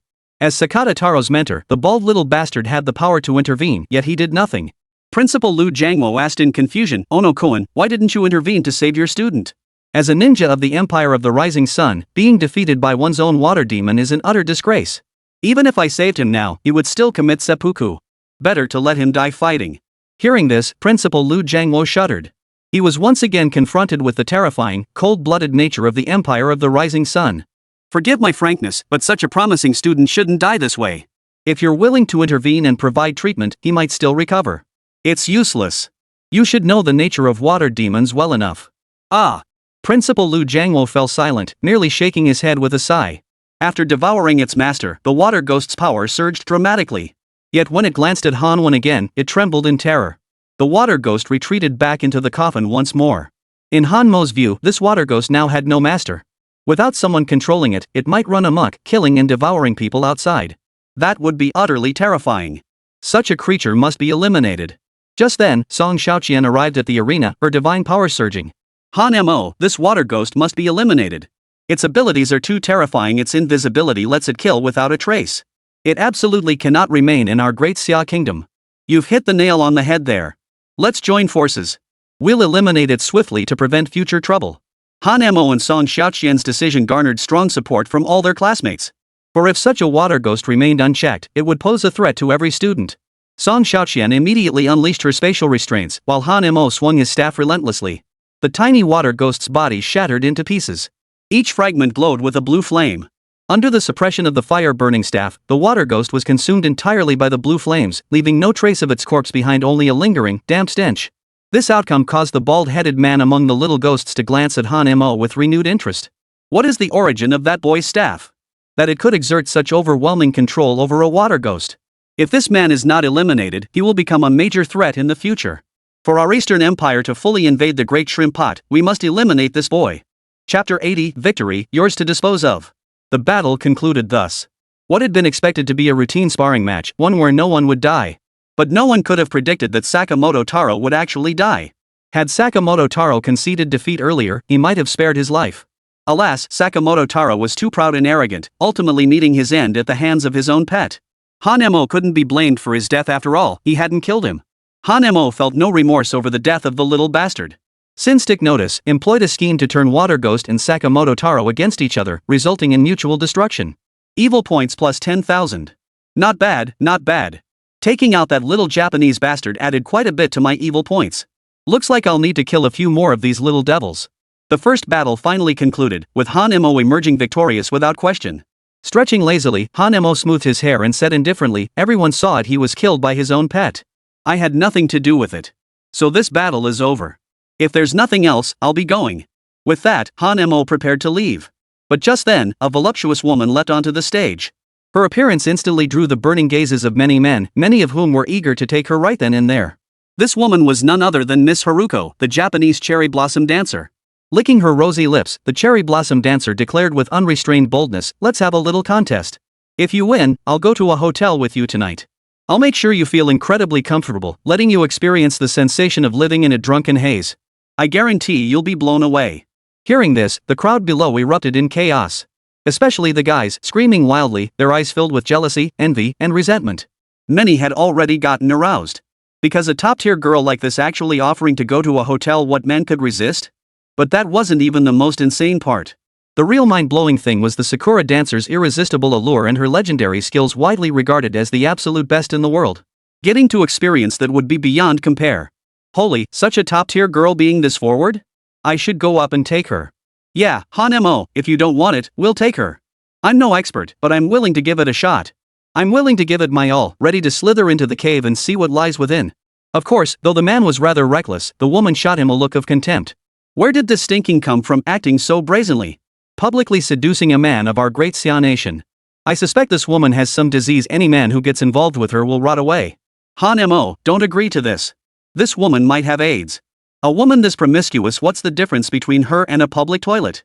Amidst the frenzied shouts, Miss Qingzi remained utterly unfazed, her smile growing sweeter and more alluring. Occasionally, she would sway her serpentine waist, causing the men to spurt blood from their noses. Even Han-mo felt an overwhelming urge to take her right then and there. If I win, then please wash up and wait for me tonight. I hear you're quite skilled in that department. I want to experience it, to feel your prowess. He. Miss Qingzi continued, ending her sentence with a soft giggle, her mesmerizing gaze captivating souls. Well then, Han-mo said, win or lose, tonight I'm dragging you to a hotel for some fun. Exactly. Don't you want it? No man can resist me, you know. Even those with impotence or premature ejaculation, I can cure them all. Miss Haruko smiled confidently. Then why bother playing? Let's just book a room now and save time. Wouldn't that be better? Hearing this, the male students below the stage all gave a thumbs up. Damn awesome. Why didn't we think of that? Win or lose, there's good stuff waiting afterward. Might as well save our energy for some serious work later. Plow hard. How envious. To have such a top-tier woman serve you. I'd gladly trade 5 years of my life for that. I'd give up 10 years of my life to get with her. Southeast district of the city. Many green-faced, fanged creatures continued their relentless assault. Human forces unleashed relentless bombardment with their thermal weapons. This clash between the two sides was nothing short of explosive.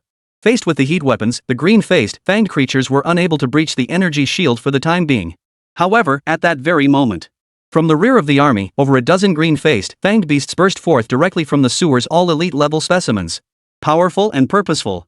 The moment they emerged, they launched an assault on the human defense base. They also launched frenzied attacks on the soldiers. One soldier was seized by a green-faced fanged beast, his arm torn off in an instant, blood spurting over 2 meters. Witnessing this, other soldiers frantically raised their machine guns and opened fire. They fired while shouting frantically. Oh no! Oh no! The green-faced, fanged creatures are bursting out of the sewers. Defend! Defend!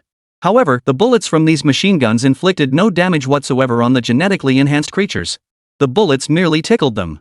Another swipe of the claw sent a soldier flying. And it wasn't over yet. More green-faced, fanged creatures kept pouring out of the sewer. They launched frenzied, biting attacks on the forces. Without energy shields, the soldiers' guns proved ineffective. Yet many soldiers fought on, gritting their teeth. They knew that if their position fell, the city's residents would face utter devastation. Among them, a young soldier strapped with TNT explosives pressed the detonator without hesitation. Boom! An explosion erupted. Flames shot skyward, carrying the corpses of innocent people with them. The young soldier sacrificed himself, but he took down a green-faced, fanged monster with his life.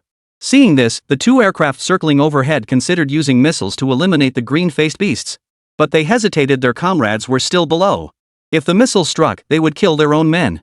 Faced with this dilemma, the pilots' consciences began to wrestle. If they didn't bomb, the green-faced beasts would attack the residential area, causing immeasurable damage. Whether to authorize the airstrike remained a century-old dilemma. Even the commanding officers above them dared not make the decision at this moment. Neither bombing nor refraining from bombing seemed the right choice. But given the current situation, the soldiers struggled to withstand the green-faced fiend's assault, while countless more lurked menacingly beyond the protective shield's perimeter. This brutal battle rages on. Chapter 81, The Horse-Style Three-Legged Kill. Its savagery was too gruesome to behold. Blood flows like rivers across the ground, corpses scattered everywhere. Hardly a single intact body could be seen. The savagery of the green-faced, fanged creatures was laid bare in full horror. Some devoured thighs, others feasted on human brains. Yet even with such overwhelming odds against them, the soldiers fought with all their might. Desperate, they detonated shells on the spot, using suicide tactics to eliminate the green-faced fiends. This tactic had some effect, though while it killed a few green-faced monsters, it also damaged the defensive base. But there was no other choice. At this point, such concerns were irrelevant. Now, flames danced across the sky, black smoke billowing upward. Explosions echoed relentlessly, one after another. The dust and dirt kicked up by the bombardment made it nearly impossible to keep one's eyes open. Elsewhere in the city, green-faced, fanged creatures emerged from the sewers, attacking ordinary citizens. They killed indiscriminately, showing extreme brutality. Everyone was terrified by Spain and fled in all directions. Chaos reigned supreme at the scene, with screams and cries of agony echoing in waves. The city's alarm sirens blared. Almost simultaneously, Wang Air, and Wang San led the Dragon Squad to the scene. Their mission was to rescue ordinary citizens. Wang Air, and Wang San rescued a child from the jaws of the green-faced, fanged monster. Brother, what should we do now? There are so many of these green-faced, fanged creatures. Even if we work ourselves to death, we can't kill them all. There's no choice. Save as many as we can and get everyone to the underground bunker. Yes. Also, notify all hunting squads to engage nearby and protect the surrounding populace. These green-faced, fanged beasts all emerged suddenly through the sewers. It seems they've been lying in wait for quite some time. I hear the southeast sector is about to fall. We need to hurry and evacuate the civilians quickly. Let's save as many lives as we can. Yes. This time, the triplet brothers held nothing back, unleashing their ultimate technique, the Wang Clan Triangle Kill. Under the relentless assault of the Wang Clan's triangular assault, the elite-level green-faced, fanged creatures were eliminated in just 30 seconds. Though the three hunted the green-faced fanged beasts with remarkable speed. The others struggled. Some were even pushed back relentlessly by the elite-level green-faced fangs, unable to withstand the assault. This was a small city to begin with, lacking abundant talent reserves. Marginalized as it was, military resources were also severely limited. In recent years, human settlements had been steadily squeezed back. Some smaller nations had even faced extinction. Therefore, whether this city could survive the crisis today remained an unknown. An ordinary citizen, mid-stride, had his head torn off in one bite, his body collapsing backward. Another person was instantly crushed by a single claw strike, their body hurled over 10 meters before slamming into a wall, reduced to a bloody pulp. The scene was utterly terrifying and brutally cruel. Southeastern district of the city. The energy shield was on the verge of collapse. Only a handful of soldiers remained here, most of them wounded. They now stood atop the city walls, mounting a final counterattack. With these few heavy artillery shells remaining, they prepared to use their last ammunition to go down fighting alongside the green-faced, fanged beasts, killing as many as possible in the process. At that moment, over 30 green-faced, fanged beasts closed in, completely surrounding the area. Their sharp teeth dripped with blood, and fingers could still be seen caught between them. The green-faced, fanged creatures growled lowly, creeping closer to the wounded soldier. The soldier's eyes held unwavering resolve. Brothers, we won't make it out alive today. But dying together in the end is still a kind of luck. A wounded soldier pulled out a cigarette, lit it, and took a drag. This is the last one. After this, we go together. In the next life, we'll be brothers again. He passed the cigarette to the others. And so, a dozen men took turns sharing that single cigarette. Enough talk. Let's fight. We'll bleed every last drop. At that moment, the green-faced, fanged beasts unleashed their fury, charging directly at them.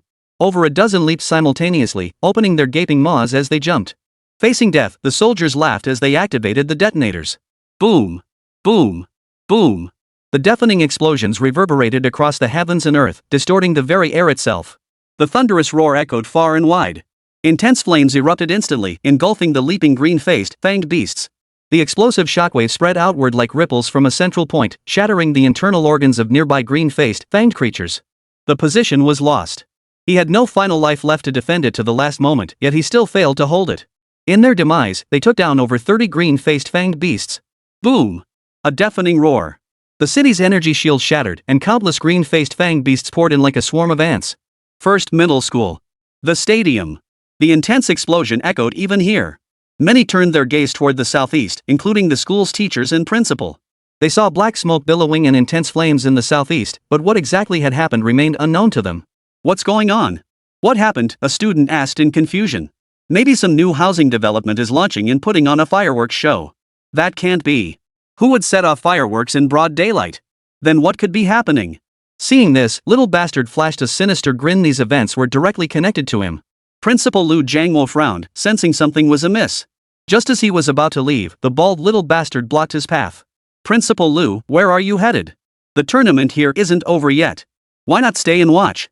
Something feels off. I thought I'd go check up front. What could possibly happen in broad daylight? If something serious were to occur, you'd have received an alert or warning by now. It'll be fine. Hearing this, Principal Lu Jiangwo conceded the point. The city maintained constant hypervigilance. Any incident would trigger alerts and phone calls. But so far, there had been no sirens or calls. It must be some commercial event or military exercise. The reason the school hadn't received any calls or alerts was mainly because Xiao Baga had previously rigged the school, blocking all signals and completely isolating it from outside sounds. Chapter 82, The Beauty Trap. This meant that every student, teacher, and principal at First Middle School remained completely unaware of what was happening outside. Even Hanmo's walkie-talkie, as part of the Dragon Squad, had received no messages. Logically, Han Mo should have been informed much earlier. But now, with all surrounding signals jammed, he couldn't receive any information at all. Compounding matters, those three little bastards deliberately provoked trouble, drawing all the students' attention to their location. The little bastards had succeeded in drawing attention by blocking signals and creating conflict points. The situation was growing increasingly dire. Outside, the situation was brutal beyond measure, with countless casualties. With the protective shield breached, masses of Himalaya were on the verge of rampage, killing anyone they encountered. Many civilians could only cower in their homes, trembling in fear. Some even hid in bathrooms, under beds, or other concealed spots. Fortunately, these green-faced, fanged creatures seemed to be rushing toward a single destination, so they weren't searching particularly thoroughly. This allowed some people to survive. Miss Haruko began flirtatiously tossing her hair to draw others' attention. What's the matter? Wanna compare notes? Does Han Mo want to have me? If you wanna quote me, you'll have to spar with me first and see how strong you really are. Han Mo sensed something was amiss. He pulled out his phone but found no messages. The signal was full bars. Witnessing this, Miss Haruko suddenly ripped open her skirt, revealing her snow-white thighs and lace-trimmed panties. Good grief, this sent another wave of restlessness through the crowd of men. A grown man dithering like this? What kind of man are you? Since you're so hesitant, I'll make the first move. To avoid exposure, Miss Haruko launched the first strike, her body moving with ghostly speed. Han Mo had intended to call Wangi to check on the situation, but Miss Haruko's sudden attack forced him to stow his phone. Miss Haruko delivered a downward leg sweep. Good heavens! That long, straight leg was utterly breathtaking as it came crashing down from the air. Many students lay flat on the floor staring upward, causing quite a few to get nosebleeds. Han Mo grabbed Miss Haruko's ankle with one hand and yanked hard, forcing her into a wide split. Her legs formed an almost perfect 90-degree angle, causing the onlookers, especially the boys, to stare wide-eyed in fascination. In an attempt to break free from Han Mo, Miss Haruko's other leg shot out like a ghostly appendage, coiling toward his head in preparation for a devastating punch. Hanmo's right hand seized Miss Haruko's other thigh. Its silky smoothness felt like ripping tofu. Her lower abdomen seemed to be heading straight for Hanmo's nose. At such close range, Han Mo caught a whiff of an unpleasant odor. Damn it! Have you not washed your underwear in ages? It's choking me. Could you please pay attention to hygiene? The words made Miss Haruko's eyes turn bloodshot with rage. Baka! Don't insult me. I'm extremely particular about hygiene. I change my clothes every single day. Verbal attack infuriates Miss Qingzi, increasing her malice value by plus 5,000. Well, looks like you've got some gynecological issues then. Better get yourself checked out before you poison my brain completely. You insensitive man. I'll tear your mouth apart. Furious, the sensual young lady trembled with rage. This time, she unleashed her full strength, preparing to crush Han Mo's head between her legs. Alas, Miss Haruko had overestimated her strength. Before she could unleash her head-crushing technique, Han Mo flung her away. She slammed heavily onto the ground, sending up wisps of dust. Miss Haruko, thrown to the ground, grimaced in pain, blood trickling from the corner of her mouth. Beating the Japanese cherry blossom dancer, evil deed points plus 8,000. Miss Haruko struggled to her feet, gritting her teeth as she cursed, "You insensitive man. Can't you be gentler with women? I only wanted to crush your head. Couldn't you have let me succeed just once? Hitting the head is off limits. Fine then. Since you like it so much, I'll grant your wish." Miss Haruko flashed a devilish grin, then swiftly retreated backward. Simultaneously, Miss Haruko's psychic energy radiated outward, transforming her complexion into an unnatural flush. Her legs and waist grew silky smooth, her complexion deepening with a radiant glow. Out of nowhere, countless petals appeared around her, further accentuating Miss Haruko's beauty. A pinkish aura spread outward. This aura carried a distinct, subtle fragrance. Had many men already drooling. Many male classmates stared wide-eyed, their gazes fixed intently. When Han Mo caught this peculiar scent, his head felt slightly dizzy. At the same time, he sensed wicked thoughts stirring within him, and his lower abdomen grew uncontrollably hot. Oh no, this pink gas has aphrodisiac effects. It must be his unique skill. Wait, this scent feels so familiar. I swear I've smelled it somewhere before. After a moment of thought, Han Mo had a sudden realization. I remember now, it was in the hotel, in the dead man's room. The same scent. So Miss Haruko is the murderer. This wicked woman is truly extraordinary. Her methods are ruthless. It seems we'll have to wait until this case is resolved before personally reporting it to our superiors and bringing her to justice. This clue alone wasn't enough to seal the case, but it was sufficient to arrest her for interrogation. After all, Miss Qingzi was now confirmed as one of the suspects in the murder. Once someone is deemed a suspect, interrogation is permissible. Though the pink gas grew thicker, Han Mo felt his mind warping slightly, filled with unsavory thoughts. Seeing Miss Qingzi, she seemed more bewitchingly beautiful than ever. Even glancing at the other women below the stage, even the plain ones, he felt an overwhelming urge to force himself upon them. At that moment, Han Mo finally understood how Miss Qingzi had used this peculiar method to bewitch so many men. Fortunately, Han Mo possessed formidable strength. By slightly concentrating his mental energy, he managed to block that peculiar enchantment. The gap in strength between the two was simply too great. Using skills required mental energy, and Han Mo simply needed to expend more of his own to block any mental intrusion. Man, surrender. Savor my service. You'll find it utterly delightful.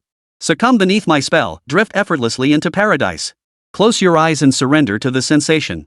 Miss Parent-Child writhed once more, her serpentine waist undulating, her voluptuous, pert buttocks swaying back and forth, driving every man wild with desire. Chapter 83, The Beast That Only Plows. Simultaneously, Miss Haruko unleashed another skill, a heart-shaped projectile. This skill landed squarely on Han Mo. Han Mo's mouth opened slightly. Drool trickled from the corner of his lips as his eyes fixated on Miss Haruko's body, his body moving forward as if controlled. Witnessing this scene, Song Xiaoqian couldn't help but curse. He really is a scumbag. He can't even resist temptation like this. Lu Minmin joined in. I misjudged Han Mo. I thought he was chaste and untouched, but turns out he's still a scumbag. He's been seduced beyond control. Drooling like that? Looks like this battle is lost. That used a seduction spell. Han Mo's already hooked. If he can't snap out of it, he'll make a fool of himself on stage. Might even start stripping. No sooner had she finished speaking than Han Mo began unbuttoning his shirt. His hands frantically tore at his outer garment, revealing his massive, snow-white pectoral muscles. Seeing this, Miss Haruko's lips curved upward in a smile. He. Men are nothing but playthings in my hands. Even you are no exception.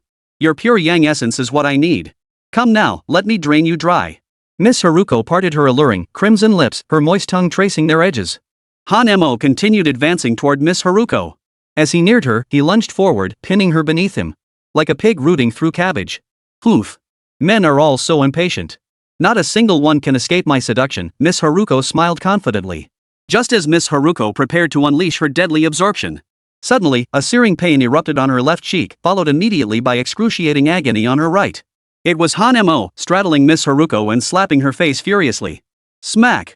Smack! Smack! 8 sharp, resounding slaps. Han Mo delivered round after round of slaps, showing no sign of stopping. The sudden, brutal assault left Miss Qingzi utterly stunned. She was plunged into deep doubt. How could this be? How did he break free from my enchantment?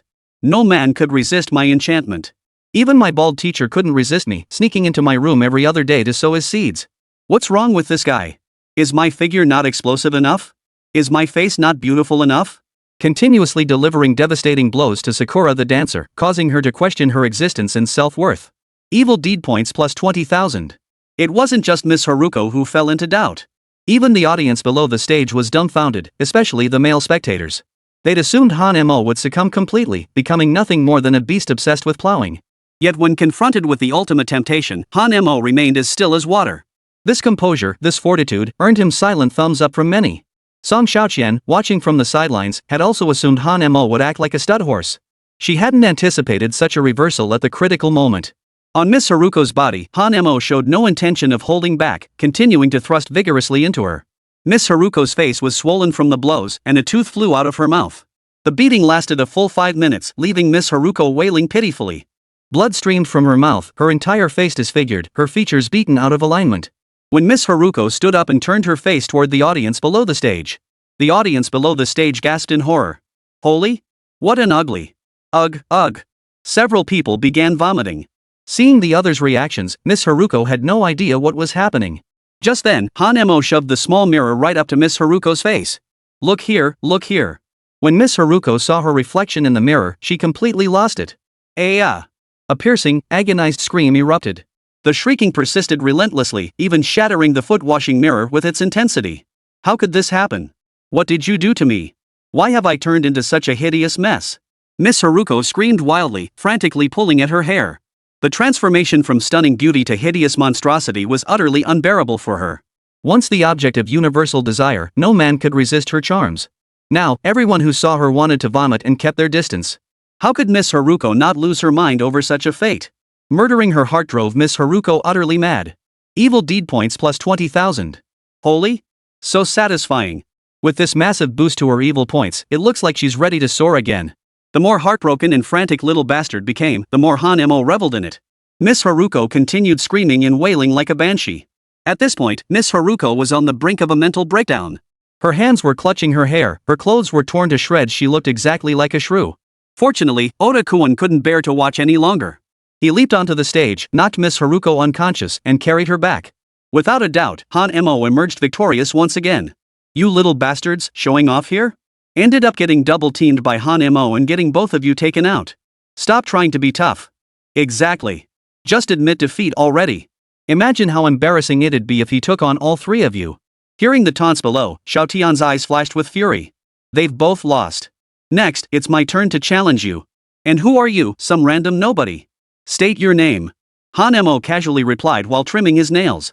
Faced with Han Mo's mockery, Xiao Tianjun's rage boiled over. Mocking Xiao Tianjun with a defiant attitude, provoking his rage. Evil deed points plus 2,000. Bastard. You won't even give me a proper look? I'll make sure you die a miserable death. You're facing the divine representative of Lord Hades, Harris. I advise you to show some respect for the gods. Otherwise, I'll sacrifice your life to appease Lord Hades. Bull gods. Here, fists do the talking. Even a god's representative is useless if he can't beat me. Hearing this, Oda-kun gritted his teeth in rage, veins bulging on his forehead. You dare disrespect the gods? I'll take you down in their name. As he finished speaking, Oda-kun turned his gaze toward the bald little bastard on the stage. The bald little bastard made a throat-slitting gesture, the meaning crystal clear, kill Han Mo. Xiao Tianjun nodded in understanding, his eyes blazing with murderous intent. Glancing down at his watch, he knew time was running out. He had to eliminate Han Mo quickly. You've offended the gods. I'll rip your soul out. Get on with it. I don't have time for your nonsense. Han Mo's left eyelid twitched incessantly, a bad feeling gnawing at him. He wanted to end the match quickly and get out to check on things. Chapter 84 plunged into crisis. Therefore, Han Mo held nothing back, unleashing his physical and mental energy. He activated his fire eye for long-range combat. Blue flames danced within his pupils, instantly transforming his entire aura. His earlier casualness gave way to a much more serious demeanor. Kojima's eyes brimmed with murderous intent as his psychic energy flared, enveloping him in a rapidly spreading darkness. Simultaneously, a shadowy figure of Hades, the lord of the underworld, materialized behind Oda-kun. At this moment, Oda-kun seemed to hold nothing back, preparing for a decisive strike. The murderous auras emanating from both sides clashed in the air. This terrifying aura left the students watching below trembling with fear. So powerful, such overwhelming psychic energy. Unbelievably powerful. Is this what a clash between masters looks like? Standing high above, teacher Lu Jiangwo couldn't help but narrow his eyes. He never imagined Lu Jiangwo could unleash such formidable psychic power that had even begun to slightly suppress the divine messenger, Oda Kuan. In Lu Jiangwo's view, even if Han Mo was exceptionally talented, he could never possibly be a match for a divine messenger. Therefore, Lu Jiangwo did not believe Han Mo would prevail in this battle. His plan was to have Han Mo first wear down Oda Kuan's physical and mental strength.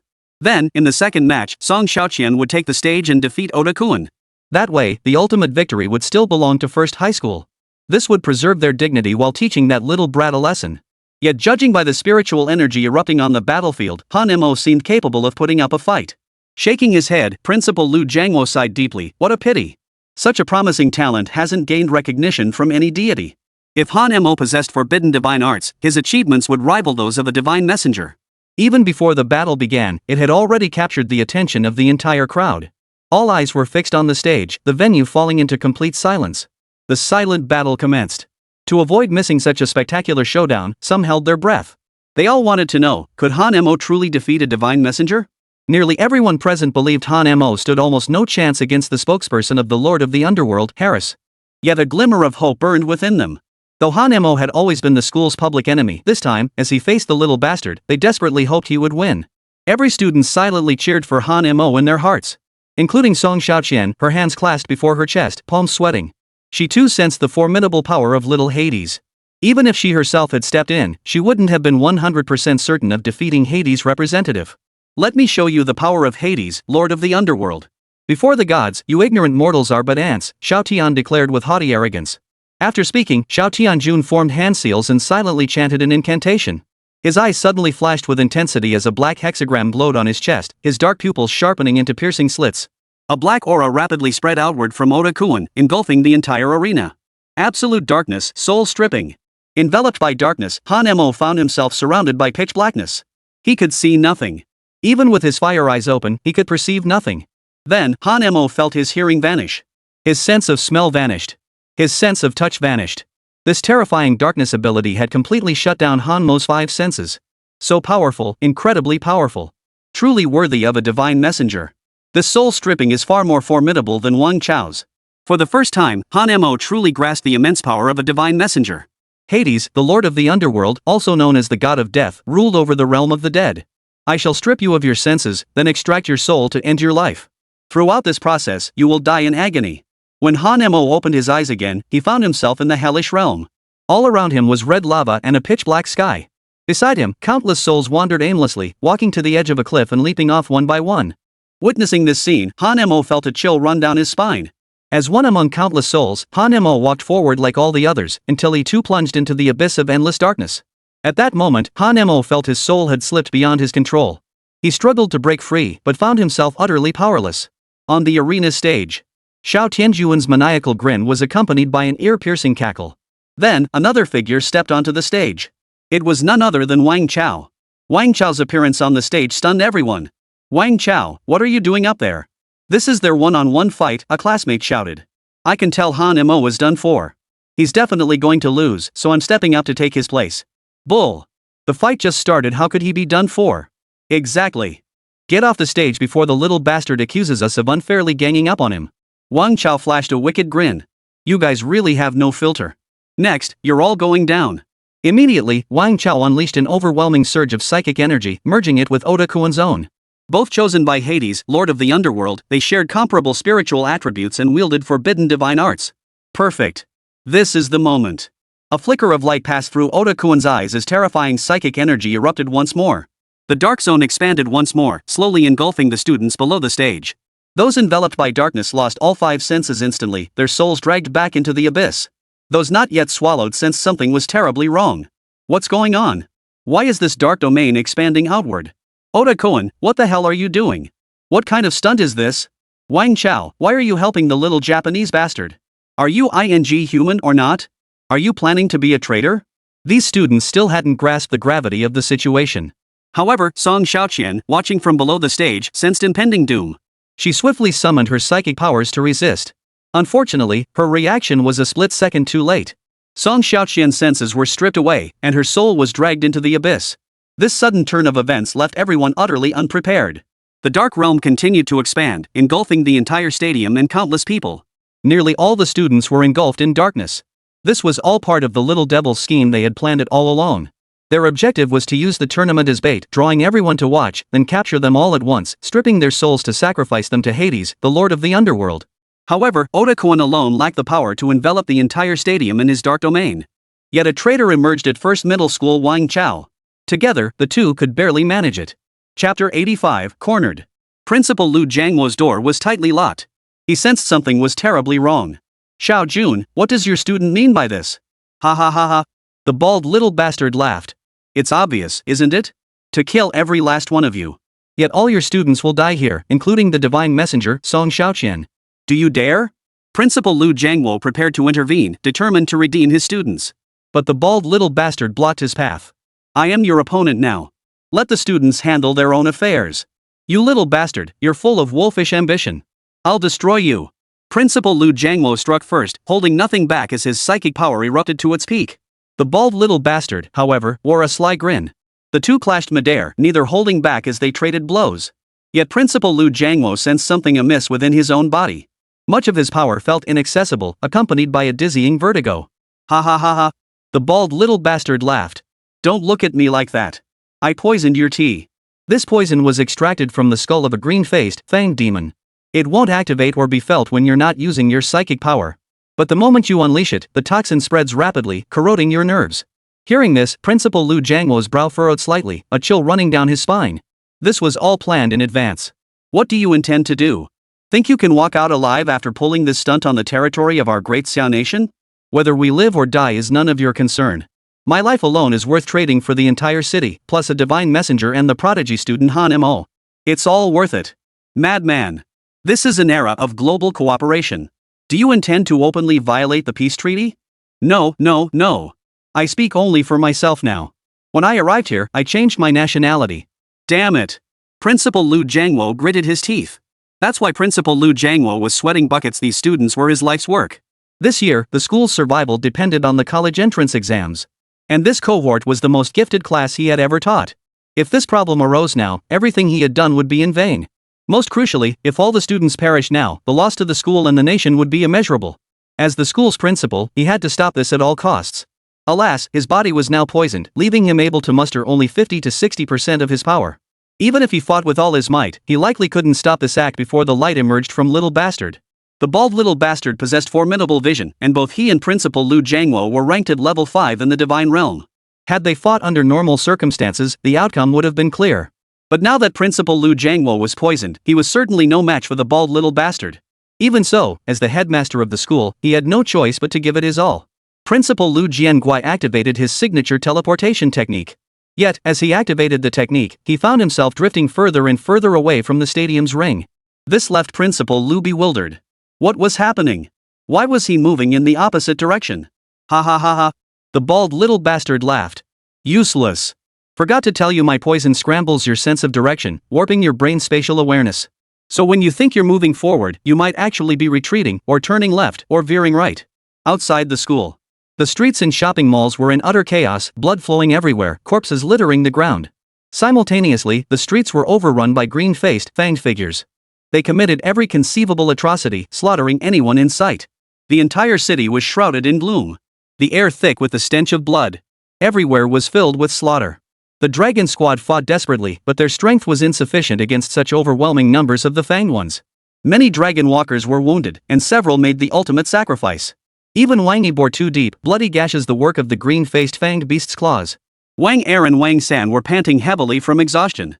The prolonged battle had drained their physical strength and mental energy, leaving them barely able to continue. What's going on? Have you reached Han Mo yet? I don't know why, but his phone isn't answering. The walkie-talkie isn't picking up his signal either. We've tried every other method, but still nothing. Damn it. Could Han Mo have met with some misfortune? Wang Er speculated. Impossible. With Han Mo's abilities, even if he faced a powerful opponent he couldn't defeat, he'd definitely have time to send us a message. True. This disaster seems like a long-planned scheme. We must find a way to locate Han Mo immediately. He's our Dragon Squad's only hope. Once we find him, tell him to evacuate to a safe location no matter what. I've already dispatched Yu Weiwei to search his school and residence. Good. Han Mo is a rare genius. He must survive. As for us old fools, if we die, we die. As they spoke, 5 green-faced, fanged beasts charged straight at them. Wang Yi, Wang Er, and Wang San scrambled to respond, engaging in another fierce battle with the green-faced, fanged creatures. A large portion of the group, led by other squads, had already taken refuge in the underground air raid shelter. Yet even here, they trembled in fear and dread. The entire underground shelter echoed with sobs. For though they had survived, the horrifying scenes of their families being brutally murdered before their eyes remained vividly etched in their minds. This day weighed heavily upon them, a memory they would likely never forget. Some had even witnessed their partners, children, or parents being devoured bite by bite by the green-faced, fanged creatures, powerless to stop it. First Middle School Stadium. Outside the stadium, the bald little bastard was locked in a fierce battle with Principal Lu Jiangwo. Both unleashed their deadliest techniques, fighting until the sky darkened and the earth shook. Principal Lu Jiangwo was already wounded, blood trickling from the corner of his mouth, his chest caved in. Under the effects of the poison, Lu Jiangwo was clearly no match for the little bastard. Yet for the sake of his students and the last shred of hope, he must fight to the bitter end. The opening scene shifted to the ring, where Lu Jiangwo watched anxiously. Hang on, kid. Hold on. Just then, several teachers and the dean of students, hearing the commotion, arrived at the scene. Principal, what's happening? What is that little bastard trying to do? Chapter 86, Han Mo and the Dead End. The principal is injured too. What happened? The dean of students asked urgently. There's no time for explanations now. Don't worry about me. Hurry and rescue the students. They're the ones in the most danger right now. Alright, I'll stay here and help you. The other teachers should go rescue the students. Alright. Several teachers sprinted toward the stadium. Every second counted now. The students there could lose their lives at any moment. However, as the teachers channeled their spiritual energy, they all felt something amiss with their bodies. The moment they entered the stadium's dark zone, their bodies froze in place. Their eyes could see nothing, their ears could hear nothing. Their 5 senses were stripped away, their souls dragged into the abyss. The bald little bastard laughed, his laughter lewd and sinister, useless. In this school, only you are at the divine realm. Any powerhouse below the divine void realm who enters the absolute darkness zone will have their soul sucked away. Those teachers are just going to their deaths. Ha ha ha ha. This was precisely why the bald little bastard had been deliberately delaying Principal Lu Jiangwo. Damn it! What's your purpose? What do you gain from this? It matters little to tell you dying men. This is the command of Lord Harris, the king of the underworld. We merely follow the words of the gods. You're lying. The gods would never permit such atrocities. They've always protected this world, striving to keep it safe from invading entities. Ha! That's merely the facade of the gods. Lord Harris of the underworld represents death itself. He craves more souls, more deaths. Do you understand? Principal Lu Jiangwo couldn't believe the bald little bastard's words. For this world had once been invaded by the green-faced, fanged ones. It was the gods who had aided them, resisting the green-faced, fanged ones. Only thus had humanity survived without extinction. Yet in the lessons they learned afterward, the knowledge disseminated, everyone praised the gods, became their devotees, worshipped them, and sought their bestowed power. The deities were indeed generous, selecting divine representatives each year and bestowing upon humanity the power to cultivate. This greatly enhanced human strength, granting them the ability to confront the green-faced, fanged creatures. Nonsense! Don't try to pin your own sins on the gods. At first, I thought the same as you. When I received the divine decree, I was startled too. It turns out this world isn't what we see. Believe it or not, I'll kill you today. Because you know the truth, you absolutely cannot leave alive. With that, the bald little bastard charged forward once more. Principal Lu Jiangwo and the vice principal of discipline fought the little bastard together. Even with 2 against 1, they were steadily pushed back. In the endless abyss. In the depths of hell, where sunlight never reached, endless darkness enveloped everything. All souls stood in line, one by one, plunging into the abyss. The abyss beside them resembled a gaping maw, its depths unfathomable and its interior hidden from view. The darkness left one with a lingering sense of dread. Han Mo was among them, his body long since beyond his control. Han Mo was now only 10 meters from the abyss. In less than 10 seconds, he would plunge into it, doomed to eternal torment. Fortunately, Han Mo's consciousness remained lucid, though his soul was beyond his control, seemingly pulled by some powerful force. Suddenly, amidst the swirling souls, he spotted a familiar figure. This figure was particularly eye-catching, with an exceptionally voluptuous figure. This woman was none other than Song Xiaoqian. What's going on?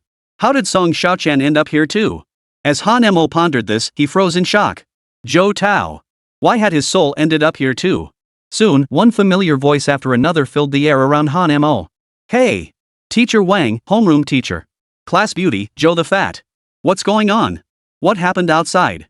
Han Mo felt a chill run down his spine. A bad feeling washed over him. This is bad. That little bastard isn't just after me, he's after every student. We have to stop him.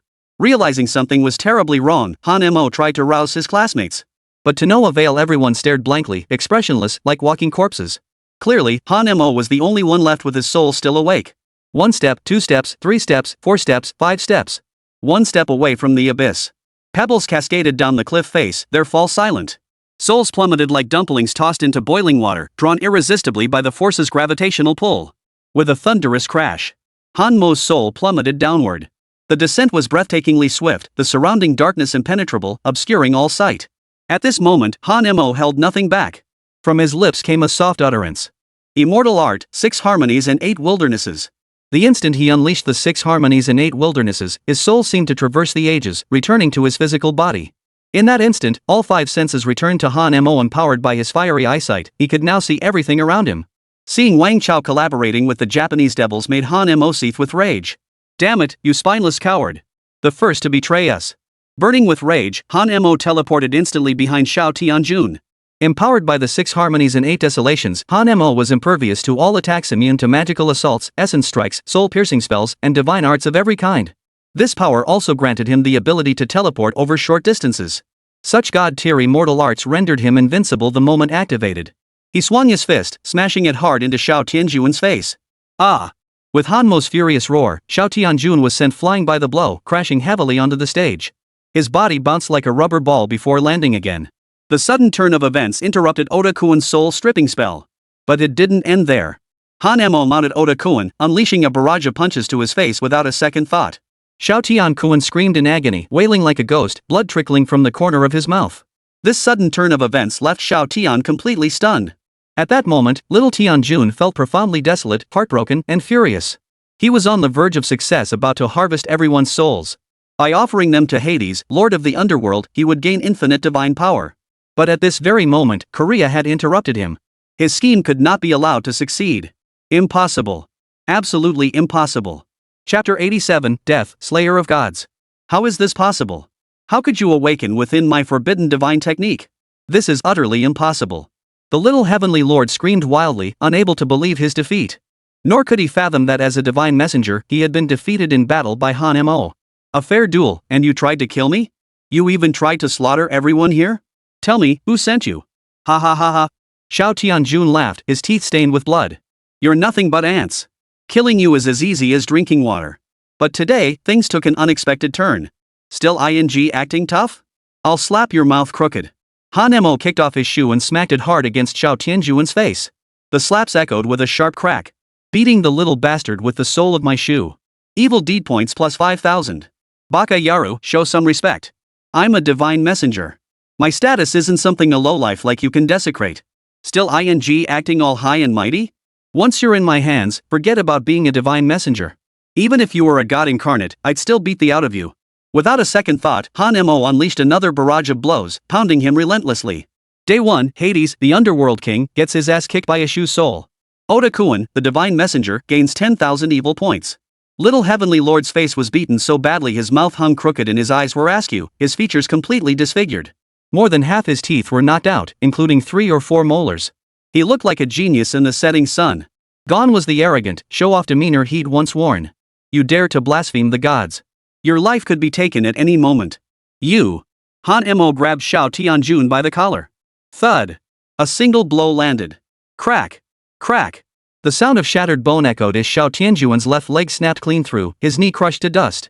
The peerless genius divine weapon spokesperson brutally beat the little bastard, making him scream in agony. Evil deed points plus 20,000. The person whose soul had been taken away gradually regained consciousness. Song Xiaoqian slowly opened her eyes, still trembling from the horror of what had just unfolded, her full, alluring breasts quivering with fear. The other students felt as if they had just woken from a dream. What just happened? It feels like I was dreaming.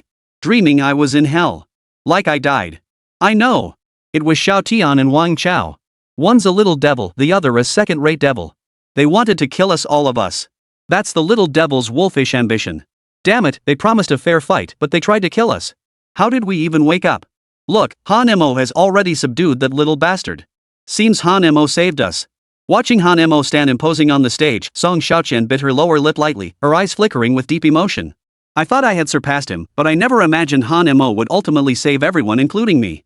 Teacher, what's going on here? Why did that little bastard try to kill us? One student asked. It's a long story. Little bastard's visit this time was definitely like a weasel paying New Year's greetings to a chicken. He came with no good intentions. If they wanted to kill us, we can kill him too. Han Mo's eyes flashed with murderous intent. Han Mo felt absolutely no sympathy for little bastard. Not just little bastard, if anyone else tried to kill him, Han Mo would show no mercy either. Lifting the fire poker in his hand, Han Mo swung it directly at Oda-kun's head. The stick traced a beautiful arc through the air, hurtling straight toward little Tanaka's skull. At that moment, little Otoko began to tremble with fear, his eyes filled with terror. You dare? Do you know the price you'll pay for killing me? I'm the spokesperson for Hades, Lord of the Underworld. You're nothing but ants. Kill me, and you won't survive Hades' wrath. Every last one of you will be buried with me. You ing bastard, come on then. Boom. Boom. Oda-kun's head exploded clean off. Like a watermelon dropped from a height, his brain matter scattered in all directions, and bright red blood flowed onto the ground. Some of the brain matter splattered onto Wang Chao's face beside him. Wang Chao's legs went weak beneath him. He stood frozen in place like a dumbass. Don't kill me. Don't kill me. I had nothing to do with this. I was forced into it. You ing traitor. You helped the Japanese bastards try to kill us. And your Hades is lackey too. Who else should I kill if not you? For traitors, Han Mo had to eliminate them. Such men would be the first to betray us in danger. Mercy to the enemy is cruelty to oneself. Terrified, Wang Chao took off running, scrambling on all fours with blinding speed. Where do you think you're going? Han Mo swung the stick in his hand, striking Wang Chao squarely in the back. The immense force sent Wang Chao flying backward, slamming hard into a tree. The impact shattered the bones in his back. Gritting his teeth against the pain, Wang Chao kept running for his life. At that moment, Song Xiaoqian also hurled her weapon. Just then, a deafening roar echoed through the sky. A colossal monster descended from above, blocking Song Xiaoqian's weapon. This creature's skin was bumpy and uneven like a toad's. Its enormous mouth dripped with saliva, an utterly repulsive sight. Green-faced, fanged. How did it appear here? Just as everyone was puzzled. 3, 5, 10, 20, 50. So many green-faced, fanged creatures appearing simultaneously sent shockwaves through the crowd. Some timid students were already trembling so badly their legs gave way, collapsing to the ground. Though they had some knowledge of these creatures, witnessing such a massive swarm for the first time made fear impossible to control. Everyone, don't be afraid. These are ordinary green-faced fangs, their strength equivalent to human beginners. As long as we work together and stay united, we can handle them. Students, your teachers are here. Use the techniques we taught you to fight them. At this critical moment, the school's teachers stepped forward and positioned themselves at the front of the group. Seeing their teachers, the frightened students gradually calmed their hearts. Even some of the more aggressive students now bore a fierce, battle-ready glint in their eyes. Han Mo's mind raced as he pondered why so many green-faced, fanged creatures had appeared. The school was a high-security zone, making the sudden appearance of so many bizarre creatures utterly inexplicable. He unlocked his phone and activated the walkie-talkie, only to find he still hadn't received any updates. This only deepened his sense of unease. Under normal circumstances, news of such bizarre incidents at the school should have reached him long ago. Yet, he still hadn't received any updates. Chapter 88, Escape. If even a place like the school was overrun by so many green-faced, fanged creatures, what about other areas? Han Mo felt a chill run down his spine. The more he thought about it, the more terrifying it became. Han Mo. A sharp, piercing, urgent voice rang out. Recognizing the familiar voice, Han Mo turned to see a woman speeding toward him on a motorcycle. She wore a helmet and combat gear. The rider was none other than Yu Weiwei, who had been searching for Han Mo all along. The motorcycle sped by with astonishing speed, as if it were flying. The motorcycle came to a halt beside Han Mo. The woman was panting heavily. Finally found you. I'm exhausted. What's going on? Why didn't you call me when so many green-faced monsters appeared? Han Mo asked, puzzled. I called until the phone was smoking. I pressed the walkie-talkie button until it was flat. Still couldn't reach you, so I came myself. What's going on? No time for details now. It's extremely dangerous. The city is surrounded by green-faced monsters. Countless people have died. Fewer than 10 members of the Dragon Squad survived. Uncles Wangy, Wang Wang-san, what's the situation? Are they okay? They're holding up for now, but they're all injured. I've received orders from headquarters to ensure your safe evacuation, Yu Weiwei replied. Evacuate? What the hell are you talking about? With so many green-faced beasts around, this is a goldmine. Are you out of your mind? This time, it's not just elite-level monsters, there are hero-level ones too. With your strength, you can't possibly take on a hero-level monster. Your talent holds limitless potential for the future. You can't die here. You must retreat. Fine. We'll fight our way out. Teacher, the entire city is surrounded by green-faced beasts. We need to find a way to break through. How many of us survive is entirely up to fate. How could this happen? No matter what, you must all survive and get out. Thus, several instructors led the charge against the green-faced fangs. Run now. We'll hold them off here. Hanemo beckoned, and the stick lying on the ground spun a few times before returning to his hand. He immediately flung the fire poker forward. The fire poker spun rapidly through the air, circling once before returning to Hanmo's grasp. This effortless attack instantly took down 5 ordinary-level green-faced fanged beasts. The sheer speed of the slaughter stunned everyone present. What are you standing around for? Run now! Han Mo shouted. Song Xiaoqian wasn't to be outdone. She flung the 2 large wheels in her hands, slicing through the green-faced fangs' heads wherever they passed. All the students began fleeing for their lives at that moment, scattering in different directions. Some formed squads of 10 or more, others of 5 or 6, and still others of 3 or 4. In any case, they all fled in groups. This squad-based breakout proved the most efficient strategy. With too many people, the group became too large and exposed, making escape difficult. Moreover, large groups hindered combat effectiveness during battles, often forcing them into passive defense. These student squads, though small, possessed formidable combined combat strength. They handled ordinary-level green-faced, fanged creatures with ease. Within mere minutes, the 50 green-faced, fanged beasts were completely eliminated by their instructors Han Mo and Song Xiaoqian. Immediately afterward, Han Mo, Song Xiaoqian, Yu Weiwei, and Lu Minmin formed a 4-person squad and began their escape. This group possessed formidable strength, especially Han Mo and Song Xiaoqian, both at the Divine Void Realm with terrifying combat prowess. Yu Weiwei also possessed formidable strength. As for Lu Minmin, she lagged behind considerably, having only just begun her training. On the other side of the battle, the principal and the head of discipline were locked in a fierce battle with the bald little bastard. The 3 of them fought until the sky darkened and the heavens wailed. Despite being outnumbered 2 to 1, they managed to hold their own against the little bastard. Then, when Principal Lu Jiangwo saw that all his students had survived and the little bastard had been killed by Han Mo, his heart finally settled. Ha ha ha ha. Little bastard, your meticulously planned conspiracy seems to have been utterly crushed by my students. Not only did you fail to kill a single soul, but your beloved disciple, the avatar of the underworld King Harris, has been slain. This is simply splendid. The bald little bastard stared at the headless corpse on the stage. That corpse belonged to none other than his beloved disciple, Little Tada. Koyama Kuin's head had been blasted apart, his skull completely obliterated. It was a truly gruesome death. The bald little bastard had schemed for ages, paying a hefty price to form an alliance with the green-faced, fanged fiend. His goal? To slaughter the entire city's populace and harvest their souls. Yet before his plan could succeed, his beloved disciple had perished. This outcome was utterly unacceptable to the bald little bastard. Put. Rage boiling over, the little bastard spat out a mouthful of blood. Ha ha ha. Is this your master plan? Sorry to disappoint. My students are a cut above yours. Don't gloat. The entire city is now under siege. No one will escape alive. Your disciples will die just the same. Don't get too cocky either. Resources from other cities will arrive soon. Never underestimate the speed of support from the Grand Canyon. Bastard Yalu, if that's the case, I'll kill you first. The bald little bastard, consumed by rage, charged forward with all his resentment and hatred. But just then, other teachers who had freed their hands arrived to assist. This time, over 20 teachers arrived at once. The show was about to begin. Though these teachers were all Divine Void Realm 7th or 8th tier powerhouses. But they had the advantage of numbers. Meanwhile, the bald little bastard had expended much of his spiritual energy in the previous battle, significantly diminishing his combat effectiveness. The scales of victory tipped decisively in Principal Lu Jiangwo's favor. Faced with such overwhelming numbers, the bald little bastard began to show signs of fear. Earlier, fighting 2 opponents alone for so long had yielded no victory. Now facing 20 opponents alone, he was certain to be beaten to a pulp. But escape was no longer an option. The bald little bastard had no choice but to grit his teeth and press forward. 5 teachers were assigned to distract the front.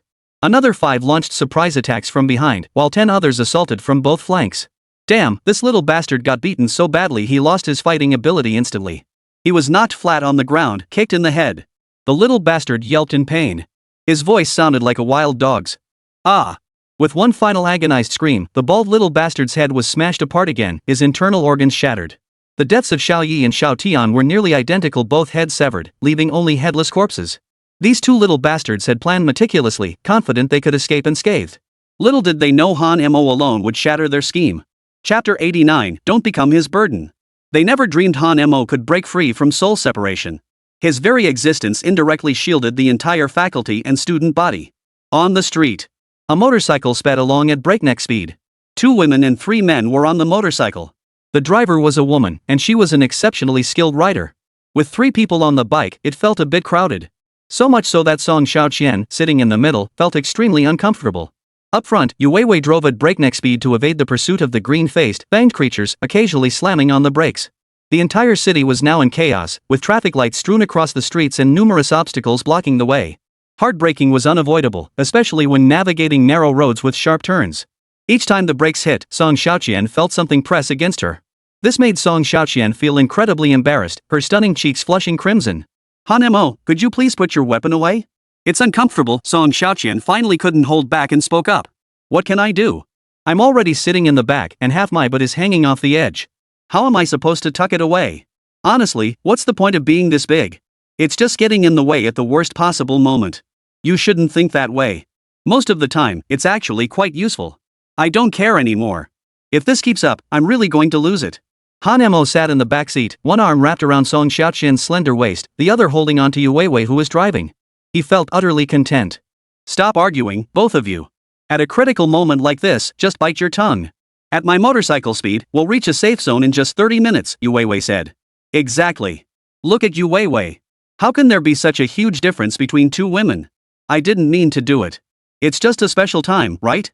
Special circumstances or not, your hands still shouldn't be inside my clothes." Song Xiaoqian retorted, her face darkening. Sorry. I thought it was your pocket." He reluctantly withdrew his hand, having just brushed against her abs. Behind them, dozens of green-faced, fanged beasts were frantically chasing after them. Each leap carried them dozens of meters, their speed astonishing. Not only were they being pursued by the green-faced beasts on the streets, but countless others were also chasing them from the rooftops. The reason was simple: the roar of their motorcycle engines had drawn the creatures' attention. "This is bad. These green-faced beasts are too fast, and there are too many obstacles on the road. They'll catch up soon," Yu Weiwei warned, glancing at the rearview mirror. "Alright, I'll cover them. You two get out of here first." Han-mo drew his fire stick, preparing to fight. "Absolutely not. Our orders are to get you out alive. If you die here, my mission fails." Yu Weiwei refused outright. "Find a way to slow them down temporarily." Han-mo flung the stick forward. The wildly spinning weapon struck the green-faced, fanged creature at the front. Using its momentum, the stick flew back into Han-mo's hand. The green-faced beast was knocked flying, crashing into and toppling its companion behind it. But just then, another green-faced beast leapt from the rooftop, its sharp claws lunging toward Weiwei's throat. To evade the deadly strike, Yu Wei slammed on the brakes and yanked the steering wheel. The motorcycle lost its balance, crashing to the ground and skidding dozens of meters before smashing through a glass door and crashing into a cell phone store. The impact threw all 3 riders into a dazed stupor. The motorcycle was wrecked beyond recognition, its tires completely shredded. Han-mo was the first to scramble to his feet. He walked over to Yu Weiwei and helped her up. "How are you? Any injuries?" "I'm fine, just a small cut on my hand from glass shards." With that, Yu Weiwei pulled out a zip tie and expertly bandaged her wound. Song Xiaoqian brushed the dirt off her clothes, ready for action at any moment. "The motorcycle's wrecked. Looks like we'll have to find a way to run back on 2 legs. Getting out alive won't be that easy." Han-mo shook his head, watching the green-faced, fanged creatures closing in. At that moment, 3 green-faced, fanged beasts landed before the entrance, blocking the glass door. These 3 green-faced, fanged beasts were elite-level creatures, possessing formidable strength. However, with Han-mo's current strength, he could easily take them down in an instant. "Leave this to me. You two retreat first. Don't ask why. Because you're too weak." Han-mo stepped forward, positioning himself at the very front, using his massive frame to shield the 2 women behind him. This made Song Xiaoqian, who had always been self-reliant, feel the warmth of being protected by a man. When she looked at Han-mo again, her eyes held a hint of tenderness. Han-mo wasted no words. He planted his left foot hard, shattering the floor tiles beneath him. His entire body surged forward, colliding with one of the green-faced, fanged beasts and sending it flying. Immediately, he swung his club back and forth, instantly dispatching an elite-level green-faced beast. The terrifying speed of his execution was jaw-dropping. "Leave this to him. He's stronger than me now. Let's get out of here," Song Xiaoqian declared, abandoning all pretense upon witnessing Han-mo's prowess. She grabbed Yu Weiwei's hand and pulled her away swiftly. It must be said that while Song Xiaoqian wasn't the sharpest tool in the shed most of the time, she proved remarkably sharp in critical moments. At least she wouldn't slow Han-mo down. In Song Xiaoqian's view, someone with Han-mo's abilities would be safer leaving alone. A lone ranger could evade pursuit more easily, avoid detection, and fight without restraint. This explained why fierce beasts hunted alone while cattle and horses lived in herds. Song Xiaoqian and Yu Weiwei, being fairly clever themselves, kept to the eaves of buildings and crouched low while running. How can you possibly feel at ease leaving Han Mo there alone? Yu Weiwei asked. What's there to worry about? You saw his strength. Even an elite-level green-faced fanged beast wouldn't last 3 rounds against him. That level of power makes him unmatched in the divine void realm, something even I, a divine messenger, can't achieve. But what if he encounters a brave tier green-faced fanged beast? Yu Weiwei asked anxiously. If he faces a warrior tier opponent, what use would you be by his side? You'd only slow him down. Alone, he might still have a chance to escape. But with both of us tagging along, we'd inevitably become dead weight. Then, escape itself would be impossible. Chapter 90, Warrior Level. Upon hearing this, Yu Weiwei seemed to understand. You're absolutely right. With my strength, I'd be a liability to him. So you needn't worry. As they spoke, a green-faced, fanged creature crashed down from the sky, smashing into the ground. Elsewhere, numerous students were locked in combat with the green-faced, fanged creature. The scene was intense and utterly grim. Facing multiple green-faced, fanged beasts, many students were already struggling to keep up. Thus, many tragedies unfolded. In this catastrophe, those who survived could be counted on one hand. Of the thousands of students, how many ultimately survived remains unknown. In the face of catastrophe, survival was their sole hope. The will to survive can unlock their hidden potential. Therefore, those who manage to survive will undoubtedly achieve far greater heights in the future. After 10 minutes of fierce combat, Han Mo had taken down 20 green-faced, fanged beasts, 5 of which were elite level. The intense battle left Han Mo gasping for breath, his chest heaving violently. Instead of fleeing immediately, Han Mo took cover inside a house, drew all the curtains, and pulled out his phone to call his mother. Hello, the number you have dialed is turned off. Please try again later. Unable to reach his mother, Han Mo grew frantic and immediately dialed his sister's number. The phone rang relentlessly, but no one answered. After more than a dozen attempts, still no answer. Han Mo couldn't help but feel worried. After downing a bottle of water, Han Mo rose without hesitation, ready to leave. His destination was his own home, where he would search for his mother and sister. His sole purpose was clear: find them alive or dead. To better conceal his presence, Han Mo tore off a black curtain, trimmed it with scissors, and draped it over his shoulders. This way, he could blend in more easily. The reason was simple: his white and green school uniform made him stand out on the street. Wearing black clothing, however, would make him much less noticeable. After completing these preparations, Han Mo stepped out of the room. Glancing left and right before leaving, he confirmed no green-faced, fanged creatures were in sight before quickly departing. Han Mo wasn't afraid of the green-faced, fanged creatures, he simply saw no need to draw further attention to himself. His sole goal now was to get home as quickly as possible. If he got into a fight with the green-faced monsters along the way, the noise would inevitably attract nearby ones. That could cost him the chance to rescue his mom and sister. Han Mo ran along the road, praying all the while that his mother and sister were safe. Until he confirmed their safety, his heart remained in turmoil. After running for over 10 minutes, he made a sharp turn. Han Mo looked up, slammed on the brakes, and quickly retreated back to the corner of the wall. He had just spotted a green-faced beast sitting on the ground gnawing on a bone. Peering closer, he saw a colossal creature twice the size of an elite-level green-faced fanged beast. Human leg bones were fragile in the creature's jaws, crushed as easily as snack sticks. Han Mo couldn't help but suck in a sharp breath. Based on what Han Mo had learned, a green-faced fang of this size belonged to the warrior tier, equivalent to the divine emergence realm among humans. Though he was currently unrivaled at the divine void realm, he didn't believe he could take down a warrior-level creature. This is bad. There really is a warrior-level green-faced fang out here. I absolutely can't let it spot me, or I'll be in serious trouble. Scanning his surroundings, Han Mo spotted a small path not far away. Thus, Han Mo resolved to take a detour, no matter how far, to evade this creature. No sooner had he turned around than a droplet of slimy saliva landed on Han Mo's clothes. Looking up, he found a green-faced, fanged creature glaring at him menacingly. Whoa! Dude, sorry to interrupt your meal. Carry on, I'm outta here. Han Mo greased his palms and took off running like the wind. That guy could move fast. Though this green-faced, fanged creature was only of ordinary rank, the moment he made a move, the nearby hero-ranked monster would come charging over. So the best course was to get the hell out of there fast. Run fast enough, and he might just survive. Run slow, and he'd likely become the green-faced monster's next meal. He'd barely covered 3 kilometers. Boom! A deafening roar echoed. Dust billowed ahead as a colossal creature landed directly in front of Han Mo. This colossal creature was none other than the brave-level green-faced, fanged monster. The sound of Han Mo's running had alerted this formidable creature. As a brave-tier creature, its speed was astonishingly swift. Even though Han Mo's speed was already the fastest among his peers, it still fell short. The gap between their tiers was simply too great. Unable to outrun it, Han Mo gripped his staff, preparing to fight with everything he had. He wanted to know just how vast the gap was between himself and the peerlessly formidable beings. Was there an unbridgeable chasm between them? Roar! The green-faced, fanged warrior tier beast let out a furious bellow. The sound shook the heavens and earth, the wind generated by the roar nearly blinding Han Mo. Simultaneously, the spray of saliva drenched Han Mo's face. Before he could wipe it away, the green-faced, fanged beast's attack was already upon him. Too fast to react, Han Mo could only thrust his staff forward to block. The immense force warped the air itself, sending Han Mo flying backward. He slammed into the wall, sending up billowing smoke. His entire body crashed straight through a house. Such terrifying force was a first for him. This was the strongest opponent he had ever faced. However, Han Mo's physique was exceptionally resilient. Such an impact was but a mere scratch to him. Facing such a formidable foe, Han Mo held nothing back. He activated the Great Celestial Immortal Technique, further amplifying his physical strength while radiating his spiritual energy. Immortal Technique, Fire Eyes Super Visual Combat.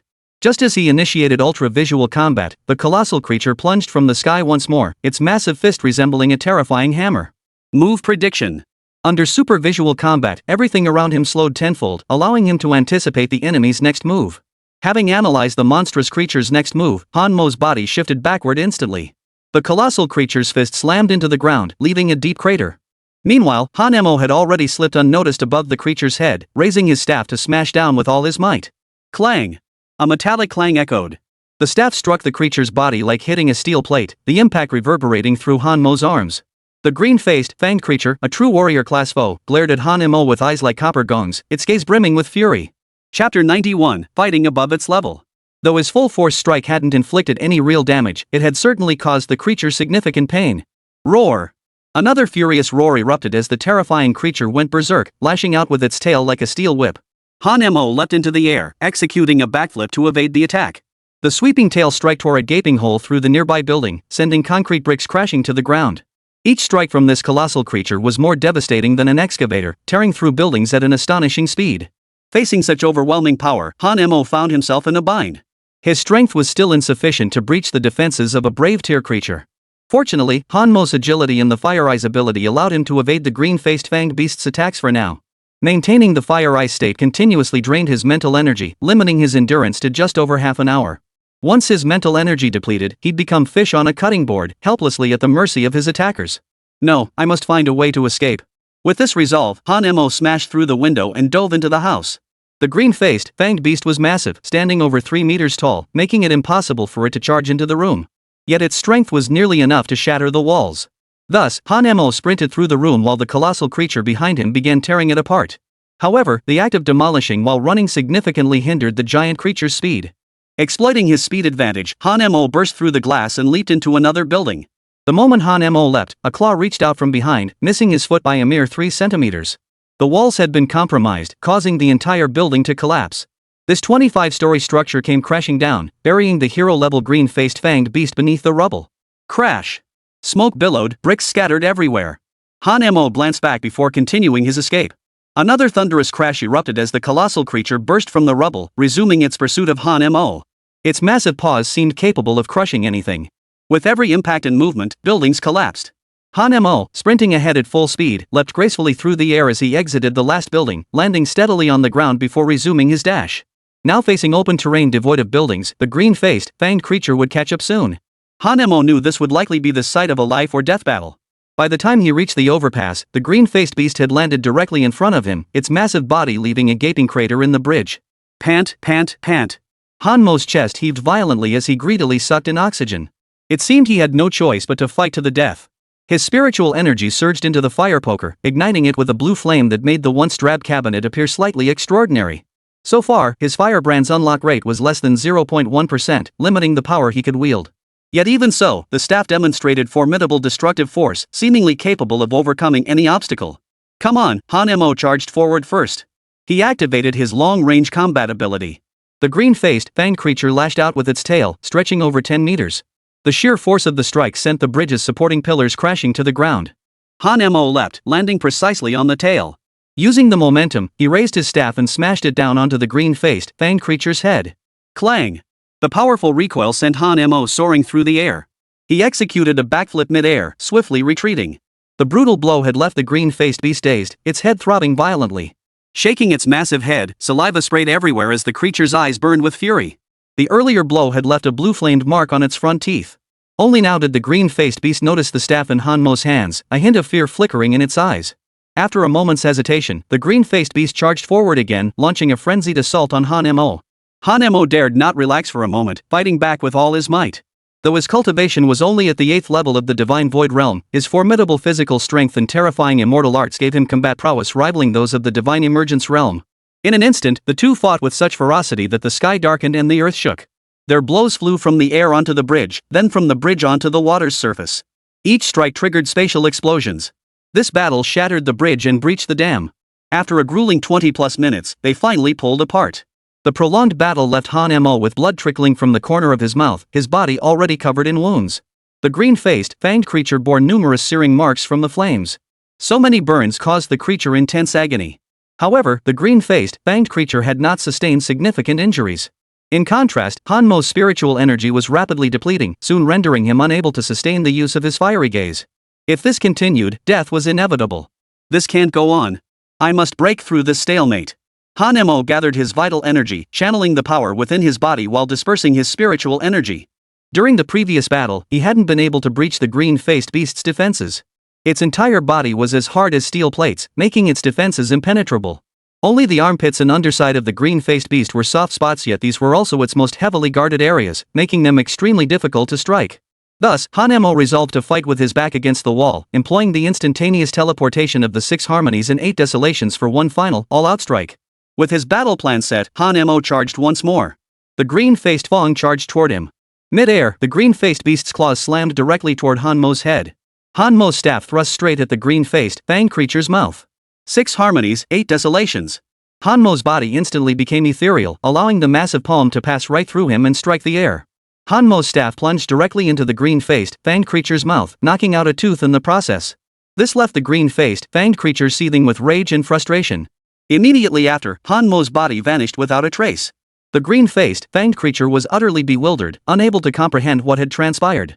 Just as the green-faced, fanged beast searched for his shadow, he suddenly felt a powerful impact strike his armpit. The entire staff plunged into his armpit, drawing blood. The excruciating pain radiated throughout his body, causing the green-faced beast to roar in fury. Enraged, the green-faced beast lunged for retaliation, but Han Mo slipped away like a catfish, vanishing swiftly after the strike. The full-force strike had indeed wounded the green-faced beast, but the injury was not yet fatal. However, Han Mo's spiritual energy was now nearly depleted, and he could no longer sustain his fiery gaze. Now, Han Mo could only rely on his physical strength to clash head-on with the green-faced fiend. Chapter 92, A Fierce Battle. Though the prolonged battle had left Han Mo slightly wounded, his eyes still blazed with fighting spirit. The blood coursing through his veins grew faster and faster, fueling his growing ferocity. Boom! The two clashed once more. The immense impact sent Han Mo flying, crashing into the bridge. The bridge shattered under the blow, but Han Mo grabbed the exposed rebar and pulled himself back onto the bridge deck. He immediately launched another assault, attempting to strike at the green-faced, fanged creature's weak spot while dodging its attacks. But the green-faced beast, a true hero tier foe, proved terrifyingly formidable. Another powerful blow struck Han Mo's chest, sending him flying through the air like swaying helplessly. With a splash, he plunged into the river. The icy river water seeped into Han Mo's wounds, the stinging pain making him grimace in agony. The impact to his chest had caved it in, shattering bones and inflicting severe damage. Relying solely on physical strength, he stood no chance against the green-faced, fanged beast. But the problem was, he couldn't fight back, and he couldn't run away. The green-faced, fanged creature pressed its advantage, leaping down with its massive body and smashing a fist into the water's surface. The immense force of the blow sent water spraying outward in all directions. Han Mo used the force of the water currents to shift his body aside, evading the intense underwater pressure. Simultaneously, he pushed off with his feet, propelling himself back above the surface. The battle resumed. The battle raged fiercely. They fought until the heavens grew dark and the sky itself seemed to wail. Han Mo's body was pushed to its absolute limit, teetering on the edge of collapse at any moment. The green-faced, fanged creature appeared equally battered, its body nearly engulfed by blue flames. These blue flames continuously seared his flesh, even corroding his very marrow. Most terrifyingly, water proved utterly ineffective against extinguishing this inferno. Han Mo was now a spent force, his body unable to bear the strain, sustained solely by sheer willpower. If battle resumed, Han Mo would be finished. Then, at that very moment, two familiar figures appeared before Han Mo. They gently tapped him a few times. The arrivals were none other than Han Mo's principal, Lu Jiangwo, and his homeroom teacher, Shuang Fian. Teacher, principal, you. Hold your tongue for now. You're badly injured. This guy is too strong. I'm no match for him. Han Mo shook his head. You did exceptionally well, you even managed to injure that giant. Teacher Fian, tend to his injuries first. I'll handle this. Principal Lu patted Han Mo's shoulder. Be careful, then. Xuan Fian was a healing specialized cultivator whose forbidden divine technique could achieve remarkable therapeutic effects. Teacher, you're injured? Han Mo noticed blood trickling down Xuan Fian's arm. As a healing specialist, Xuan Fian hadn't treated herself. Having treated numerous teachers and classmates earlier, her spiritual energy was nearly depleted. Unless the injuries were severe, she needed to conserve her spiritual energy for emergencies. I'm fine, student. But your injuries are severe. Without prompt treatment, they could be life-threatening. She placed her warm palm against Han Mo's back, and green light flowed into his body. Han Mo instantly felt warmth spread throughout his body, even his shattered bones slowly beginning to mend. As for Lu Jiangwo, the principal had also sustained severe injuries and had been poisoned earlier. Despite receiving treatment from Xuan Fian, his strength had yet to return to its peak. Fortunately, Principal Lu Jiangwo was a divine tier powerhouse. He could still barely hold his own against the brave tier green-faced fanged beast. The brave tier green-faced fanged beast had sustained considerable injuries in its recent battle with Han Mo, while also enduring constant scorching from the blue flames. On paper, both sides appeared evenly matched. Both were wounded, both had endured prolonged combat, and both possessed comparable strength levels. Thus, the outcome of the actual battle would hinge on individual performance. They clashed directly. The sheer ferocity of their combat prowess was nothing short of terrifying. The spectacle of the battle was truly magnificent. Each offensive unleashed intense energy fluctuations. Each punch carried the sound of air explosions. Giant craters pockmarked the ground, bridges buckled, and concrete pillars flew everywhere. Their sheer intensity could only be described as terrifying. After battling for over 10 minutes, Principal Lu Jiangwo spat out a mouthful of blood, his face drained of color. Green Face and Fangs had one arm severed, bleeding profusely with each strike, severely wounded. Teacher Xuan Fian, you must get Han Mo out of here. The reputation of First Middle School depends on you both to carry on. Principal, what are you doing? Teacher Xuan Fian asked urgently. There's no other way. This creature is too powerful, and my mental energy is nearly depleted. We must end this quickly, or we'll all die here. Principal. Is there truly no other way? Principal Lu Jiangwo shook his head, not with sorrow but with a faint smile. Pushing his glasses up, he said, I'm old. Death means little to me. But you young people, your futures stretch far ahead. With that, Principal Lu Jiangwo ignited his life force, unleashing terrifying psychic energy that erupted outward. As his life burned away, Lu Jiangwo's power surged, his level skyrocketing from Divine Mirror Level 5 to Divine Mirror Level 9. Principal Lu Jiangwo's muscles bulged explosively, tearing through his upper garments. A purple mist emanated from his entire body, while powerful energy waves caused his clothes and hair to flutter fiercely. Han Mo, watching from the side, felt his eyes instantly redden and his nose sting. He understood clearly, the principal was fighting with his very life. Lu Jiangwo said nothing. Gritting his teeth, he swallowed every ounce of sorrow, resentment, and humiliation. In this world, the weak had no right to choose. Only the strong held the power to speak. Growing stronger became his sole conviction. With his life force burning at its peak, Principal Lu Jiangwo unleashed his frenzied combat mode. The two clashed once more. With a thunderous crash. The green-faced, fanged creature was sent flying by a single punch. Principal Lu Jiangwo's body shifted like a shadow, appearing behind him to deliver another crushing blow. Instantly teleporting beneath him, he kicked the creature skyward.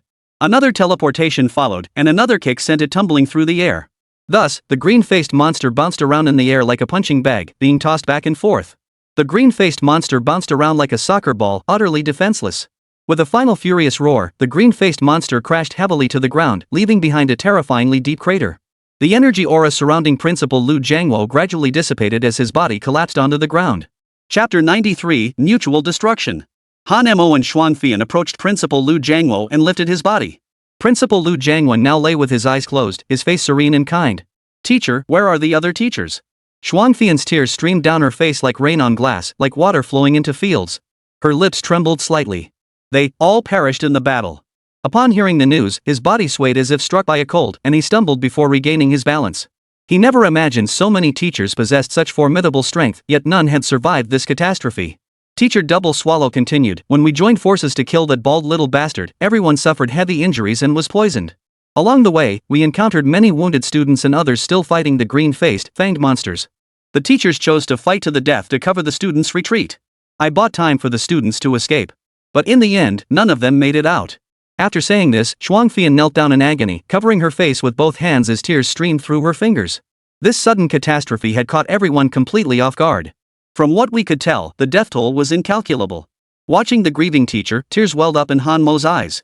He recalled the school, the teachers, and the classmates who had once brought him so much joy. Though Han Mo often pranked his classmates to boost his misdeed points, such youthful happiness had always accompanied them.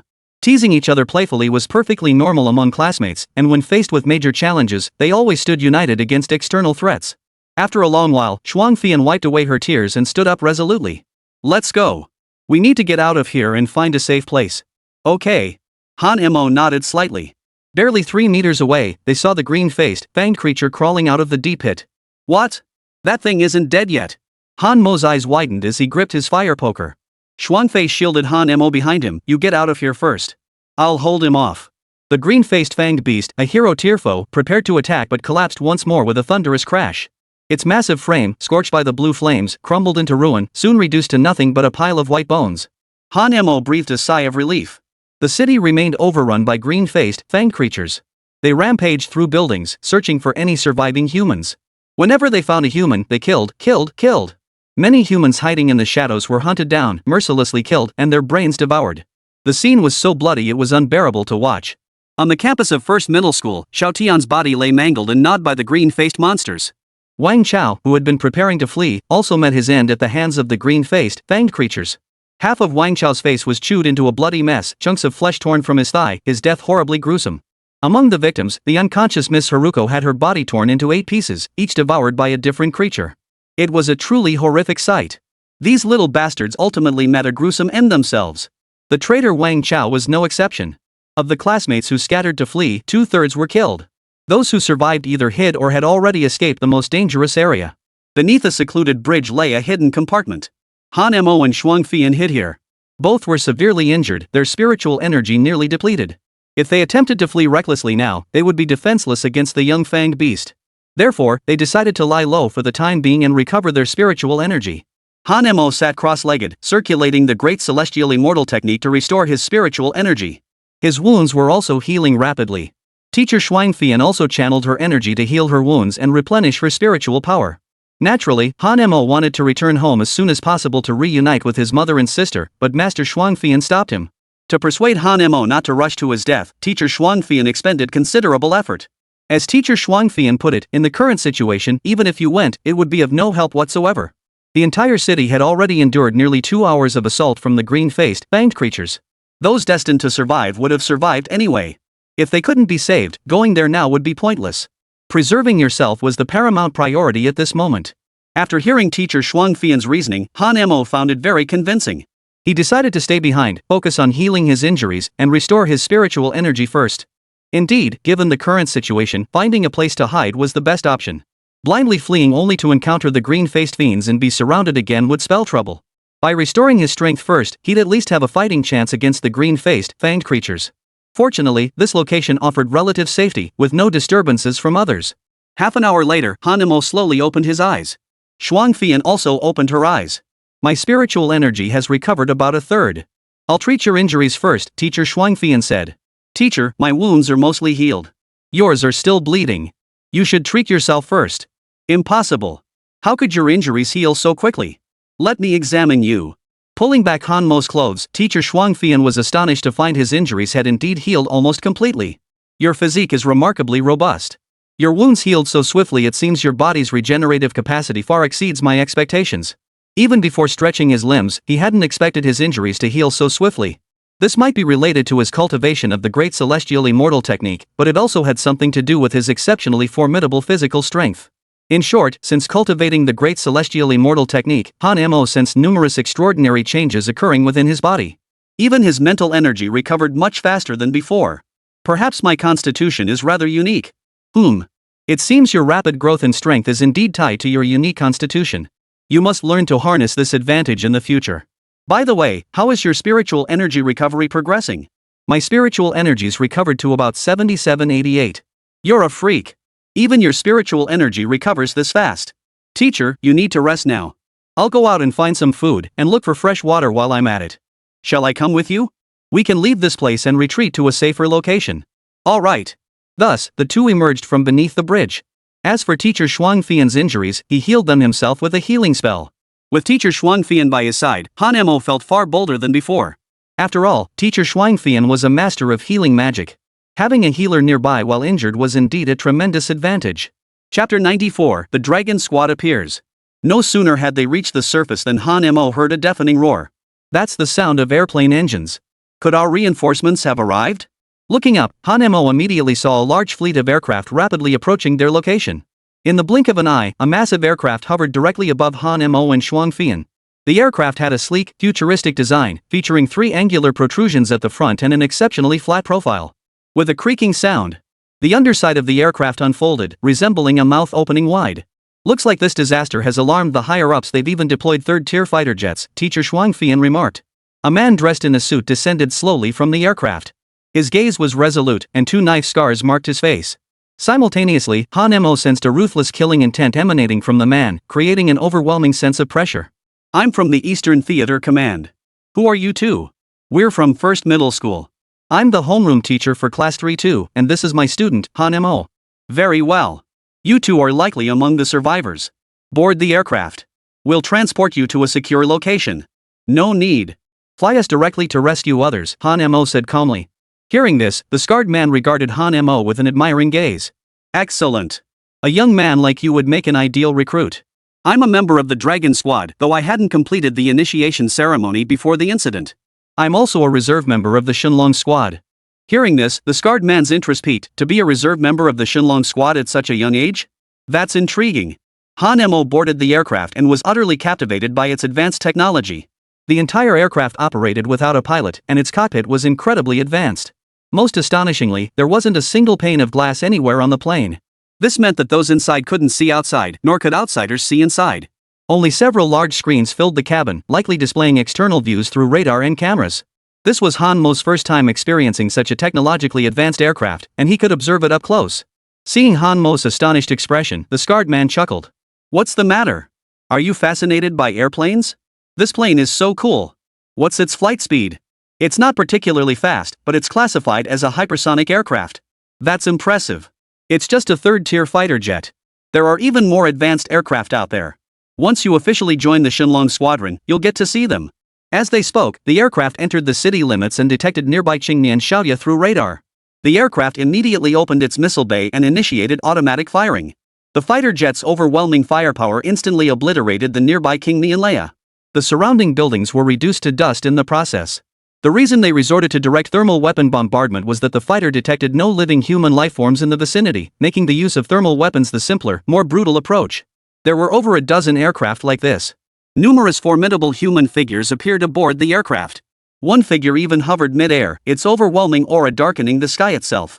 This figure wore a crimson mecha suit, 2 battle blades strapped to its back, radiating an imposing and formidable presence. Han Mo couldn't help but stare intently. Never seen one before, huh? That's a human at the heaven-splitting realm. Reaching this level of cultivation grants the ability to fly freely, even breaking free from Earth's gravitational pull. They don't need oxygen to breathe. They could go without food for 10 years and still survive. The heaven-splitting realm. This was the first time Han Mo had ever witnessed such a formidable human. The heaven-splitting realm remained a distant dream for Han Mo. The other dozen or so individuals wore combat suits of varying colors, each wielding distinct weapons and equipment. Though they couldn't fly, they appeared immensely formidable. Only now did Han Mo realize how narrow his perspective had been. Born in this small county town, the strongest person he'd ever encountered was his old principal, Lu Jiangwo. The only peerless genius he'd met was Song Xiaoqian. Uncle Scarface, who are these people? Han Mo asked in confusion. They are the Divine Dragon Squad. Even the lowest ranked among these dozen or so individuals is at the White Xia realm. Hearing this, Han Mo sucked in a sharp breath. The sheer combat power of this squad far exceeded anything he could have imagined. The Dragon Squad is comprised of once-in-a-lifetime geniuses. Whether you can become a full member depends on your performance. The road ahead is long, keep pushing yourself. The scarred man patted Han Mo on the shoulder. You got lucky this time. Want to see how they fight? The fighter jet followed the Shenlong Squadron. The Dragon Squad members scattered instantly, vanishing from their positions in the blink of an eye. Their speed was jaw-dropping. Han Mo witnessed a Dragon Squad member wielding a sword. With a single draw, 3 elite-level green-faced, fanged beasts were instantly sliced into countless chunks of flesh. Most terrifyingly, the sword had only been drawn 3 inches before unleashing such immense sword energy. This scene left Han Mo utterly incredulous. Noticing Han Mo's astonished expression, the scarred man chuckled. Don't be so surprised. That's merely the tip of the iceberg when it comes to their capabilities. The large screen then displayed an incredibly muscular man. He slammed his fist into the ground, unleashing a force akin to a nuclear explosion. The surrounding area collapsed instantly within a radius of several miles, reducing dozens of curved-faced, fanged creatures to dust. Such terrifying combat prowess was almost unimaginable. As for the most powerful human at the heaven-splitting realm, he hadn't even moved. He simply hovered in the air, hands clasped in a respectful salute. Thanks to the Dragon Squad's support, the city's green-faced, fanged creatures were eradicated within minutes. Next, the military stepped in to search for survivors and evacuate those sheltering in the underground bunkers. Alright, the battle is over. I'll take you to a safe place, a temporary relief center where everyone will be gathered. Uncle Scar, can you take me home? I want to see if my mother and sister are still alive. You needn't worry about that. If they're still alive, they'll be rescued. If they're gone, their bodies will be brought back for a proper burial. Han Mo, standing nearby, tried to speak up, but Shuang Fian cut him off. Han Mo, don't burden them further. Their work follows established procedures. We should return and await news. Trust the rescue team. Chapter 95, The Funeral. Han Mo said nothing and followed the fighter jet away. Back at the temporary relief center, Han Mo and Shuang Fian didn't idle. They assisted the rescue teams and did whatever they could. Especially teacher Shuang Fian, as a human with healing abilities, played a crucial role at this critical moment. As a reserve member of the Shenlong squad, Han Mo naturally joined the relief efforts without hesitation. Though both sustained minor injuries, such wounds were insignificant to cultivators, a rest would suffice. With medical resources severely strained, they voluntarily gave up their beds for ordinary people and those with more serious injuries. Han Mo remained on edge throughout the rescue efforts. Every time a body was brought in, he would rush over in sheer panic to check. Only when he confirmed it wasn't his mother or sister would he breathe a sigh of relief. At least for now, it seemed they might still be alive, holding on to hope for survival. Post-disaster relief efforts proved both tedious and exhausting. Many with minor injuries also joined the volunteer corps to assist in the relief efforts. 3 consecutive days passed. More and more survivors were gradually brought to this location. Each time survivors arrived, Han Mo would rush to examine them, hoping to find his mother and sister. But inevitably, his hopes were dashed. Fortunately, the rescue efforts continued, and survivors kept arriving. On the 5th day, Han Mo was finally reunited with his mother and sister. Seeing his mother and sister alive, Han Mo couldn't hold back his tears. The 3 embraced each other. While Han Mo worried about them, his mother and sister had been constantly worried about him too. The reason his mother and sister survived was that their home was in a remote area, far from the city center. Therefore, when the green-faced demons launched their attack, they first targeted the areas near the city center. Upon learning this news, the government swiftly disseminated the information and organized evacuations through neighborhood committees and sub-district offices, instructing residents to hide. This is what allowed his mother and sister to escape unharmed. This was truly wonderful news. Oh my son, you're alive. Han Mo's mother wept with joy. Simultaneously, scenes of people embracing and weeping unfolded elsewhere. Like Han Mo, they too had learned that their children or mothers were still alive. Naturally, they were overjoyed. This was an unprecedented disaster, and surviving it was an extraordinary stroke of luck. Yet countless others still waited anxiously, hoping their loved ones would also survive. They continued to wait anxiously, hoping for a miracle. Their eyes held a hint of resignation, perhaps knowing the person they longed for might never come. Of course, whenever a body was brought in, these people would swarm to examine it. Some breathe a sigh of relief, thankful their loved ones are not among them. Others cling to the lifeless bodies of their loved ones, weeping openly, a scene that plays out time and again. 10 days later. The rescue operation was largely concluded. Those who emerged alive were fortunate. As for those who were not rescued, they were undoubtedly buried beneath the rubble, unable to escape or perhaps devoured by the green-faced, fanged creatures. Such news inevitably caused many to weep openly. But the living must look forward. As for the dead, they were buried where they fell. Many burned paper offerings toward the places they once called home, murmuring the names of their loved ones. For soon, they would be relocated to other areas.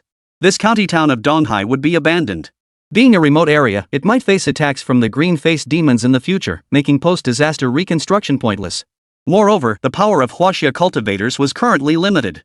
Many border counties and towns could not be protected in time. After all, the border was simply too vast. To provide effective protection, it was necessary to consolidate the borders and abandon some territory.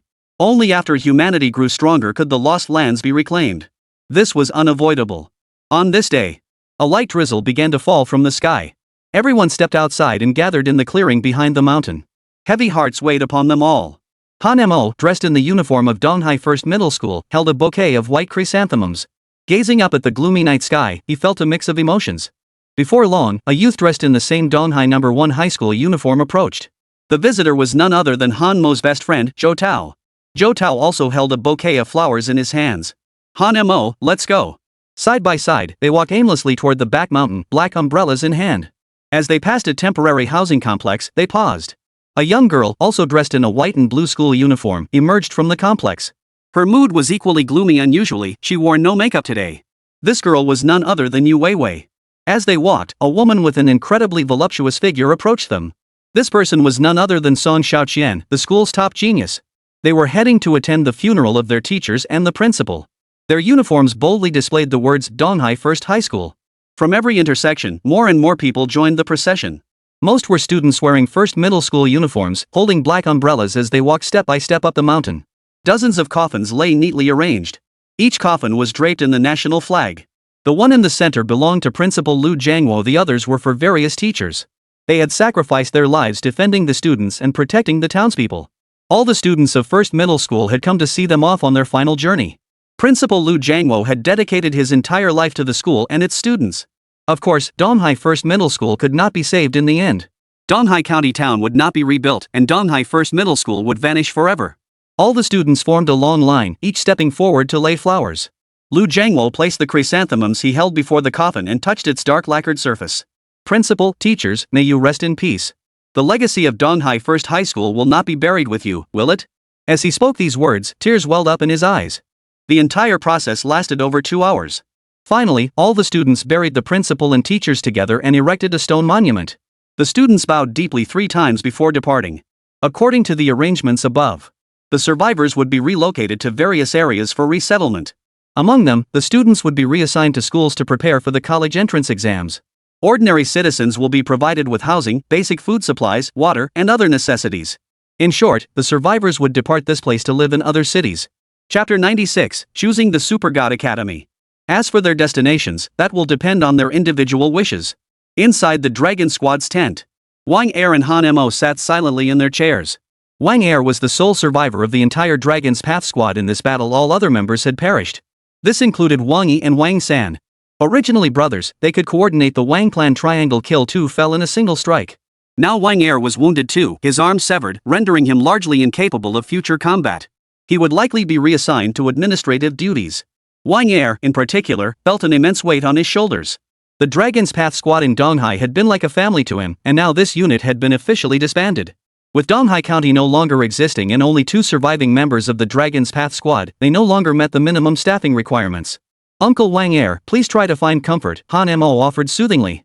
His shoulders trembled as tears welled in his eyes. Suppressing his grief and anger, Wang Er said, "At least you survived. You are the hope of our Dragon Squad. And Donghai County will finally have a member of the Divine Dragon Squad. I believe both my eldest brother and third brother would be deeply comforted. What are your plans now, Uncle Wang Er? The higher-ups have assigned me to a secondary role, doing lighter duties. I probably won't be able to participate in combat anymore. That's fine though, life will be much easier this way." Uncle Wang forced a faint smile. It was clear that Wang Er, after years of battle, was reluctant to step back. Han Mo kept his head down, silent. In such a heavy moment, he didn't know how to offer comfort. As for you, though you've been incredibly fortunate. The Dragon Squad holds you in high regard. Since he didn't speak with you just now, how do you intend to proceed? At that moment, the scarred man entered, accompanied by 2 members of the Dragon Squad. Han Mo had seen this scarred man before. "I am Ma Baogua, commander of the Dragon Squadron in the capital. My military rank is general." Wang Er stood up and saluted, reporting, "Wang Er, member of the Donghai City Dragon Squad. Greetings, sir. Sit down, everyone. I'm here primarily to ask Han Mo where he intends to go." Han Mo also saluted. "Sir, since I've joined the Shenlong Squad's reserve force, I will naturally follow the organization's arrangements. Since you're still a high school student, I'll give you 2 options. First, continue preparing for the college entrance exam. Second, directly enter the Shenlong Squad Reserve Training Program, which is also an elite military training program. From then on, you'll reside at the Shenlong Squad Super Military Academy and receive specialized training. Given your talent, abilities, and the feat of defeating a brave tier green-faced fanged beast while at the Divine Void Realm, you should be able to gain admission to the Super God Academy. The Super God Academy is the nation's highest institution of learning, gathering countless geniuses. Of course, the Super Military Academy is also exceptionally formidable. The choice is yours." Han Mo was genuinely eager to attend both institutions. Especially the Super God Academy. It was the institution every student aspired to attend, widely recognized as the nation's premier university. The military training program of the Dragon Squad was also exceptionally unique, producing a constant stream of prodigies. No matter which school he chose, his future achievements would be limitless. Yet Han Mo found himself hesitating. Given his abilities, gaining admission to the Super God Academy would be as easy as drinking water. Alright then, I'll give you 3 days to think it over. After 3 days, you must give me an answer. With that, Ma Bagua and his men departed. Once Ma Bagua was gone, Wang Er remarked, "Wonderful. Congratulations, Han Mo. Our Donghai County finally has someone who can get into the Super God Academy. It's truly cause for celebration. It's just a shame Donghai County won't exist anymore. Otherwise, the whole county would be beating drums and gongs, setting off fireworks to celebrate you. Uncle Wang Er, do you think I should go to the Super God Academy? Or choose the Super Military Academy training program? From my perspective, I naturally hope you go to the Super God Academy. Their faculty is stronger, and their educational system is more comprehensive. The Super Military Academy training program is also formidable. It forges steel like willpower. So I suggest you choose the Super God Academy first. You can always join the military later." "Why is that?" Han Mo asked. "Because the Super God Academy diploma carries immense weight. Graduates typically qualify for the Dragon Squad. If you join the military through Dragon Squad, you'll start as a high-ranking officer no lower than second lieutenant. You'll also gain access to abundant cultivation resources." After hearing Wang Er's analysis, Han Mo nodded. "I understand. Thank you, Uncle Wang Er. I'll take the college entrance exam and enroll in the Super God Academy. That choice suits you perfectly. It's a safe bet and will make employment much easier." The two chatted idly for a while longer before parting ways. This parting left them uncertain when they might meet again. Han Mo had also decided to head to the capital. With his status, securing a 100-plus square meter apartment within the 5th ring road of the capital would pose no difficulty. His family would be well taken care of and receive state protection. As a reserve member of the Shenlong Squad, his basic benefits were quite generous. After all, the Shenlong Squadron was the nation's pillar, a sharp sword thrust into the enemy's heart, and simultaneously its ultimate trump card and guardian. Therefore, every member of the Shenlong Squad was a genius among geniuses. Beyond possessing extraordinary natural talent, they must also pass rigorous selection processes and background investigations. Undoubtedly, Han Mo's background was clean. He came from the lower classes. Such a background was highly sought after. By the small river, Han Mo ate at a barbecue stall and pitched a tent. The aroma of grilled fish wafted through the air. "We're about to part ways," Yu Weiwei said with a hint of sadness. "Let's gather one last time. We might not see each other again for a long time. None of us could have imagined this disaster would completely alter our destinies. But it's okay, I believe we'll always remain good friends," Zhou Tao replied. "Enough talk, you two. The grilled fish and lamb skewers are ready. Let's drink, chat, and look forward to the future. Let's drink." All four raised their glasses and drained them in one gulp. "Hey, Han Mo, have you decided where you're headed?" "To the capital. My goal is the Super God Academy." "Me too. My goal is also the Super God Academy," Song Xiaoqian chimed in. "You two are both geniuses. Getting into Super God Academy is a sure thing. But I'm just not in the same league. There are plenty of schools in the capital. You two can try applying elsewhere, and we can still hang out often." Chapter 97, Black Mist. "Forget it. Kyoto isn't the place for us. I'm heading to the Fog City." "Sounds good." The four chatted cheerfully, sharing their dreams and aspirations. After all, young people always have their own dreams and pursuits. They still had so much to accomplish, and the road ahead stretched far into the future. As for Zhou Tao, he decided to apply directly to a military academy and enlist. It was a sound choice after all. Military academies offered numerous advantages, including exceptional training resources. Only at this moment, Donghai County was being slowly enveloped by a terrifying darkness in an eerie manner.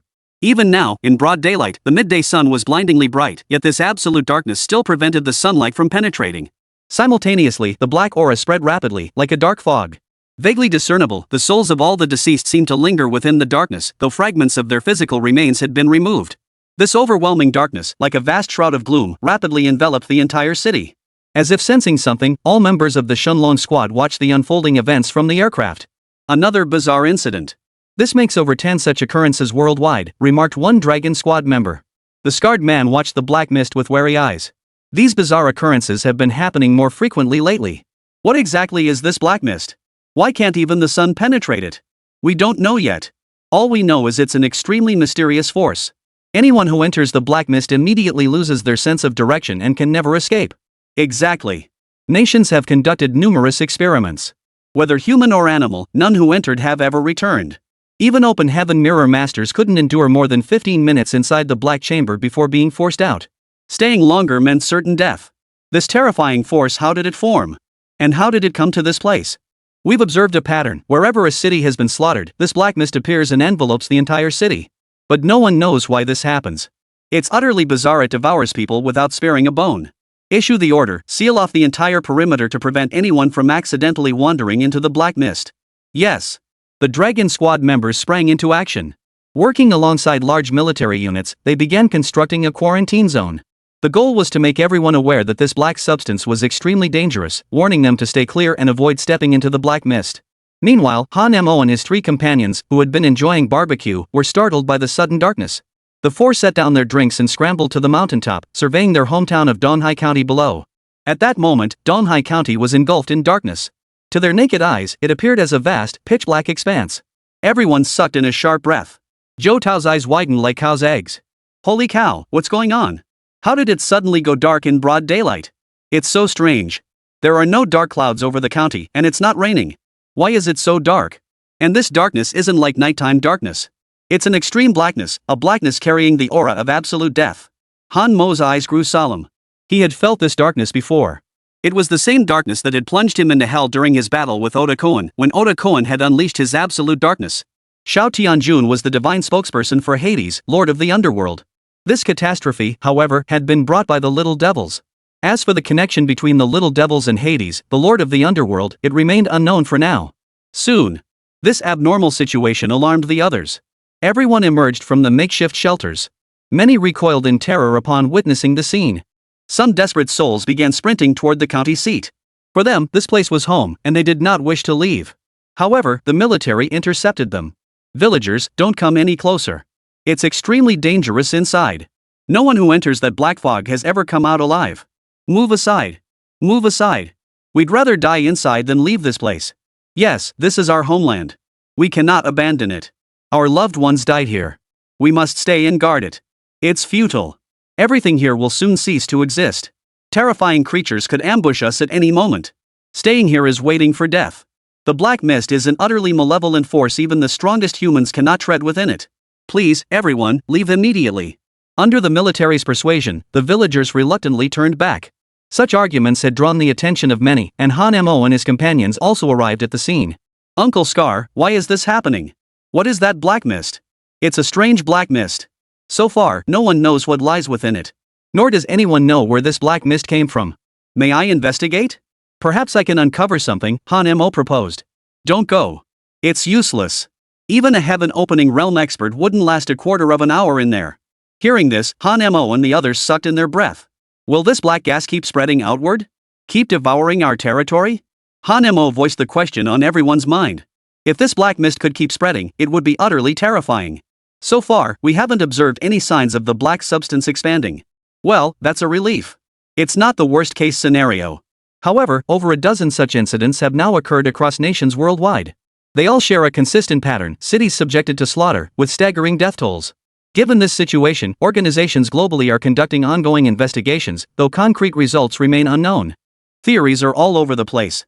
Some say it's poison gas released by green-faced demons with fangs. Others claim it's black gas generated by massive numbers of undead. Still others suspect some kind of curse. Basically, every explanation imaginable is floating around. Upon hearing this, Han Mo casually remarked, could it be the little devils doing? Those little devils love pulling off such cowardly tricks. We considered that possibility too, but thorough investigations ruled out Japanese involvement. First, they simply lack the capability. Second, the black mist appeared in 3 cities across the land of cherry blossoms. Chapter 98, Journey to Kyoto. In that case, it certainly couldn't be the little bastards doing. 3 days later, everyone was transported to different locations, different cities. Donghai County was effectively disbanded. Everything here would cease to exist, leaving only a row of graves. Perhaps centuries from now, humanity might reclaim this land. Perhaps then, people would still remember this as the teacher's burial ground and pay their respects. Of course, the basic structures of Donghai County town remained intact. The plane sliced through the clear sky. At the capital's airport, Han Mo arrived with his family. As reserve members of the Dragon Youth, they were escorted by a special vehicle to their assigned residential complex. This area belonged to the Shunlong Reserve's family district. The houses were beautifully constructed, located within the third ring road of Kyoto, a prime location where every inch of land was worth its weight in gold. As the capital of skyscrapers, Kyoto boasted a thriving economy, tight security, and an abundance of powerful individuals and countless geniuses. They successfully moved into their new home. The rooms featured high-end finishes with all essential furniture and appliances provided truly move-in ready. Bro, your status is pretty impressive now. Not only do you get a car to pick you up and drop you off, but they even assigned you such a great apartment. Han-mo playfully pinched his sister's cheek. Of course. My status is no ordinary thing now, I'm a civil servant. From now on, speak to me with respect. Be diligent with serving tea, fetching water, massaging me, and washing my feet. If you perform well, I'll give you extra pocket money. If not, you won't get a single penny. Pfft, you're just puffing yourself up. The scarred man sat in his chair sipping coffee while scanning various updates on his tablet. The recent terrorist incident had alarmed nations worldwide and the entire Chinese populace. The entire world was now gripped by panic. Everyone feared which city would be next to be swallowed by the black mist. To suppress the incident and prevent panic from spreading further, superpowers worldwide were compelled to issue statements primarily aimed at reassuring their citizens. Meanwhile, the post-disaster response efforts have been thoroughly managed. Rubbing his temples, the scarred man sighed. This matter is finally settled. We can finally get some proper rest. At that moment, a knock sounded at the door, and the scarred man's secretary entered. Reporting to the chief, Han-mo requests an audience. That kid just got to the capital and isn't resting at home properly. What's he doing over here? He said he's been too idle lately and wants to find a high school as soon as possible to train for the upcoming college entrance exams. Come to think of it, the college entrance exams are in just over 2 weeks. I did overlook that matter. Alright, have Han-mo return home first. Simultaneously, send all of Han-mo's records to the 10 top high schools in the capital, along with his combat footage. Given his abilities, I expect these schools will be scrambling to recruit him. Yes, sir. And make it happen ASAP. The secretary turned and left, closing the door behind him. The middle-aged man with the scar lay back in his chair, finally able to rest for a moment. The higher the position, the more responsibilities one shoulders, and the more exhausting the work becomes. Such tedious matters were often the most mentally draining. Half an hour later, the secretary returned to report. Sir, the video and materials have been sent, but none of these schools are willing to accept Han-mo. Upon hearing this, the scarred man nearly toppled from his chair. What's going on? A combat genius like Han-mo should be snapped up. How could no one want him? They say Han-mo has extensive combat experience and formidable fighting prowess. But since he hasn't gained the gods' recognition, according to the rules, only those acknowledged by the gods can enter the Super God Academy. Those stubborn fools. True strength lies in real combat prowess. What good is raw power if you can't wield it effectively? The scarred man cursed. As a battle-hardened soldier and leader of the Shenlong squad, his perspective differed significantly from the teachers. But they claim most of Han-mo's combat footage relies on brute force. They believe while he possesses formidable short-term strength now, his long-term growth potential is limited. His physical power ceiling isn't high, and he'll inevitably hit a bottleneck. Then he'll likely fall from genius to failure. They also fear he'll tarnish their academy's reputation, so none of them want to admit him. If they won't take him, so be it. Enough of this nonsense. Fine, just assign Han-mo to any random high school. He only wants a place to train anyway. He probably doesn't care about the school's reputation or the quality of its faculty. Fine, I'll handle it. Some obscure high schools probably won't be so picky. That day, the sun shone brightly, birds sang, and flowers bloomed. Led by his secretary, Han-mo cheerfully headed to his brand new high school. Today, Han-mo was dressed exceptionally sharp, his hair slicked back perfectly. He intended to make a good impression on his juniors, the pretty girls at school, and the teachers. Moreover, during the car ride, the secretary kept telling Han-mo how excellent this school was, boasting of formidable faculty and an abundance of beautiful girls. These words made Han-mo feel restless with anticipation. He kept checking his reflection in the mirror, adjusting his hair, eager for the new environment. After all, places crowded with people, especially beautiful women, were where he could rack up his misdeed points the fastest. Arriving at the school gates in high spirits, Han-mo was stunned by the sight before him. The gate was dilapidated, weeds overgrown on both sides of the campus, the heavy iron doors rusted, and there wasn't even an old gatekeeper in sight. A few crows flew overhead, cawing loudly. This scene left even the secretary, who had been bragging non-stop, awkwardly picking at his toes. Turning to the secretary, Han-mo demanded, "This is the high school you described? Full of beautiful girls and top-notch faculty? How come I don't see a single student here?" Ha ha ha. The secretary gave an awkward chuckle, never imagining the school would be such a dump. He had sent Han-mo's application to dozens of high schools. This one had responded the fastest, promising tuition waivers and various preferential policies. The school administrators had bragged endlessly, and the secretary had believed it all. He never imagined this would be the reality. You can't judge a book by its cover. Flashy appearances don't cut it. Education requires substance. This shows the school isn't into empty gestures. Wouldn't you agree? Han Mo shifted uncomfortably. He couldn't bring himself to agree with such words. Just then, two female students emerged from the school. Both wore red and white striped uniforms, were tall and slender, sported ponytails, and possessed exceptionally sweet looks. Chapter 99, The Most Bizarre School. Most importantly, they had perfectly proportioned figures. Though just turning 18, they were remarkably well-developed curves in all the right places. Their looks were also quite striking. One had a distinctive baby face with straight bangs. The other had a center-parted hairstyle and an oval face, both with exceptionally fair skin. Most importantly, both girls smiled sweetly, one even sporting charming dimples. Seeing this scene, the secretary breathed a sigh of relief and smiled, saying, "See? See what I told you? This school is full of beauties, right? I didn't lie to you, did I? He.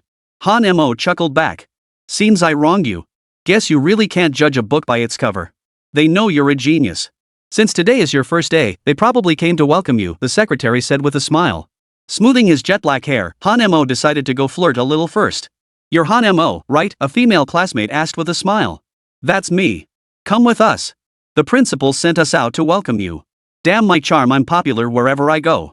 Flipping her jet black locks, Han Mo followed the girl inside. The secretary general bid farewell and departed. Damn, that was close. Stepping onto campus, Han Mo was utterly dumbfounded. The campus was indeed vast, but the academic buildings were dilapidated, overgrown with weeds everywhere, and clearly neglected. Han Mo grew increasingly suspicious about the school. Besides these two female students, he hadn't seen a single soul on the path. This was highly unusual for a large university. Amidst his confusion, Han Mo arrived at the principal's office. He pushed open the door. With a loud clang, the door fell over, startling Han Mo. He thought the place was haunted. "Grandpa. I've brought the person," a female student said. "Very well. You must be Han Mo. Welcome to Distilled Water High School in Mantu Village, Wowo Street." Seeing the white-bearded old man before him and hearing such a ridiculous school name, Han Mo was instantly dumbfounded. Damn it. I've been totally screwed over. Principal, why didn't I see anyone else when I came in? What's the situation at our school now? Hey. Young man, don't be so superficial. It's not the height of the mountain that matters, but the presence of immortals. It's not the number of students that counts, but the quality. Including you, our school now has a total of 3 students. What the hell? Han Mo was so shocked he fell flat on his face. 3 people? How is it still open? The other 2 students? They're both my granddaughters. Nice to meet you, Han Mo. My name is Su Xiaoyu. I'm Su Xiaoxue. I'm not happy right now, and meeting you two makes me even less happy. Young man, don't get so worked up. Our school's undergraduate admission rate is 100% every year. Our teaching quality absolutely rivals that of key high schools. Well, of course it is. With only 2 students total, how could the rate not be 100%? Plus, you can use all the training equipment here whenever you want, no one's going to fight you for it. Best of all, the schedule is super flexible. And no security guard will stop you from ordering takeout. See how great it is? Su Xiaoxue spoke in an exceptionally gentle voice. Exactly. Since you're already here, why not just attend school here? The 2 of us can be your study companions. Looking at Su Xiaoxue with her adorable dimples, Han Mo could only nod in agreement. After all, his enrollment documents had already been stamped. Transferring schools now would likely be difficult. And with the college entrance exams approaching, finding a high school to attend would be problematic if he didn't have a place to study. I was wondering, there are only 4 of us in the whole school. How are we supposed to eat lunch? How could there only be 4 people? We also have a cleaning lady and a cook, so there are 6 of us in total. All right then. Han Mo said with resignation. Excellent. With the college entrance exams approaching, I'll start intensive training for you all today. Principal Whitebird's eyes sparkled with excitement. After all, this year his student count had finally surpassed 3. Previous students he'd lured here would see the school's state and bolt without looking back. At least this time, Han Mo was willing to stay. Moreover, Han Mo was a student of exceptional talent. Thus, guided by Su Xiaoyu and Su Xiaoxue, Han Mo began touring the school. Since there are only 3 people at the school, the training room is freely available. The equipment inside was a bit outdated, but it was fairly complete and perfectly adequate for training. Han Mo selected a relatively clean room to serve as his personal training space. Having gained a preliminary understanding of the entire school, Han Mo wasn't particularly satisfied with it overall. However, considering the college entrance exams were imminent and he'd only be staying here for a maximum of 10 days or so, it didn't matter much. To prepare for the upcoming exams, Han Mo immediately entered a state of cultivation. He locked the training room door, freeing his mind from distractions, and began practicing the Great Heavenly Immortal technique. His previous battle at the limit had given Han Mo new insights into the Great Heavenly Immortal technique. He now recognized its profound effectiveness, especially in rapidly replenishing spiritual energy after combat. It was like charging a phone. The great heavenly immortal art was like super fast charging. Other cultivation techniques were like slow charging. Total evil deed points, 480,000. Not bad, not bad. All this evil points came from beating up those little devils. Looks like I'll need to keep taking them down whenever I run into them. Evil staff enhancement, consumes 300,000 evil points to unlock 0.03%. Fire Ice skill unlocked 0.5%, gaining the ability to see through objects. Fire Ice skill upgraded to Fire Ice Golden Vision. Additionally, super long range combat now slows all surrounding objects by 10 times. Seeing this information, Han Mo clenched his fists in excitement, nearly shouting out loud. Holy! This is insane!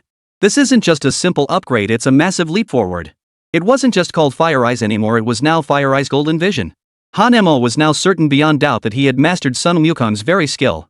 I've mastered the great sage's techniques. You puny minions, and you Western gods, just you wait. Unleash everything you've got. Hint, 6 harmonies and 8 desolations unlocked 0.03%. Effect duration increased by 0.3 seconds. Effect 1 enters void state, granting immunity to all physical attacks, mental attacks, illusion attacks, dream attacks, dark attacks, and all forbidden divine arts. Effect 2 enables free teleportation within a 15-meter radius, achieving instantaneous movement without causing spatial fluctuations. Holy! This S about to take off. Truly worthy of divine arts. Absolutely insane. Chapter 100, Preparing for the College Entrance Exam. Han Mo's strength shot straight from Divine Void Realm level 8 to level 10. His fleshly divine power surged dramatically once more. Han Mo's physique now bulged like an ox, his skin's defensive strength nearing that of steel, truly terrifying. Both his physical body and spiritual power grew simultaneously. Such terrifying strength would make even dogs shake their heads in fear.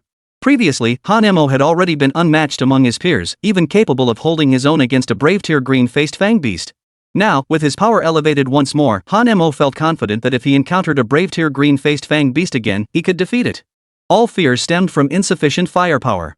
This surge in power not only boosted his confidence but also gave him ample assurance for the upcoming college entrance exams. In just a few short months, Han Mo's leveling pace had become as effortless as drinking water. Moreover, each time he advanced, it wasn't by a single level, he'd leap 2 or 3 levels at a time. This astonishing progress stunned everyone. If Song Xiaoqian found out, her jaw would drop. Back when Song Xiaoqian was at the Divine Void Realm, Han Mo was merely at the Divine Roaming Realm. Now, Han Mo had reached the 10th level of the Divine Void Realm, while Song Xiaoqian remained at the 3rd level. The gap between them was widening. The once promising prodigy could now only watch Han Mo's tail lights fade into the distance. Name, Han Mo. Level, Divine Void Realm, level 10. Wooden Stick unlocked, 0.15%. Innate Special Skill, Fire Eyes unlocked, 1%.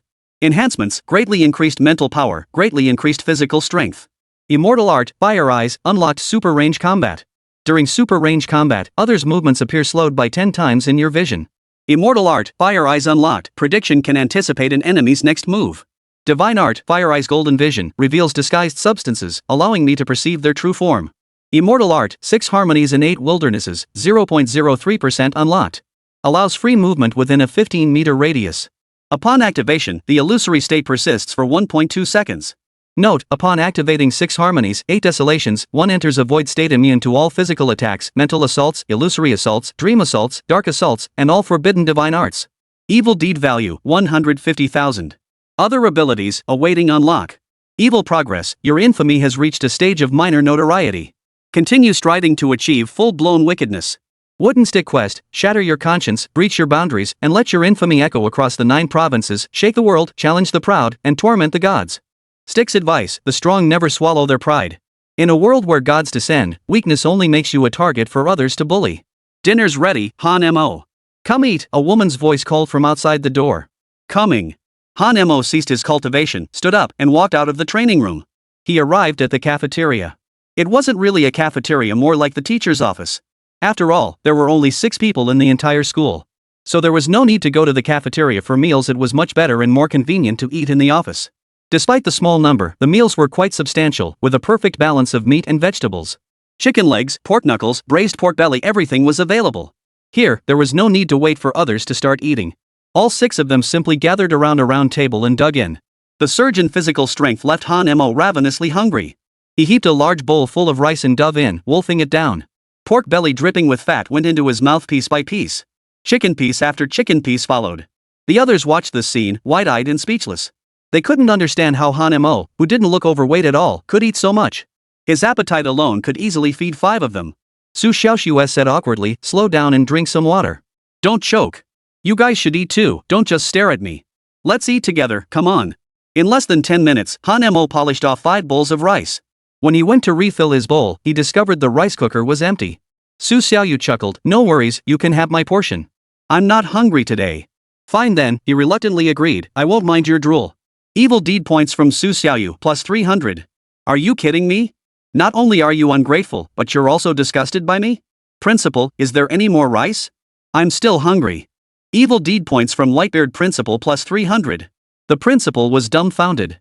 He hadn't touched a single bite. Han Mo had swept everything clean and now he claimed he wasn't full. His face twitching, the principal forced a smile and said, you sure have a big appetite. Looks like I'll need to prepare more tomorrow. It's okay, just a bit bigger than average. Seriously? Just a little bit? Your appetite is several times bigger than anyone else's. Have you no shame? No dignity left? Alright then, I'll order some takeout. The principal had no choice but to pay out of his own pocket and order a few more dishes on the platform. There was simply no other option. The cook and the auntie hadn't eaten their fill either, and even Han Mo said he wasn't full. At that moment, the principal even regretted taking Han Mo in. The school's budget was already tight, and the headmaster had always covered the meal expenses out of his own pocket. Now, Han Mo's arrival had added insult to injury for the already struggling school. The principal deeply regretted his decision to waive tuition, meals, and lodging, especially the meal costs.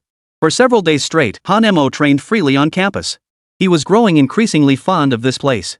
With very few people around, his cultivation went undisturbed. He never had to wait for the training room. He could use it whenever he wanted, even from morning until night, or pull all-nighters without a care, since he didn't have to pay for electricity. Only 3 days remained until the college entrance exams.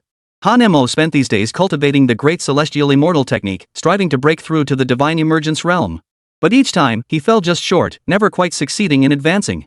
This particular day marked the final preparations before the exam, testing everyone's cultivation level to compile their records. The first step of the exam was an advanced level assessment to establish a ranking.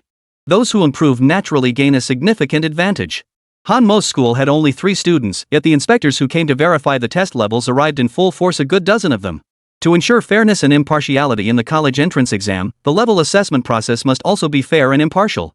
The method for verifying grades here was also very straightforward. It was done through instrument inspection. Naturally, once the level was determined, the individual would be eliminated, their records sealed, and the results officially announced by the relevant authorities. After completing the registration, the white-bearded principal inquired. Han Mo, you're at Divine Void Realm level 8. Entering the top 10 should be no problem. Your combat performance should also be quite strong. For the next couple of days, don't practice cultivation. Rest well and relax to prepare for the college entrance exam in 3 days. Chapter 101, Testing Levels. Understood, Principal Su. This elderly principal, Su Changqing, was an extremely stubborn old man. It was precisely because of his stubbornness that this high school had been preserved. Even when the school had no students left, Principal Su insisted on teaching the final graduating class. As he put it, the school couldn't close even if only 1 student remained. What exactly the old principal was holding on to remained unclear, perhaps his convictions, or perhaps some promise he had made long ago. In any case, after the college entrance exams, this school would likely cease to exist. With no students in the first or second grades, and no possibility of enrollment from other schools. For Principal Su, this was a form of liberation, though perhaps tinged with profound reluctance. Listen up, all 3 of you. The college entrance exam has always been a real-world test. You'll be sent to a place overrun by green-faced, fanged creatures to undergo a survival challenge. The entire exam period lasts 3 days. This tests not only your survival skills but also your ability to handle crises. Every year, there are casualties or injuries during the exam, so you must prepare in advance. I have some materials here, along with a list of supplies you'll need for the exam. Review them and prepare accordingly. Understood. You have these 3 days to manage your time freely. Get ready in advance. Before the exam, it was indeed time to relax. Han Mo took his mom and younger sister out for barbecue, enjoying some leisure time to unwind. Just then, Han Mo received a text from Song Xiaoqian. Song Xiaoqian, Han Mo, which key high school did you get into? What's the situation now? The college entrance exam is almost here. Han Mo, don't even ask. I got screwed over. It's a high school on the verge of closing down. The name is ridiculous. 2 Wowo Township Steamed Bun Street Distilled Water Middle School. Reading this, Song Xiaoqian laughed until her stomach hurt. Song Xiaoqian, well, you better buckle down then. I'm already at the 4th level of the Divine Void Realm. Don't end up not even seeing my taillights. Han Mo, not bad, you're progressing fast. Keep it up. I'll wait for you at the next intersection. 3 days later. The highly anticipated college entrance exam finally arrived. On this day, countless families waited with bated breath, and countless students stood ready. Meanwhile, the authoritative institution released the grading results for all students. The exam was divided into 2 phases. The first phase assessed grade levels, with the highest level receiving 100 points. The ranking system used a point allocation method. The top 1% received 99 points, the top 10% received 95 points, and so on. When the ranking results were announced, every principal and everyone else was stunned. The name of the top-ranked student did not belong to any prestigious university, renowned high school, key school, or elite class. Ranked first was Han Mo, Divine Void Realm, level 10. He had crushed the second-place finisher by several entire tiers. 10 individuals tied for second place, 9 at Divine Void Realm level 5 and 1 at level 4. As for third place, a total of 50 individuals were all at Divine Void Realm level 4. The further down the list, the greater the number of practitioners at each level. Of course, this ranking is a national one, encompassing all municipalities, regions, villages, and even repeat students. Han Mo's staggering lead naturally drew attention from all quarters. This included the principals and teachers of the 10 top high schools in the capital. What's going on? Who is this Han Mo? He's only 18, how could he possibly be at the 10th level of the Divine Void Realm? Is this a testing error? Questioned the principal of First High School. The principal of Number 2 High School chimed in, exactly. We've been in education for decades and have never seen such an exaggerated level.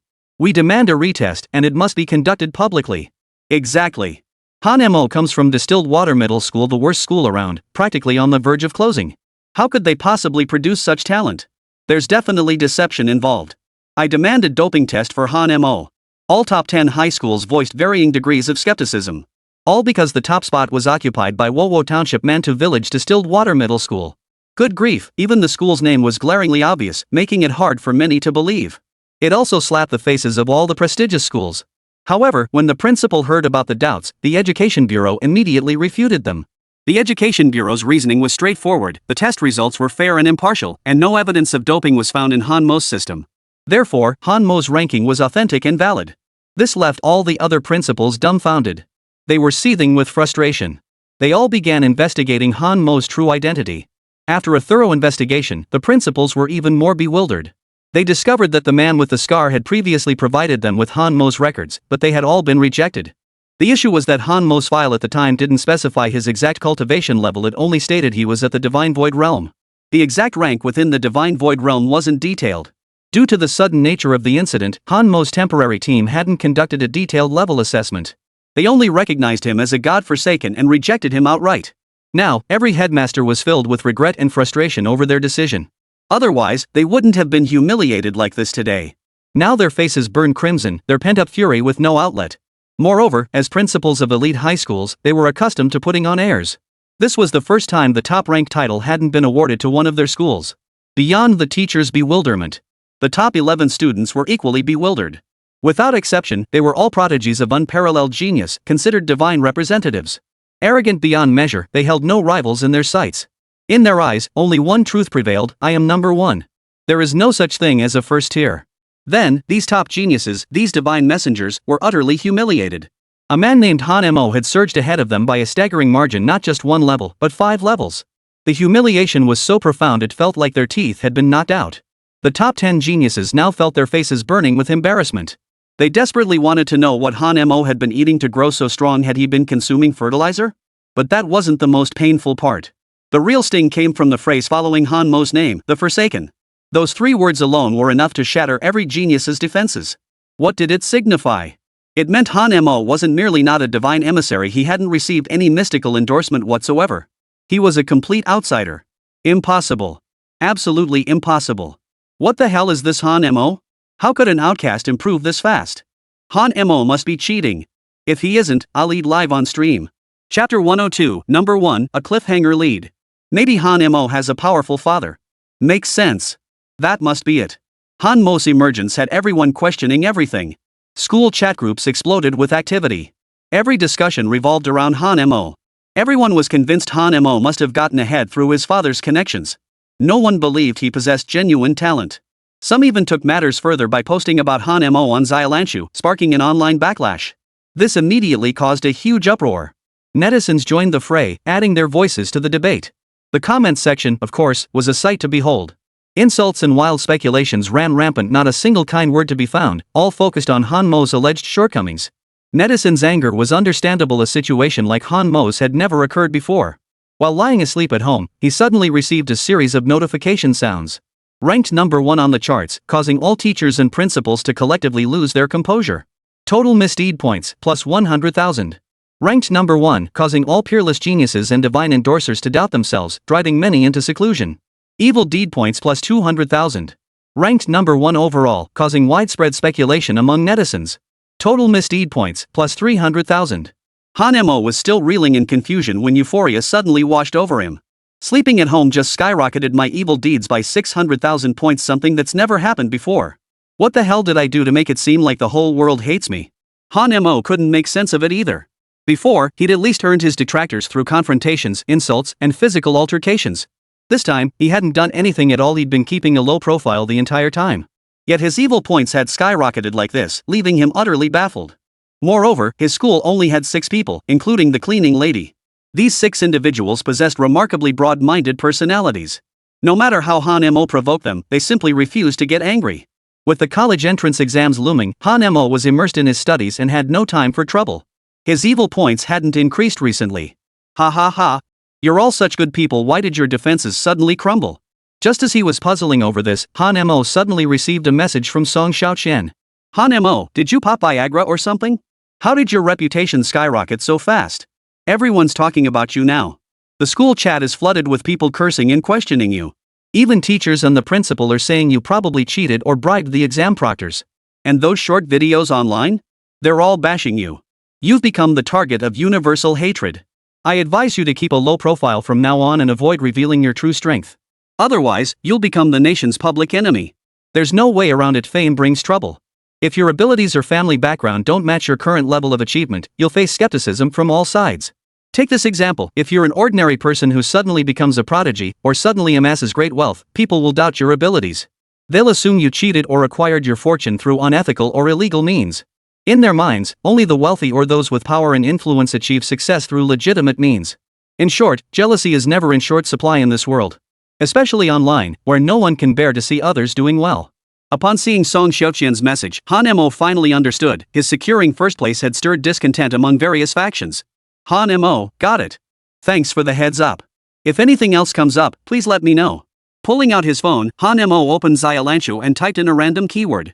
Sure enough, numerous videos about him appeared. After scrolling through a few, he grasped the gist of the situation. But Han Mo couldn't care less about such things.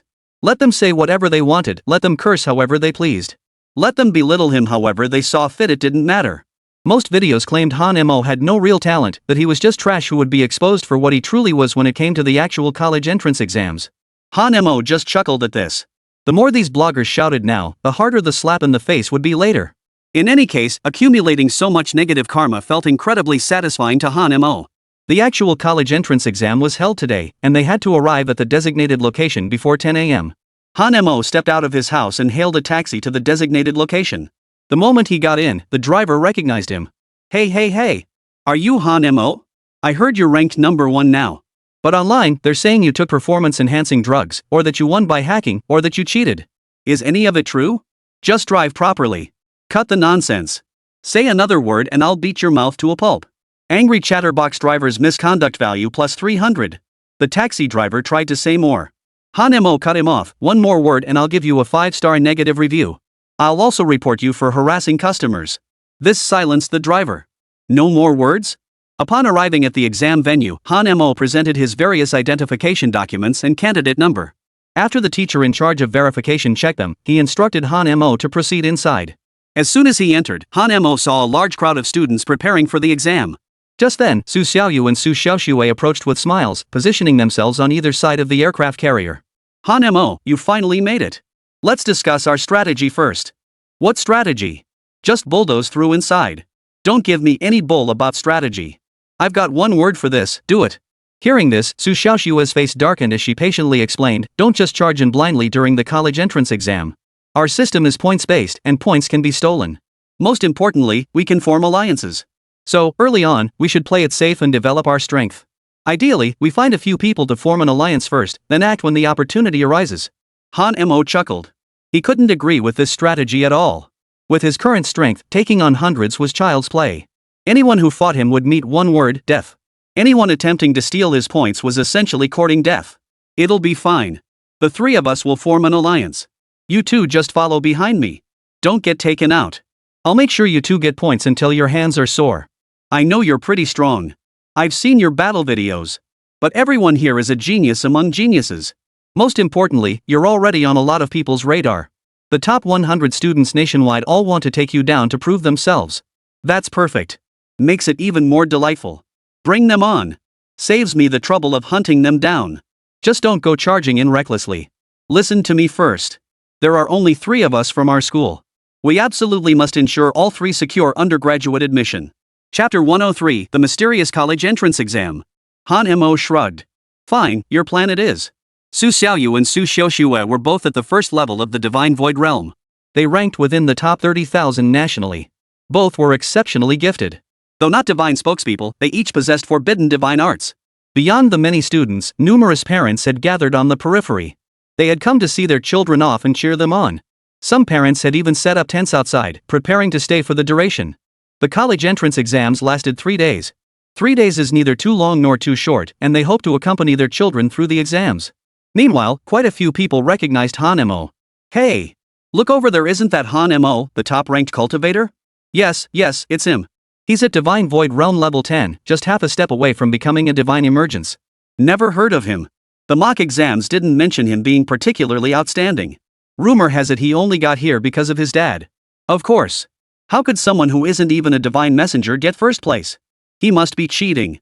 We'll see during the actual battle. Exactly. We'll see how he cheats in the real thing. Because this college entrance exam was open and transparent, with the entire process broadcast live. This meant parents and the entire nation could witness their performance and actual combat skills through the broadcast. If they lack genuine ability, it will inevitably be exposed in the real test. If they're truly formidable in combat, then no further explanation is needed. They'll naturally silence the trolls. Online trolls are everywhere these days, primarily focused on typing away without a care for others. But most online trolls are just jumping on bandwagons to chase traffic. Whatever topic gains traction, they'll jump on that bandwagon. Soon, more and more students began arriving at the venue. The college entrance exam has strict time limits. Arriving late means disqualification. You'd have to wait until next year to retake it. Time ticked away, minute by minute, second by second.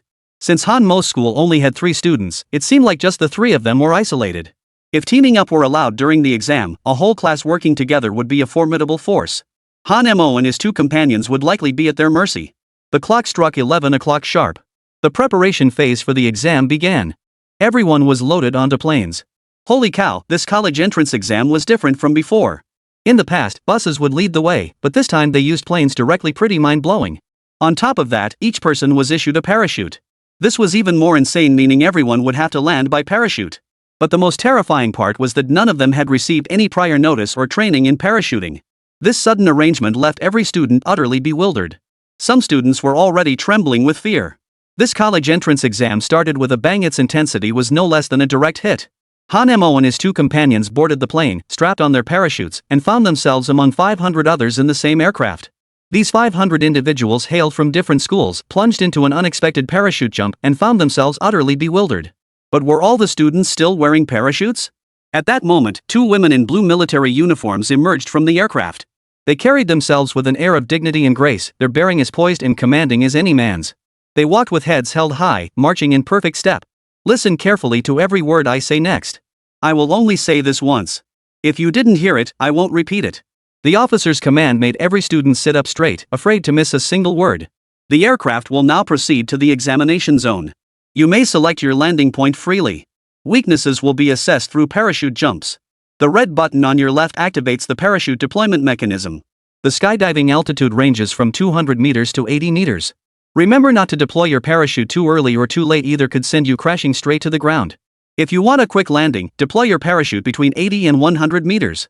This will let you touch down sooner. Got that? The instructor's words rang out with authority. Got it. Didn't you eat breakfast? Speak up. Got it. The female instructor nodded and continued. Today's exam is different from previous years. The rules have changed. We'll display them on the big screen shortly. Remember, the rules will only be shown once, so make sure you memorize them.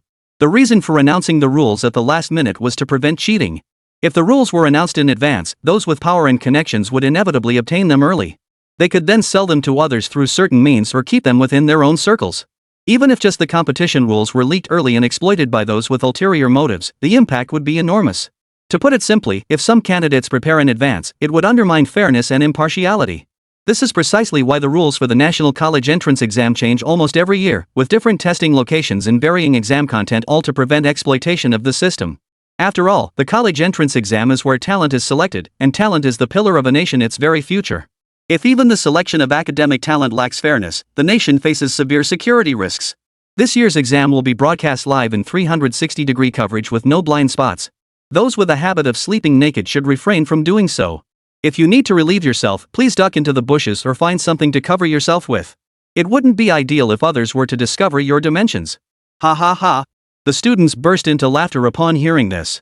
No worries, mine's on the larger side. I'm not afraid of anyone seeing it, some male students chuckled. This remark sparked another wave of roaring laughter. Is that so? I'd love to see just how big it is. The beautiful officer approached him with a mischievous grin. The boy in question looked down shyly. Everyone, begin reviewing the college entrance exam regulations. After saying this, the two female instructors left the area. Each seat on the aircraft had a small screen. Now, the screens flashed with lights, displaying a countdown. Concerned about their exam eligibility, everyone remained focused, staring intently at the screens. 3, 2, 1. The screen displayed nothing but plain text, devoid of any frills. The college entrance exam rules will now be broadcast. Please commit these rules to memory, as they will only be played once. Rule 1. Teams may be formed during the exam, with no more than 5 members per squad. Rule 2. The area is infested with green-faced fang beasts. Killing a standard-level beast earns 1 point. Killing an elite-level beast earns 2 points. Killing a hero-level beast earns 100 points. Chapter 104, Rules of Death. Upon seeing this list, everyone sucked in a sharp breath. The mere presence of hero-tier green-faced fiends was terrifying entities even his divine avatar couldn't defeat. Fortunately, they appeared in groups. Perhaps 5 players working together could stand a chance. Rule 3. Teams may engage in combat with other teams, but remember to stop short of causing fatal injuries. Defeating another team will grant you half of their points. Rule 4. The entire combat zone spans 400 acres. Every 10 minutes, the safe zone shrinks. Failure to enter the safe zone in time results in immediate elimination. Rule 5. The first 5 hours of combat are a ceasefire period. During this time, no combat between squads is permitted. Rule 6. A tower stands in the central zone, imprisoning a hero-tier green-faced fanged beast. The team that defeats it will claim ultimate victory.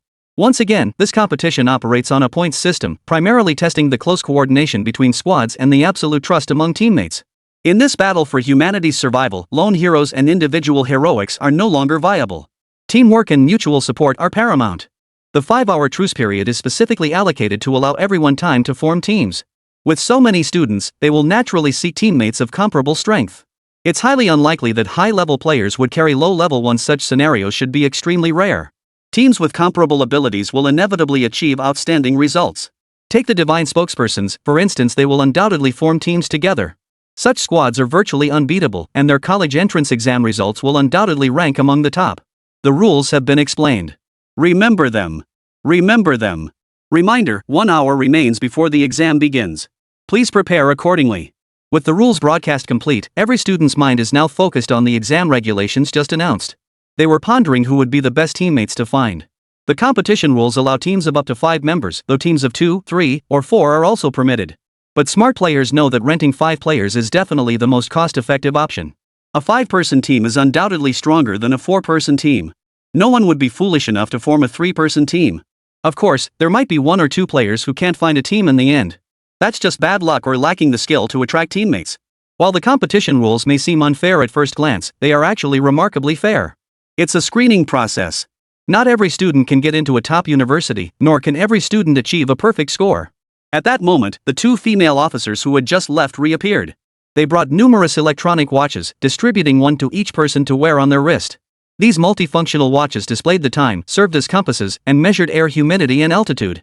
Specifically, during a parachute jump, it displays the altitude in meters and alerts you when it's time to jump. With these watches, the students felt a little less fear about skydiving. Of course, these students would become the backbone of humanity in the future. If they can't even face something like skydiving, how will they ever stand up to the green-faced, toothless foes of the future? Therefore, the higher-ups made a bold decision for this college entrance exam, to provide them with rigorous psychological training. Flowers grown in a greenhouse are fragile, they must endure wind and rain to survive. The terrifying enemies they'll face in the future could mean death at any moment. Being lenient with them now is actually harming them. Crucially, this watch features location tracking, enabling real-time monitoring of every examinee throughout the testing area. Simultaneously, the watch monitors your heart rate, pulse, blood pressure, blood sugar, and more. This means that if the watch detects you are in a dangerous state, nearing death, the college entrance exam volunteers will come to your rescue to prevent you from actually dying. Although student deaths occur every year during the Gaokao, the state has implemented numerous policies to prevent such fatalities. Therefore, the annual death toll is actually not excessive and remains well within acceptable limits. The mortality rate for the Gaokao is approximately 1 in 100,000, a ratio that has been effectively controlled.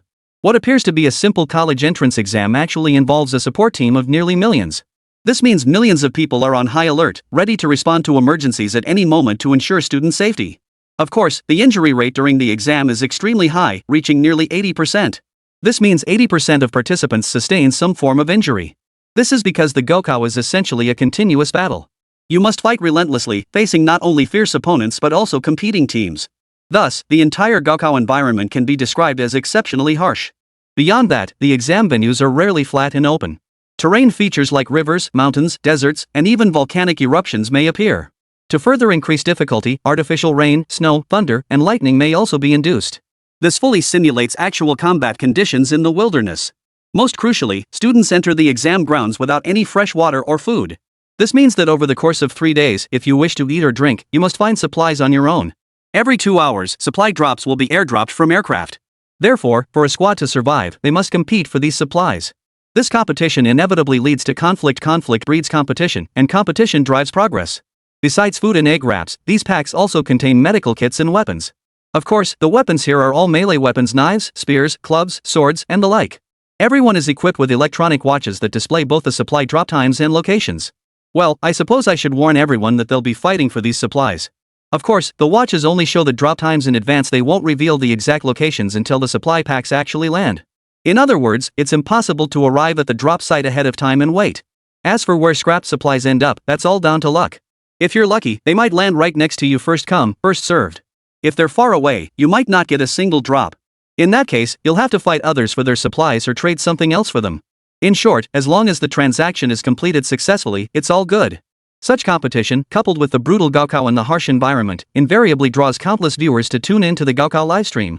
Nearly the entire nation sits on pins and needles each year during this season, waiting for the exam livestream. Some even stay awake for 3 days and nights straight, just to catch the final dramatic moments. Chapter 105, Battle Royale Mode. With no hidden agendas or corrupt referees, this completely fair competition naturally drew everyone's attention. Everyone wore electronic watches linked to their personal information. Han Mo was no exception. Song Xiaoyu and Song Xiuxue, seated beside Heimo, also wore electronic watches. The trio began strategizing. Since they were all from the same school, they had to form a team and their school had only 3 students. What should we do?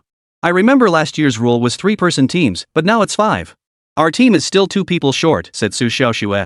We don't know anyone from other schools. What if we recruit 2 traitors? We'd be finished. But if it's just the 3 of us, we're still too short. When competing with other teams for supplies, we'll definitely be at a disadvantage. So we absolutely must form a 5-person team. Silence, why aren't you saying anything? You're so strong, you must know someone. Why not recruit them to join our team? Su Xiaoyu suggested. I do know a divine messenger, but I have no idea if he'd want to team up with me. Besides, just the 3 of us is enough. You 2 can support me, and I'll handle racking up the points. The college entrance exam isn't child's play. We should aim to fill the 5-person roster. Just listen to me. I guarantee we'll take first place. I have the absolute strength, my level is the highest. Hearing this, Su Xiaoyu and Su Xiaoxue could only nod in agreement. They had no choice, finding other teammates wasn't guaranteed anyway. Going with lower levels was certainly possible, but such a combination wouldn't be very effective. It wouldn't fit the team style and might even slow us down. Right, since that's settled, let's get to know each other's abilities. My forbidden divine technique is invisibility, meaning I can cloak myself. It's incredibly effective in combat, perfect for ambushes or snatching supplies, Su Xiaoyu explained. My skill lets me sprout a pair of wings for flight, but I can only stay airborne for 10 minutes and carry 1 person at most. I can't fly with 2 people yet, Su Xiaoxue added. My skill is... Han Mo began, but Su Xiaoxue cut him off. You might as well not bother explaining yours, because you don't have any skills. Yeah, you haven't even earned the god's approval.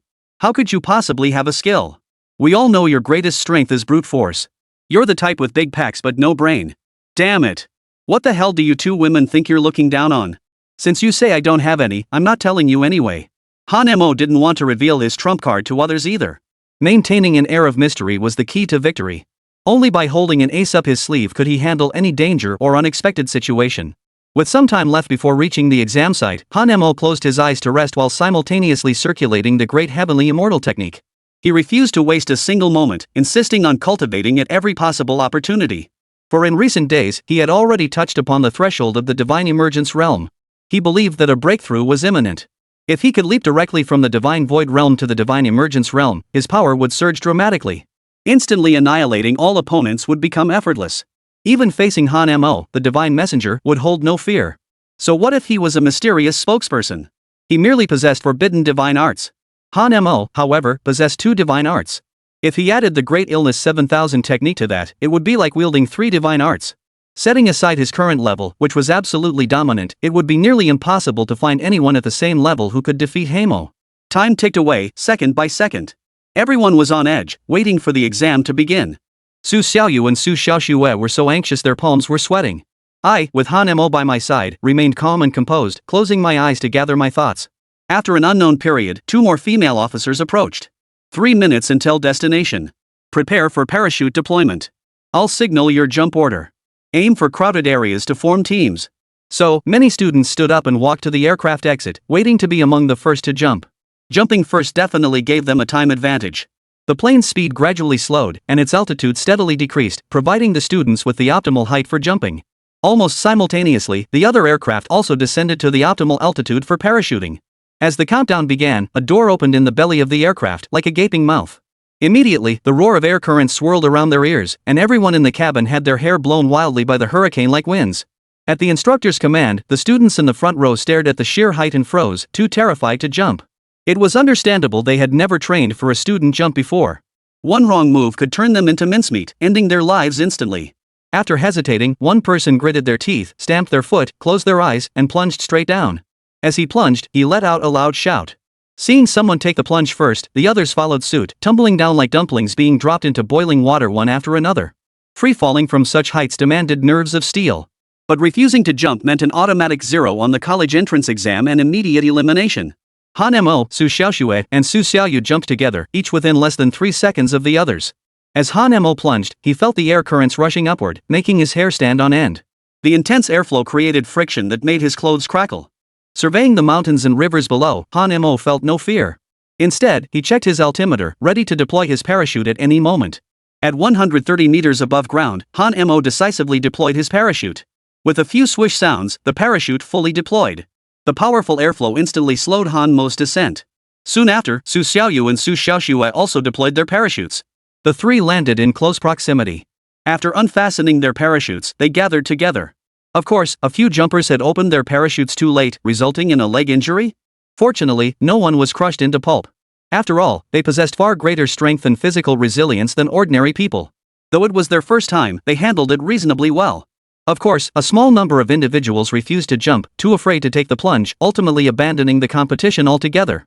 As a result, their college entrance exam scores were voided. Looking up from the ground, the sky resembled countless dandelions drifting downward. All of them were students parachuting. Chapter 106, First Departure. One by one, they jumped. One by one, they landed. And so, at that very moment, this college entrance exam truly began. In this moment, they were no longer classmates but competitors. Han Mo, where's that God-endorsed player you know? Let's find him to team up. I don't know where he is either. We weren't on the same plane, and this place is so vast it's impossible to predict where anyone landed. Besides, we can't use phones during the exam, so even if I tried calling, it wouldn't work. Finding him to team up is going to be tough. That's no problem. We have a 5-hour truce period. Surely we can find him within 5 hours. That's too much time wasted. Why don't the 3 of us just head straight for the core area? We can secure a good position and then fight for the supply crates, Han Mo suggested. But can the 3 of us really handle it? Su Xiaoxue asked. Trust me, you two. We'll be absolutely fine. While they're all busy forming teams, we'll strike first. We'll have the advantage of being closer to the target. Secure our position first, then ambush them when they arrive. Ultimately, our goal is to meet at the central tower. Whoever gets there first gains the geographical advantage. Han Mo activated his watch's projection, displaying the entire battle map. He pointed to the small tower in the central zone. This watch featured projection capabilities, displaying both the map and the wearer's current location, a remarkably useful function. Not only Han Mo's watch possessed this capability, all the others' watches shared the same functionality. These were watches uniformly distributed by the state for the National College Entrance Exam. Alright then, let's get moving. This exam lasts 3 days. First, we'll gather some food and drink, then each person will find a weapon. You can't bring your own weapons into this exam. Whatever weapon you want to use, you have to find it yourself. Whether the weapon you pick up suits you or not is their problem. If it doesn't, you can trade with someone else. In short, from now on, they weren't just competitors, they were also participants in a massive free market exchange. All supplies must be exchanged, trade grain and fresh water for weapons, swap weapons for other goods, or even exchange weapons for more weapons. Whatever you deem suitable is fair game. Of course, if you believe your strength surpasses theirs, you may bypass exchange entirely and simply choose to seize what you desire. With that settled, Han Mo led Su Xiaoxue and the others straight toward the central area. Their current location was on a small mountain. They had to traverse it, and according to the map, a river lay ahead. There was no bridge, meaning they'd have to swim across. This posed no real difficulty for them, though it would inevitably slow their progress. Han Mo sprinted ahead, with Su Xiaoxue and Su Xiaoyu following close behind. Their swift movement quickly drew the attention of others. Look, those three picked each other and formed a team to head out. They're pretty bold, aren't they? Remember those three. Just 3 people. Make sure to target them for looting later. Holy crap, all 3 of them are from Distilled Water High. One of them is Han Mo, that guy's a celebrity now. It really is a bad situation. I hear many divine representatives are looking to cause him trouble. If we provide them with intelligence, we might even reap some benefits. You're right. We should form teams too. Let's split into 5 squads and get moving fast. The sooner we leave, the better spots we'll grab. Many others quickly caught on. Though they had 5 hours to form teams, an early start was clearly advantageous. Securing prime positions ahead of time would make the upcoming battle a breeze. Soon, more and more players swiftly formed 5-person squads and set off immediately, moving with remarkable speed. Of course, some powerhouses didn't care about the time at all. They only cared about finding strong teammates. If teammates were exceptionally skilled, it was like sharpening the axe before chopping wood. Though they might start later, they could still achieve great results. Ultimately, it all came down to the team's collective strength. Only with a powerful team could they weather any storm ahead. In another section, Song Xiaoqian kept searching for that familiar figure. She hoped to find Han Mo and form a team with him. She knew Han Mo well and understood his formidable combat prowess. If they could form a team, it would be a powerhouse alliance. Unfortunately, after searching the remaining lines for a long time, she still couldn't find Han Mo. Just then, a scholarly-looking man wearing glasses approached her. Song Xiaoqian, why not join our team? Every member here is at least at the 3rd level of the Divine Void Realm. While we can't match your 4th level strength, our collective power is formidable. Plus, we all possess forbidden divine arts. Exactly, chimed in a female classmate. We're all from the same school, we know each other well and trust one another. If you join us, we'll give you a larger share of the points while taking a smaller portion ourselves. They desperately wanted Song Xiaoqian to join them, for she was a divine messenger. That title wasn't just for show, it represented genuine, formidable power. Unable to find Han Mo, Song Xiaoqian reluctantly agreed to team up with them. After all, these were the top students in their school, the strongest in power. Though they weren't particularly close, they knew each other well enough that it shouldn't be a problem. Besides, students from the same school could pull together remarkably well. This is fantastic. With our team complete, Beihai Middle School is guaranteed a top ranking this time. Exactly. Our school has always been at the bottom of the top 10 high schools rankings, almost getting kicked out. This year, we have to bring honor to our alma mater and fight our way up 1 spot to 9th place. Alright, let's all give it our best shot. Meanwhile, Han Mo, Su Xiaoxue, and the others stood by the riverbank, ready to jump in. But Su Xiaoxue hesitated, feeling self-conscious. Wearing all white, if she jumped in and got wet, her silhouette would be painfully obvious. Even the style of her underwear would be visible. Her bra size would be practically measured with the naked eye.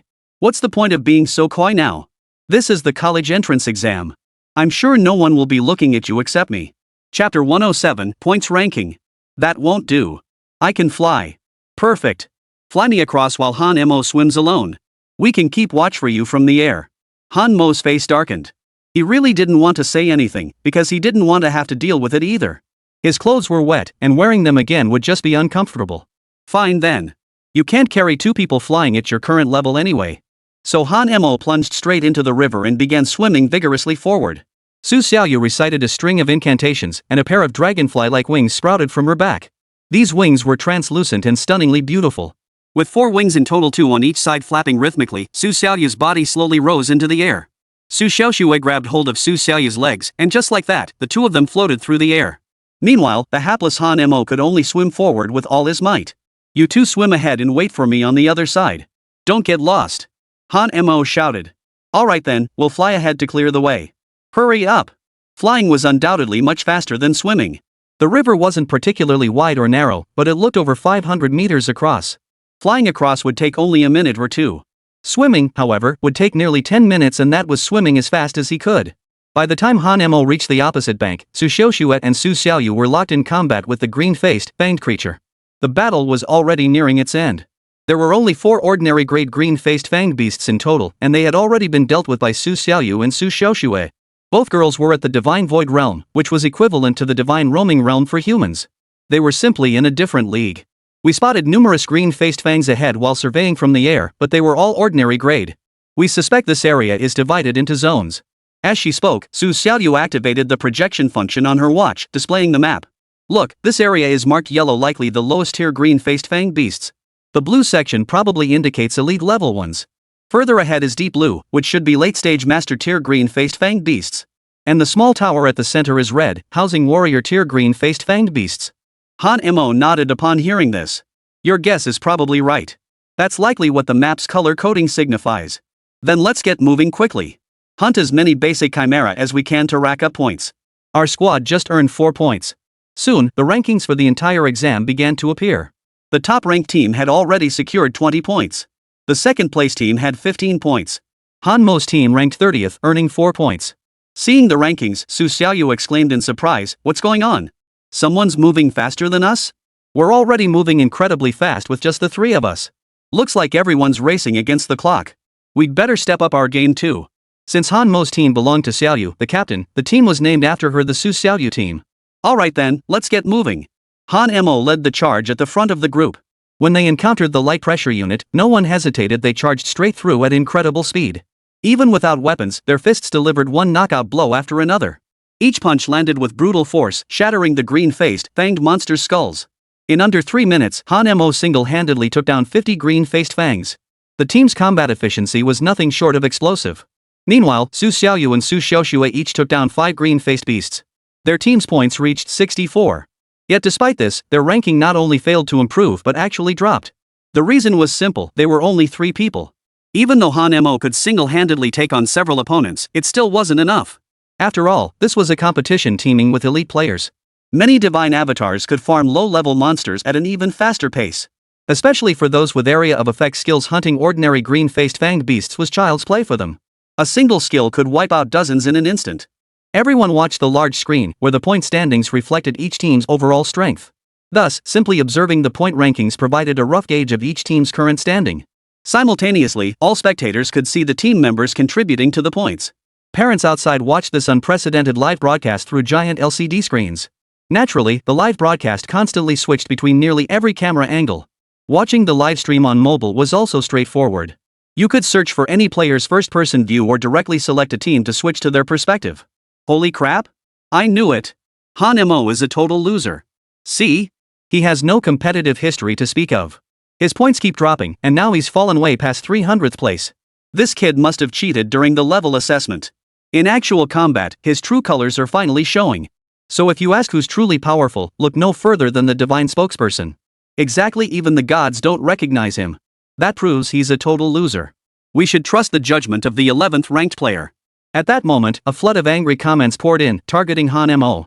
They believed Han Mo's inflated rankings were either the result of cheating or connections that artificially inflated his rating. Han Mo's steadily declining points ranking only reinforced their suspicions. Numerous parents also condemned Han Mo's persistent cheating. Their children were taking the college entrance exams, and if someone cheated, parents would be the first to demand justice. After the exams, we absolutely must file complaints and bring these cheaters to justice. You're absolutely right.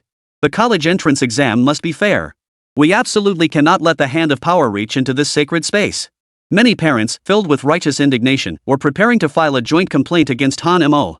The world demanded that the forces behind Han Mo be exposed. The college entrance exams were still underway. One particular team was climbing the rankings at an astonishing pace. They shot up from tens of thousands of places to the top 10.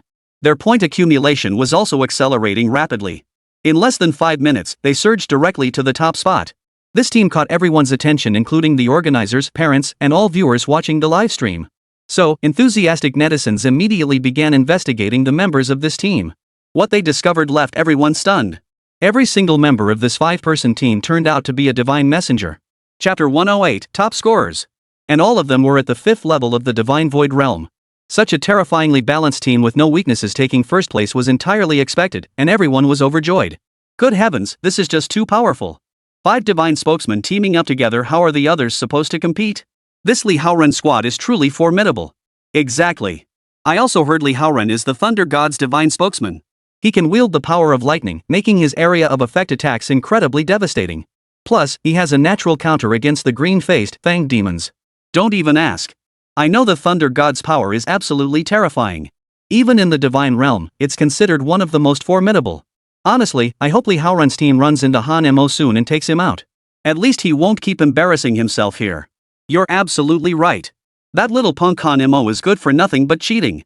He's useless at everything else. So, many switched their first-person view to Li Haoren's squad.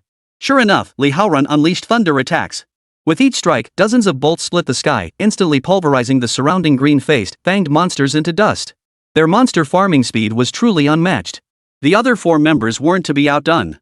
Amidst the rapid monster clearing, each of their attacks instantly killed over a dozen green-faced, fanged monsters. Their clearing speed was truly in a league of its own. Other squads would instinctively avoid confronting Li Haoren's group, choosing instead to detour around them. No one wanted to cross paths with such a monstrously efficient squad. Encountering them could only be called bad luck. Or perhaps they prayed that Li Haoren's team wouldn't bother with their meager points. Spectators watching this spectacle could only gasp in awe. Even the school teachers and administrative leaders who witnessed Li Haoren's performance couldn't help but feel a glow of satisfaction in their eyes. The Thunder God's spokesperson truly lived up to his terrifying reputation. His formidable strength made him a strong contender for first place. Moreover, all 4 of the Thunder God's teammates were also divine spokespeople. The sheer strength of this squad was unprecedented, unmatched in history. Thus, everyone now believed Li Haoren's team would inevitably claim the top spot on the leaderboard, with a commanding lead over second place. Amidst the crowd, Li Haoren's mother screamed with delight, "See that? That's my son! Our old Li family's ancestral graves are smoking with pride." Other parents looked on with envious eyes. Some even approached Li Haoren's mother to greet her warmly. Inside the exam grounds, Han Mo glanced at the time. He realized there were still 10 minutes left before the supply drop, and he had already cleared most of the nearby green-faced, fanged creatures. We can pause now. With 10 minutes left before the supply drop, let's first restore our mental energy and make adjustments. Securing the supplies is the top priority. Su Xiaoxue and Su Xiaoyu also halted their attacks after dispatching the last monster. Our levels are still too low. If we don't hurry up and kill more monsters, we'll probably end up with a low ranking. You stupid woman, stop thinking about killing monsters. If we exhaust our mental energy and encounter others trying to steal our points, how will we defend ourselves? This is a 3-day assessment. Momentary strength means nothing. The most important thing is not to be eliminated early. If we're eliminated early, how will we have any chance to earn points? Han Mo was right. Our top priority now is securing supplies. Having decent weapons would make things twice as easy. Plus, we need food, fresh water, tents for the night, and so on. There's a small hut up ahead. Let's head inside first, rest a bit, and wait for the supply drop. Alright. The 3 entered a small hut. Han Mo immediately closed his eyes to conserve energy, circulating the Great Celestial Immortal technique for cultivation. During the previous battle, Han Mo hadn't expended any mental energy at all, he'd relied purely on brute force. As for Su Xiaoxue and Su Xiaoyu, they had both expended some mental energy, though not a significant amount. Time ticked by second.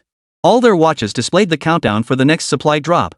Now, only 1 minute remained until the final supply drop. The candidates all looked up expectantly, watching the sky.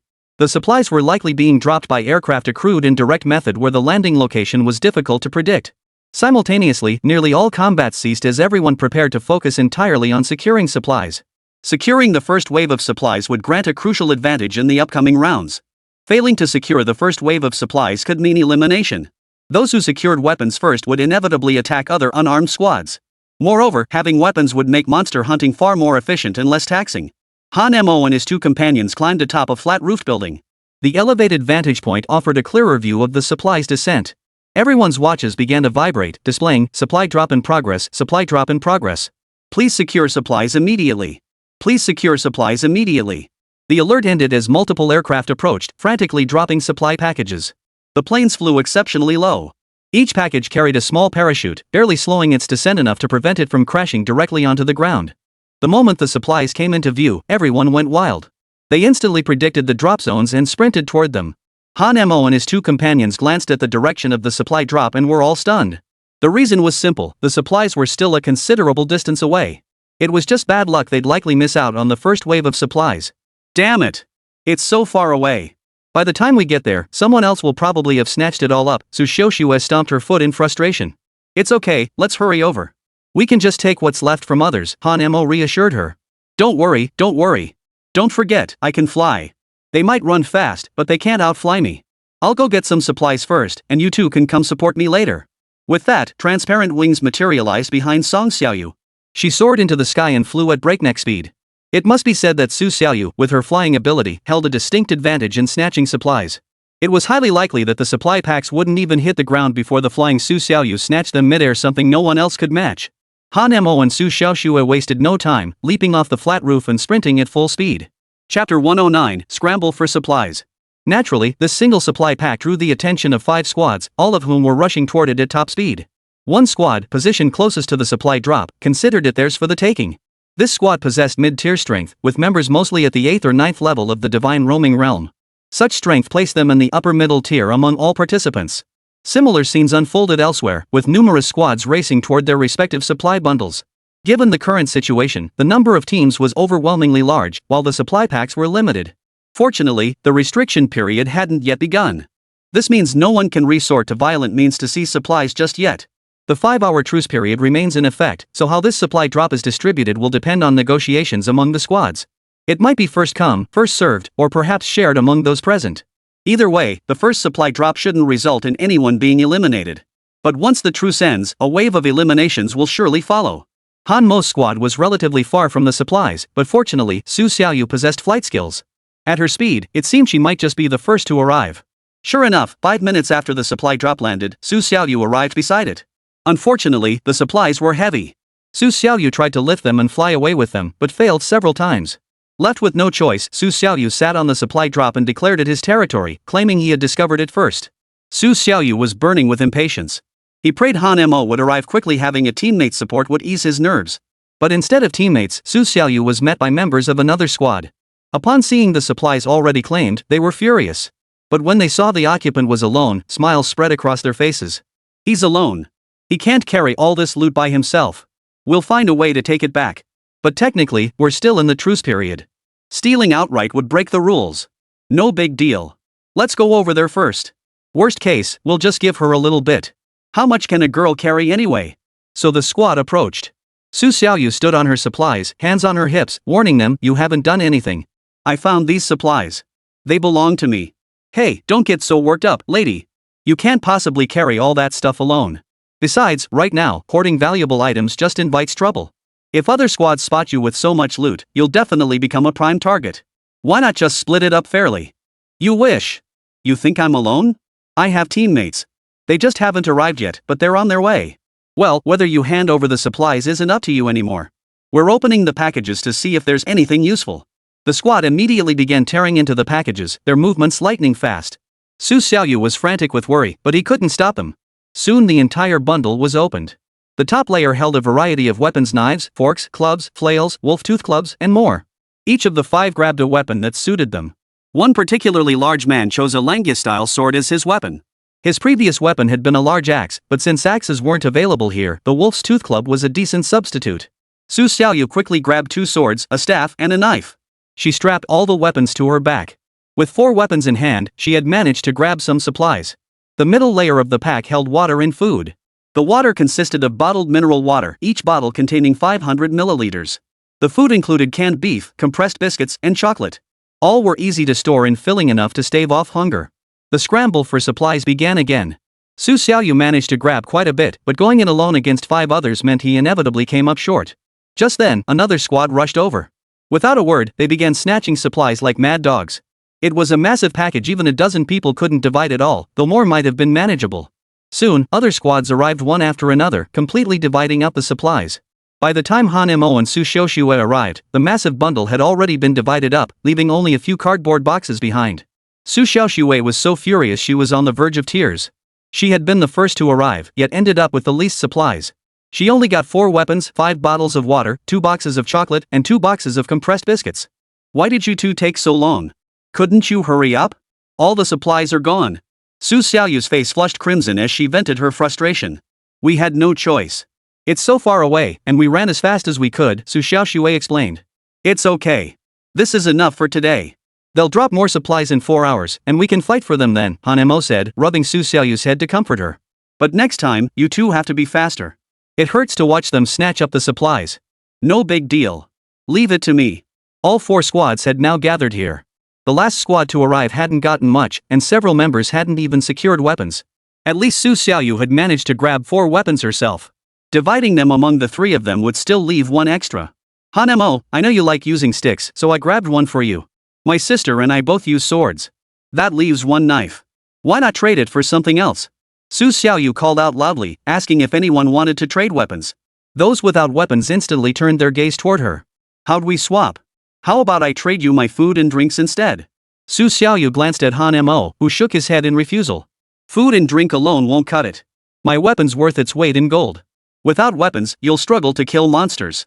How about this? I have a backpack. I'll trade you the backpack plus 5 bottles of water and 10 beef cans for that knife. A backpack was indeed useful. You couldn't carry mineral water and beef cans in your hands forever, so having one during travel was genuinely handy. And so, the deal was struck. Han Mo led Su Xiaoyu and Su Xiaoxue away. As they departed, Han Mo now carried a backpack filled with supplies, mostly food and water. Where are we headed now? First, we'll find a place to rest, drink some water, and eat something. Then we'll continue onward to the next area. Chapter 110, Plan in Motion. According to the map's color coding, the next area should be infested with elite-level green-faced fangs. Our team will likely struggle to take them down in 1 hit. Don't worry, I've got this. The 3 entered a small hut and began enjoying their meal. The recent battle had been lengthy, depleting their stamina considerably. Eating and drinking were essential. They needed to stay alert at all times to face the next crisis. Meanwhile, Li Haoran's squad wasn't particularly fortunate either, failing to be the first to locate the supply pack. By the time they reached the supply cache, other squads had already begun unpacking the gear. But the arrival of Li Haoran's squad made the earlier teams hesitant to linger. In their eyes, antagonizing Li Haoran's squad now could spell trouble later. If they faced retaliation and got eliminated outright, that wouldn't be good. So the squad leader smiled and said, why don't we just give this pack to you? We'll take a few weapons and some food and drink. Let's be friends. If we meet again, please don't eliminate us. Li Haoran chuckled at such a pragmatic approach. Fair enough. Take what you need and go. Next time we meet, I'll go easy on you. Hearing this, the squad members hurriedly nodded their thanks. After grabbing some supplies and weapons, they scrambled away. The bundle was quite large, and its contents were plentiful. Teams arriving later, recognizing it belonged to Li Haoran's squad, dared not approach to contest it. Clearly, no one dared provoke Li Haoran's squad. Yet those who went empty-handed felt bitterly disappointed. If they turned around now to search other supply drop sites, they'd surely find them already picked clean by others, leaving nothing behind. After a brief discussion, they decided to watch from the sidelines for now. Even with all 5 of them carrying full loads, they couldn't possibly haul away such a massive bundle. Later, after Li Haoran's squad departed, they could still pick at the leftovers. It was like when a lion on the grasslands devoured its prey, leaving only bones behind. The hyenas would then scramble for the scraps, at least filling their bellies a little. Of course, Li Haoran's team paid little heed to the other squads. Their strength was undeniable. First place was practically a foregone conclusion. 5 divine spokespeople forming a team? That's the strongest squad you'll find. After gathering ample supplies, each member of Li Haoran's team shouldered a backpack stuffed to the brim, while also carrying 2 weapons each. After finishing up, Li Haoran waved to the surrounding teams before silently departing. Their gesture conveyed, we've taken what we need, the rest is yours. Once Li Haoran's group departed, the 3 squads guarding the area pounced like rabid dogs. Such raids likely occurred twice daily, and each time didn't require gathering so much. The supplies Li Haoran had gathered this time included food and water, sufficient for a full day's sustenance. With careful rationing, they could last 1.5 days. Thus, there was no need to hoard supplies in a single trip, as carrying excessive weight would hinder movement. Carrying excessive weight inevitably hampers movement, let alone engaging in combat while on the move. Almost everywhere, every supply drop had been completely cleaned out, leaving not even a single strand of hair behind. Of course, the total amount of supplies was never meant to be enough for everyone. This drop only provided enough supplies for 1/3 of all candidates to receive a share. That meant only 1/3 could obtain supplies this time. The remaining 2/3 could only watch helplessly. If they didn't want to be starved into a dazed state and lose their combat effectiveness, they had to secure supplies during the second drop 4 hours later. The next supply drop would inevitably lead to fierce competition, even for points. Thus, the Gokao has reached a truly compelling stage, drawing countless spectators. Everyone is eager to see who will be eliminated, and the competition between them is bound to be spectacular. In this grand elimination battle, skill accounts for 30%, luck for 30%, and strategy for 40%. To thrive or survive in this war, relying solely on strength and luck is insufficient. A sharp mind can indeed prolong survival, allowing one to accumulate significant points without overwhelming strength.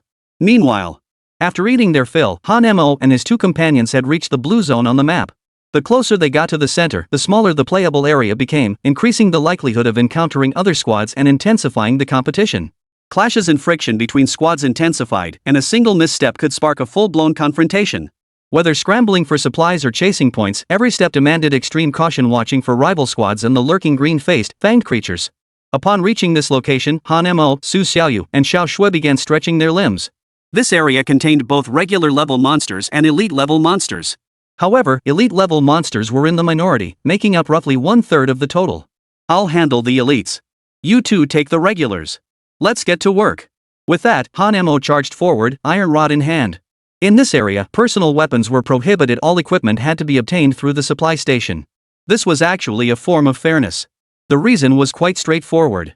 With weapons, if you have the money, you can buy more powerful and formidable ones. You could even purchase weapons with serial numbers. Each numbered weapon is exceptionally powerful and possesses unique abilities. But these items are prohibitively expensive and rare. Their scarcity rivals that of nuclear weapons. They're also virtually impossible to find on the market. Acquiring one requires not only a family's deep-rooted influence but also connections and sufficient wealth. Of course, if you're lucky enough, you might still get one. Han Mo charged ahead, each stride propelling him over 10 meters. Within the range of his 10th level weapon, a single swing of his staff obliterated every green-faced, fanged creature in its path. Even elite-level monsters were no exception. Moreover, Han Mo had only utilized the strength of his physical body. Su Xiaoyu and Su Xiaoxue, watching from the sidelines, were both stunned by Han Mo's ferocious display. Su Xiaoyu's eyes widened in utter disbelief. Though she knew Han Mo was terrifying in combat, she never imagined he could be this terrifying. Chapter 111, Being Scolded. Since the monster was at the brave tier, the same level as them, it usually required several people working together to defeat it. But Han Mo needed only one strike to effortlessly take it down. In less than 5 minutes, Han Mo had cleared the entire area without expending any mental energy. As for physical stamina, he could replenish it later by eating a few more beef cans. In short, if Han Mo wished, he could endlessly farm monsters here without needing rest. Holy crap, you're way too strong. You killed all that by yourself? Let's check our points. Su Xiaoyu opened the interview data on her watch. Our points are now at 1,000. Ranked 90,000th. Not bad, not bad. Keep in mind this is a national ranking of 90,000th place. At this rate, we could get into a decent 211 university. At this, both Su Xiaoyu and Su Xiaoxue burst into laughter, overcome with excitement. This ranking had far exceeded their expectations. With only 3 of them, achieving such outstanding results was truly worth celebrating. Who's in first place? Han Mo asked. First place is Li Haoran's team, Su Xiaoxue exclaimed. Goodness gracious, they've already racked up 10,000 points. That's 10 times what we have. That much? We'll steal their points later. Are you out of your mind? You'd dare target Li Haoran? Su Xiaoyu stared at Han Mo as if he were an idiot. What's the big deal? Why can't we take them? Or are you two hooking up with Li Haoran? I wish I could be with her, but she wouldn't give me the time of day. Li Haoran is a divine messenger, and all 5 members of his team are divine messengers. We should avoid her if we see her. Actually, we should pray we don't run into Li Haoran's team. But that makes them even more worth stealing from. Han Mo's eyes flashed with excitement. He now wanted to know what it felt like to take on 5 divine messengers alone with his current strength. I feel like I'm about to break through. Here's what we'll do, let's find a place to rest first. We can worry about the points later. Alright. If you break through, we might secure an even better ranking next time. Who knows, maybe we can even get into a top-tier university. This time, Su Xiaoyu didn't rush to kill monsters but followed Han Mo's plan. Han Mo had just demonstrated formidable power. This world operates on such principles. The weight of one's words grows heavier with power. It's like when an ordinary person and Jack Ma say the same thing. People believe Jack Ma implicitly, but they scoff at your words. Meanwhile, Li Haoran's squad had also reached the blue zone on the map and engaged in combat with elite-level green-faced, fanged beasts. This time, their combat tactics and killing speed were significantly slower. Even against the mysterious avatars, they couldn't achieve one-hit kills. Without resorting to forbidden divine arts, they risked sustaining injuries. Early-stage hero monsters possess strength roughly equivalent to Divine Void Realm level 5. Late-stage hero monsters boasted power around Divine Void Realm level 8. All members of their group were at the 5th level of the Divine Void Realm. Thus, their levels were comparable. Divine spokesmen were powerful precisely because they possessed terrifying divine abilities. However, such abilities consume immense mental energy. Even divine spokespeople cannot wield them indiscriminately. Conserving spiritual power remains essential. Nearly half the audience had switched away from the first-person view of Li Haoran's team's battle. Witnessing Li Haoran's team in action, everyone went wild with cheers, flooding the chat with praise. Damn impressive. Li Haoran truly lives up to being the thunder god. His lightning power is terrifying. Just 3 bolts were enough to take down a hero-tier monster. The others are incredibly strong too. Team Li Haoran's points have already surpassed 10,000 and are rapidly climbing, leaving second place in the dust. Han Mo, who was previously in first place, is now plummeting toward the 100,000th rank. He's clearly just trash. You're right. That trash Han Mo is probably about to get eliminated. If Han Mo isn't eliminated, I'll eat my own words live on stream. Let's see what Han Mo's up to now. Probably getting chased down the streets by monsters, scared out of his pants. Many viewers switched their first-person view to Han Mo's perspective.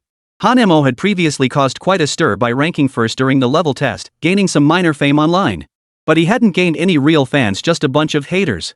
When they switched to Han Mo's first-person view, they discovered he was actually sitting in meditation inside a house. His 2 teammates, Su Xiaoyu and Su Xiaoshuet, were stationed outside the housekeeping watch, occasionally engaging in combat with nearby green-faced, fanged creatures. The sole male member of the team, Han Mo, had the women fighting outside while he rested inside. Seeing this scene, everyone was furious. Even those who had previously remained neutral grew furious. They too turned into haters. Damn it, that asshole Han Mo deserves to be punished. His dad isn't some big shot official, so I'll just stream myself eating. While everyone else is fighting tooth and nail for the college entrance exams, he's hiding inside enjoying himself, with 2 beauties keeping watch for him. This is like some god-tier life. Screw the investigation, I bet his mom's last name is Zhang. Han Mo is a total loser. He's nothing now. I see it clearly, his team's points all come from those 2 girls. They're both incredibly strong. I get it now, this loser Han Mo found 2 good teammates to rack up points for him while he just coasted to victory. The comments were flooded with insults directed at Han Mo. The language used was particularly harsh. But strangely, almost everyone was on the same page. No one had a good word to say about Han Mo. Because Han Mo's current performance truly didn't deserve any praise. They just hadn't witnessed his hard-fought moments, only caught him slacking off here. Such was the coincidence. Han Mo remained completely unaware of the outside world's opinions, yet his disgust value kept climbing. The more people despised him, the more they cursed him, the faster his evil points climbed. It was as if his evil deeds were falling from the sky without him lifting a finger.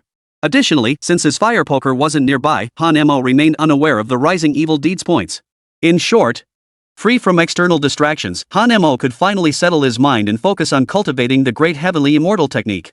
3 hours passed in this state before Han Mo finally awoke from his seated meditation.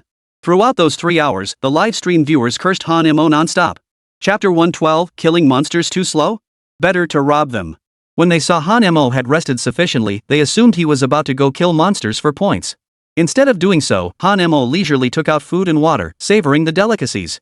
This only infuriated the live stream viewers further. The more I watch this kid, the angrier I get. He's eating alone without sharing a single bite with the 2 girls outside the door. Exactly. Those 2 girls did the most work and haven't even had a chance to rest, yet they can't even get a meal. I feel so sorry for those 2 girls right now. It's making me want to protect them. They're so petite and pretty, yet they're being treated so unfairly. Damn, rich people really can do whatever they want. Many viewers angrily shut off the livestream, switching away from Han Mo to watch others. Only minutes remained until the second supply drop. Su Xiaoyu and Su Xiaoshua entered the room and started eating first to replenish their energy, preparing to scramble for supplies soon. Armed with lessons from the last scramble, Han Mo devised a clever strategy. He planned to have Su Xiaoyu fly into the air ahead of time to observe the supply drop's trajectory. This would allow for the quickest reaction and ensure they could reach the drop zone first. The electronic watch's alert sounded, accompanied by a vibration. As the final countdown ticked away, dozens of aircraft descended from the sky. One after another, supply packages began dropping down.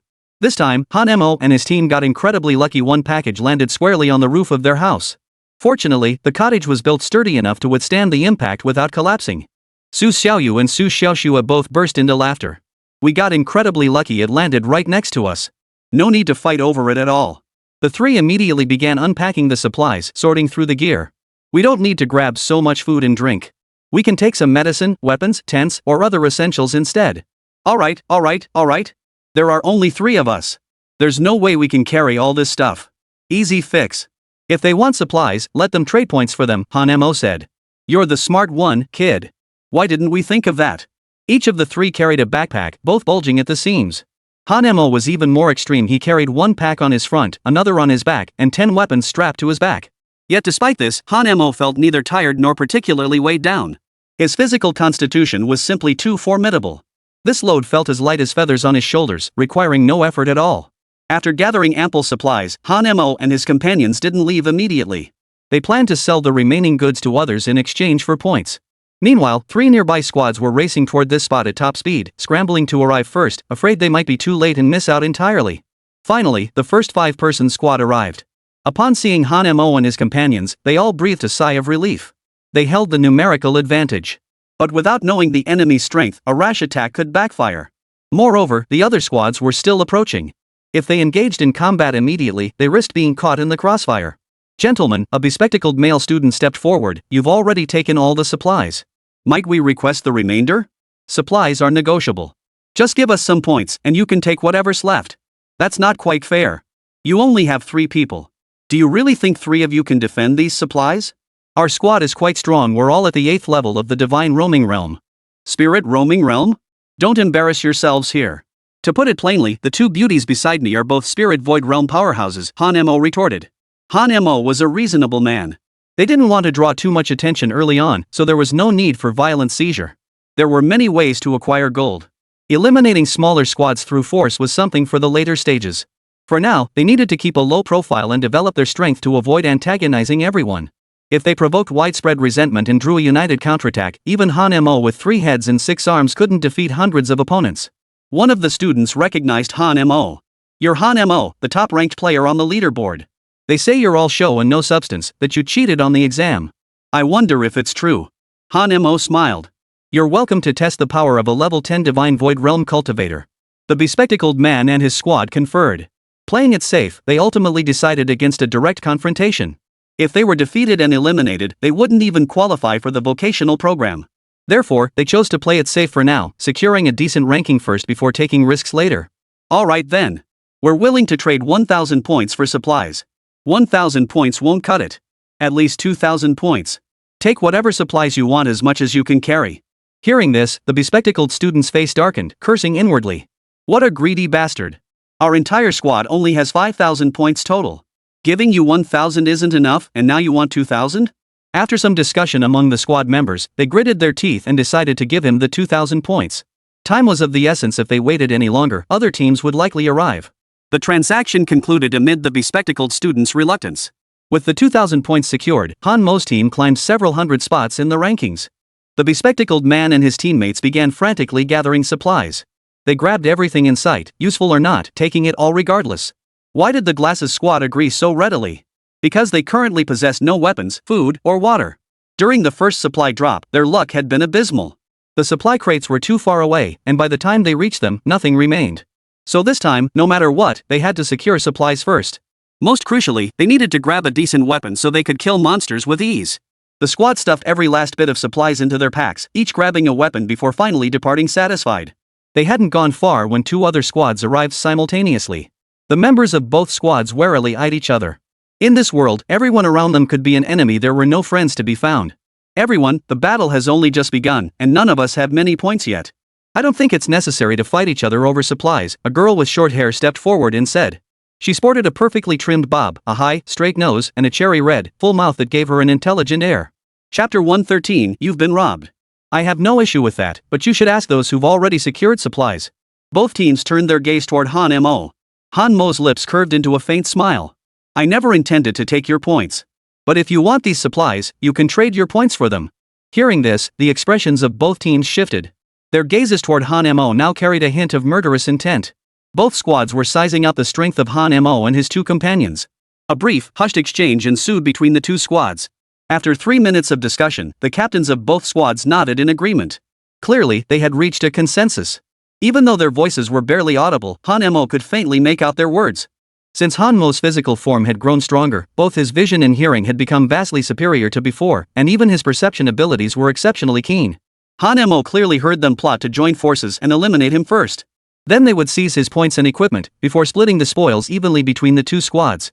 Both squads appeared formidable, each composed of 3 Divine Void Realm Level 1 members and 2 Divine Roaming Realm Level 9 members. Hey there, buddy.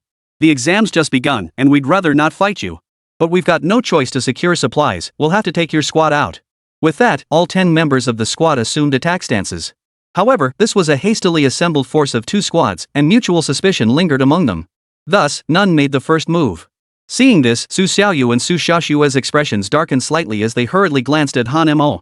The 2 girls didn't believe the 3 of them could defeat 10 opponents.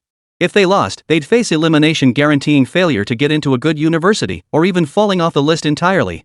Hanmo remained calm, a hint of excitement playing at the corners of his mouth. That's absolutely perfect. Get moving, Hanmo declared. Arrogant. Do you think you're some kind of divine messenger? How dare you show off here? Everyone, take out this arrogant bastard first. Upon receiving the order, everyone attacked immediately. Su Xiaoyu and Su Xiaoshua, standing behind Hanmo, had no choice but to join the fray. Scratching his hair, Hanmo gripped his staff, planted his left foot firmly, and shattered the steps beneath him. His body launched forward like a cannonball. His speed was so blindingly fast that before anyone could react, he was already in front of the short-haired girl in the blink of an eye. Before the short-haired girl could react, Hanmo's handsome face was inches from her rosy lips. Unsurprisingly, her expression twisted in pain as her entire body flew backward like a. The reason was simple, Hanmo had landed a punch squarely on her midsection. As for the others, Hanmo unleashed a flurry of blows, a club to the left, a club to the right, a kick to the left, a kick to the right. In less than 60 seconds, all 10 men were knocked flat to the ground. The 10 lay writhing in agony on the ground, their earlier arrogance completely vanishing. Witnessing this scene, Su Xiaoyu and Su Xiaoyu gasped in astonishment, covering their mouths. Even they hadn't imagined Hanmo's strength to be this formidable. The 2 girls had been ready to intervene, but now they transformed into enthusiastic cheerleaders, waving flags and shouting encouragement from behind Hanmo. The faces of the 10 defeated individuals were grim, especially the short-haired girl, who was filled with resentment. We're conceding defeat today. We're leaving without the supplies, the short-haired girl commanded. Her 4 teammates staggered to their feet, preparing to depart together. The other squad watched the supplies with bitter reluctance, also preparing to leave. Hold on. Hanmo's cold voice cut through the air. Everyone jolted in fright. They knew leaving like this was impossible. But being eliminated now was equally unacceptable. After all, their abilities placed them in the upper middle tier. With good luck, they could get into a 211 university at the very least, a first-tier institution. Elimination now meant settling for a vocational college. They might not even get into a public vocational school, forcing them to attend a private one instead. What do you want? Are you trying to eliminate us? The short-haired woman halted and turned to confront him. Of course.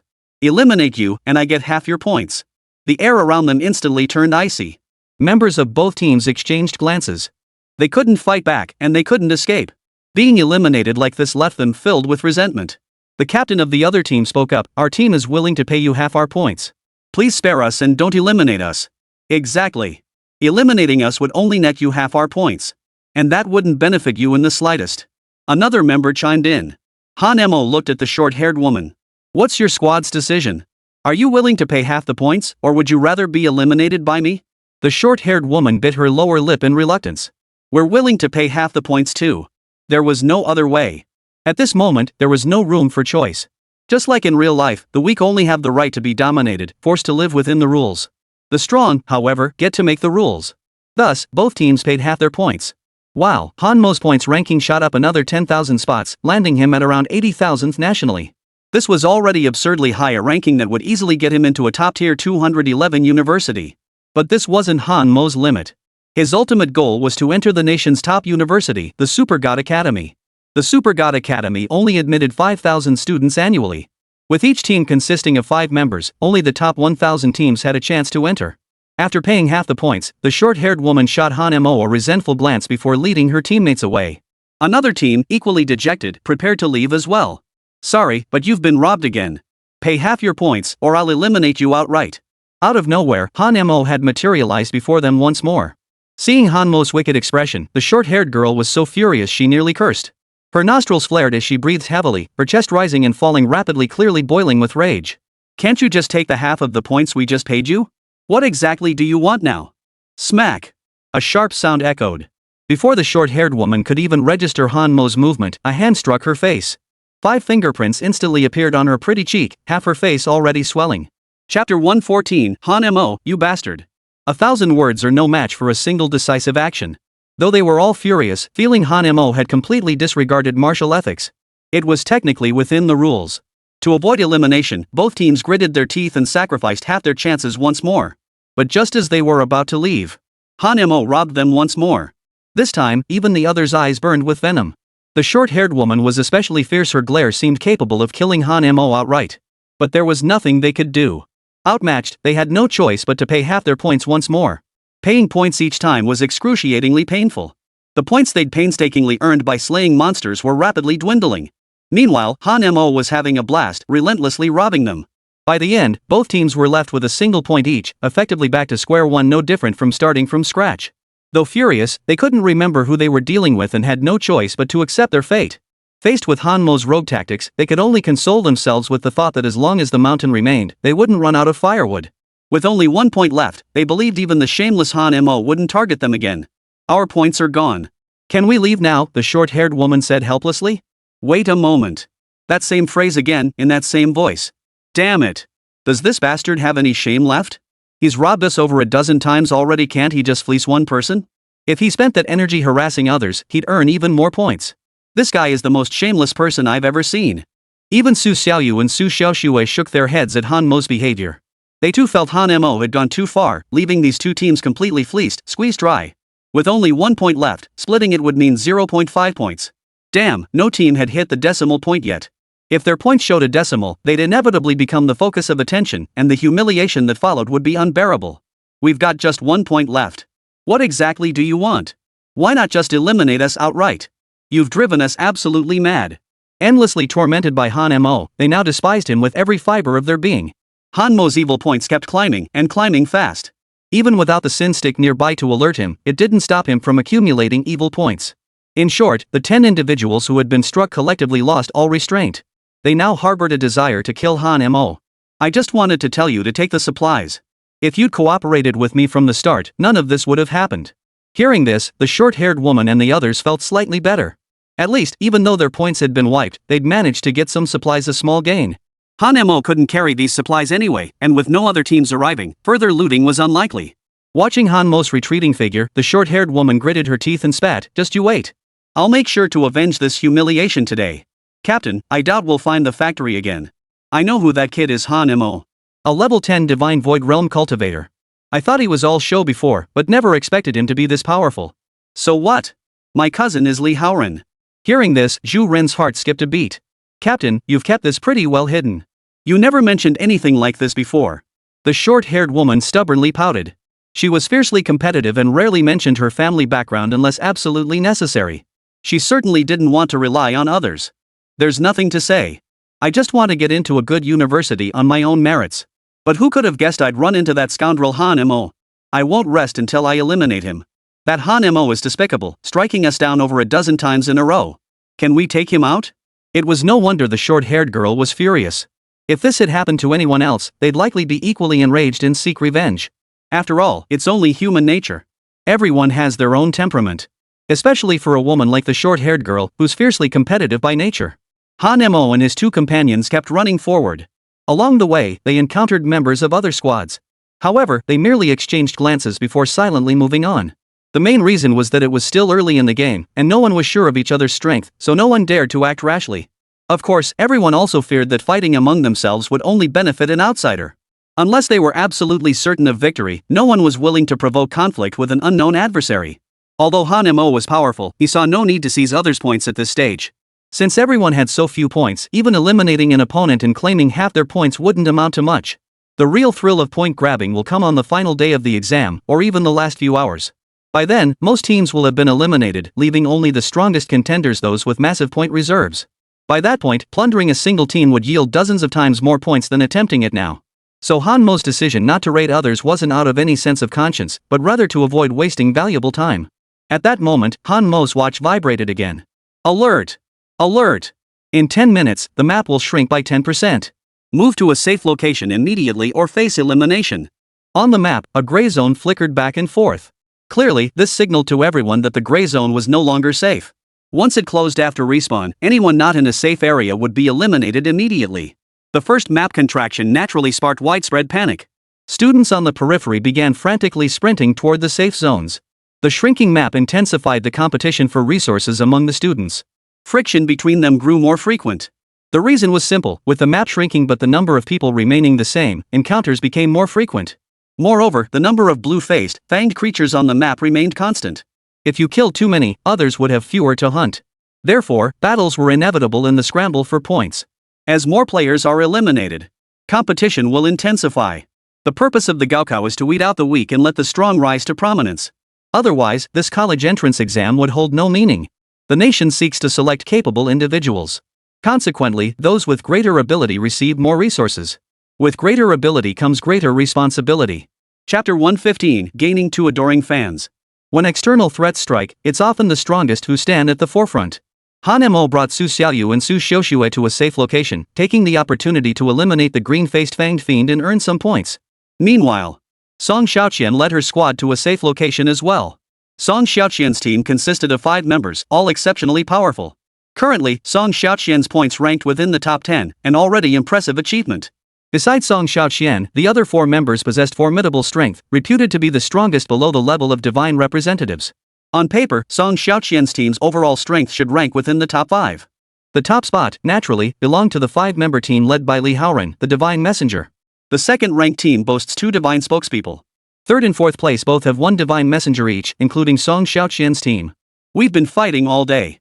Why don't we find a place to rest and grab something to eat? One team member suggested. Song Xiaoqian nodded in agreement. The group arrived at a secluded house, where one person took up sentry duty. Of course, the lookout duty rotated among them. Song Xiaoqian opened the leaderboard. Li Haoran naturally held the top spot, but she paid him no mind. Scrolling further down, she wanted to see how Han Mo was faring. It took her quite a while before she discovered Han Mo's team was currently ranked around 60,000th. Have you heard? That Han Mo is all show. Rumor has it his dad's some big shot official, and he only topped the level rankings by cheating. His actual skills are garbage. Now he's barely 60,000th, totally doesn't match his level. You're absolutely right.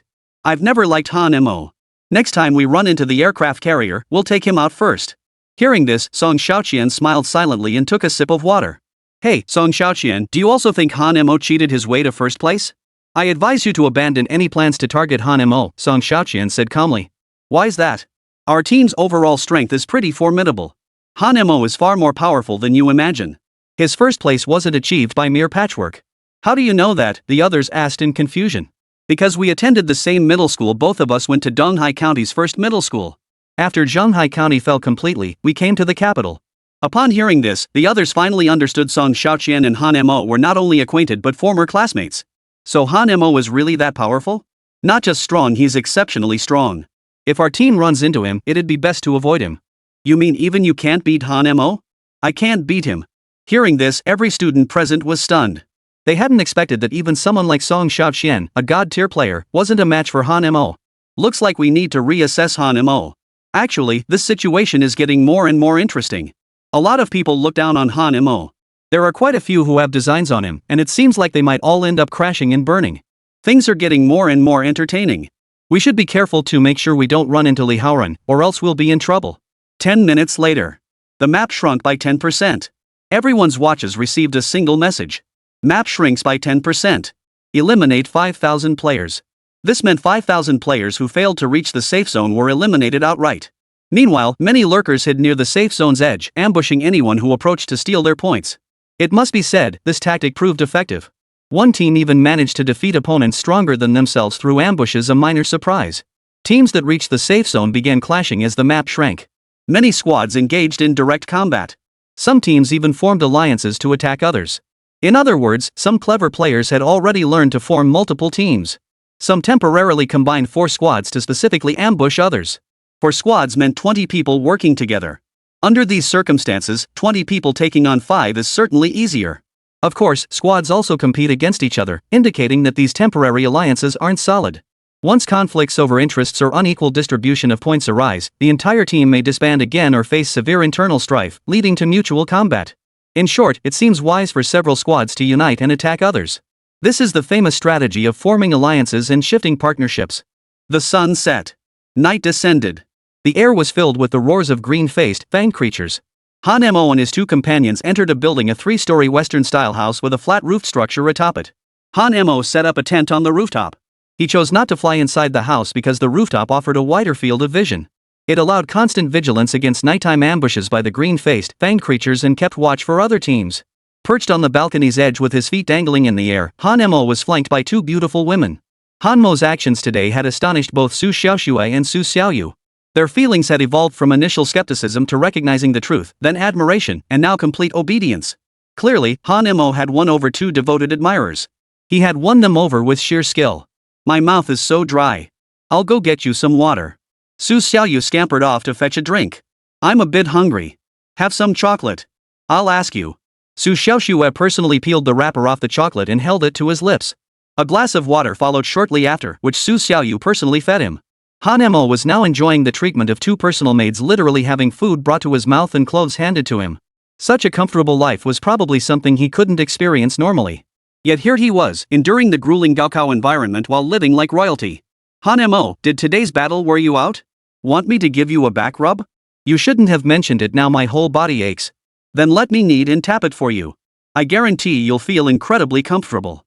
Han Mo didn't hesitate, immediately resting his head on Su Xiaoyu's soft, supple thigh. The sensation beneath him was incredibly comfortable and gentle. Su Xiaoyu massaged his shoulders and back from the front, while Su Xiaoxue kneaded his thighs from behind. These two sisters were truly excellent at taking care of people. Of course, following Han Mo had brought them considerable benefits too. At least with Han Meng's current abilities, getting into a top-tier university was a sure thing. With a bit of luck, she could even snag a spot at one of the top 5 schools. Chapter 116, Trending.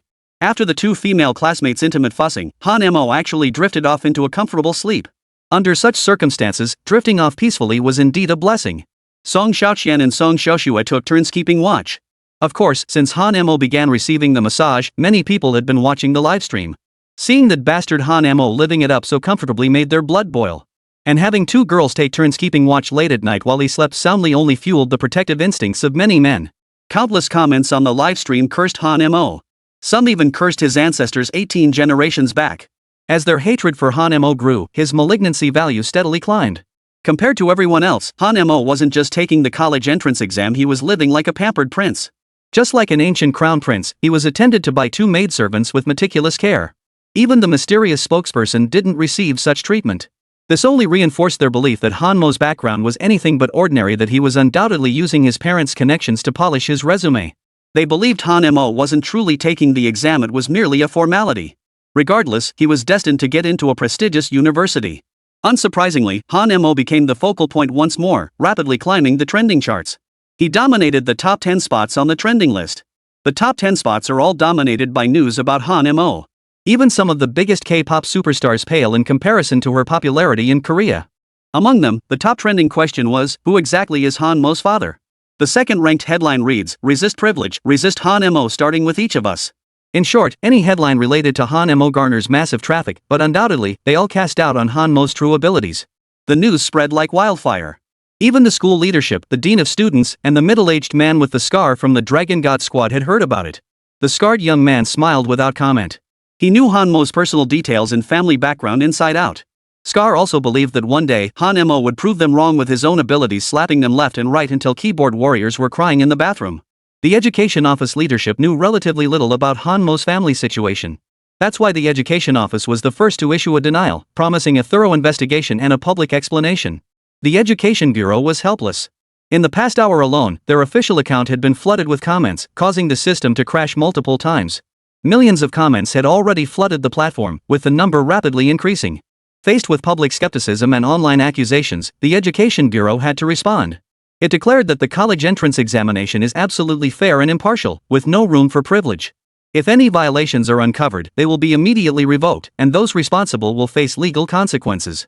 This response has left many netizens feeling vindicated. But as long as this matter remains unresolved, netizens' enthusiasm won't wane. Their attention toward Han Mo continues to grow. Even the viewership for Han Mo's first-person perspective videos has surpassed that of Li Haoran. Han Mo remained unaware of everything unfolding outside. Yet the impact on Han Mo was immense.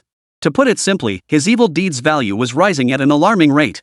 A ray of morning sunlight streamed down. Song Xiaoyu opened a bottle of mineral water, rinsed her face briefly, and wiped her neck and arms with a towel. Taking a shower during the college entrance exams was impossible. Not only were there cameras everywhere, but there were no facilities for bathing, and it simply wasn't safe. Although both girls were extremely fastidious about cleanliness, unable to sleep without bathing daily, they had to overcome this compulsion under the current circumstances. The reason was simple. As individuals chosen by the gods, the environments and conditions they would face during future missions would be even harsher than this. They might have to survive in the wilderness for months at a time. Forget about bathing, even a hot meal would be a luxury. Therefore, the 3-day college entrance exam must simulate real-world conditions and test genuine wilderness survival skills. Issues like bathing, washing, and food must all be overcome, while maintaining constant vigilance against enemy ambushes.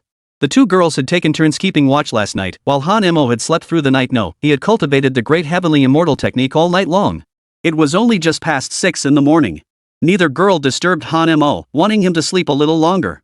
Well rested, they'd be better equipped for the work ahead. At their current monster-killing pace, they couldn't match even 1/10 of Han Mo's efficiency. Thus, Han Mo was now the core combatant. Everything had to revolve around him to maximize their overall performance. These two girls were quite smart, recognizing who in the team was the most useful, the strongest, and the most formidable. Many girls in other teams possessed little skill and weak combat prowess. When monsters appeared, they'd hide in the back and scream.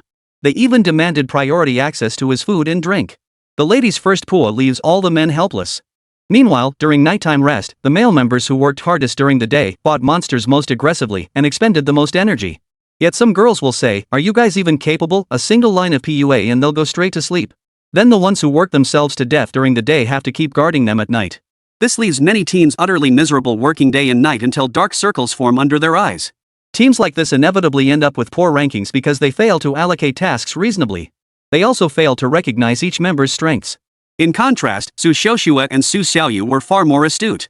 They understood that only when Han Mo was well rested, physically energized, and mentally sharp could their team achieve better results. It's like in a video game, support players must focus on their role. Support players must fulfill their duties as support players. They cannot confuse the means with the ends. Su Xiaoyu and Su Xiaoxue had clearly recognized their roles. One possessed the ability to fly, allowing her to constantly survey the surroundings from the sky and serve as a scout. The other possessed the powerful ability to become invisible, making her invaluable for ambushes and looting supplies. Han Mo, meanwhile, is the team's backbone and primary damage dealer. Any monster or opponent is instantly eliminated in his presence. At least, that's how it had been so far. Though Han Mo was still cultivating the great celestial immortal technique, Su Xiaoyu had already prepared water and a towel, ready to wash his face once he awoke. Meanwhile, Su Xiaoxue produced alcohol wipes and began preparing their meal. Chapter 117, Breakthrough. After eating nothing but compressed biscuits and canned beef all day yesterday, they were sick of it. They needed some rice, stir-fried vegetables, and something warm to eat. During their earlier scramble for supplies, they'd managed to grab a bag of rice, a frying pan, and several alcohol fuel blocks. Han Mo was thoroughly pleased to have two such intelligent, beautiful, and well-behaved girls as teammates. He loved dealing with intelligent people. This made Han Mo willing to put in extra effort for the team. You naturally want to help your teammates achieve better results. If Han Mo had encountered the kind of girl who was useless and only knew how to PUA others every day, he probably would have cut her loose long ago. Teammates like that not only failed to contribute but became dead weight. Even a dog would shake its head at such partners. Han Mo hadn't stepped out of the tent, and the two girls obediently waited outside. Su Xiaoxue's meal was already prepared, fragrant rice, its aroma wafting through the air. But they didn't eat first. They waited for Han Mo to join them. Time ticked by second, while Han Mo remained deep in his cultivation state. His body seemed to merge with the surrounding environment, his breathing rhythm connecting with the pulse of the earth, generating the same frequency and magnetic resonance. At that moment, immense spiritual energy gathered like a tornado, violently compressing the surrounding air. Su Xiaoxue and Su Xiaoyu both sensed the immense spiritual energy. The two girls exchanged a glance, their hearts filled with utter shock. Could Han Mo be on the verge of a breakthrough? This was earth-shattering news. For them, it was also exceptionally good news. If Han Mo achieved breakthrough at this moment, he would ascend directly to the first level of the divine realm. At just 18 years old, entering the divine realm directly, such cultivation speed had never been achieved by anyone in the entire world, throughout all of human history. Should Han Mo achieve this feat once more, it would shatter the Guinness World Record. Regardless of other considerations, it would leave an indelible mark in world history. It could be said that if Han Mo succeeded in his breakthrough here, even the divine avatars would pale in comparison. Even the most extraordinary geniuses of today would only catch sight of Han Mo's taillights. Perhaps this proves the saying, "Genius is merely the stepping stone that allows me to be seen." The massive convergence of spiritual energy here naturally attracted numerous green-faced, fanged creatures. These creatures possess an acute sensitivity to fluctuations in spiritual energy. At that moment, Su Xiaoyat and Su Xiaoxue felt the building begin to shake. The two women's expressions darkened. This is bad. A large monster is charging toward us. Even the ground is trembling. The green-faced beasts must have sensed the psychic energy fluctuations and are rushing this way. What should we do? Han Mo is in the critical phase of his breakthrough. If interrupted now, not only will he fail, but he could suffer backlash, losing his sight or even sustaining severe injuries, Su Xiaoyu said anxiously. Su Xiaoxue's face also turned pale. There's no choice. We must ensure Han Mo successfully advances. He absolutely cannot be disturbed. Can just the two of us manage that? Ordinary green-faced, fanged beasts might be manageable. But if there's a large number of elite-level Kumanoas, even if we give it our all, we won't be able to stop them. We can only pray Han Mo breaks through sooner. We'll stall for every minute, every second we can. We'll give it our all. All right. Both girls nodded firmly. We turned to look at Han Mo inside the tent. Immediately, Su Xiaoyu's wings extended from her back as she soared into the sky, directly confronting the attacking green-faced fiends. Meanwhile, Su Xiaoxue activated her forbidden divine technique of invisibility, employing a stealthy ambush strategy to engage the green-faced beast in combat. Although they took turns keeping watch last night, they still got adequate rest and their mental energy was fully replenished. Yesterday, Han Mo had essentially fought alone, with the two of them merely providing support from the sidelines, expending little physical or mental energy. Then this morning's fierce battle, these two girls held nothing back, engaging in an all-out, intense fight. Surveillance footage. A staff member who witnessed this scene was utterly stunned, for their energy detectors had also registered abnormal energy fluctuations here. To prevent any accidents, the staff focused their attention on the surveillance feed for this area. They even deployed 2 drones to conduct 360-degree surveillance with no blind spots. The reason was straightforward: they feared powerful creatures might appear at the exam site. Such incidents had occurred before. The green-faced, fanged creatures within the examination grounds were all captured through rigorous cultivation screening, with strict level restrictions enforced. High-level monsters were not supposed to appear. But one year, for reasons unknown, a king-level King Mianlea suddenly appeared at the examination site. This resulted in over 1,000 student deaths that year. Among the casualties were numerous prodigies, and even a divine messenger met their end. Such an outcome was utterly unacceptable. It represented an immense loss for humanity and an incalculable blow to the nation. These young students were the pillars of the nation's future. A nation grows strong when its youth are strong. Therefore, with the lessons learned from the previous incident, future college entrance exam deployments became meticulously planned, with energy detectors installed throughout all venues. This was to detect higher-level monsters. Should any unexpected situation arise, they could immediately detect it and deploy the masters lurking in the shadows to intervene. The combat prowess of the green-faced, fanged monsters in the realm is truly terrifying. These students stand no chance against them. When such terrifying energy fluctuations were detected, the staff broke out in cold sweat. Only after confirming no powerful monsters were nearby did they breathe a sigh of relief. The superpowered individuals concealed in the shadows were poised to intervene. Unbelievable. Someone actually broke through at this moment. Judging by the energy fluctuations here, they must have entered the divine emergence realm? Notify higher-ups immediately. This is extraordinary, an 18-year-old reaching the divine emergence realm? Unheard of, unseen before. The shocking news immediately reached the highest levels of authority. Upon hearing the news, the Secretary General of the Education Bureau cancelled all appointments to personally witness the event. Accompanying him were other Education Bureau leaders. Dressed in administrative jackets and shoes that were neither brand new nor worn out, they walked straight over. Staff members cleared a space for them. Chapter 118, Alarming the Higher-Ups. Right here. Someone is making a breakthrough here. Who is it? Asked the secretary. Han Mo from Distilled Water Middle School. That kid was already a kidney deficiency mirror level 10 during the grading assessment. Who'd have thought he'd break through during the college entrance exams? Good heavens, this Han Mo has stirred up quite a storm lately. Multiple departments have formed a joint inspection team to investigate him, and now he's caused trouble again. From what we can tell, Han Mo's level is absolutely accurate, definitely Divine Void Realm level 10. Otherwise, he couldn't have broken through so quickly. And he's likely been at Divine Void Realm level 10 for some time now. The planning director nodded in agreement. Secretary, should we call off the investigation into Han Mo? And the inquiries by all departments? Continue the investigation. This Han Mo is becoming increasingly intriguing. Not only must we investigate, but I want every detail thoroughly uncovered.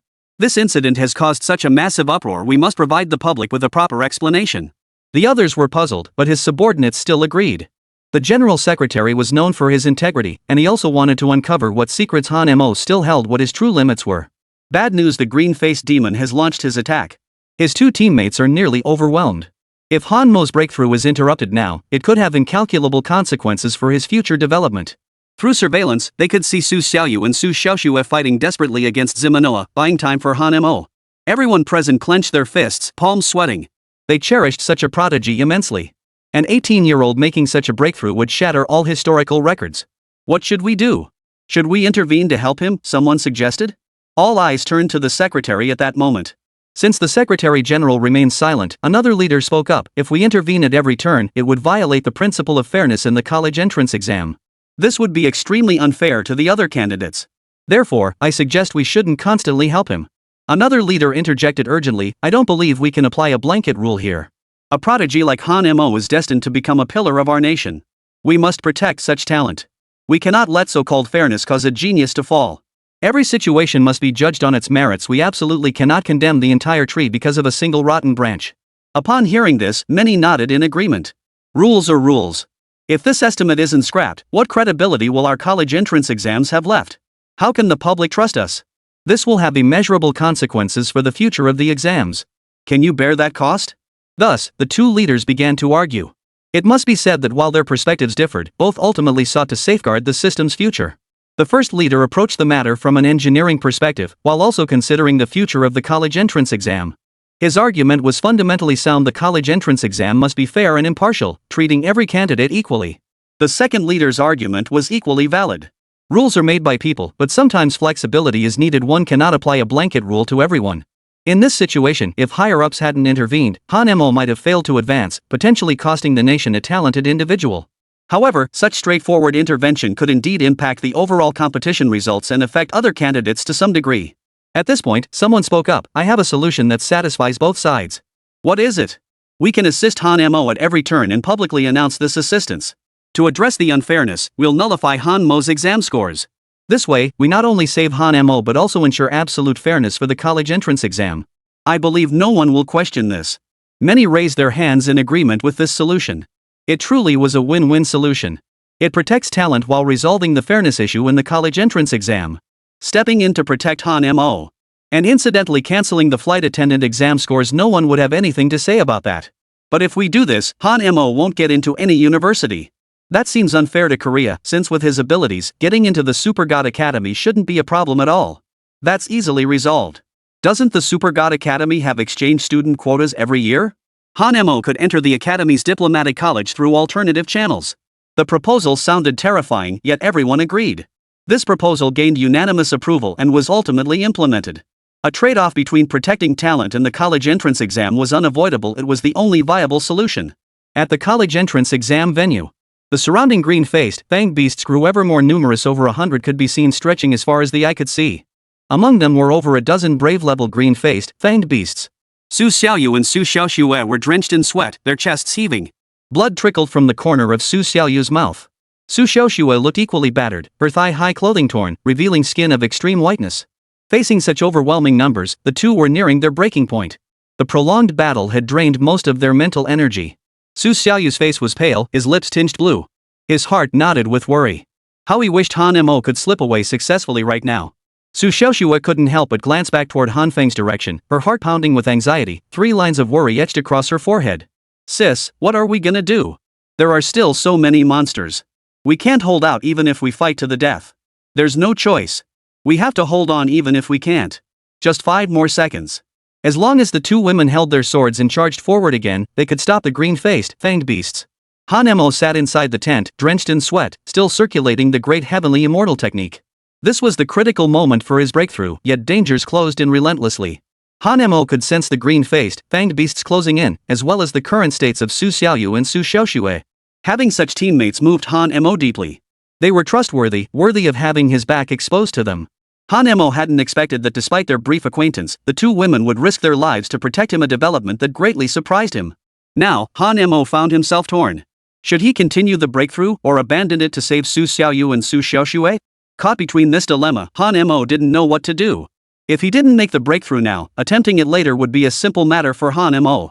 Chapter 119, The Fish Enforcer. With his super-powered fire rod, leveling up was easier than drinking water. But if he failed to break through this time, securing first place in the college entrance exam would indeed be difficult. But if he succeeded, forget 5 divine spokespeople, even 7 or 8 of them wouldn't stand a chance against a single swing of his rod. Of course, choosing to push forward now could put Su Xiaoyu and Su Xiaoxue in mortal danger. Caught between this dilemma, Han Mo decided protecting his teammates came first. Leveling up was inevitable anyway. But at that very moment, Han Mo sensed 2 immense, surging energies approaching. As these powerful energies arrived, the surrounding green-faced, fanged creatures were annihilated at an astonishing speed. It turned out those above had intervened. The mysterious figures lurking in the shadows were all exceptionally powerful experts whose mission was to protect candidates on the brink of death. Now, with the mysterious figures intervening, a single wave of their power swept away all the green-faced, fanged creatures in the vicinity. His psychic senses registered the shift in the environment, and only then did Han Mo relax enough to continue his breakthrough. As for everything unfolding outside, Han Mo chose to ignore it for the moment. Thank you for your timely intervention, Senior. Su Xiaoyu and Su Xiaoxue bowed slightly. The 2 dark-skinned figures said nothing, turning and vanishing in an instant. With the crisis averted, Su Xiaoyu and Su Xiaoxue wasted no time, continuing to guard Han Mo despite their injuries. Time ticked by, second by second. Finally, after 10 minutes, Han Mo succeeded in his breakthrough. When Han Mo emerged, he found a steaming bowl of hot rice placed before him, along with a basin of water. You finally made it through. Here, wash your face. Seeing the 2 girls standing guard beside him, Han Mo felt a surge of emotion. Thanks. You're welcome. We're teammates, after all. Then I won't hesitate. Han Mo didn't beat around the bush. After washing his face, he began eating.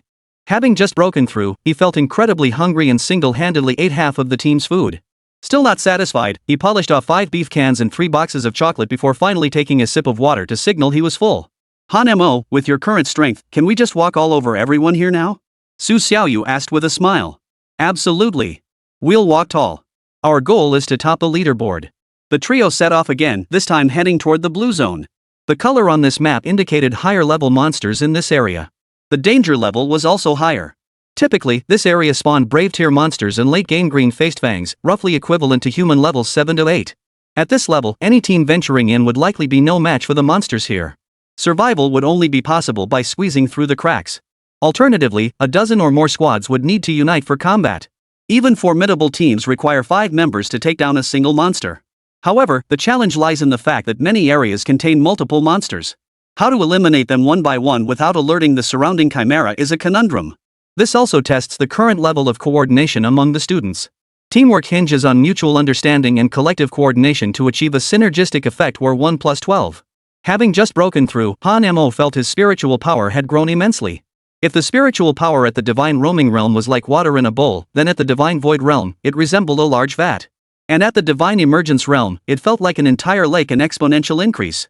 Han Mo roughly estimated that even with prolonged use of the Fire Eye skill, he could sustain it for 2 to 3 days. Previously, he could only activate the Fire Eye Golden Vision for about half an hour. Additionally, with his previous mental strength, he could only activate the invincible state of the 6 harmonies in 8 directions 2 or 3 times at most. But with his current spiritual energy reserves, Han Mo could easily activate it 20 or 30 times without issue. Entering the divine realm had dramatically increased Han Mo's endurance. His combat prowess in the rural wilderness had also received a terrifying boost. To gauge his current combat prowess, Han Mo deliberately ventured into an area teeming with monsters. As far as the eye could see, dozens of monsters swarmed the area, including 10 elite late-stage green-faced, fanged beasts. Up in the trees, Su Xiaoyu and Su Xiaoxue were bound and restrained. The girls' screams drew the attention of numerous monsters, causing more and more green-faced fanged beasts to gather around. Damn it! So Han Mo had broken the rules of combat, tying his teammates to a tree just to lure more monsters. Su Xiaoyu and Su Xiaoxue were terrified. They never dreamed they'd be used as bait by Han Mu. And we treated him so well, taking care of him down to the last detail, massaging his back, cooking his meals, washing his face. Who'd have thought this guy would turn on us like this? Just tied us up like this. Who says otherwise? Men are all scum. Han Mo has so many monsters now, I think it's enough. Just go for it already. Su Xiaoyu yelled. Don't rush. With my current strength, dealing with them would take mere minutes. But you can't use us as bait to catch him. Don't you have any sense of chivalry? Spare the fair sex. That phrase felt utterly foreign to Han Mo. He truly didn't understand the concept of sparing the fair sex. But to become a true powerhouse, women were merely stumbling blocks on the path to success. As the saying goes, no woman stays 18 forever, but there will always be 18-year-old girls. Therefore, once one becomes powerful, what woman could they not have? Having drawn enough monsters, Han Mo went in bare-handed this time, not even bothering with his staff. He spread his psychic energy, activating his fiery eyes for long-range combat. Immediately, Han Mo's body began to fade into a phantom-like state.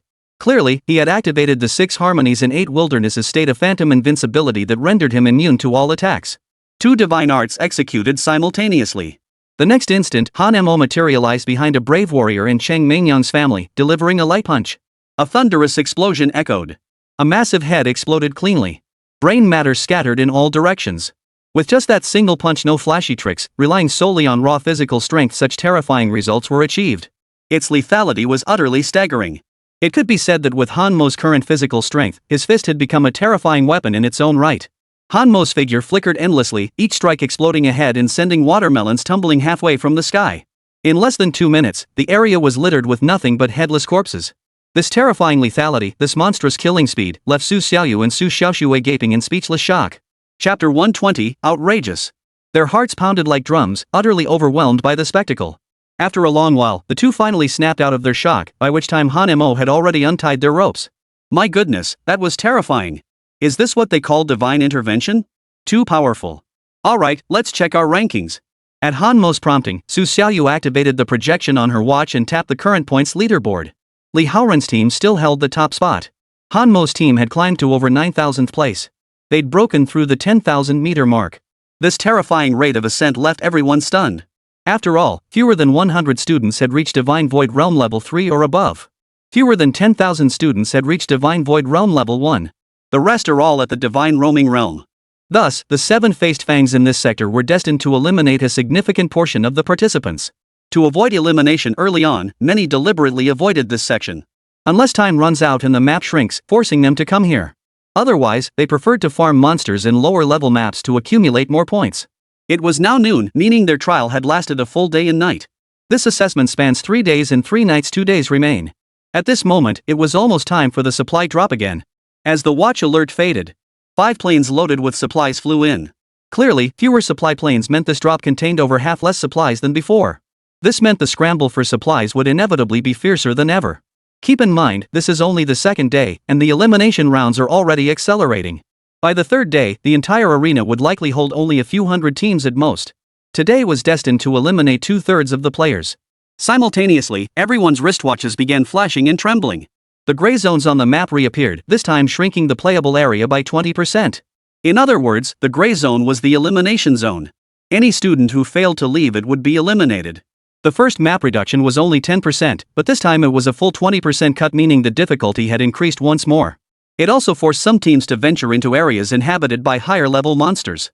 As the map shrank and supplies were dropped, friction among the students grew increasingly intense, and confrontations became more frequent. Han Mo's squad still had some supplies left, but not much. They needed to gather more food. This time, they planned to gather enough food to last 2 days. That way, they wouldn't have to scramble for supplies in the coming days and could focus solely on boosting their points. Han Mo led the way, guiding Su Xiaoyu and Su Xiaoxue swiftly toward the supply room. This time, luck wasn't on their side. The supplies were quite a distance away.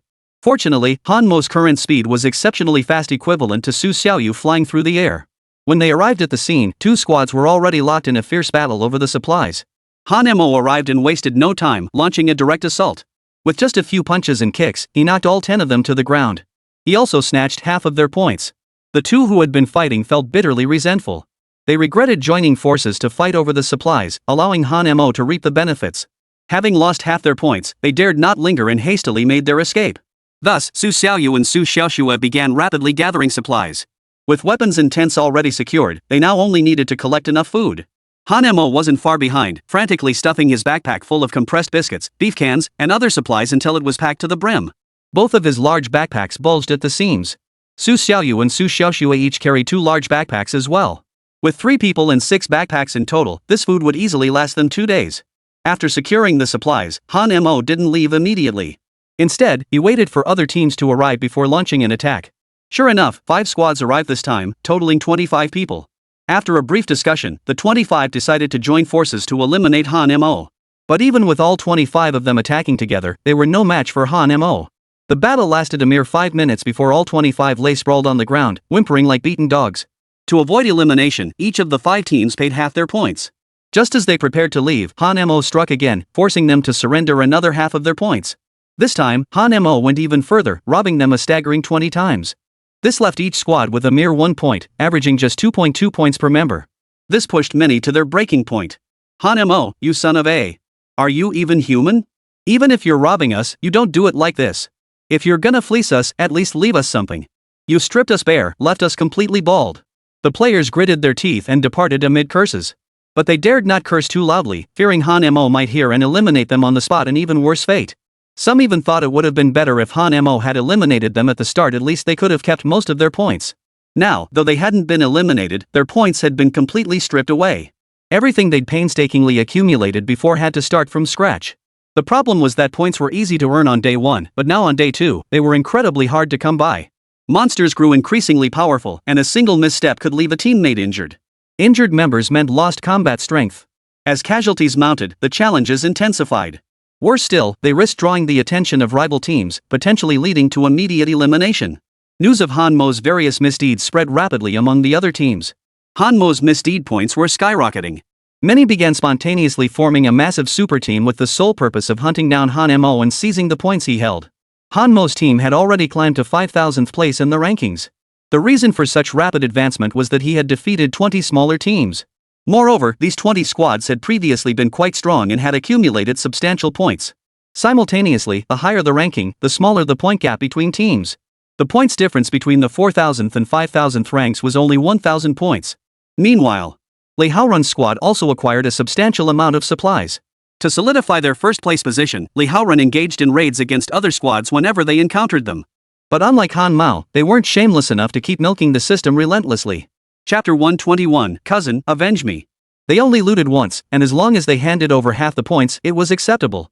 Thus, Li Haorun's squad didn't provoke universal outrage. But Han Mo's actions were universally despised.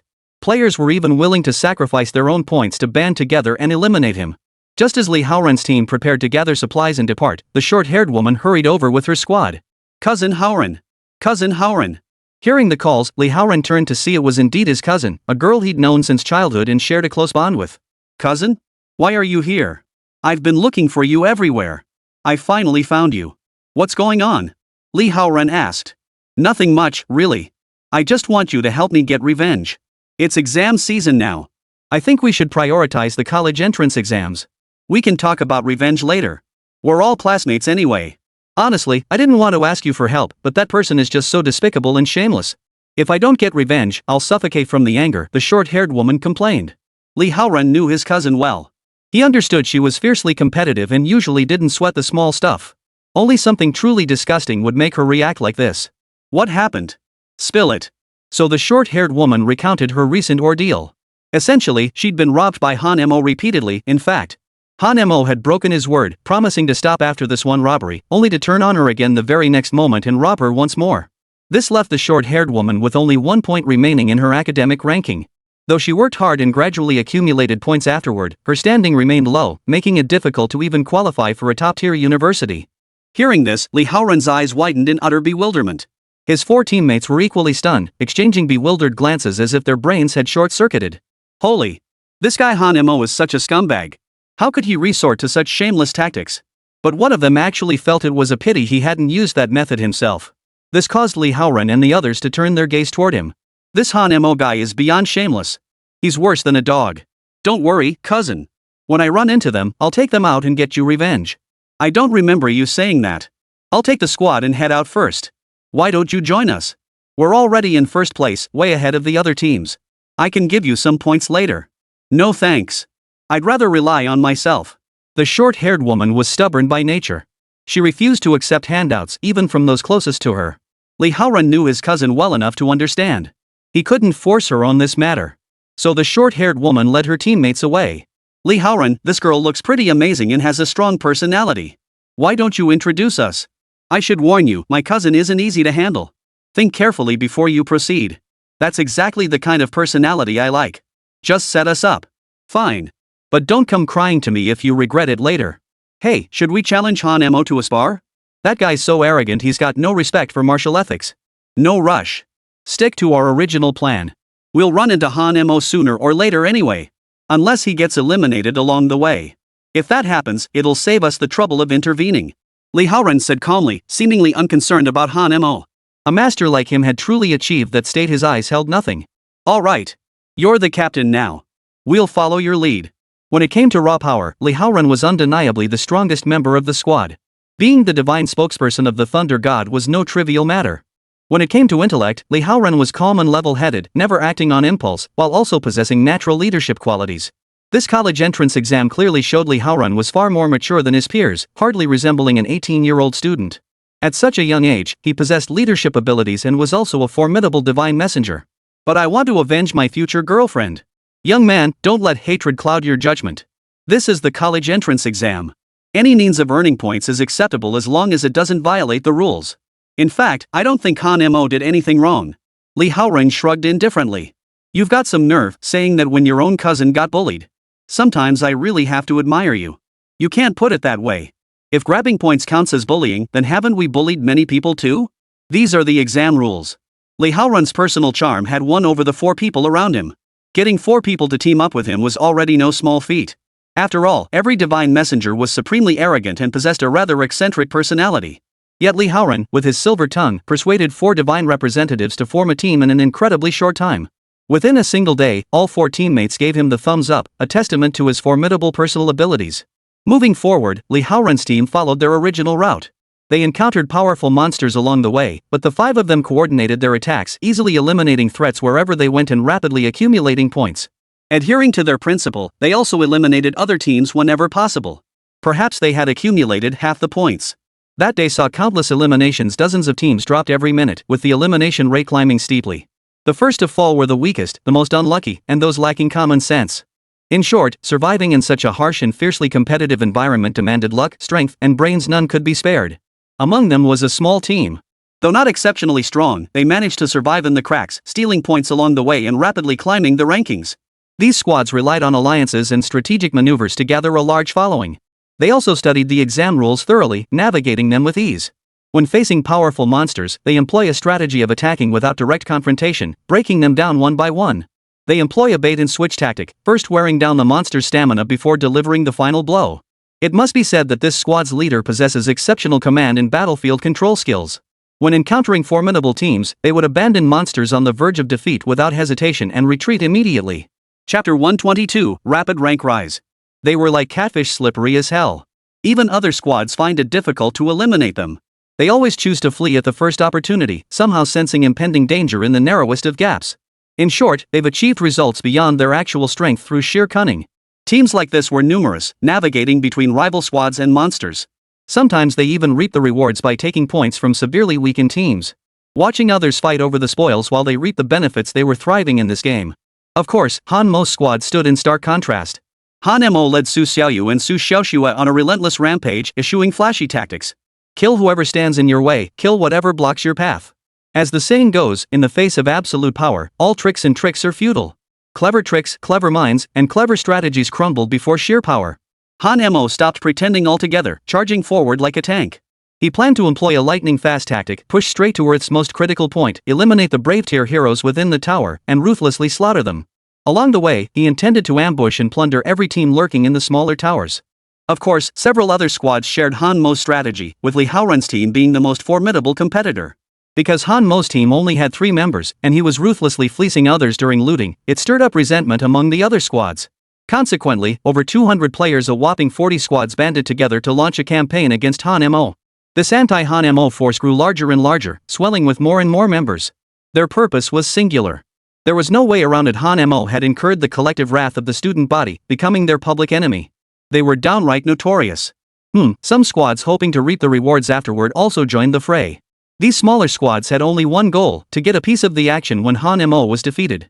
Han Mo's team had now climbed to the national top 3,000, and their points growth rate was nothing short of explosive. This ranking wasn't just for the Kyoto campus's college entrance exams, it was for all schools nationwide. The only difference is that exam locations for other provinces aren't here. Nationwide, the exam start and end times are unified. While the difficulty level might vary slightly, the differences are actually quite minimal.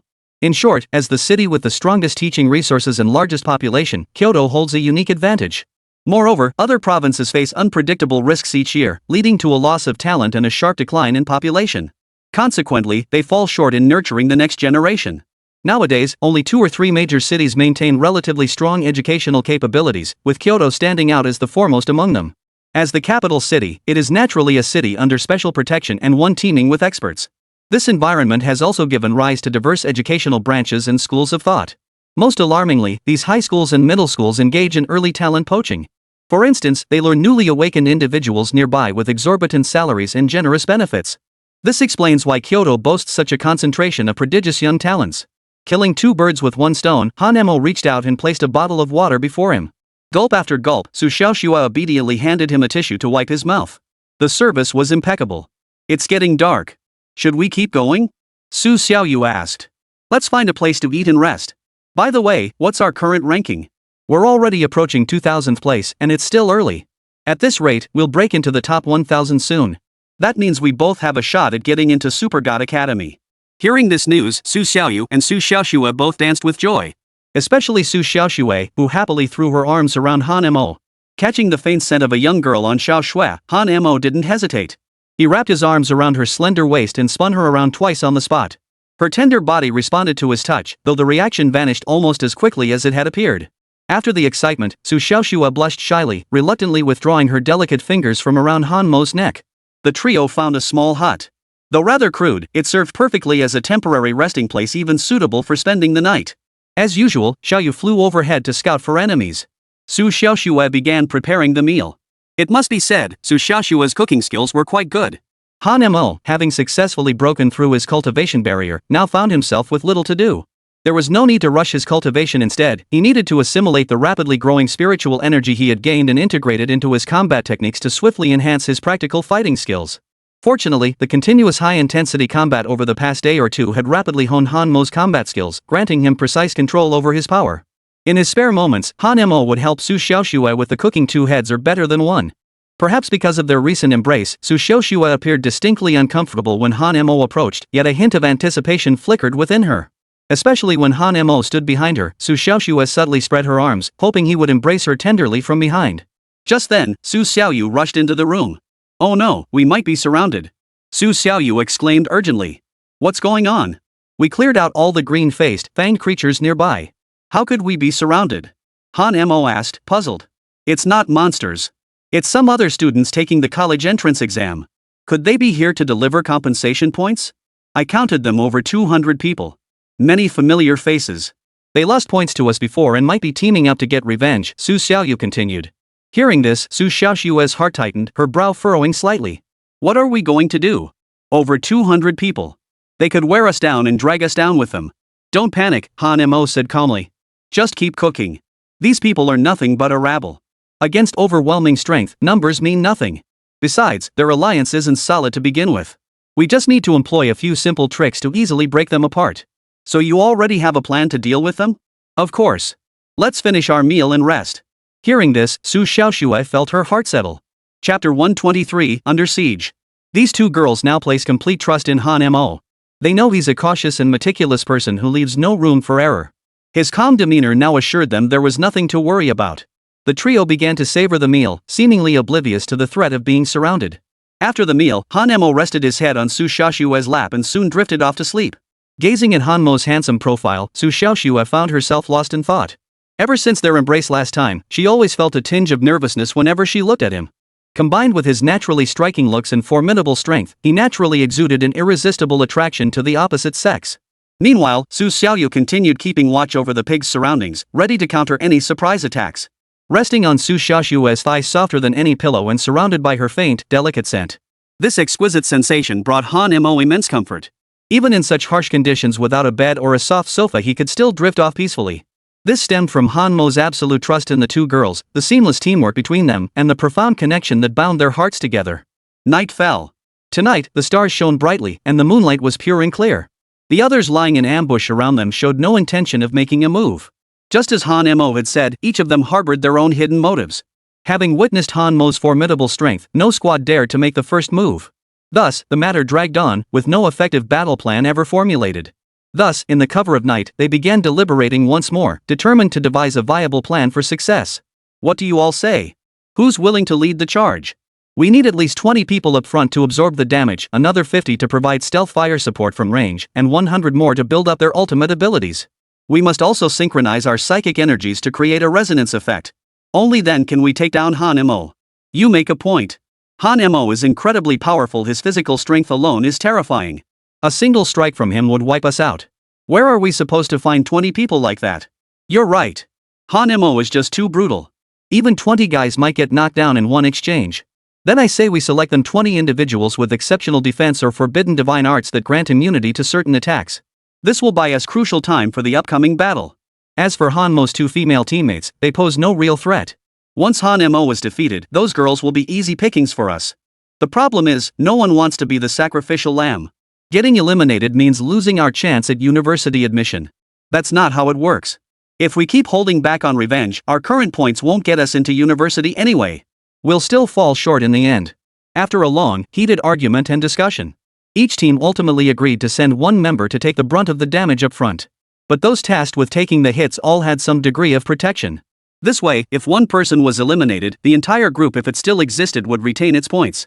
With over 50 squads in total, they selected more than 50 individuals to take the frontline hits. It must be said that 50 individuals was already a substantial number, though whether they could withstand the damage remained uncertain. Additionally, nearly 50 individuals possessing ranged attack capabilities were selected. Once over 100 members were successfully deployed, they would activate their ultimate ability, using psychic resonance to fuse their mental energies into a comprehensive attack network. This attack strategy had been used before in military operations against the Chimera's pressure tactics, proving highly effective. However, it requires seamless coordination and mutual trust among participants. Should even one member be defeated or lose focus, the entire attack formation collapses. Thus, executing a psychic fusion attack presented considerable difficulty. Yet these individuals were determined to eliminate Han Mo, leaving no stone unturned. After finalizing their plan, they commenced simulated training. The mental resonance technique for the 100-man formation demanded particularly intensive practice. Thus, late into the night, they forego sleep to rigorously hone their coordination and synergy. The group of over 200 split into 3 teams for training. The 50 Vanguard damage absorbers trained together on effective damage mitigation, primarily practicing rotating tower defense. Just like in a video game, when one player's health was critically low, another would immediately take over tanking the tower. They operated similarly when one was about to fall, another would step in immediately to take the brunt of the attack. Another squad focused on ranged attacks, practicing both individual and coordinated long-range strikes to achieve devastating effects. The final squad focused on honing coordination, teamwork, and mutual trust. Overall, their combat strategy and system are quite solid. It might just prove highly effective. The next morning, nature awoke, bathed in bright sunlight. Over 200 people had stayed awake all night, each sporting dark circles under their eyes. But driven by vengeance, their night of training had yielded initial results. While their coordination wasn't flawless, they had at least begun to form a tactical system. They gathered all their supplies, preparing to eat and drink their fill before going to take down Han Mo. Before battle, replenishing strength was paramount. Everyone looked like they were fighting with their backs against the wall. Some selfish individuals didn't contribute all their supplies, hoping to claim all of Han Mo's points after taking him down. Meanwhile, Han Mo stretched lazily as the sun rose. Ah, another beautiful day. At that moment, Su Xiaoyu brought over a cup of water and gently washed Han Mo's face. Su Xiaoxue brought over a freshly made bowl of noodles topped with a poached egg. As Han Mo savored the last bite of noodles, basking in the attention of the beauties, suddenly, at a glance, they were already surrounded. Layers upon layers, people swarmed all around them. Their expressions were fierce and menacing, their hair standing on end with rage. Han Mo, you despicable scoundrel! Today, we stand here on behalf of all our classmates to deliver justice and bring you to account, declared the short-haired woman at the forefront. This short-haired woman was Li Haoran's cousin. It was clear that besides her strong competitive spirit, Li Haoran's cousin also possessed remarkable organizational skills. She had orchestrated this united attack against Han Mo herself, aiming to ensure a double safeguard. Because this woman never placed her hopes in others. Han Mo had truly stirred up a hornet's nest by provoking this short-haired woman. Chapter 124. The short-haired woman was furious. But there was nothing to be done. Initially, the short-haired woman had tried to double-cross them, only to be thoroughly taught a lesson by Han Mo. Surveying this motley crew, Han Mo leisurely finished his last bite of noodles, lazily shaking out his arms. It's you lot again. Have you earned enough points to come deliver them to me? Just let me rob you all clean. That should put me ahead of Li Haoran and make me number 1. The word sent a wave of fury rippling through the crowd below, faces flushing crimson with rage. The short-haired woman gritted her teeth so hard her molars nearly shattered. Don't get so cocky. You're fish on the board now. With all of us, we can wear you down till you drop. Exhaustion won't kill you. We'll just stuff ourselves silly. Classmates, stop wasting breath on him. Let's go together. Take him down. Following the prior strategy, 50 individuals positioned themselves at the front of the formation, preparing to charge. Hold on. Han Mo made a stop gesture. What's the matter? Scared? If you are, hand over all your points. We'll let the two little girls beside you live. I do have points, but if you're willing to follow me and give this short-haired woman a good beating, I'll give you 5,000 points. Hearing this, many in the crowd began to stir. Han Mo's attempt to sway them had indeed taken some effect. After all, these teams were hastily assembled, rife with mutual suspicion and deep-seated divisions. They couldn't withstand scrutiny, much less a counter-offer. Seeing this, the short-haired woman raised her arm and shouted, "Everyone, don't listen to his lies. This guy is using a counter-espionage tactic. We mustn't fall for it. Don't forget Han Mo always goes back on his word. His mouth runs like a runaway train. He's absolutely untrustworthy." Exactly. We're the scoundrels here, we absolutely can't trust him. 10,000 points. I'll bet 10,000 points. Whoever eliminates the short-haired woman's team gets tens of thousands from me. Han Mo kept upping the ante. He refused to believe no one would act. As the saying goes, where there's great reward, there's bound to be a brave soul. The reason no one had moved yet was that the stakes weren't high enough. Once the stakes were high enough, someone would inevitably defect. One defector would lead to a second, and a third would follow the first. In this way, Han Mo could effortlessly dismantle their coordinated action. These individuals are using a strategy of forming alliances to oppose Han Mo. Han Mo, in turn, employs a tactic of befriending distant states while attacking nearby ones to defeat them one by one. When the time comes, whether or not to award points will be entirely up to Han Mo. In any case, he hadn't fully decided yet. First, he'd dismantle them, then thoroughly toy with them. That way, his notoriety would spread anew, and perhaps his sin level would even increase significantly. In the control room, school teachers, staff, and even leaders from the Education Bureau were monitoring the situation here. With so many people gathered, they had no choice but to pay close attention. Where crowds gather, uncontrollable incidents are bound to occur. To ensure student safety, 5 drones were deployed to monitor the area. Additionally, over a dozen skilled operatives were concealed in the shadows, lying in wait nearby. Should any unusual situation arise, they would rush in to resolve it. When they saw Han Mo being surrounded, everyone's eyes widened in surprise before bursting into laughter. Ha ha ha. Looks like Han Mo's really pissed everyone off. The kid showed no restraint when grabbing points, but his nature does fit the current environment. Exactly. He's both bold and cunning, exactly the kind of talent likely to survive in these times. The leadership of the education department was well aware of Han Mo's disregard for martial ethics. Yet they didn't condone his actions either. In fact, they strongly approved of his methods. The reason was simple: this college entrance exam was not just an exam, but also a trial by fire. Getting screwed over by allies now might cost them a few points, but it teaches valuable lessons. But if betrayed on the battlefield later, it could cost lives. They knew how to weigh the stakes. This should be interesting. I wonder if Han Mo can hold his ground. Given how things have been these past years, I think Han Mo is in for a serious beating. This is intense. It's the first time something like this has happened in all these years. Only Han Mo could make so many people lose their composure. Even the live stream viewers caught wind of the commotion. Many viewers jumped up in excitement. Others shouted and yelled. They despised Han Mo for ages, convinced he was nothing but a well-connected nobody with no real talent. Now that he was under attack from so many, they cheered enthusiastically, some even raised their feet in celebration. In short, they were all rooting for Han Mo to be eliminated. Of course, these people had been misled by online rumors and didn't know the truth. The various speculations circulating online were nothing but false information. Watching the restless crowd below, the cold continued to intensify. 15,000 points. Is there not a single brave soul? Are you all just cowards? Han Mo continued raising the stakes while verbally humiliating them. You're all grown men, with balls. Yet you let this short-haired woman lead you around by the nose with a few words? Don't tell me you all want to sleep with her? Is that why you're so obedient? Are you even men? Where's your manly spirit? Getting led around by the nose by a woman? After Han Mo's relentless provocation, someone in the crowd finally wavered. Meanwhile, the short-haired woman seethed with rage, her eyes blazing with fury, itching to tear him limb from limb. Han Mo had insulted not only the men, but him as well. He never imagined Han Mo would prove not only physically weak but also so verbally aggressive. And Han Mo's face was thick as a brick. As the saying goes, a shameless man is practically invincible. You despicable creature. Shut your filthy mouth. I'll kill you first. No one could have predicted that the short-haired woman would be the first to snap. She grabbed her weapon, ready to lead the charge. She knew that if she gave Han Mo any more time to test them, their united forces would likely crumble. But just as she was about to strike, she felt a heavy blow land on her back. Her eyes widened in shock as she struggled to turn around, only to find someone had already attacked her. This person wielded a massive hammer, delivering a solid blow to her head. Blood gushed from her scalp. Stunned and enraged, the short-haired woman fainted instantly. Chapter 125. Traitor, you deceived me. The short-haired woman's teammates were also slashed by others. With that, the short-haired woman's entire squad was eliminated. It was like a butterfly effect. The entire punitive force instantly disintegrated, while internal strife erupted simultaneously. Hanmao stirred up trouble within their ranks. Thus, they too collapsed completely, with Yuza's squad and the other squads engaging in a chaotic melee. Hanmo stood aside, watching the tigers fight from the mountain. Munching on sunflower seeds and sipping water, he watched the spectacle unfold. Su Xiaoyu and Su Xiaoxue had been deeply worried, but never imagined Hanmo would resolve this farce without lifting a finger. Not only did they suffer no losses, but their own people had turned on each other. Good grief, this left everyone disappointed. Everyone had been waiting for a show, but Hanmo had stepped back, becoming a mere spectator. Bets began flying. Some wagered he wouldn't win, others that the allied forces would prevail. But no one could have predicted the final outcome. After nearly an hour of chaotic fighting, only 11 people remained standing.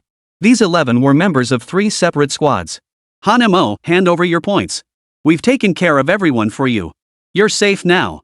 Hanmo smiled faintly and spread his hands. Sure thing. After the college entrance exams, I'll transfer you 15,000 happy beans.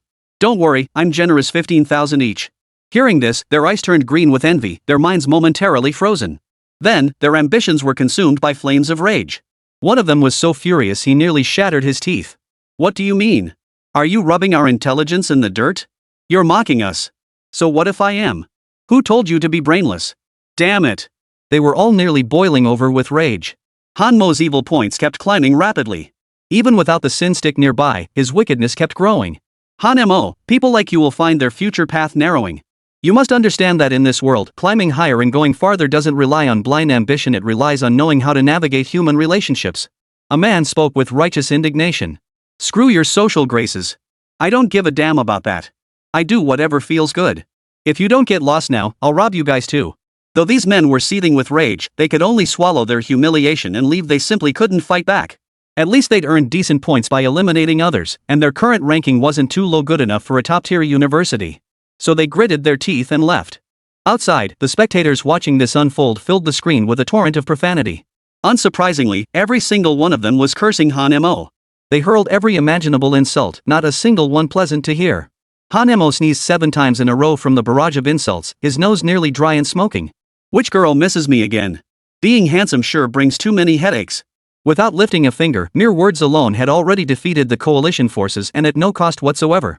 Such power had left Su Xiaoyu and Su Xiaoxue deeply impressed. As the team's core, Hanmo would now strive to serve them even better, so much so that these 2 girls might even pledge themselves to him. A minor hiccup had wasted some time. Their watches began to vibrate once more. The map shrank by another 30%. A large portion of the map had now turned gray. Even the area Hanmo and his team occupied had turned dark gray, meaning they had to evacuate to a safe zone within 10 minutes or face elimination. Fortunately, Hanmo and his group weren't too far from the safe zone. If they hurried, they could reach it in under 5 minutes. The map's shrinking again. We'd better hurry to the safe zone. The trio dared not linger and set off immediately. As they ran, the roar of an engine suddenly filled the air. A car sped past them from behind. This vehicle is an off-road jeep. It has no doors or windows and looks pretty beat up, but it runs surprisingly fast. They had seen this vehicle before, during their journey, though they hadn't paid much attention to it. They hadn't paid it much mind, assuming such a wreck couldn't possibly start again. But they never imagined someone would actually drive it off. Holy, when did they get a car? Su Xiaoyu exclaimed in shock. We thought none of the cars here worked, but this one actually runs. Look over there, there's a motorcycle. It looks beat up, but maybe it still works. Let's go check it out. Try starting it first. Having a vehicle was far better than relying on public transportation. Running would waste energy, but driving would save time and effort. So the 3 of them found a motorcycle. Hanmo gave it a shake and discovered there was still fuel inside, though not a lot. The bike itself was quite large, with wide front and rear tires that seemed perfectly fine. Despite its beat-up appearance, it had actually made it here. But then they discovered the headlight was gone, the brakes were shot, and the electronic ignition was dead. Fortunately, motorcycles always have a physical starting method, kicking it. Without much effort, he gave it 2 kicks. It fired right up, the engine roaring to life. Ha ha ha. This thing's still got it. It runs. Hop on, you two. We've got wheels now. Let me take you for a spin. Su Xiaoyu sat directly behind him, wrapping her arms around Hanmo's waist. But the back seat could only fit 1 person, there was no room for another. Su Xiaoxue looked around for a while, unsure where to sit. Stop looking. Get in front of me and sit on the gas tank. Is that really okay? Doesn't that feel a bit inappropriate? Su Xiaoxue's face flushed as she sat in front of the aircraft carrier. Didn't that mean she was putting her back completely at this man's mercy? What if Han Mo slammed on the brakes suddenly? It'll be fine. Trust my driving skills. Why drive in broad daylight? Let's just walk. Walking is so slow. If we run into robbers on the road, wasting more time would be a hassle. We might not even make it to the next stage. At Han Mo's insistence, Su Xiaoxue reluctantly climbed aboard. At first, Su Xiaoxue adopted the princess-style sitting position, crossing both legs in one direction. But this position made it impossible for Han Mo to shift gears. He couldn't get the gear in, and driving was out of the question. With no other choice, Su Xiaoxue shifted her legs to straddle either side of the motorcycle, finally resolving the gear shifting issue. Chapter 126, Riding the Broken-Down Motorcycle. Han Mo shifted gears with his left foot while gripping the throttle with his right hand, accelerating forward without hesitation. He swiftly shifted from second to third gear, then from third to fourth. The speed gained from the wilderness to the market was already considerable. The speed shot up from 20 miles per hour to 70 miles per hour. At this breakneck pace, pushing any harder felt like the bike might fall apart. The vehicle was already swaying violently, its rusted frame looking as if it might collapse at any moment. The wind blew fiercely, whipping all three of their hair back. The vehicle's small size combined with its high speed caused congestion in the neighborhood. Compounding the issue, Su Xiaoxue and Su Xiaoyu were seated higher up, while he sat lower. Consequently, the two girls squeezed him tightly between them. Consequently, Han Mo could occasionally feel the elasticity and extreme softness against his back.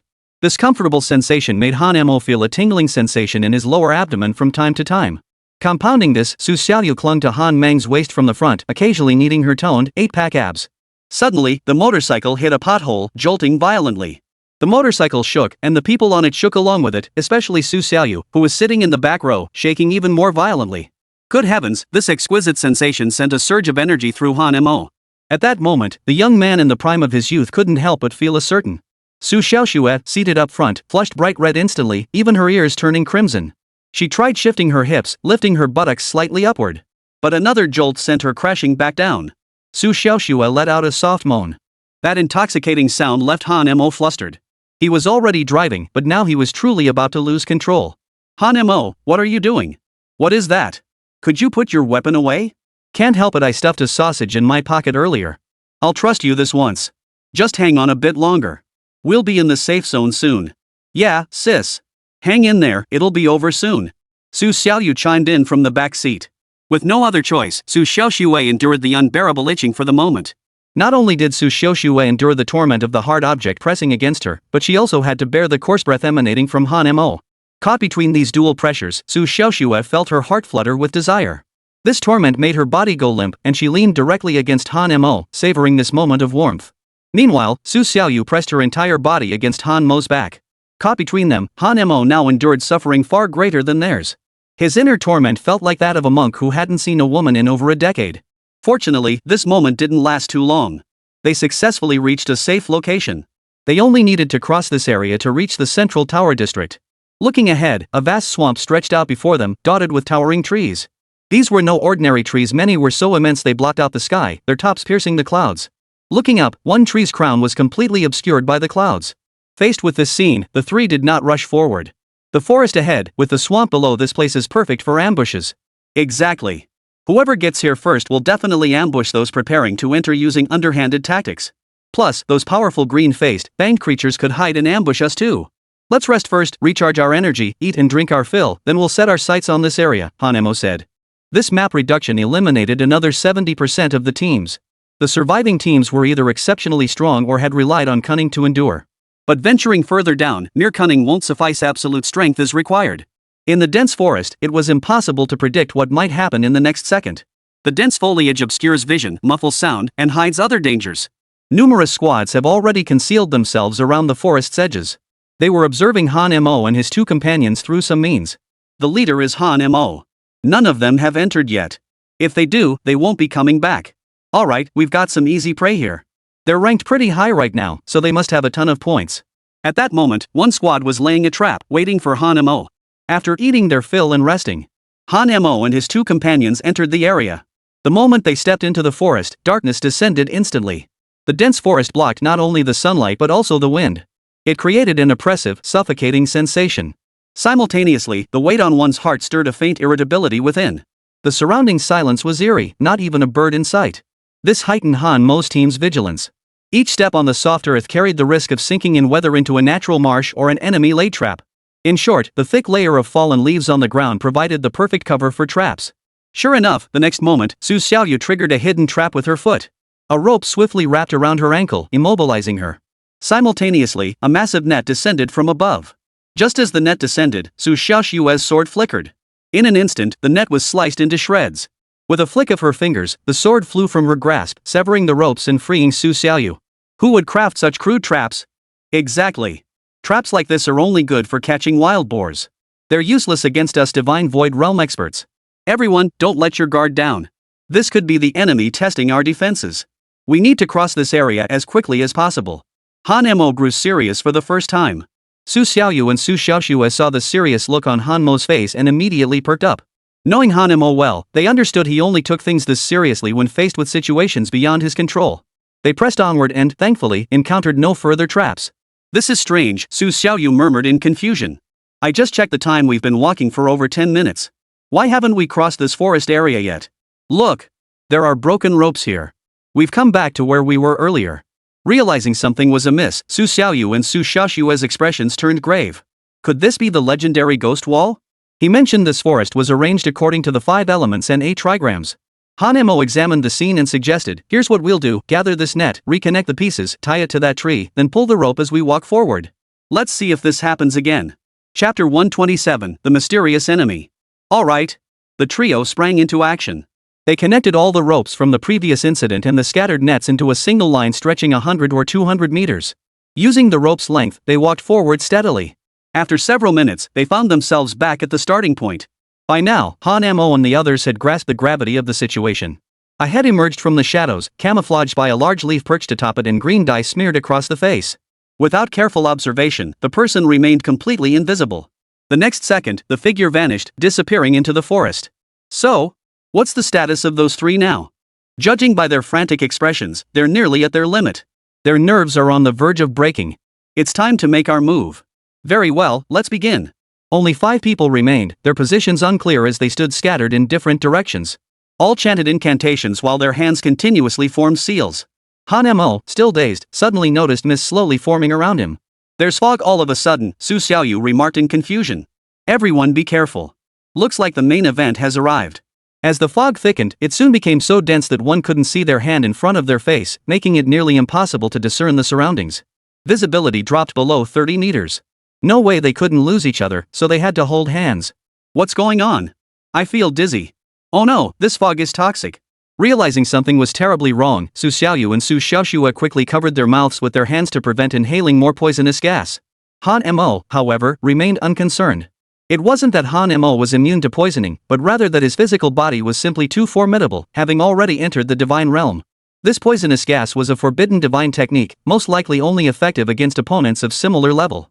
Against those vastly superior in rank, its effect was minimal. Ultimately, it was a form of energy spiritual power transformed into toxic gas. Given Han Mo's current divine emergence state, his mental energy was exceptionally vast, rendering the poison's intrusion negligible. At that moment, Han Mo activated his divine eyes. Smoke of this caliber could not obstruct Han Mo's vision under the scrutiny of the divine eye. What should we do? Earlier, we encountered those ghostly figures, likely an illusion. Now we're facing this toxic smoke. The enemy is cunning, skilled at concealing their tracks, and wielding bizarre forbidden divine arts. We're in trouble. Han Mo, what should we do? Think of a way. Su Xiaoxue pleaded urgently. The 2 girls were now completely at a loss, as this situation felt like a catastrophic blow to them.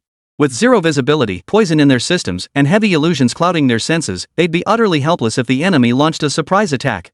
Han Mo smiled faintly. Don't panic. The enemy has already appeared. Han Mo could now make out 4 figures concealed within the smoke. Their movements were remarkably light, almost silent, clearly planning a surprise attack. What puzzled Han Mo, however, was that a typical squad usually consisted of 5 members. Only 3 had appeared this time, leaving 2 still unseen. Han Mo surmised that one member was likely concealed within the dark matter, releasing the smoke. The other likely created an illusion, trapping them in a perpetual loop, unable to escape this area. These 3 were likely the enforcers. The other 2 were responsible for creating the fog and illusions. This explanation made perfect sense. Hidden within the mist, all 3 drew their weapons. Perfectly positioned, one could ambush each target instantly.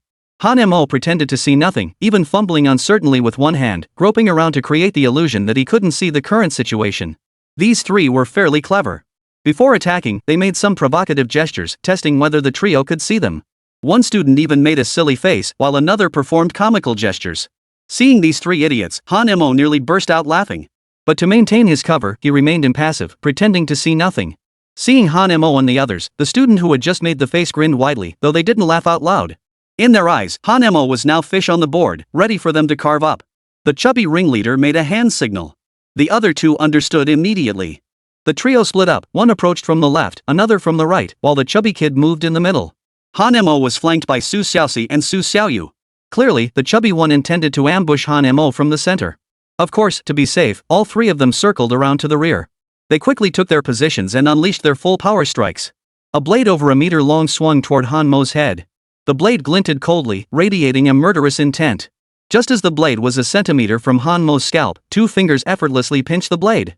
Simultaneously, the other two weapons were aimed at Su Xiaoyu and Su Xiaoshui. With a slight flick of Han Mo's wrist, the entire blade snapped cleanly in two with a sharp crack. Using the broken blade, he effortlessly parried the attacks from the other two. The clang of clashing blades instantly alerted Su Xiaoyu and Su Xiaoshui. "Damn it! How did you see through it?" the chubby one exclaimed.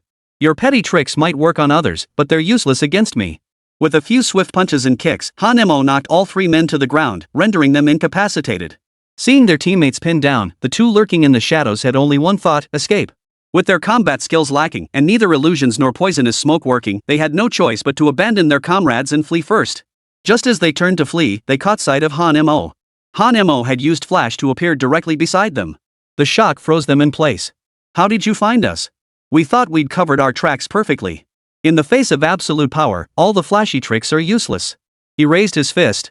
Crack, crack. A blood-curdling pig-like squeal echoed through the woods. This squad was eliminated outright by Han Mo. He claimed half their points. When the points were credited, Han Mo was startled. "Holy crap, he has more points than us." Su Xiaoyu gasped, covering her mouth in shock. "Quick, check my ranking." Opening the ranking system, Han Mo's team had surged to first place. "Holy crap, we actually surpassed Li Haorun's team? Am I seeing this right?" Su Xiaoxue rubbed her eyes. "Looks like this team has been ambushing a lot of people here, which is why their points are so high. Their forbidden divine technique is truly bizarre. It'd be tough for most people to counter it." Chapter 128, This Guy's Too Sneaky. Han Mo hadn't expected such a huge windfall either. Suddenly taking first place feels like a dream, utterly surreal. "I never imagined we could win. We'd only hoped to get into a 211 university. Looks like we're truly headed for the Super God Academy this time. All thanks to Han Mo. Han Mo, you're absolutely amazing. After the college entrance exams, I'll invite you over for dinner so my parents can meet you too." Holy crap, meeting the parents already? That's way too sudden. Forget dinner at your place. If you want to thank me, just treat me to some street food. Sounds good. The three of us can go together then. The three of them chatted and laughed, playfully bickering and jostling each other. Without the illusion's support, they quickly emerged from the forest area. Ahead lay a vast, flat desert. In the middle of the desert stood a tower. The tower appeared quite tall, with a total of 18 stories. Unlike other towers, where the base was large and the upper levels gradually narrowed. This tower, however, grew larger as it ascended from its narrowest base. It resembled the Leifeng Pagoda turned upside down. "That's strange," Su Xiaoyu mused. "If it's upside down, won't it collapse? It doesn't look very stable, like it could fall over any moment. It looks pretty mysterious, a bit odd, but whatever. We might as well go check it out now. It's getting pretty hot near the desert. Let's get going. No rush. It's still early. Let's eat our fill, rest up, and then head out. We wasted half a day in that forest. It really drained our stamina. Once we reach the tower's vicinity, we'll be in the final circle. The enemies we face there will be incredibly powerful. We might even run into Li Haorun's squad. So we should stall as long as we can." So the three sat down again to rest, drink water, eat, and recover their strength. Sharpening the blade doesn't delay the cut. When it comes to the final push, there's no need to rush. Maintaining ample physical strength, mental energy, and a sharp state of mind was essential for battle. After eating, Han Mo felt drowsy and leaned against Su Xiaoyu, drifting off to sleep. Beside him, Su Xiaoxue fanned Han Mo with her skirt. Feeling the cool breeze, Han Mo slept even more soundly. Li Haorun led his 4 teammates into the small tower. The moment they stepped inside, they heard a roar. At the same time, the low-level brave ones were truly beautiful, crashing down directly. Li Haorun and his 4 companions dared not confront it head-on and immediately retreated. Fortunately, the green-faced, fanged creature seemed unable to break free from the tower. Each time it tried to emerge, it was blocked by the barrier of energy. It was clear this was a deliberately set taboo, designed to trap the green-faced fiend. All of Li Haoren's group were at the 5th level of the Divine Void Realm. Even as mysterious representatives, they dared not confront the brave-level green-faced beast head-on. A single strike could leave them gravely injured at best, or dead on the spot at worst. Earlier, when Han Mo was at the 8th level of the Divine Void Realm, he had fought a warrior-tier green-faced demon and ultimately lost. This beast is incredibly ferocious. It seems we can't fight it head-on, we'll have to outsmart it. Li Haoren fell deep in thought, seemingly plotting a strategy. Suddenly, a teammate let out a startled cry, making Li Haoren jump in alarm, fearing the monster had charged out. Oh no, oh no! We've dropped to 2nd place. The abrupt cry drew everyone's gaze to the leaderboard. Sure enough, Han Mo now occupied the top spot, while they had slipped to 2nd place. Who the hell is this Han Mo? How did he suddenly leapfrog us? How did he pull this off? He's got 10 more points than us. You guys heard about it before, right? That Han Mo kid has no honor in battle, he just fleeces people dry. Unlike us gentlemen who only raid once, that Korean guy raids people over 10, 20 times, even over 100 times, until he's scraped every last point clean. You're right. It's all because of that guy's dirty tricks that he surpassed us. No way. We have to reclaim 1st place. Coincidentally, 5 more teams arrived at the small tower just then, catching sight of Li Haoren's group. Upon seeing the murderous glare directed at Li Haoren's squad, they all recoiled in terror. There was no way around it. Li Haoren's team was simply too formidable to inspire anything but fear. Even the 3rd place team, backed by 2 divine patrons, dared not confront Li Haoren's squad head-on. What are you doing? Are you trying to eliminate us?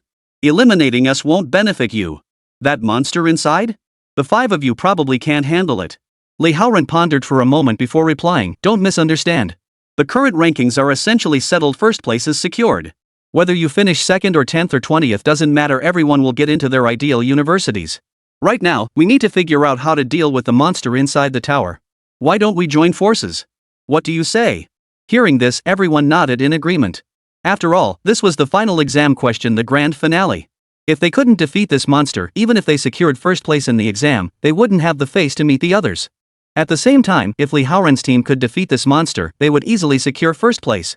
After deliberation, the surviving teams temporarily set aside their differences and resolved to unite in eliminating the monster within. For by this point, very few teams had been eliminated. The teams daring to venture this far were all formidable. Most others remained hidden on the periphery, afraid to venture closer for fear of encountering powerful teams. For now, the only option was to play it safe. Survive as long as possible. After all, keeping a low profile was the best strategy for weaker teams. Finding a concealed spot to hide was the optimal choice. They might even reap the benefits of watching top players clash. Of course, this strategy also safeguards their rankings. Elimination means losing half their points, causing their position to plummet tens of thousands or even hundreds of thousands of spots. That's a drop no one can afford. News of Han Mo's sudden rise to the top spot quickly spread among external viewers. The news spread rapidly, once again topping the trending charts. Han Mo proved his worth through skill, yet still couldn't silence the online trolls. Online trolls continued to bash Han Mo, insisting he had no real skill and had earned his points through underhanded tactics and smooth talking. Chapter 129, Thunder God's Fierce Battle. Or perhaps other students, mindful of Han Mo's father's status, dared not confront him directly. In any case, most believed Han Mo's background was far from ordinary. Many students likely deliberately gave him points for future advancement. Or perhaps Han Mo paid them off, causing many to willingly sacrifice themselves. No one would believe that Han Mo, this godforsaken outcast, could be stronger than Li Haoren and his crew. In the eyes of most, the divine spokesperson was invincible, unattainable, and sacredly untouchable. Thus, the revered status of being a divine messenger has become deeply ingrained in people's minds.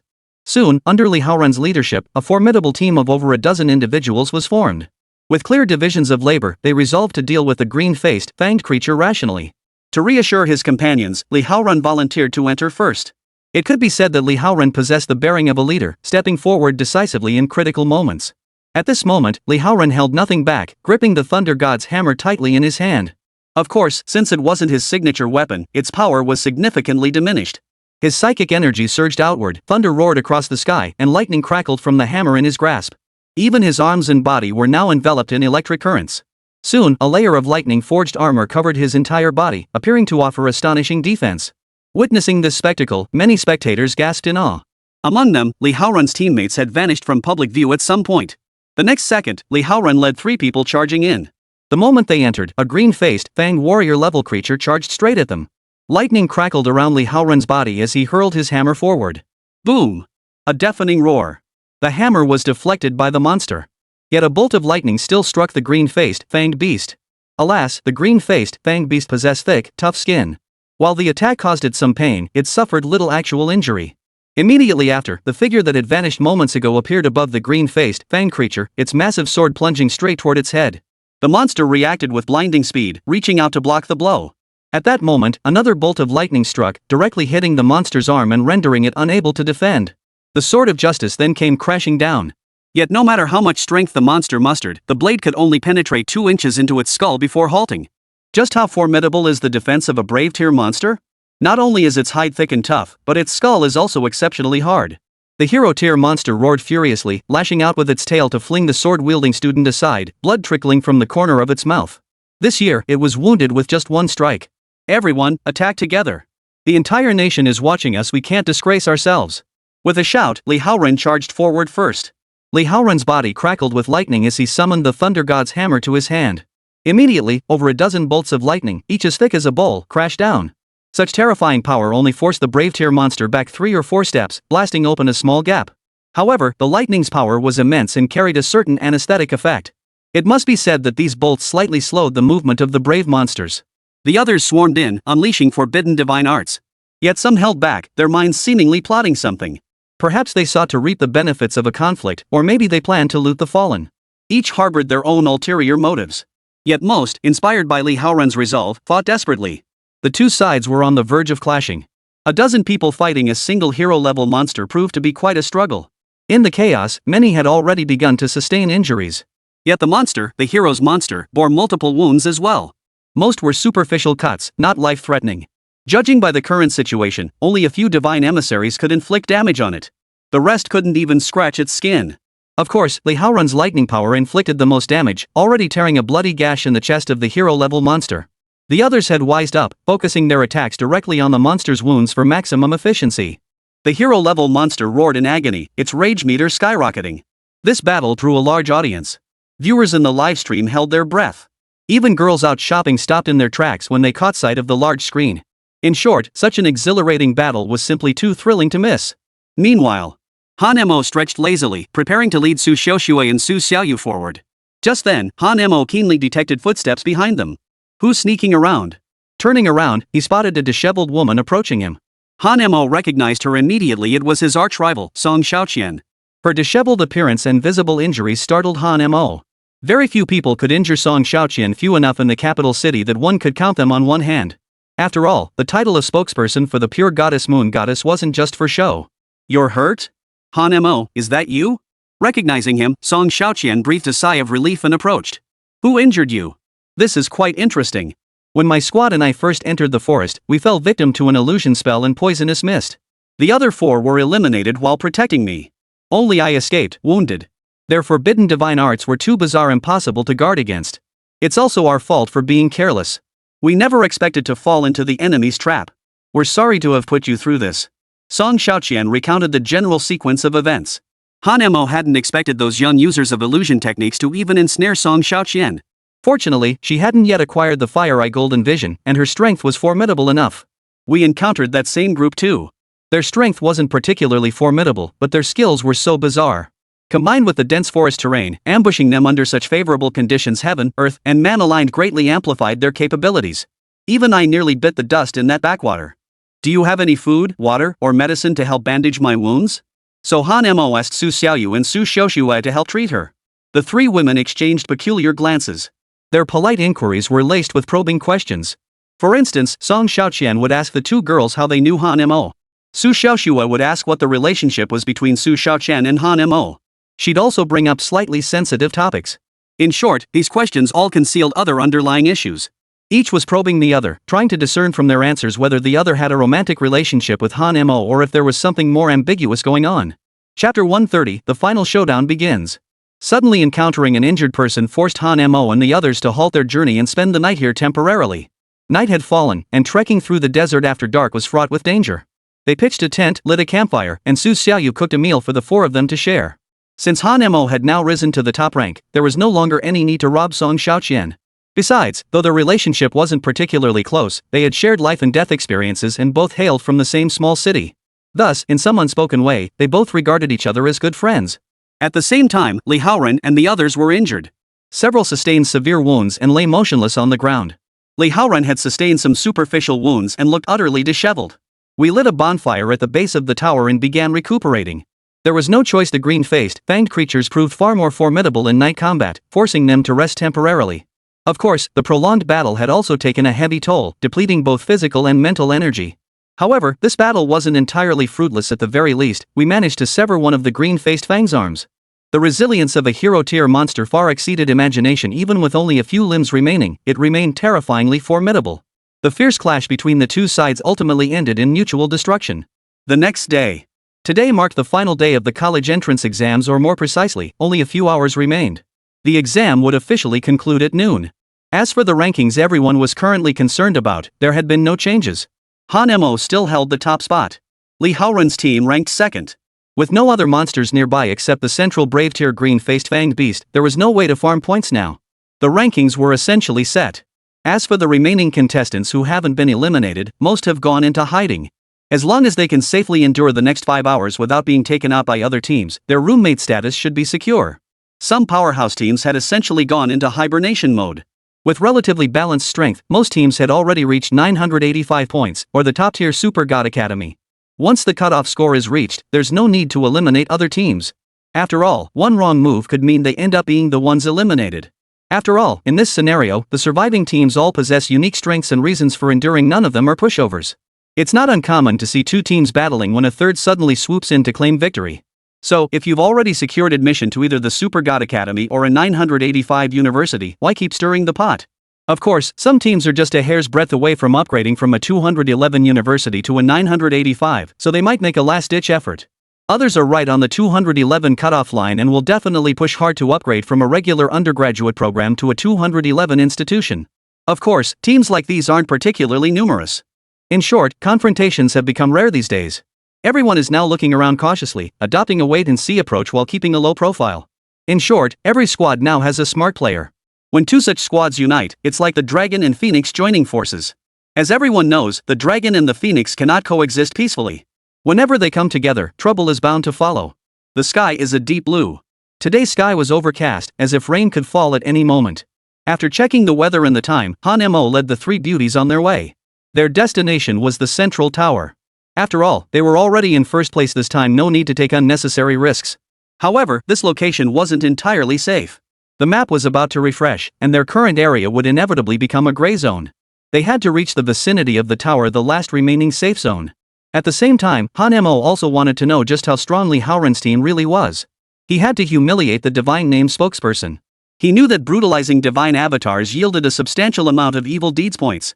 Most importantly, he also wanted to understand the specific abilities each divine messenger possessed. By battling them, he could enhance his own skills and develop countermeasures for encountering identical abilities in the future. Each divine spokesperson was unique. The reason was simple: a person could only gain the recognition of one deity. The forbidden divine arts possessed by these mysterious representatives also varied greatly.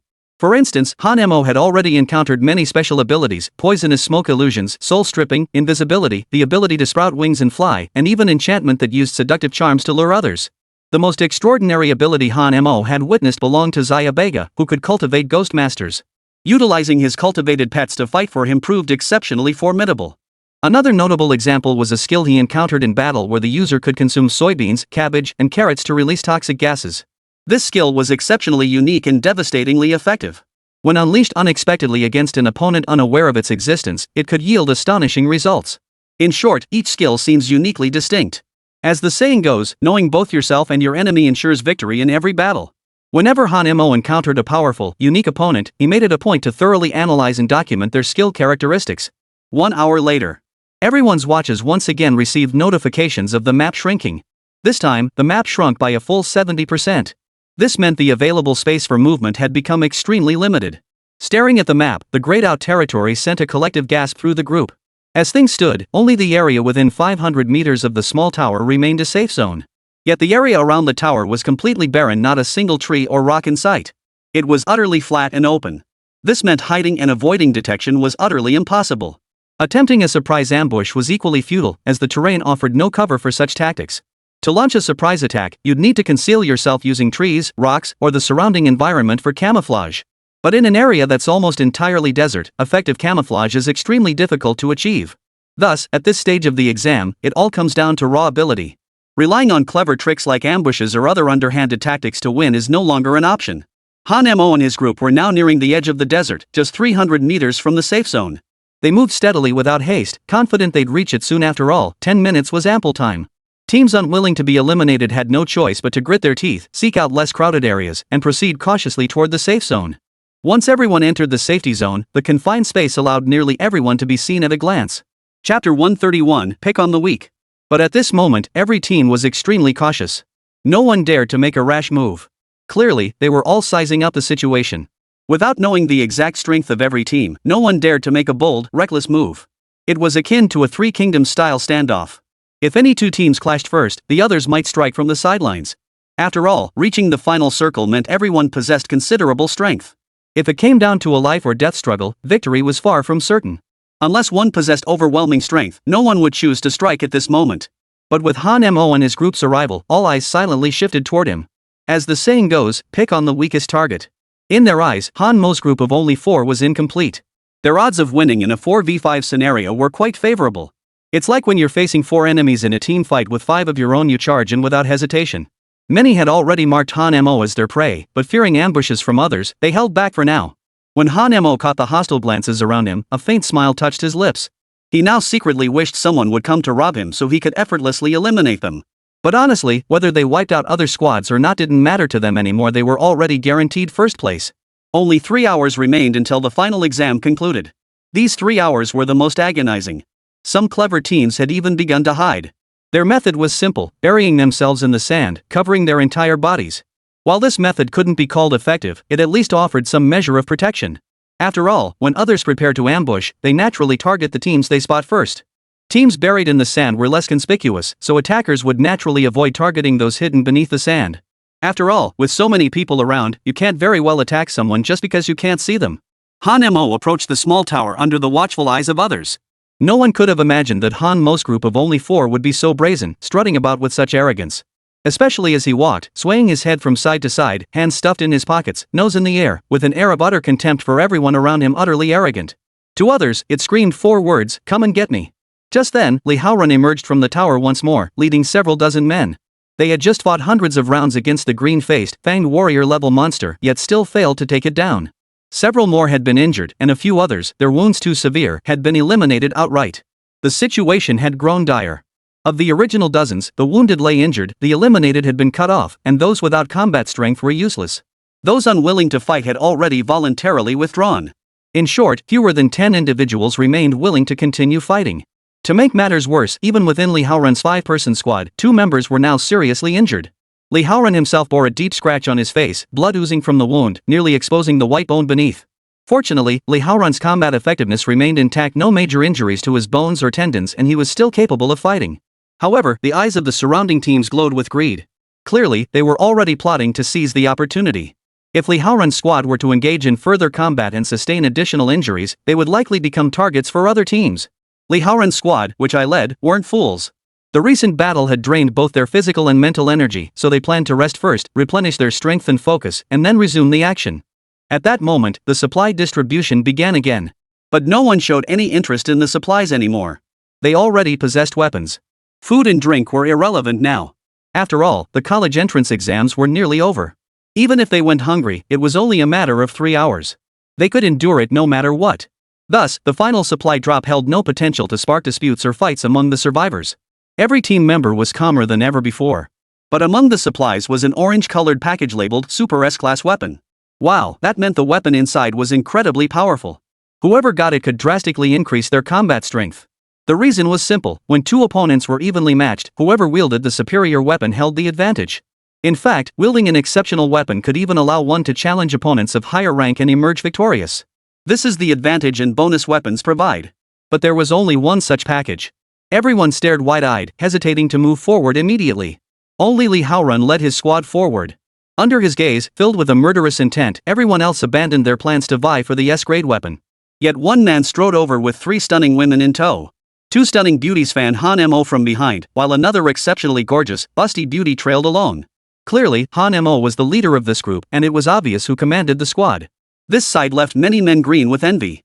Who wouldn't envy a man with 3 stunning women attending to him? At that moment, every man wanted to be Han Mo. Their shift from doubting Han Mo to wanting to be Han Mo took merely a second. Who the hell is this guy? Walking around like he owns the place. And he's got 3 beauties following him around. Is this the college entrance exam or a foot massage parlor? I can't tell the difference anymore. Are you blind? Do foot massage parlors have girls this stunning? Especially that busty beauty at the back, she's a goddess on earth. Who wouldn't want that? So damn envy-inducing, my eyes are practically turning red with jealousy. Didn't you see? That's Han Mo. He was ranked number 1 at Divine Void Realm level 10 on the tier list. I remember now, it really was Hamo. I heard he cheated during his level assessment, though I don't know if it's true or not. Now everyone recognized Han Mo, and the reason was simple enough: the top spot simply couldn't stay low-key. As the saying goes, when the rankings are released, other positions tend to fade from memory, but the top spot is something no one can forget. This holds true for any ranking or competitive game tournament. Take League of Legends' historical rivals, for instance. It has to be Oldly. Anyone who's played the game knows Oldly. The top runner, the top ping pong player, these are names known to the world. This guy's got some drama brewing. I wonder if these two will end up fighting. Chapter 132, sitting back and watching the tigers fight. We'll reap the benefits like fishermen catching the leftover fish. This is awesome. Everyone was praying for a brutal, all-out clash between Han Mo and Li Haoran. That way, they could sit back and watch the tigers fight, waiting until both were battered and bruised before swooping in to pick up the loot. Of course, these were merely scenarios. They imagined the actual outcome depended on how things unfolded. But as things stood, 2 tigers couldn't share the same mountain. The odds of these 2 squads clashing were extremely high. At the very least, Han Mo was ready to test his skills against Li Haoran's squad. Meanwhile, Li Haoran's squad aims to eliminate Han Mo, reclaim the top spot, and avenge his cousin. In short, the tension in the air was palpable. Compounding this, both teams covet the S-grade weapon. Therefore, from every angle, the probability of a clash between the 2 sides approaches 99.9%. So why not 100%? Because anything is possible. Nothing in this world is guaranteed to happen. With death looming, both sides finally stood inches apart. Li Haoran's hand was already on the supply pack. Han Mo, meanwhile, had one foot propped directly on the supply pack. It seemed the two were locked in a standoff, ready to settle things once and for all. But unexpectedly, Li Haoran greeted him with a smile. You must be Han Mo? I've heard a lot about you. Seeing you in person, you truly live up to your reputation. My name is Li Haoran. It's a pleasure to meet you.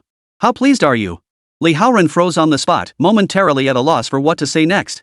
This guy's not playing by the rules. How am I supposed to respond to this? With an awkward chuckle, Li Haoran forced himself to continue. You've got quite the sense of humor. We're all friends now, right? I know you, but I don't know you. I'm taking this package. Now move it. Li Haoran's mouth twitched. Behind him, the burly man was seething with rage, his eyebrows twitching violently. He was about to lash out, but Li Haoran stopped him.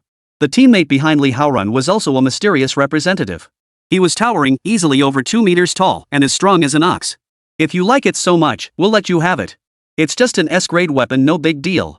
Li Haoran said with a smile, leading his teammate to voluntarily retreat 10 meters away. Damn, this was something Han Mo hadn't anticipated. For a moment, Han Mo was completely dumbfounded. He planned to provoke them with words first, incite their anger to earn some bad guy points, then engage them in a spar. Everything had seemed so straightforward. But Li Haoran kept stepping back, making Han Mo feel like he was punching cotton. All his carefully laid plans had now come to nothing. He couldn't very well punch someone who was constantly yielding and greeting him with a smile.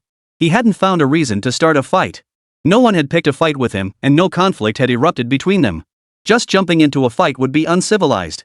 Let's not even get into the fact that even when one country attacks another, they need a justification, whether it's acting on heaven's behalf, avenging wrongs, reclaiming lost territories, or restoring the nation. In short, one must find a justification for deploying troops. This scene left the crowd stunned. They had anticipated witnessing a monumental clash, yet unexpectedly, Li Haoran had voluntarily backed down. Of course, in the eyes of his classmates, Li Haoran wasn't afraid of Han Mo. Rather, they saw him as someone with a broader perspective and a higher level of understanding. Many gave Li Haoran a thumbs up. Li Haoran's character and magnanimity once again left a deep impression on everyone. Han Mo, on the other hand, became the subject of gossip and pointed fingers. Han Mo was utterly bewildered. This was the first time he'd encountered a divine messenger with such remarkable temperament. Aren't geniuses supposed to have tempers? What the hell is this Li Haoran? He's definitely putting on an act. Let's see how long he can keep it up.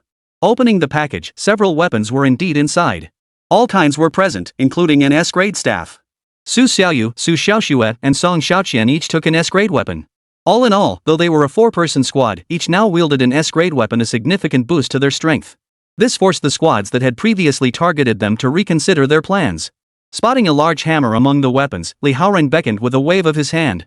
The hammer instantly flew into his grasp. Brother Han Mo, I assume you won't need this hammer anymore.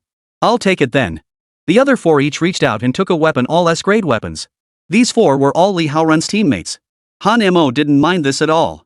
After all, he had already taken 1 weapon himself. He couldn't care less how others divided the rest. In short, he intended to face his opponents without fear, regardless of their weaponry. Brother Han Mo, there's a brave tier monster inside the tower. Dozens of us combined couldn't defeat it, and many were injured. Now that we have weapons, may we invite you to join us in taking it down? Our final assessment task is currently underway inside this tower, broadcast live nationwide. Nearly every citizen is watching our actions through the livestream. Therefore, we absolutely must conquer this final major challenge of the exam to perfectly complete our mission. Hearing this, Han Mo chuckled. Oh, so you, with your bushy eyebrows and wide eyes, are putting on such airs just because people are watching the livestream? Li Haoren gave an awkward chuckle. Well, everyone has to put on a show sometimes, right? Even a lowly brave tier monster has beaten you into such a sorry state. So much for being a god's spokesperson. Kid, don't get so cocky. You don't get to speak here. The 2-meter-tall muscle-bound man couldn't stand watching Han Mo show off any longer. Don't say that. We were indeed defeated. Han Mo was right. Li Haoren grabbed the muscle man's arm. The moment he was restrained, the muscle-bound man seemed to go limp. As you can see, we're all injured. But now that we've obtained S-grade weapons and have Brother Han Mo's support, I'm confident we can succeed. Since you're being so reasonable, it would be downright heartless of me not to help. Alright, let's go take a look. For Han Mo, his strength had recently surged dramatically, and he wanted to test whether he could defeat a brave tier monster. Back in Shangsijing, he had fought a hero tier monster like Qingmei. After a prolonged battle that drained his mental energy, he had ultimately been defeated. Now that he'd entered the divine mirror realm, his spiritual energy had expanded from a large vat to a lake, increasing hundreds of times over. He truly needed to find a powerful opponent to hone his skills against. Chapter 133. Seeing Han Mo's arrogantly overbearing demeanor, the muscle-bound man muttered under his breath, "Why should we put up with this jerk? He's just a god-forsaken loser. What's he trying to pull here?" "Yeah, Captain. You've forgotten you still need to avenge your cousin. Revenge can wait. Besides, with so many injured, we genuinely need fresh blood. Otherwise, our current strength alone won't be enough to take down green-faced fanged beast. Our combat losses are severe, and rivals are watching. Recruiting a powerful ally to join our team is the smart move right now. Revenge can come after we've defeated green-faced fanged beast. But that bastard is way too arrogant. I can't swallow this humiliation. When we go into fight later, I won't lift a finger to help him. Let's see if he keeps acting all high and mighty then." Exactly. He even belittled us. Later, I'll deliberately lure green-faced fanged teeth into attacking Han Mo. Then we'll see how he keeps up his act. Hearing this, Li Haoren shook his head with a bitter smile. Though he too disliked Han Mo's insufferable arrogance, he could tolerate it for the greater good. As the saying goes, those who accomplish great things don't get bogged down by trivialities. Li Haoren possessed a fairly broad-minded disposition. At that moment, the atmosphere on the scene gradually calmed down considerably. Since Li Haoren and Han Mo had drawn considerable attention, the group that had been about to form a line of models shifted their focus toward them. Consequently, no one present showed any intention of starting a fight. Arriving at the tower's entrance, Han Mo wasted no words and stepped inside with his left foot first. Song Xiaoqian followed closely behind. Su Xiaoyu and Su Xiaoxue followed closely behind. Li Haoren led his team of 5 members inside as well. The tower's entrance was made of transparent material, and its exterior windows were also see-through. A protective energy shield enveloped the structure, allowing people to enter and exit freely, but preventing the green-faced, fanged creatures from escaping. Therefore, those outside could potentially observe the battle scenes within if they watched closely. This 9-story tower appeared to have 9 distinct levels from the outside. But once you step inside, you realize it's actually quite spacious. From the first level all the way to the top, it features an open-air design with no intermediate floors. Thus, the tower's interior offered ample space and towering height. The green-faced, fanged creature, which had just entered and was licking its wounds, suddenly turned its eyes red. It fixed its gaze intently on Han Mo. Han Mo also looked at the wounded green-faced fanged beast. The gaze of man and beast collided in midair, both radiating intense killing intent and a fierce desire to fight. "Hey! It's injured, badly injured." Li Haoren cautioned, "Brother Han Mo, don't underestimate this creature. Even wounded, its combat prowess remains undiminished. It might even enter a frenzied state, amplifying its strength. Many of us have been injured by it. Plus, its thick hide makes ordinary attacks ineffective. Here's the plan, Han Mo said. Since you lot have thick hides too, distract him while I look for an opening to finish him off in one strike. Hearing this, Li Haoran's face twitched. 1,000 curses raced through his mind. Damn it, I've seen shameless people before, but never someone this shameless. As the Thunder God's spokesperson, I'm the main damage dealer. And you want me to be your ING tank? Is that even reasonable? But Li Haoran kept these words bottled up, his face burning with embarrassment. The muscle-bound guy couldn't stand it anymore and stepped forward. You're being way too arrogant. Li Haoran is Thor's spokesperson. His attack power is probably unmatched. And you're actually making him absorb damage? Cut the crap and hurry up. So what if he's Thor? He just swings a big hammer. My club's no slouch either. Han Mo still refused to give them any face, barking orders for them to distract the enemy. With no other choice, Li Haoran suppressed his teammates' frustration and swallowed his pride, all for the sake of uniting every available force. Thus, the 5 of them charged straight into a fierce battle with the green-faced, fanged monster. With a weapon suited to the watery environment, Li Haoran's combat effectiveness surged significantly. Thunder roared around them. Lightning struck, coiling around the green-faced, fanged creature like a dragon. The muscle-bound man took the brunt of the damage up front, his body suddenly swelling to an enormous size. His clothes ripped apart instantly, his trousers stretching into baggy shorts. Fortunately, his shorts were of decent quality, possessing some elasticity. Even as his thigh muscles swelled to 3 times their original size, the fabric held firm. Yet the vast level gap between them and the hero-tier monster forced them into a relentless retreat. Especially the frontline tank, who got kicked flying with a single punch, his muscles caved in. Han Mo, what are you waiting for? Attack already! Despite the muscle man's shouts, Han Mo remained utterly still, watching their battle with detached indifference, as if it had nothing to do with him. By now, the muscle-bound man was so furious his face turned crimson, nearly cursing under his breath. The others weren't stupid either, deliberately luring the monster toward Han Mo's position. Gripping his club, Han Mo leapt into the air and swung it down, aiming squarely for the heads of the brave warrior and the monster. With a thunderous crash, the hero-level monster was sent tumbling from the air, slamming heavily into the ground and leaving a deep crater behind. Such terrifying force left everyone around them stunned. Even Li Haoran's eyes widened and his mouth fell open.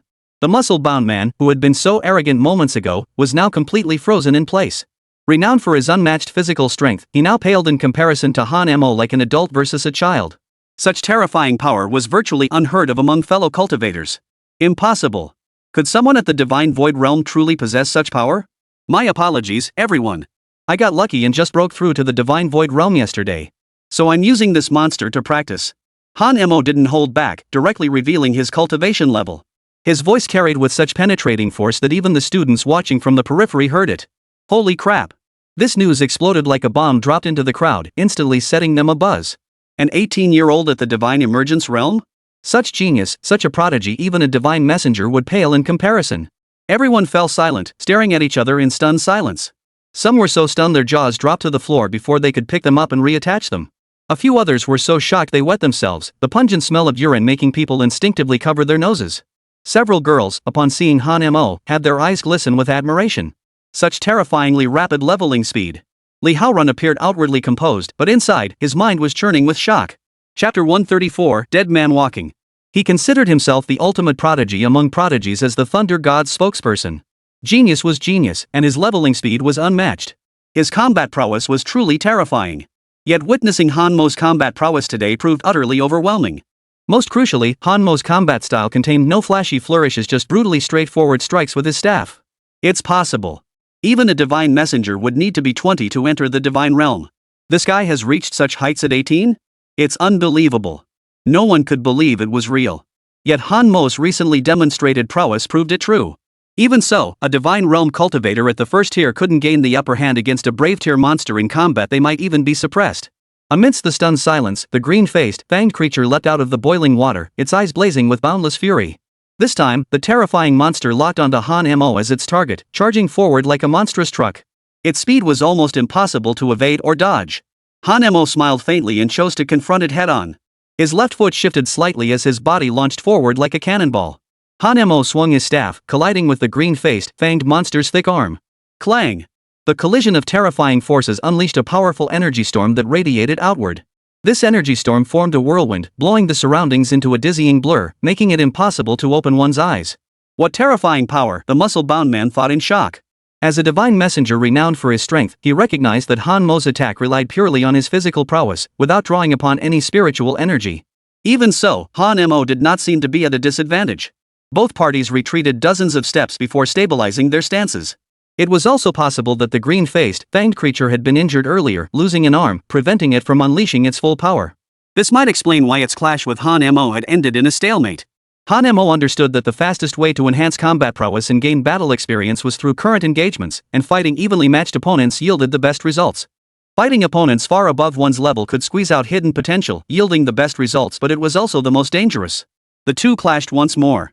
Each punch, each collision sent shockwaves rippling through the air. The intensity of the battle was such that no one else could intervene. Even the divine emissaries could only watch from the sidelines. The sheer terror of the clash made the ground tremble like an earthquake. Watching the battle, Song Xiaoqian's heart was filled with emotion. There was a time when her strength surpassed even Han Mo's. Song Xiaoqian had witnessed Han Mo's rise all along. It had all happened in just 3 short months. Han Mo had transformed from an ordinary nobody into the nation's top prodigy, now commanding a commanding lead over the second-place contender. Now, Song Xiaoqian felt the gap between them widening, barely able to catch a glimpse of his taillights. Perhaps in a few more months, I won't even have the privilege of seeing Han Mo anymore, Song Xiaoqian chuckled wryly. But who said Song Xiaoqian was a woman who didn't fight back? She had been working incredibly hard lately, pushing herself relentlessly. She believed her own leveling progress was already quite rapid. Still, learning that Han Mo had already reached the Divine Mirror stage left her feeling a bit deflated. Similarly, Li Haoran's heart was filled with mixed emotions. He considered himself the leading figure among the younger generation, the foremost among the young talents standing at the pinnacle of the Divine Void realm. Yet in this moment, a deep sense of inferiority welled up within him. No comparison, no hurt. These mysterious representatives, whose eyes were firmly in their heads, now found themselves forced to bow their proud heads, floating in the wake of Han Mo's absolute power. Such was the nature of this world, they all worshipped the strong. The battle raged on, both sides locked in a fierce struggle. The sheer terror of it was jaw-dropping. The tower swayed precariously as massive craters erupted across the ground. The surrounding walls were blown to shreds, riddled with holes. Fortunately, the tower was reinforced with powerful defenses throughout its structure, otherwise, it might have collapsed entirely. Just as all eyes were fixed on the battle within the tower, a girl suddenly let out a piercing scream. Ah! The sound was piercingly shrill and possessed an extraordinary penetrating power, causing the hairs on everyone's necks to stand on end the moment they heard it. It was a terrifying sound, like the final gasp before death. The scream drew the attention of many. When everyone looked over, they saw that the girl's head had been completely severed. It was severed, yet a tendon still held it together. A single drop of crimson blood fell, staining the pale face. Her teammates froze in place upon seeing the corpse. It all happened too suddenly. Even her own teammates had no idea what had transpired. It seemed as though death had made a precise harvest. This unexpected turn of events drew several teams over. After all, in a normal friendly match between classmates, it was unthinkable to kill someone outright. Yet such brutal tactics were beyond what students could possibly commit. The college entrance exam had strict rules. Using lethal force would result in expulsion and legal consequences. If someone accidentally killed you, then it would depend on the specific circumstances. The horrifying scene before them clearly wasn't an accident, it was a precise hunting operation. Witnessing the gruesome scene, a girl blurted out in shock. "What the hell is going on? Who did this? Does anyone know?" her teammate demanded furiously. "You were right beside him and didn't notice. How could we possibly know? Besides, as far as I know, there are people capable of such bizarre murder methods." At that moment, all the students were stunned, goosebumps rising on everyone's skin. Everyone became alert, projecting their psychic senses outward. Fear gripped them, the dread of becoming the next victim. The girls' teammates were seething with rage, but with no killer in sight, their fury had nowhere to vent. "Damn it! How could this happen? You're here for the college entrance exam, why kill someone? Who did this? Come out now." Until the actual culprit was found, everyone present remained a potential suspect. Of course, this excludes the 9 people who had already entered the small tower. After all, no one inside the tower could have suddenly emerged to commit murder and then dash back, and no one possessed that kind of speed. Moreover, Han Mo, Li Haoran, and the others were unaware of the events unfolding outside. Especially Han Mo, who was locked in fierce combat with the brave warriors and monsters. It seemed the battle was nearing its climax, leaving him no spare energy to concern himself with events outside. Chapter 135, Too Bizarre. The intense fear generated by this bizarre occurrence was spreading rapidly. If someone knew how they died, they might not be afraid. The unknown always made one's heart tremble. But just then, another shriek pierced the air. It startled everyone, making them think another death had occurred. "Look! Her wound is bleeding black blood and oozing black pus. It looks terrifying. Only then did everyone notice that the woman's freshly slit throat had begun to rot, emitting a foul, corpse-like stench. Every pore on their bodies instantly bristled. Eyes widened, and they became utterly alert. The reason was simple: a person who had just died wouldn't show signs of decay, let alone significant changes in facial expression. Death had occurred less than 2 minutes prior. The body retained its warmth, remained supple, and had not yet stiffened. Such immediate putrefaction, accompanied by a damp stench and visible decay, was utterly unprecedented. How could such a sudden turn of events not inspire terror? Who could it be? Who would be so cruel, not only killing someone but using such a despicable method? Could this girl have had enemies? It's possible. She was our class study committee member, always a model student. I've never heard of her having any enemies. She performed exceptionally well at school and was deeply loved by the teachers. How could this be? The woman's teammate expressed her confusion. But just then, a piercing scream erupted nearby. It was a man's voice, one that screamed death and the struggle of someone facing their end. Everyone was drawn to the sound, their hair standing on end like dogs encountering something terrifying. When they all looked over, they saw a decapitated corpse lying on the ground. The posture of death and the wounds were identical to those of the woman moments before. In less than 2 minutes, another person had died. Who did this? Who did this? Come out. Stop playing tricks. Did any of you see who did it? Everyone shook their heads. Not even those closest to the man had seen anything. I was right beside him just now. He was right in front of me. I never took my eyes off him. I don't understand what happened. Why did he suddenly collapse to the ground? His throat was slit. No one could believe such words. Even the most terrifying forbidden divine arts couldn't achieve such a stealthy effect. You're lying. You were so close to him, you must have done it, accused one classmate. Hearing this, the others turned their gaze toward him. Feeling uneasy under their stares, the student hurriedly defended himself. I might eat anything, but I wouldn't lie. How could I have killed him? I didn't even have a knife. How could I have done something like this? Search him. See if this kid has anything on him. 3 other students began searching him but found nothing. The whole thing grew even stranger and more absurd. What the hell is going on? Who's playing tricks on whom? Come out here. Though many were furious, there was clearly no response. Everyone present was filled with dread. Everyone looked around nervously, their nerves stretched taut, staying alert to the utmost. 2 people had already died, and perhaps another among them could perish at any moment. A terrifying, suffocating atmosphere spread through the air. Eyes widened as they scanned their surroundings, weapons raised, poised for attack or defense at a moment's notice. Meanwhile, the battle within the tower raged on. But this battle was nearing its end. Han-mo now held the upper hand, driving the green-faced, fanged creature back step by step. Another thunderous crash echoed as the green-faced, fanged creature's palm was shattered clean off. Through countless battles, Han-mo seemed to have discovered a passive ability within himself. When facing formidable foes, he grew increasingly fierce and bloodthirsty with each clash. It was as if some belligerent gene within him had been activated. Moreover, during combat, even if he sustained minor injuries, he felt no pain at the time. Yet afterward, the agony would make him wince and grimace. Thus, Han-mo's strength reached its ultimate potential. With a final thunderous crash, Han-mo smashed the green-faced, fanged creature's skull clean off with a single blow. At this point, while Li Haoren and his dozens of men failed to take down the hero-tier monster, Han-mo, however, single-handedly eliminated it. This battle garnered immense attention due to its sheer spectacle. Therefore, virtually all the surrounding surveillance drones were focused on filming here. Even viewers nationwide were glued to the action. They all wanted to know, was Han-mo just showing off, or did he possess genuine skill? Clearly, Han-mo possessed the strength to prove himself an unrivaled force, crushing all divine representatives. At this moment, those who had once doubted Han-mo all shut their mouths obediently. The little haters who were ready to start typing insults have now stashed their keyboards away. It's safe to say no one doubts Han-mo pulled strings anymore. Of course, some die-hard haters still refused to acknowledge his strength, claiming Li Haoren and the others had already severely wounded the monster, and Han-mo was merely reaping the rewards. There was nothing to be done. The internet was full of stubborn mouths. Even when presented with irrefutable evidence, they'd still find excuses not to believe. But the majority still believed Han-mo was exceptionally strong and possessed genuine skill. Because this battle had captured so much attention, the events unfolding outside went unnoticed for the moment. Though surveillance cameras were recording, everyone's focus was entirely on the clash between Han-mo and the monster. After dispatching the monster, Han-mo glanced at the doorframe, his gaze sharpening as he abruptly turned to look outside. At that moment, Han-mo sensed an eerily familiar, chilling aura along with a vast, intense killing intent. This killing intent felt eerily familiar. At that very moment, a piercing, desperate scream echoed from outside. Li Haoren, Han-mo, and the others heard it clearly. The earlier battle between Han-mo and the monster had been so loud that it drowned out any sounds from outside. Now that the battle had ended, they all heard that piercing scream. Caught off guard by the sudden turn of events, they hadn't even stepped outside yet. At that moment, they too were stunned by the scene before them. Su Xiaoyu and Su Xiaoxue turned pale with fright, taking 2 steps back to hide behind Han Mo. These 2 girls had clearly never witnessed such a gruesome scene before.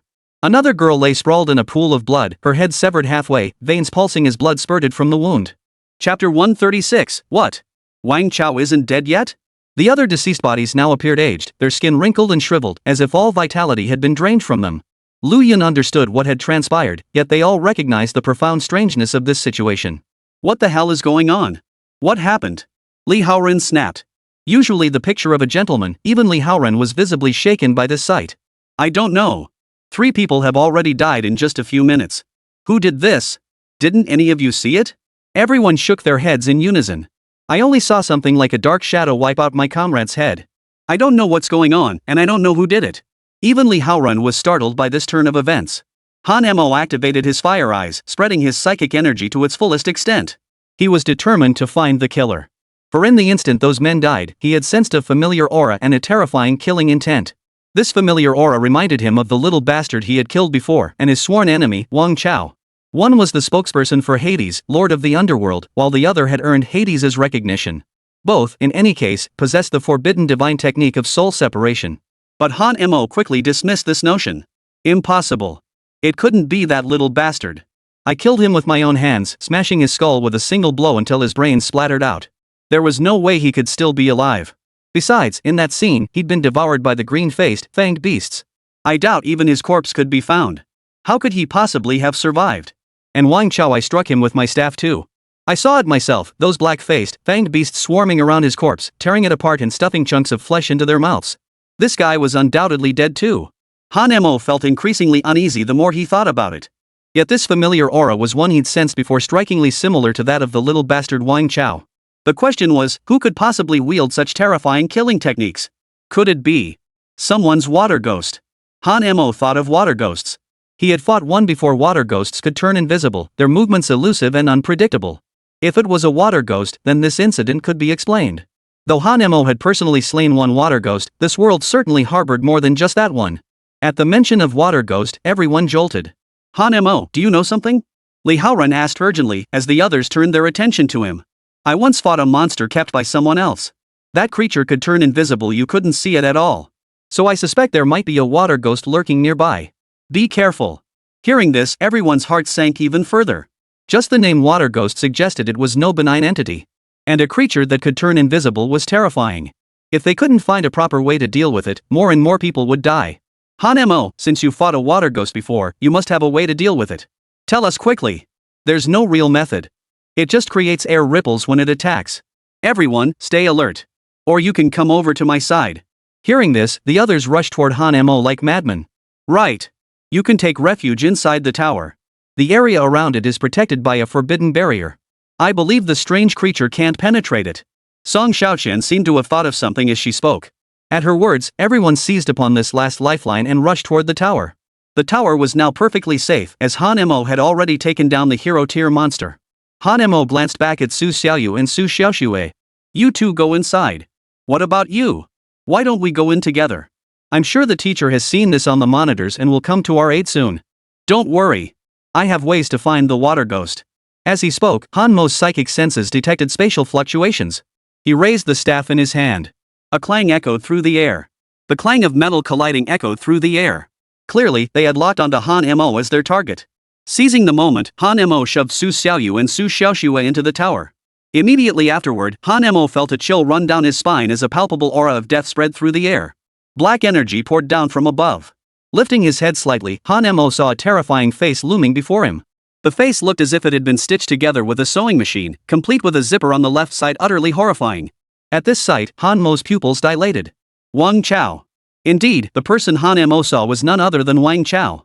Though his face was horribly disfigured and utterly terrifying, Han Mo recognized him instantly due to his familiarity with Wang Chao.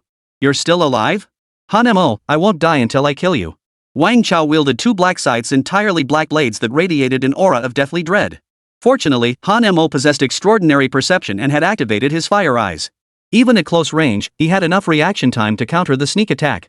Two fingers clamped down on the dark scythe, pinning it immovable. Good heavens! Han Mo blocked the water ghost's attack with one hand wielding his staff, while the other hand stopped Wang Chao's deadly spirit technique with just 2 fingers. This terrifying display stunned everyone present. Li Haoran watched the scene unfold and exclaimed in astonishment, "If it were me, I absolutely couldn't do that." At the same moment, this scene was witnessed by viewers across the nation watching the live broadcast. The leaders of the Education Bureau saw it too. They had already dispatched elite operatives to the scene. The moment they saw casualties occur, they sensed something was amiss and immediately dispatched their hidden elite forces. They were en route, though they hadn't arrived yet. This was mainly because the competition had reached its final stages. With all surrounding monsters cleared and danger levels lowered, many hidden operatives had begun withdrawing. But who could have foreseen this situation? This sudden disruption halted the college entrance exam that should never have ended. Han Mo felt his fingers scorched by the dark scythe. He swung his staff, forcing both Wang Chao and the water ghost to retreat. Han Mo examined his fingers, noticing the dark substance beginning to corrode them as black mist rapidly spread across his skin. He realized something was terribly wrong, not yet understanding that this scythe was no ordinary weapon. Wang Chao blared with fury, his teeth clenched in rage. "My weapon! I never imagined your power had grown so much. Your level has risen so rapidly that you blocked my attack with just 2 fingers. But it doesn't matter. This death scythe in my hand is a divine artifact bestowed upon me by Hades. Any ordinary person who touches it will die sooner or later." At that moment, before the fiery eyes could detect the air's vibration, a club swung down. Clang! The clash of weapons echoed. Now 2 figures appeared. The fact that someone was ambushing him sent a chill through Han Mo's heart. A figure slowly materialized. This figure's body seemed pieced together, its entire face like a jigsaw puzzle assembled from fragments, appearing utterly unsettling and sending chills down one's spine. Upon seeing this figure, Han Mo's pupils contracted once more. Xiao Tian. How is this possible? I blew his head off, yet he's still alive. Wang Chao's survival might be explainable, but this little bastard Xiao Tian, his brains should have spilled out after Han Mo smashed his skull with that club. Yet he's back? This defies all comprehension. Ha ha ha ha. Xiao Tian revealed a wicked grin. Not yet. Today is your day of reckoning. I'll make you understand that the servants of death never truly die. Damn it, you damn ghosts. Since I didn't wipe you all out last time, I'll do it again. Add me on WeChat, MMY66618. More great book recommendations in my moments, including Tomato, Tushio, Shuchi, Shihu, Story Club, and various other platforms.